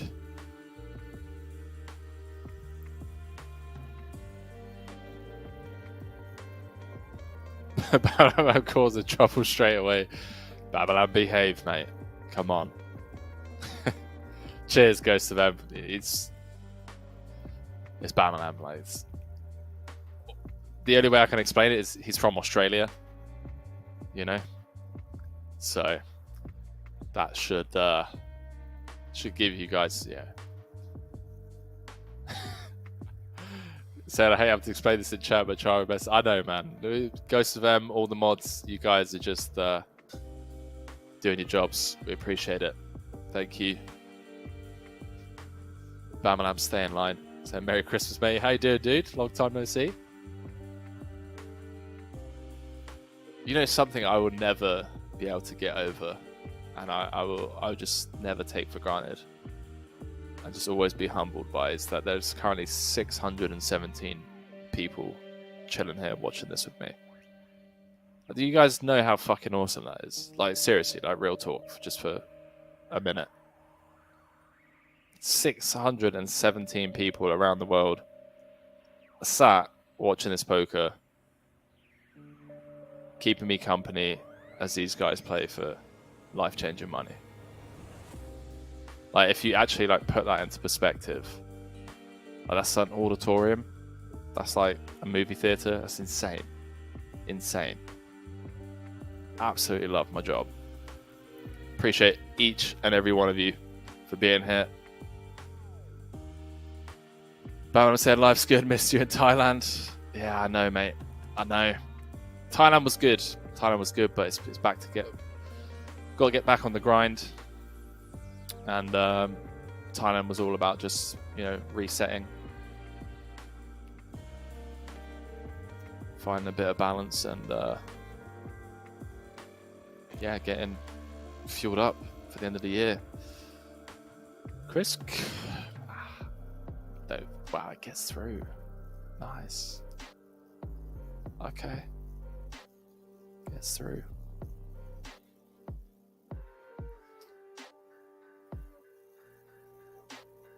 Guess King 6 probably isn't the best 6x to bluff catch with, blocking like King Jack, King 10. Some of the ones that want to try and fold out. It's funny actually, that, because we were just talking about that spot earlier on. Flatting King 7 out small. Not many people doing it.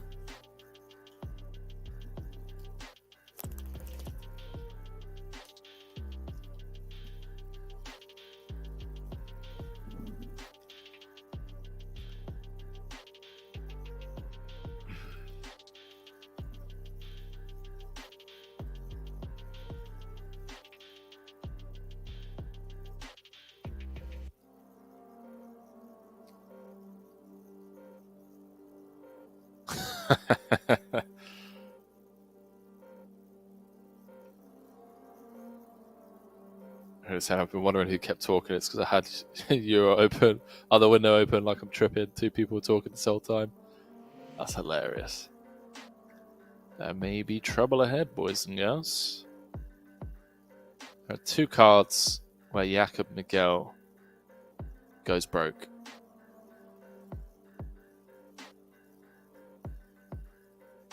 Two cards. Ace of clubs and the 9 of clubs. Feels like a hand he's going to continue barreling with. Get some folds, decent bunch at a time.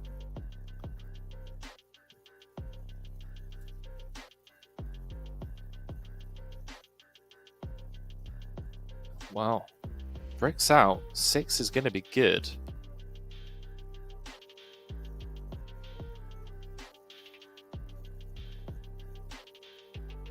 See if Miguel finds the barrel. Doesn't. Knuckles it back, and well, Nemeth up to 76 million, just shy of. Oh, you went over to overbet. Panicfish saying Ghost event, goated, absolute legend. All the mods in this channel have just been nothing but an absolute pleasure to work with over the last couple of years. I don't say that lightly. There's a lot of moving parts, behind the scenes that I think a lot of people kind of overlook. The mods, the team that do all the graphics and whatnot. There's a lot. Rusen and Blaze too, dude. Dude, don't tease people. Come on.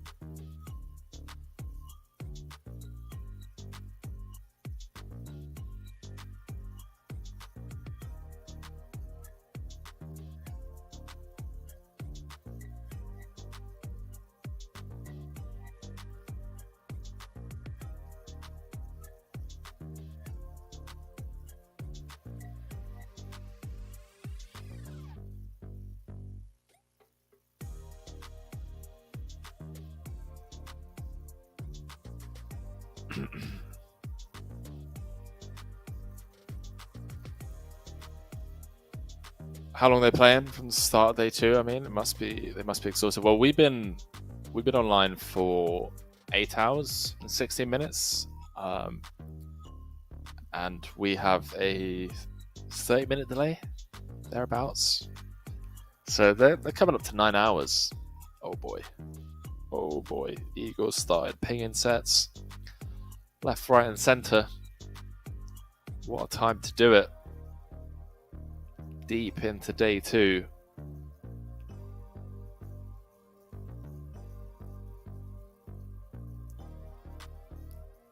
And not only is it a good strategy to ping sets, it's a great strategy to do it when your opponent turns 2 pair. 12 million in the middle. This could be one of the biggest pots of the tournament so far. 2 of the chippies. Pot size bet from Igor. Oh boy.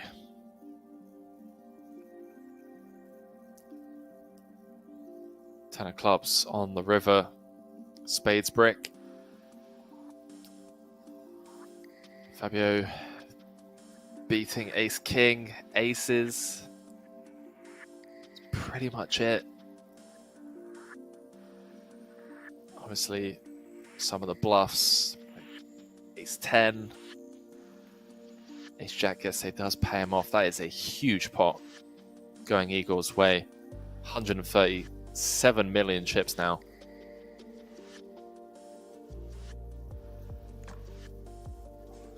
Tough one. Brutal turn card. Oh boy, this could be rip. Jakob.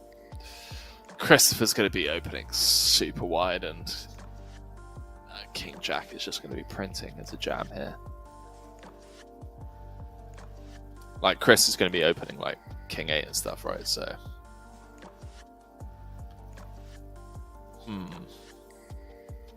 looks like my camera's lost focus.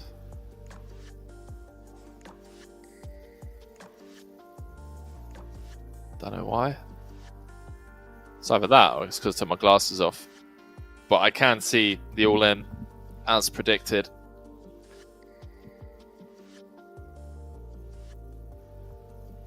Gonna fold back round to Chris, and well, all he has to do is click call.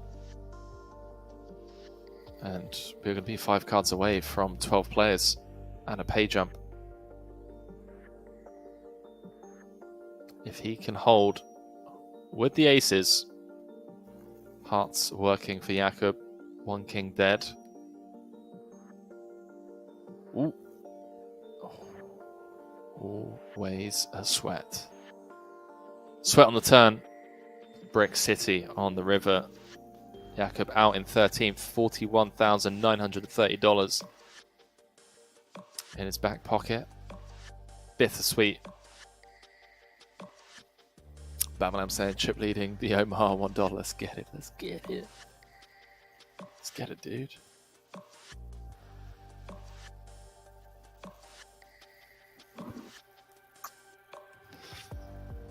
And yeah, playing down to the 5 table. So 3 more bust outs. Excuse me, which kind of sounds perfect to me, because I'm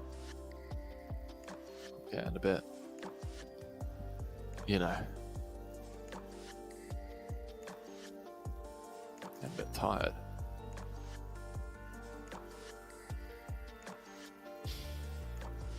Wow. Potential double spot for Fabio here. In great shape.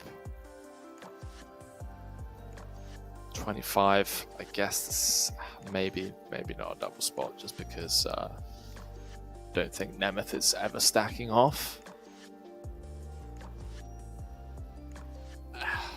Could have been interesting though, had it been Christopher versus Fabio. Gotta say anything max 1 hour more. Honestly, dude, like,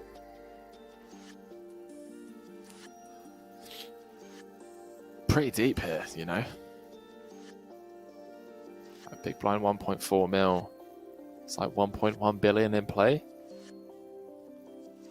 So average stack is like fucking 50 pigs.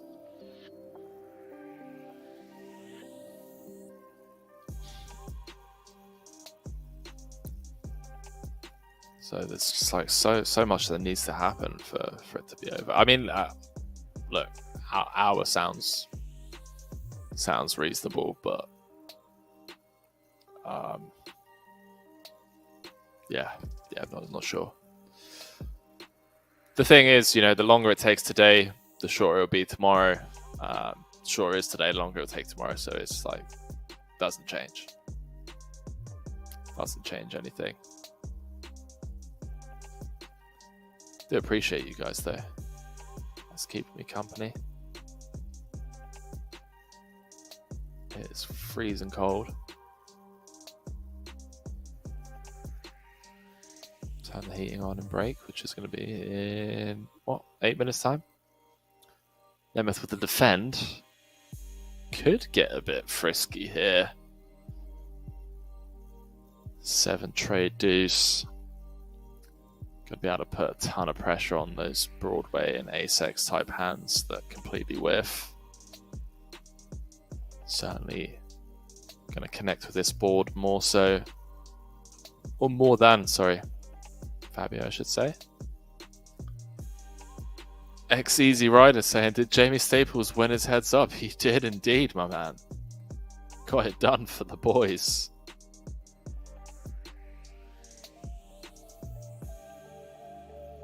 Good luck tomorrow, Gully Booker, 93. And whatever it is that you're playing, my man.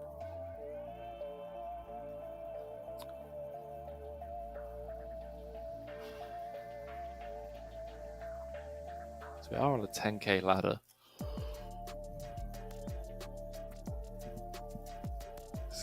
Excuse me.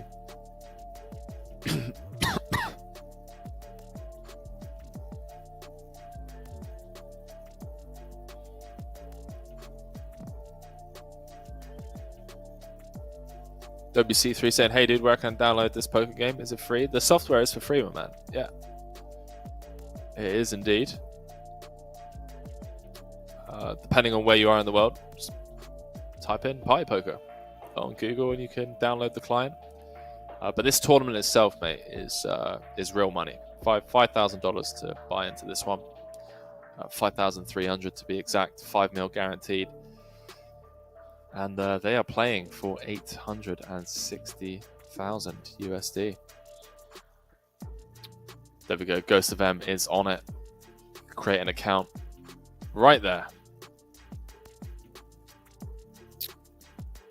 1.5k buy and 600. Jesus. Alright, dude. Ramiro with the check raise. Got short 7 of diamonds.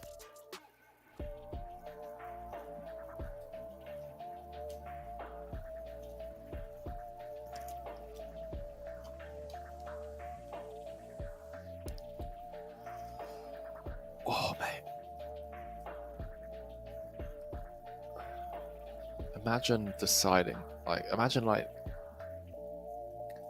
living in a place as cold as Chicago full time. We were saying check raise buff. Yeah, I mean check raising with equity, right? Gonna get to barrel. Have equity against made hands, can turn the nuts, can barrel on, some runouts.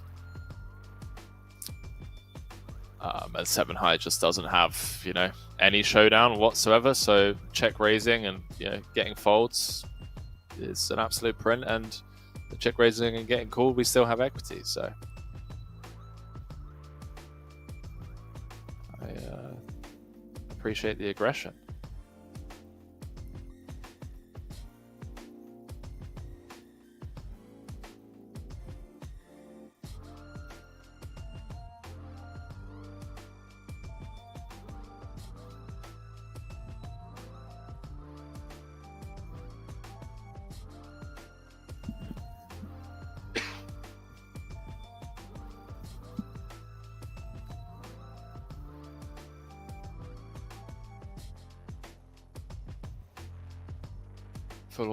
Fu Walrus saying, Henry, is there a better way of knowing when you guys are going to be streaming other than just hoping to see a tweet from you or from Party Poker? Honestly, mate, I wish there was, but like these. So, firstly, to answer your question directly, the answer is no. Just like keeping up to date with social media. Obviously, I'm not going to tell people to like have notifications turned on because I know, you know, not trying to get people's phones to blow up. But yeah, obviously with the scheduling of this, you know, these series aren't like planned, you know, like a year in advance or whatnot. They're, you know, announced because of other competitors, you know, a month in advance normally. And that's when we then start planning the streams. I actually have nothing to do with like the planning of it. But what I can do is maybe it makes sense. In fact, it definitely makes sense to maybe start implementing like a monthly tweet, like a monthly update. I'll speak to the Party Poker team and see if we can do something where like the end of each month or the beginning of each month, we announce the streams for the month, right? So that you guys kind of get notified. Like you're still going to get notified through social media, but there's more chance of you actually seeing it in advance. MX338 Mojo saying, can you call me personally? Personally? Yes, I can, my man. Thank you for joining in. Appreciate it, dude. Yeah, of course I can.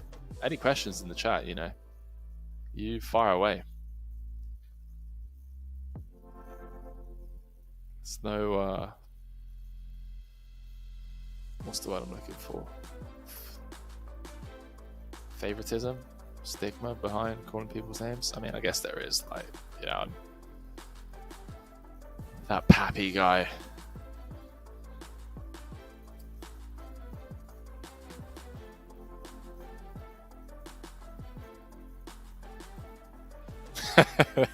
MX, I tell you what, dude, this is your way of giving me your number, then sure, you slide away, my man. If you want to send me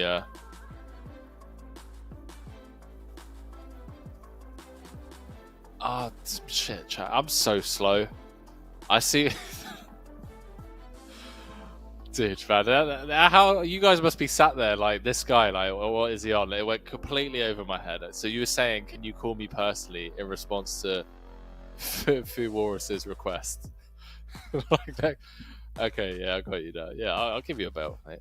I'll give you a bell. How does Nemeth just get this done, by the way? Queen, Queen 4, just like c-betting into 3 opponents, gets it done.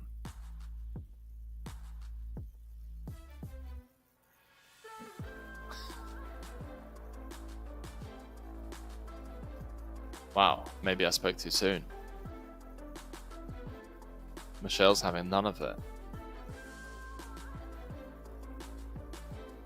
Absolutely none of it.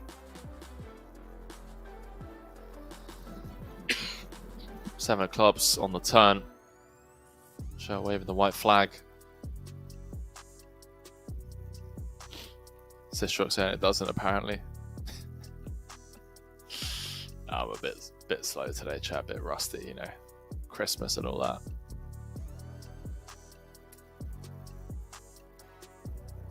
We're all saying thanks, great content, always enjoy, appreciate the stream. Appreciate you, mate. Appreciate each and every one of you getting involved in the chat, keeping me company. Honestly means a lot.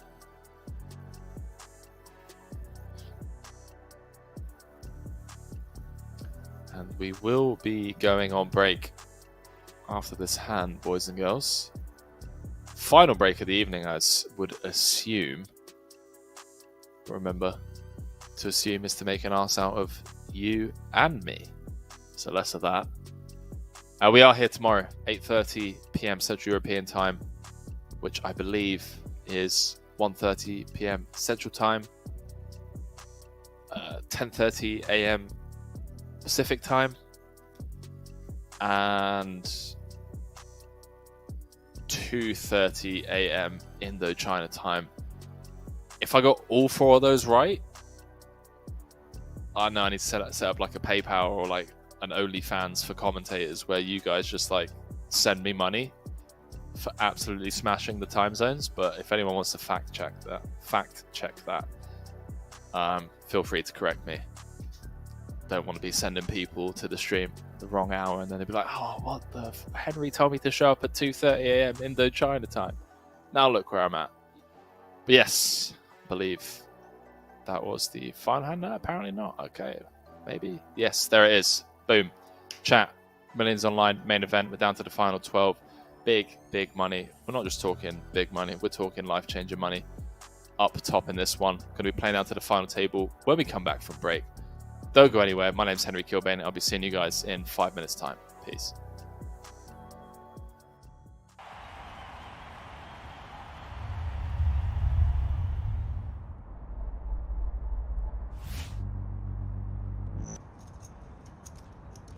Wow, well, this is going to be curtains unless he finds a spade. He flops the nut flush draw. Anton trip tens. Anton won't be able to believe his luck. All in, snap call. Well, Anton's going to be pretty sick to see he's not got Carl dead. Nice flop. But he's in great shape for this 1.25 million chip pot. Nice flop, that was, wasn't it? Oh, with the 8 outs, needs a spade. 7. Oh, wow. King on the river gives him a flush. But Anton a full house. That's playing with you, mate. That's playing with you. Good luck, boys. Have a nice evening if you're still here. For 179,000 would have been that's like a 40 big blind shove. So I actually prefer the call over the shove. Seat 6 or the raise. Wow. Yes, wow is right. Seat 3 wow. check. Even more of a wow. Why is Kuhn checked there? Is it just that it was too strong? I mean, you've got Locke in the small blind who's, you know, a bit of a loose cannon. I'm so confused right now. The fact that can't overall, you don't need to slow play your hands when Jeff Gross has flatted you and Phil Locke is in the pot, right? Both of their check. I mean, Jason's check surprises me more than JG's check. But they both still surprise me. I can't believe that this has gone check. So is Jason Kuhn thinking to himself, I need to just check, because Locke is liable to just move all in at any point with nothing?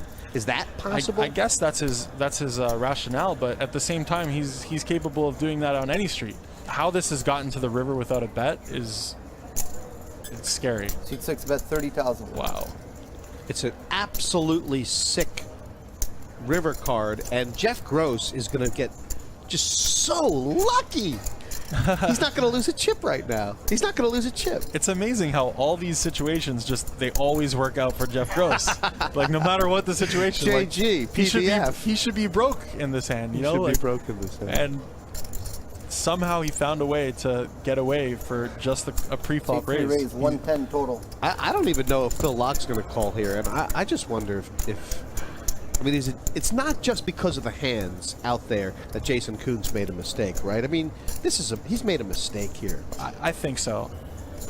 I can never see that Jason is taking this line as a bluff against someone like Phil Locke, who's just proven to be so reckless. What a strange hand. It was the perfect river too to create this situation. I mean, only an ace would have made this happen. It's probably just a chop. They're probably just stealing with the chop. And that's a very, it's not a terrible assessment. I feel like if you had an ace, you might have c-bet the flop, ace-queen. I think Jason, that's the other thing. Jason could be raising here. He could be raising here with a weak ace, knowing that Phil does not have a 4 and does not have ace-king. You might just have ace-queen. You could have like ace-9. No, maybe. Doubtful. Oh my God, kid. At this point, I think that Phil is calling for a chop if he's calling. Yeah. That's a good bluff. I folded a good hand. I found a way to lose that hand. I don't know how. Could be the one. Ace, 9, 3, 2. And it just goes check. How's that? What's going on here? Sam checks back aces here. Oh, he checked it back, huh? Okay. Yeah, pool bets. Now does Sam raise? I would be inclined to raise here.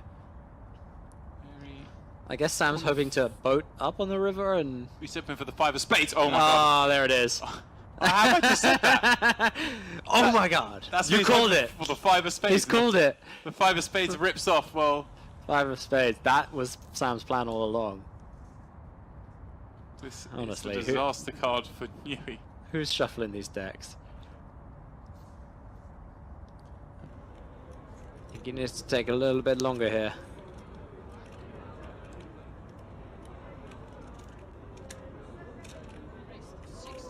$16,000 the bet. I can't see pull forward in this, especially as he's losing. There's time. What more time it took against Michael when he was crazy Mike? He folds. Wow. What a getaway there. That is quite the fold.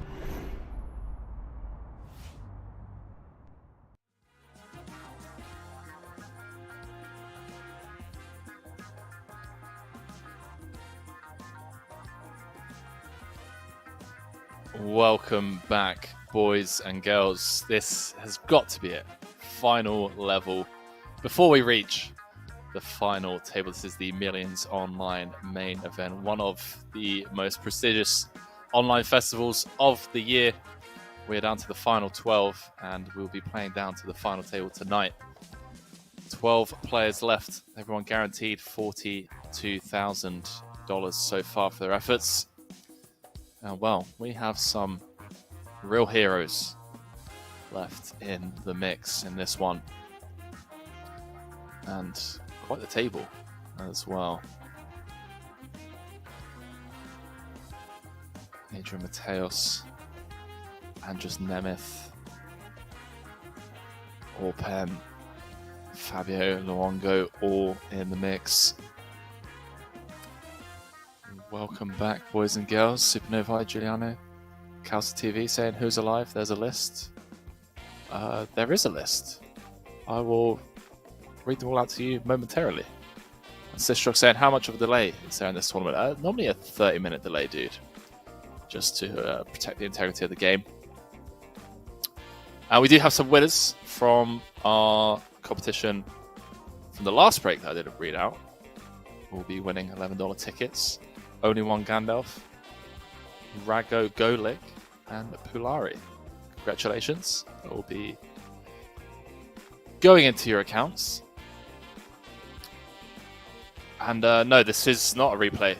This is live. Our commentary is live and in real time with myself and you guys at home. And then tomorrow we'll be coming back for the final table. Me, James Dempsey, and Jamie Staples, fresh off that win. And yeah, let me read out the final 12 players for you guys. So, Samuel Kabalitz, Michelle Latani, Adrian Mateos, Orpen, Christopher Bryce, Juan Pardo, Fabio Luongo, Igor Dursel, Andras Nemeth, Stefan van Zandelf, Ramiro Petrone, and Sebastian Sikor. All battling it out for this 860,000. And well, Ace Queen gonna be good at showdown. Juan, aka Malacca style, up to 91 million in chips. And yeah, Golden Booker 93 before we went on break saying thanks for the stream too. Regards from Poland. Thank you, mate. Pappy saying I'll make it rain with some singles, Henry. That was in regards to me setting up the commentators OnlyFans. Yeah, let's do it, mate. Why not? Why not sell myself to you guys? Yeah, 1.1 billion chips in play, so final table average going to be around about 120 million. Because why not?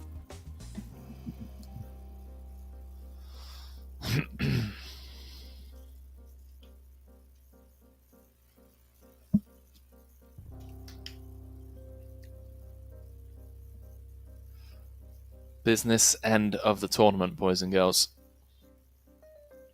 5 players on this table. We will be jumping through the tables, so if there's anything going down, be popping over to the outer table.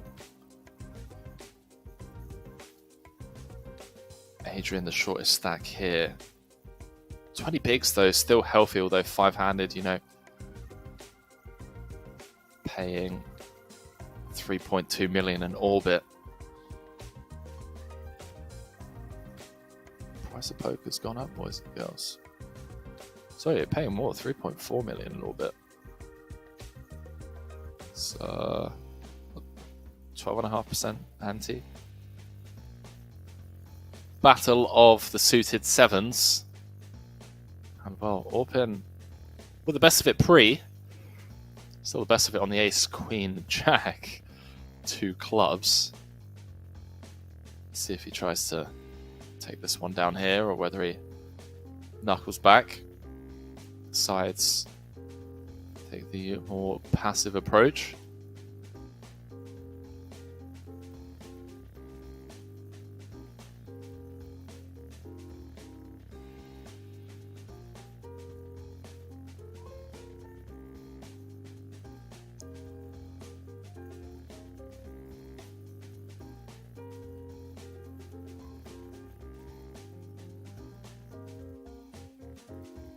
There we go. That is the other table I was talking about.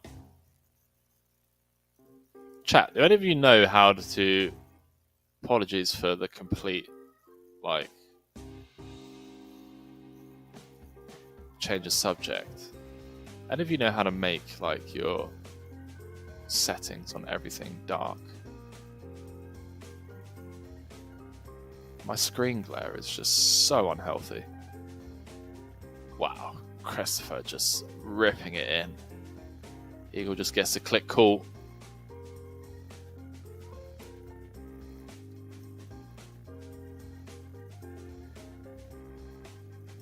Don't want to start,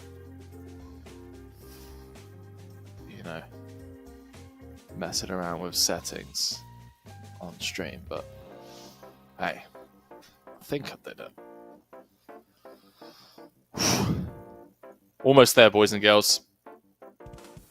Almost there. 11 left. Can confirm 12th place finisher Samuel Kabalitz on the outer table. Oh, no, sorry, he must have been on this table. I do apologise.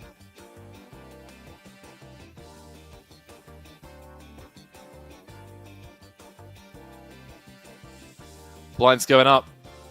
1 mil, 2 mil.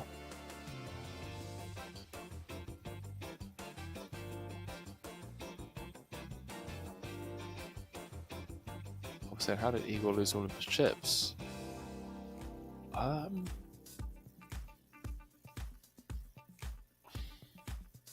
It looks like they've gone to Andras Nemeth somehow. Because Andras is sat on 177 million, so must have been a clash there at some point.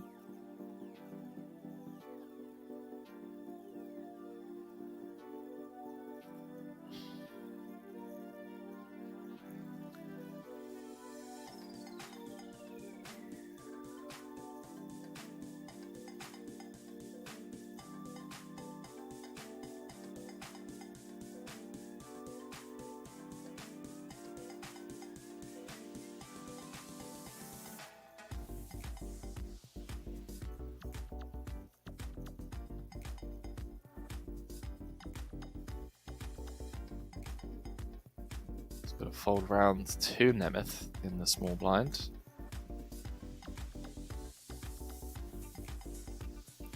Not one to back down, especially when he has you covered.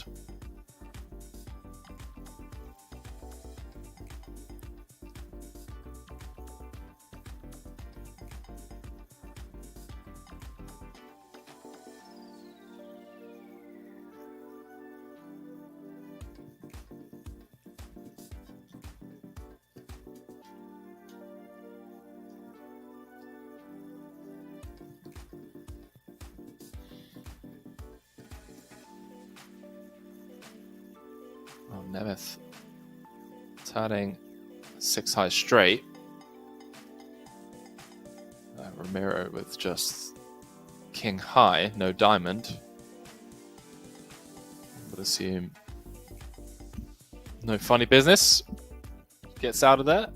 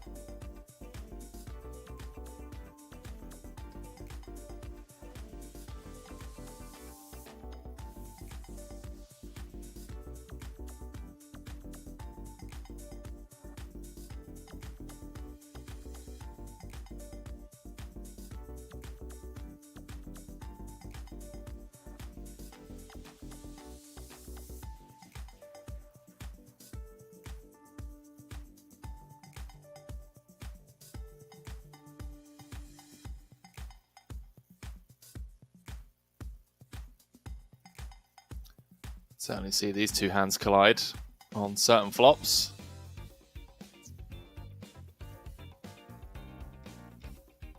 Fabio just grinding away. 30 big blinds and change. Nemeth just doing what Nemeth does. Bulldozering away. Chip leader at this table.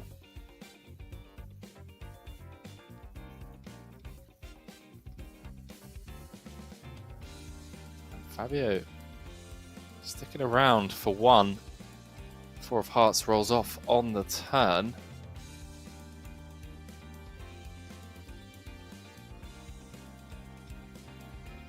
That's kind of bad hand to continue barreling with, you know, blocking some of the 8-7, 7-3, 7-6 type hands. Type of hands that you want Fabio to have. Fabio coming out with the B33, or B30, and well, Nemeth never one to not take a spot.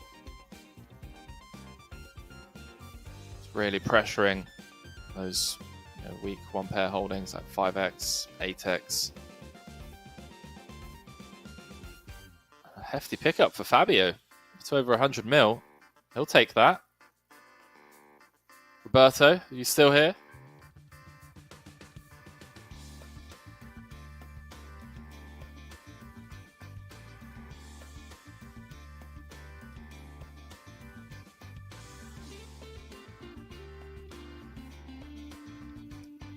Like Nemeth's just going to pick up the blinds and the antes this time around.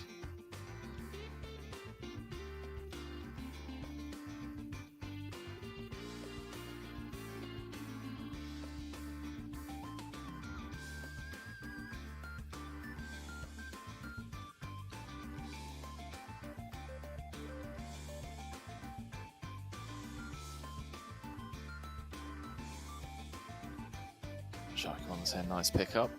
Yeah, nice little pickup for Fabio, indeed. Little backdoor hearts. Nemeth with the straight blockers.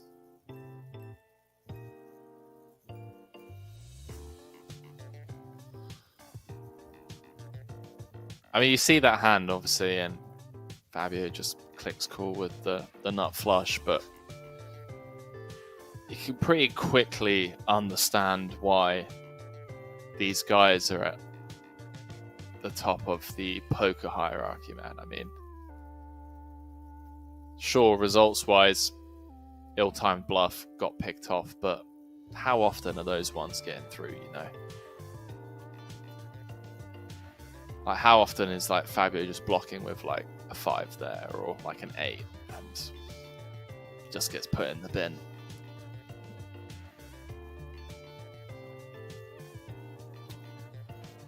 Popper's head looks like Roberto is sleeping like a baby. Panicfish saying cool tunes. Not sure if you're trolling. I can't hear the tunes myself, by the way.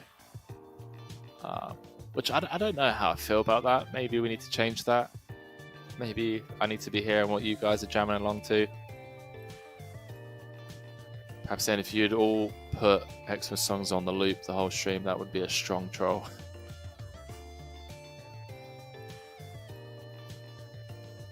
Yeah, that'd be solid.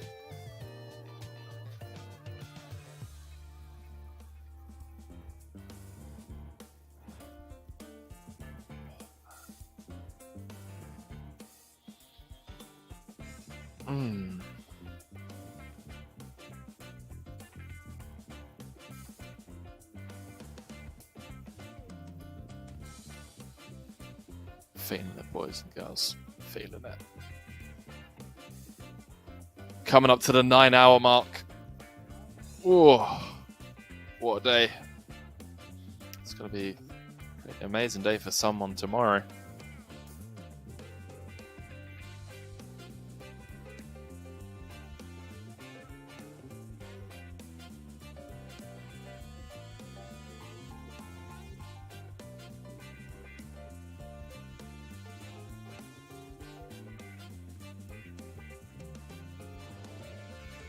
I can say what time is it, Henry? It is midnight.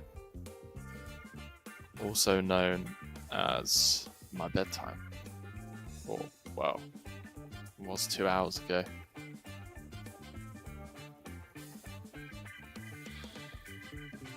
It's good, we're powering through.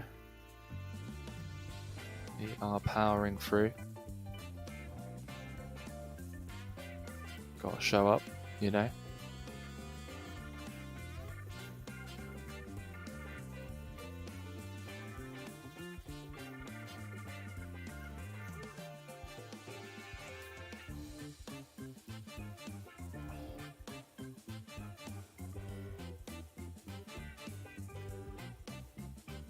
Fish said, "What do you do today?" They say, "Well, I just just casual 860k in the back pocket. You know, why not?"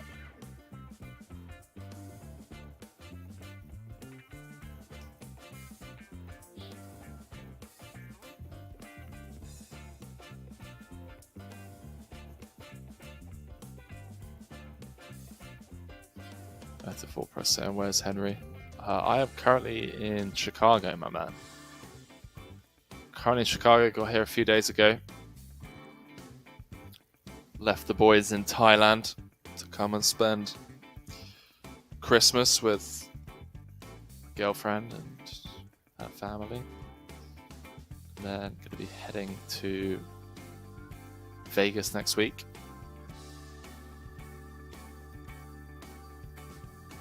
Start grinding for a couple of months.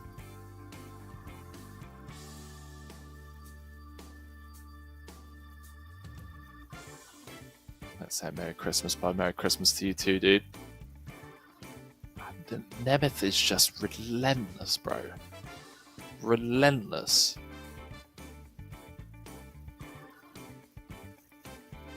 Absolutely insane how this guy just finds these spots, like... has such a sick read on the game.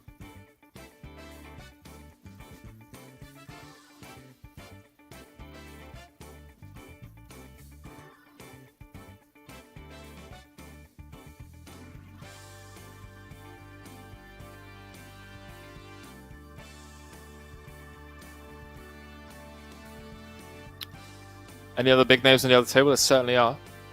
Adrian Mateos. Let's get the lobby up for you boys and girls.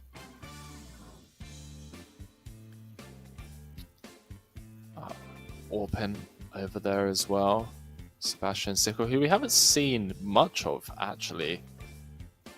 Chip leader. Steven van Zadaf. So over there.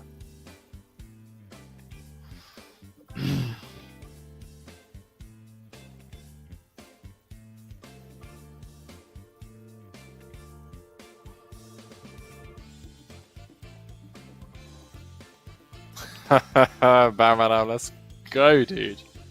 Love that. GG's, bud.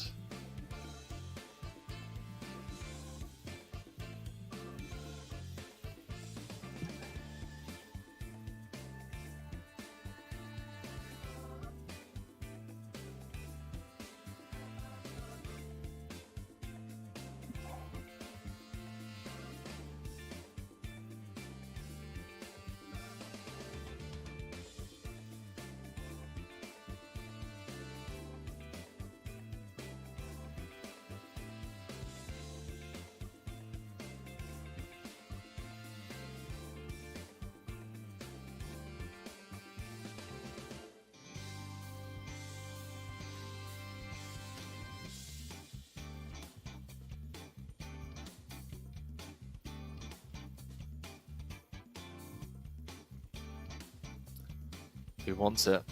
52k locked up. I'm saying GTG. Take care, Henry. Bamalam, pleasure as always, my man. Thanks for stopping by.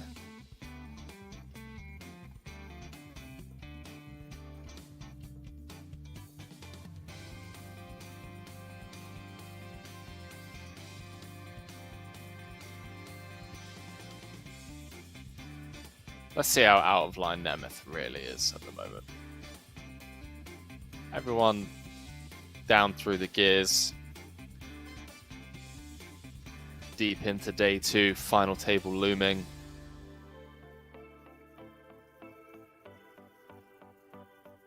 It's the time to kind of spruce up.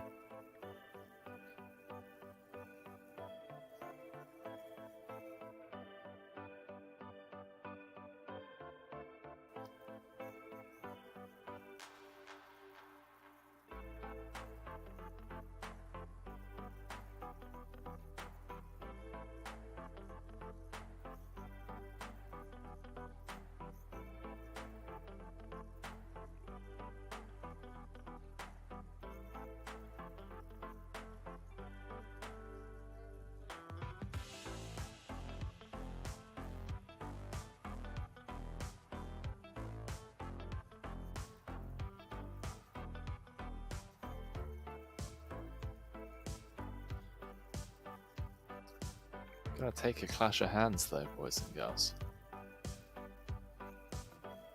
Got a book a saying see you tomorrow, guys. Thank you. Thank you, dude. Take care and see you tomorrow. Final table, 860k.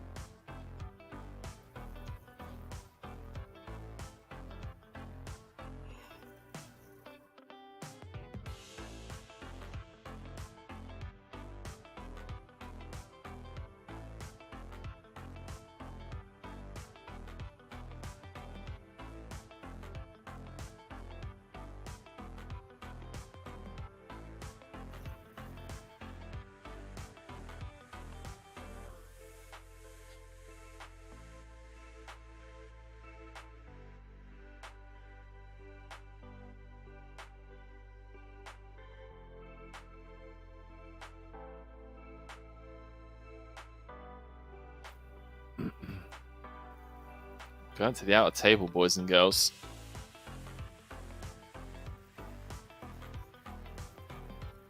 Five left over here. So Sebastian with the open with eights. Adrian, 11 bigs and deuces.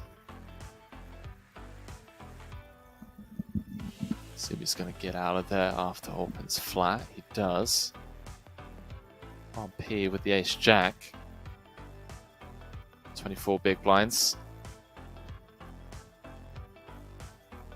Does just rip it in. Love this.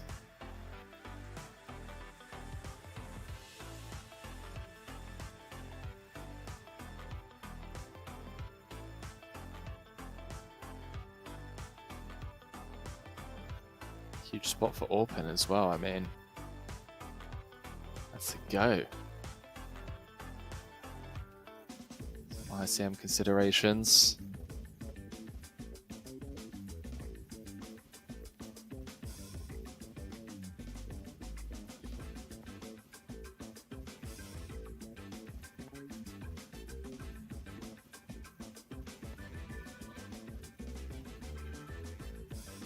Adrian really short. Gonna need to find a spot. I mean, paying 5.25 million.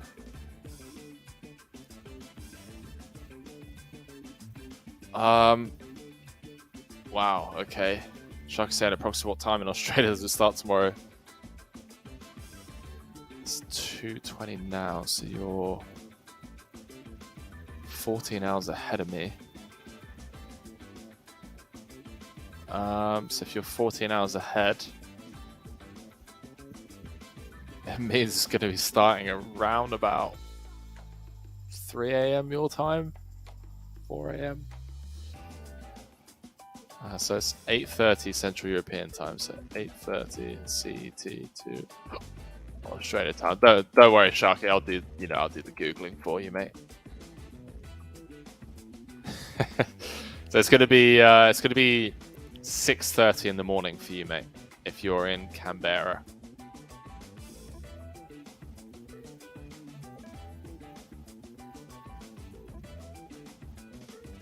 So we have had an elimination on the other table, boys and girls. We are on the final table bubble.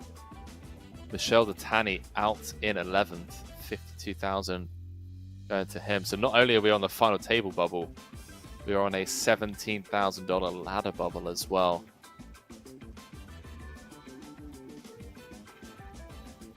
Yeah, so early morning, Sharky. So I don't know what time you wake up, but I assume, if you're rolling out of bed around 9, 10, should be like halfway through our coverage of the final table. Kind of perfect timing, if you ask me. Wake up, cup of coffee, 5 left.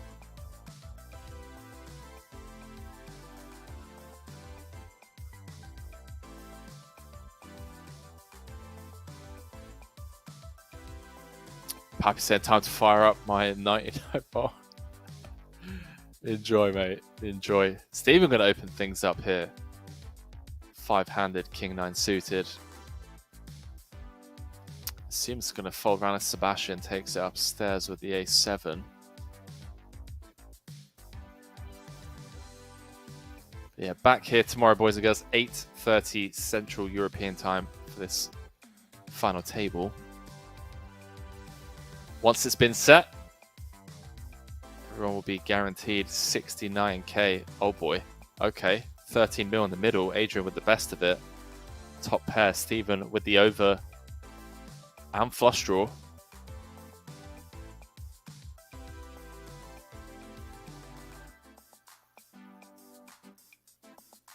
Comes out firing small. See how Adrian proceeds. Might just go for the stop and go right here, right now. He does.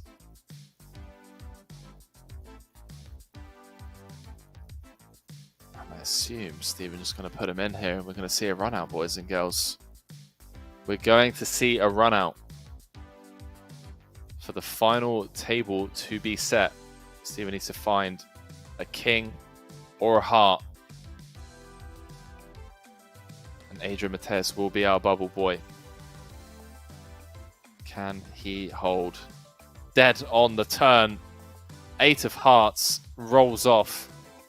And Adrian Mateus is our bubble boy. $52,700. Go to Adrian.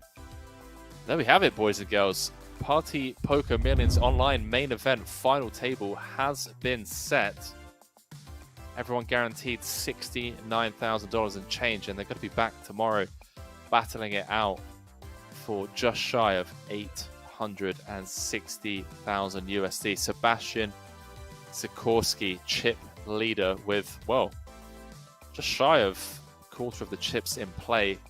We come back with around about 120 bigs. Don't forget, tomorrow blind levels do increase to 40 minutes. Romero Petroni in second, Stephen Van Zedelhoff in third, and, well, Orpen at the bottom of the pack. But hey, 20 big blinds, healthy stack, has the skills to do it. Chat, it's been an absolute pleasure. Pappy Van Winkle saying good stream. Henry, James, and Party Poker. GG's in the chat to all of you guys. Shark saying thanks, Henry. See you tomorrow. Don't forget, boys and girls, tomorrow, Jamie Staple going to be joining myself and James Dempsey to be talking about that win that he had today. Biggest score from a single tournament for him, I believe. So I'm super excited to hear what he has to say about how he's feeling, end of the year for him. And obviously, we're also going to be focusing on this final table, one of our most prestigious events of the year, with 7 six-figure scores up for grabs. So only 2 of the final 9 going to be going home with less than 6 figures, which is pretty insane if you think about it. But obviously, that coveted Millions Online trophy, as well as the $860,000, is going to be what all of these 9 players are going to be dreaming of tonight. Boys and girls, it's not what you're going to be dreaming about, but hey, hopefully dreaming about joining me tomorrow and having some fun with this stream. And as always, appreciate you guys joining me, keeping me company. And until next time, peace.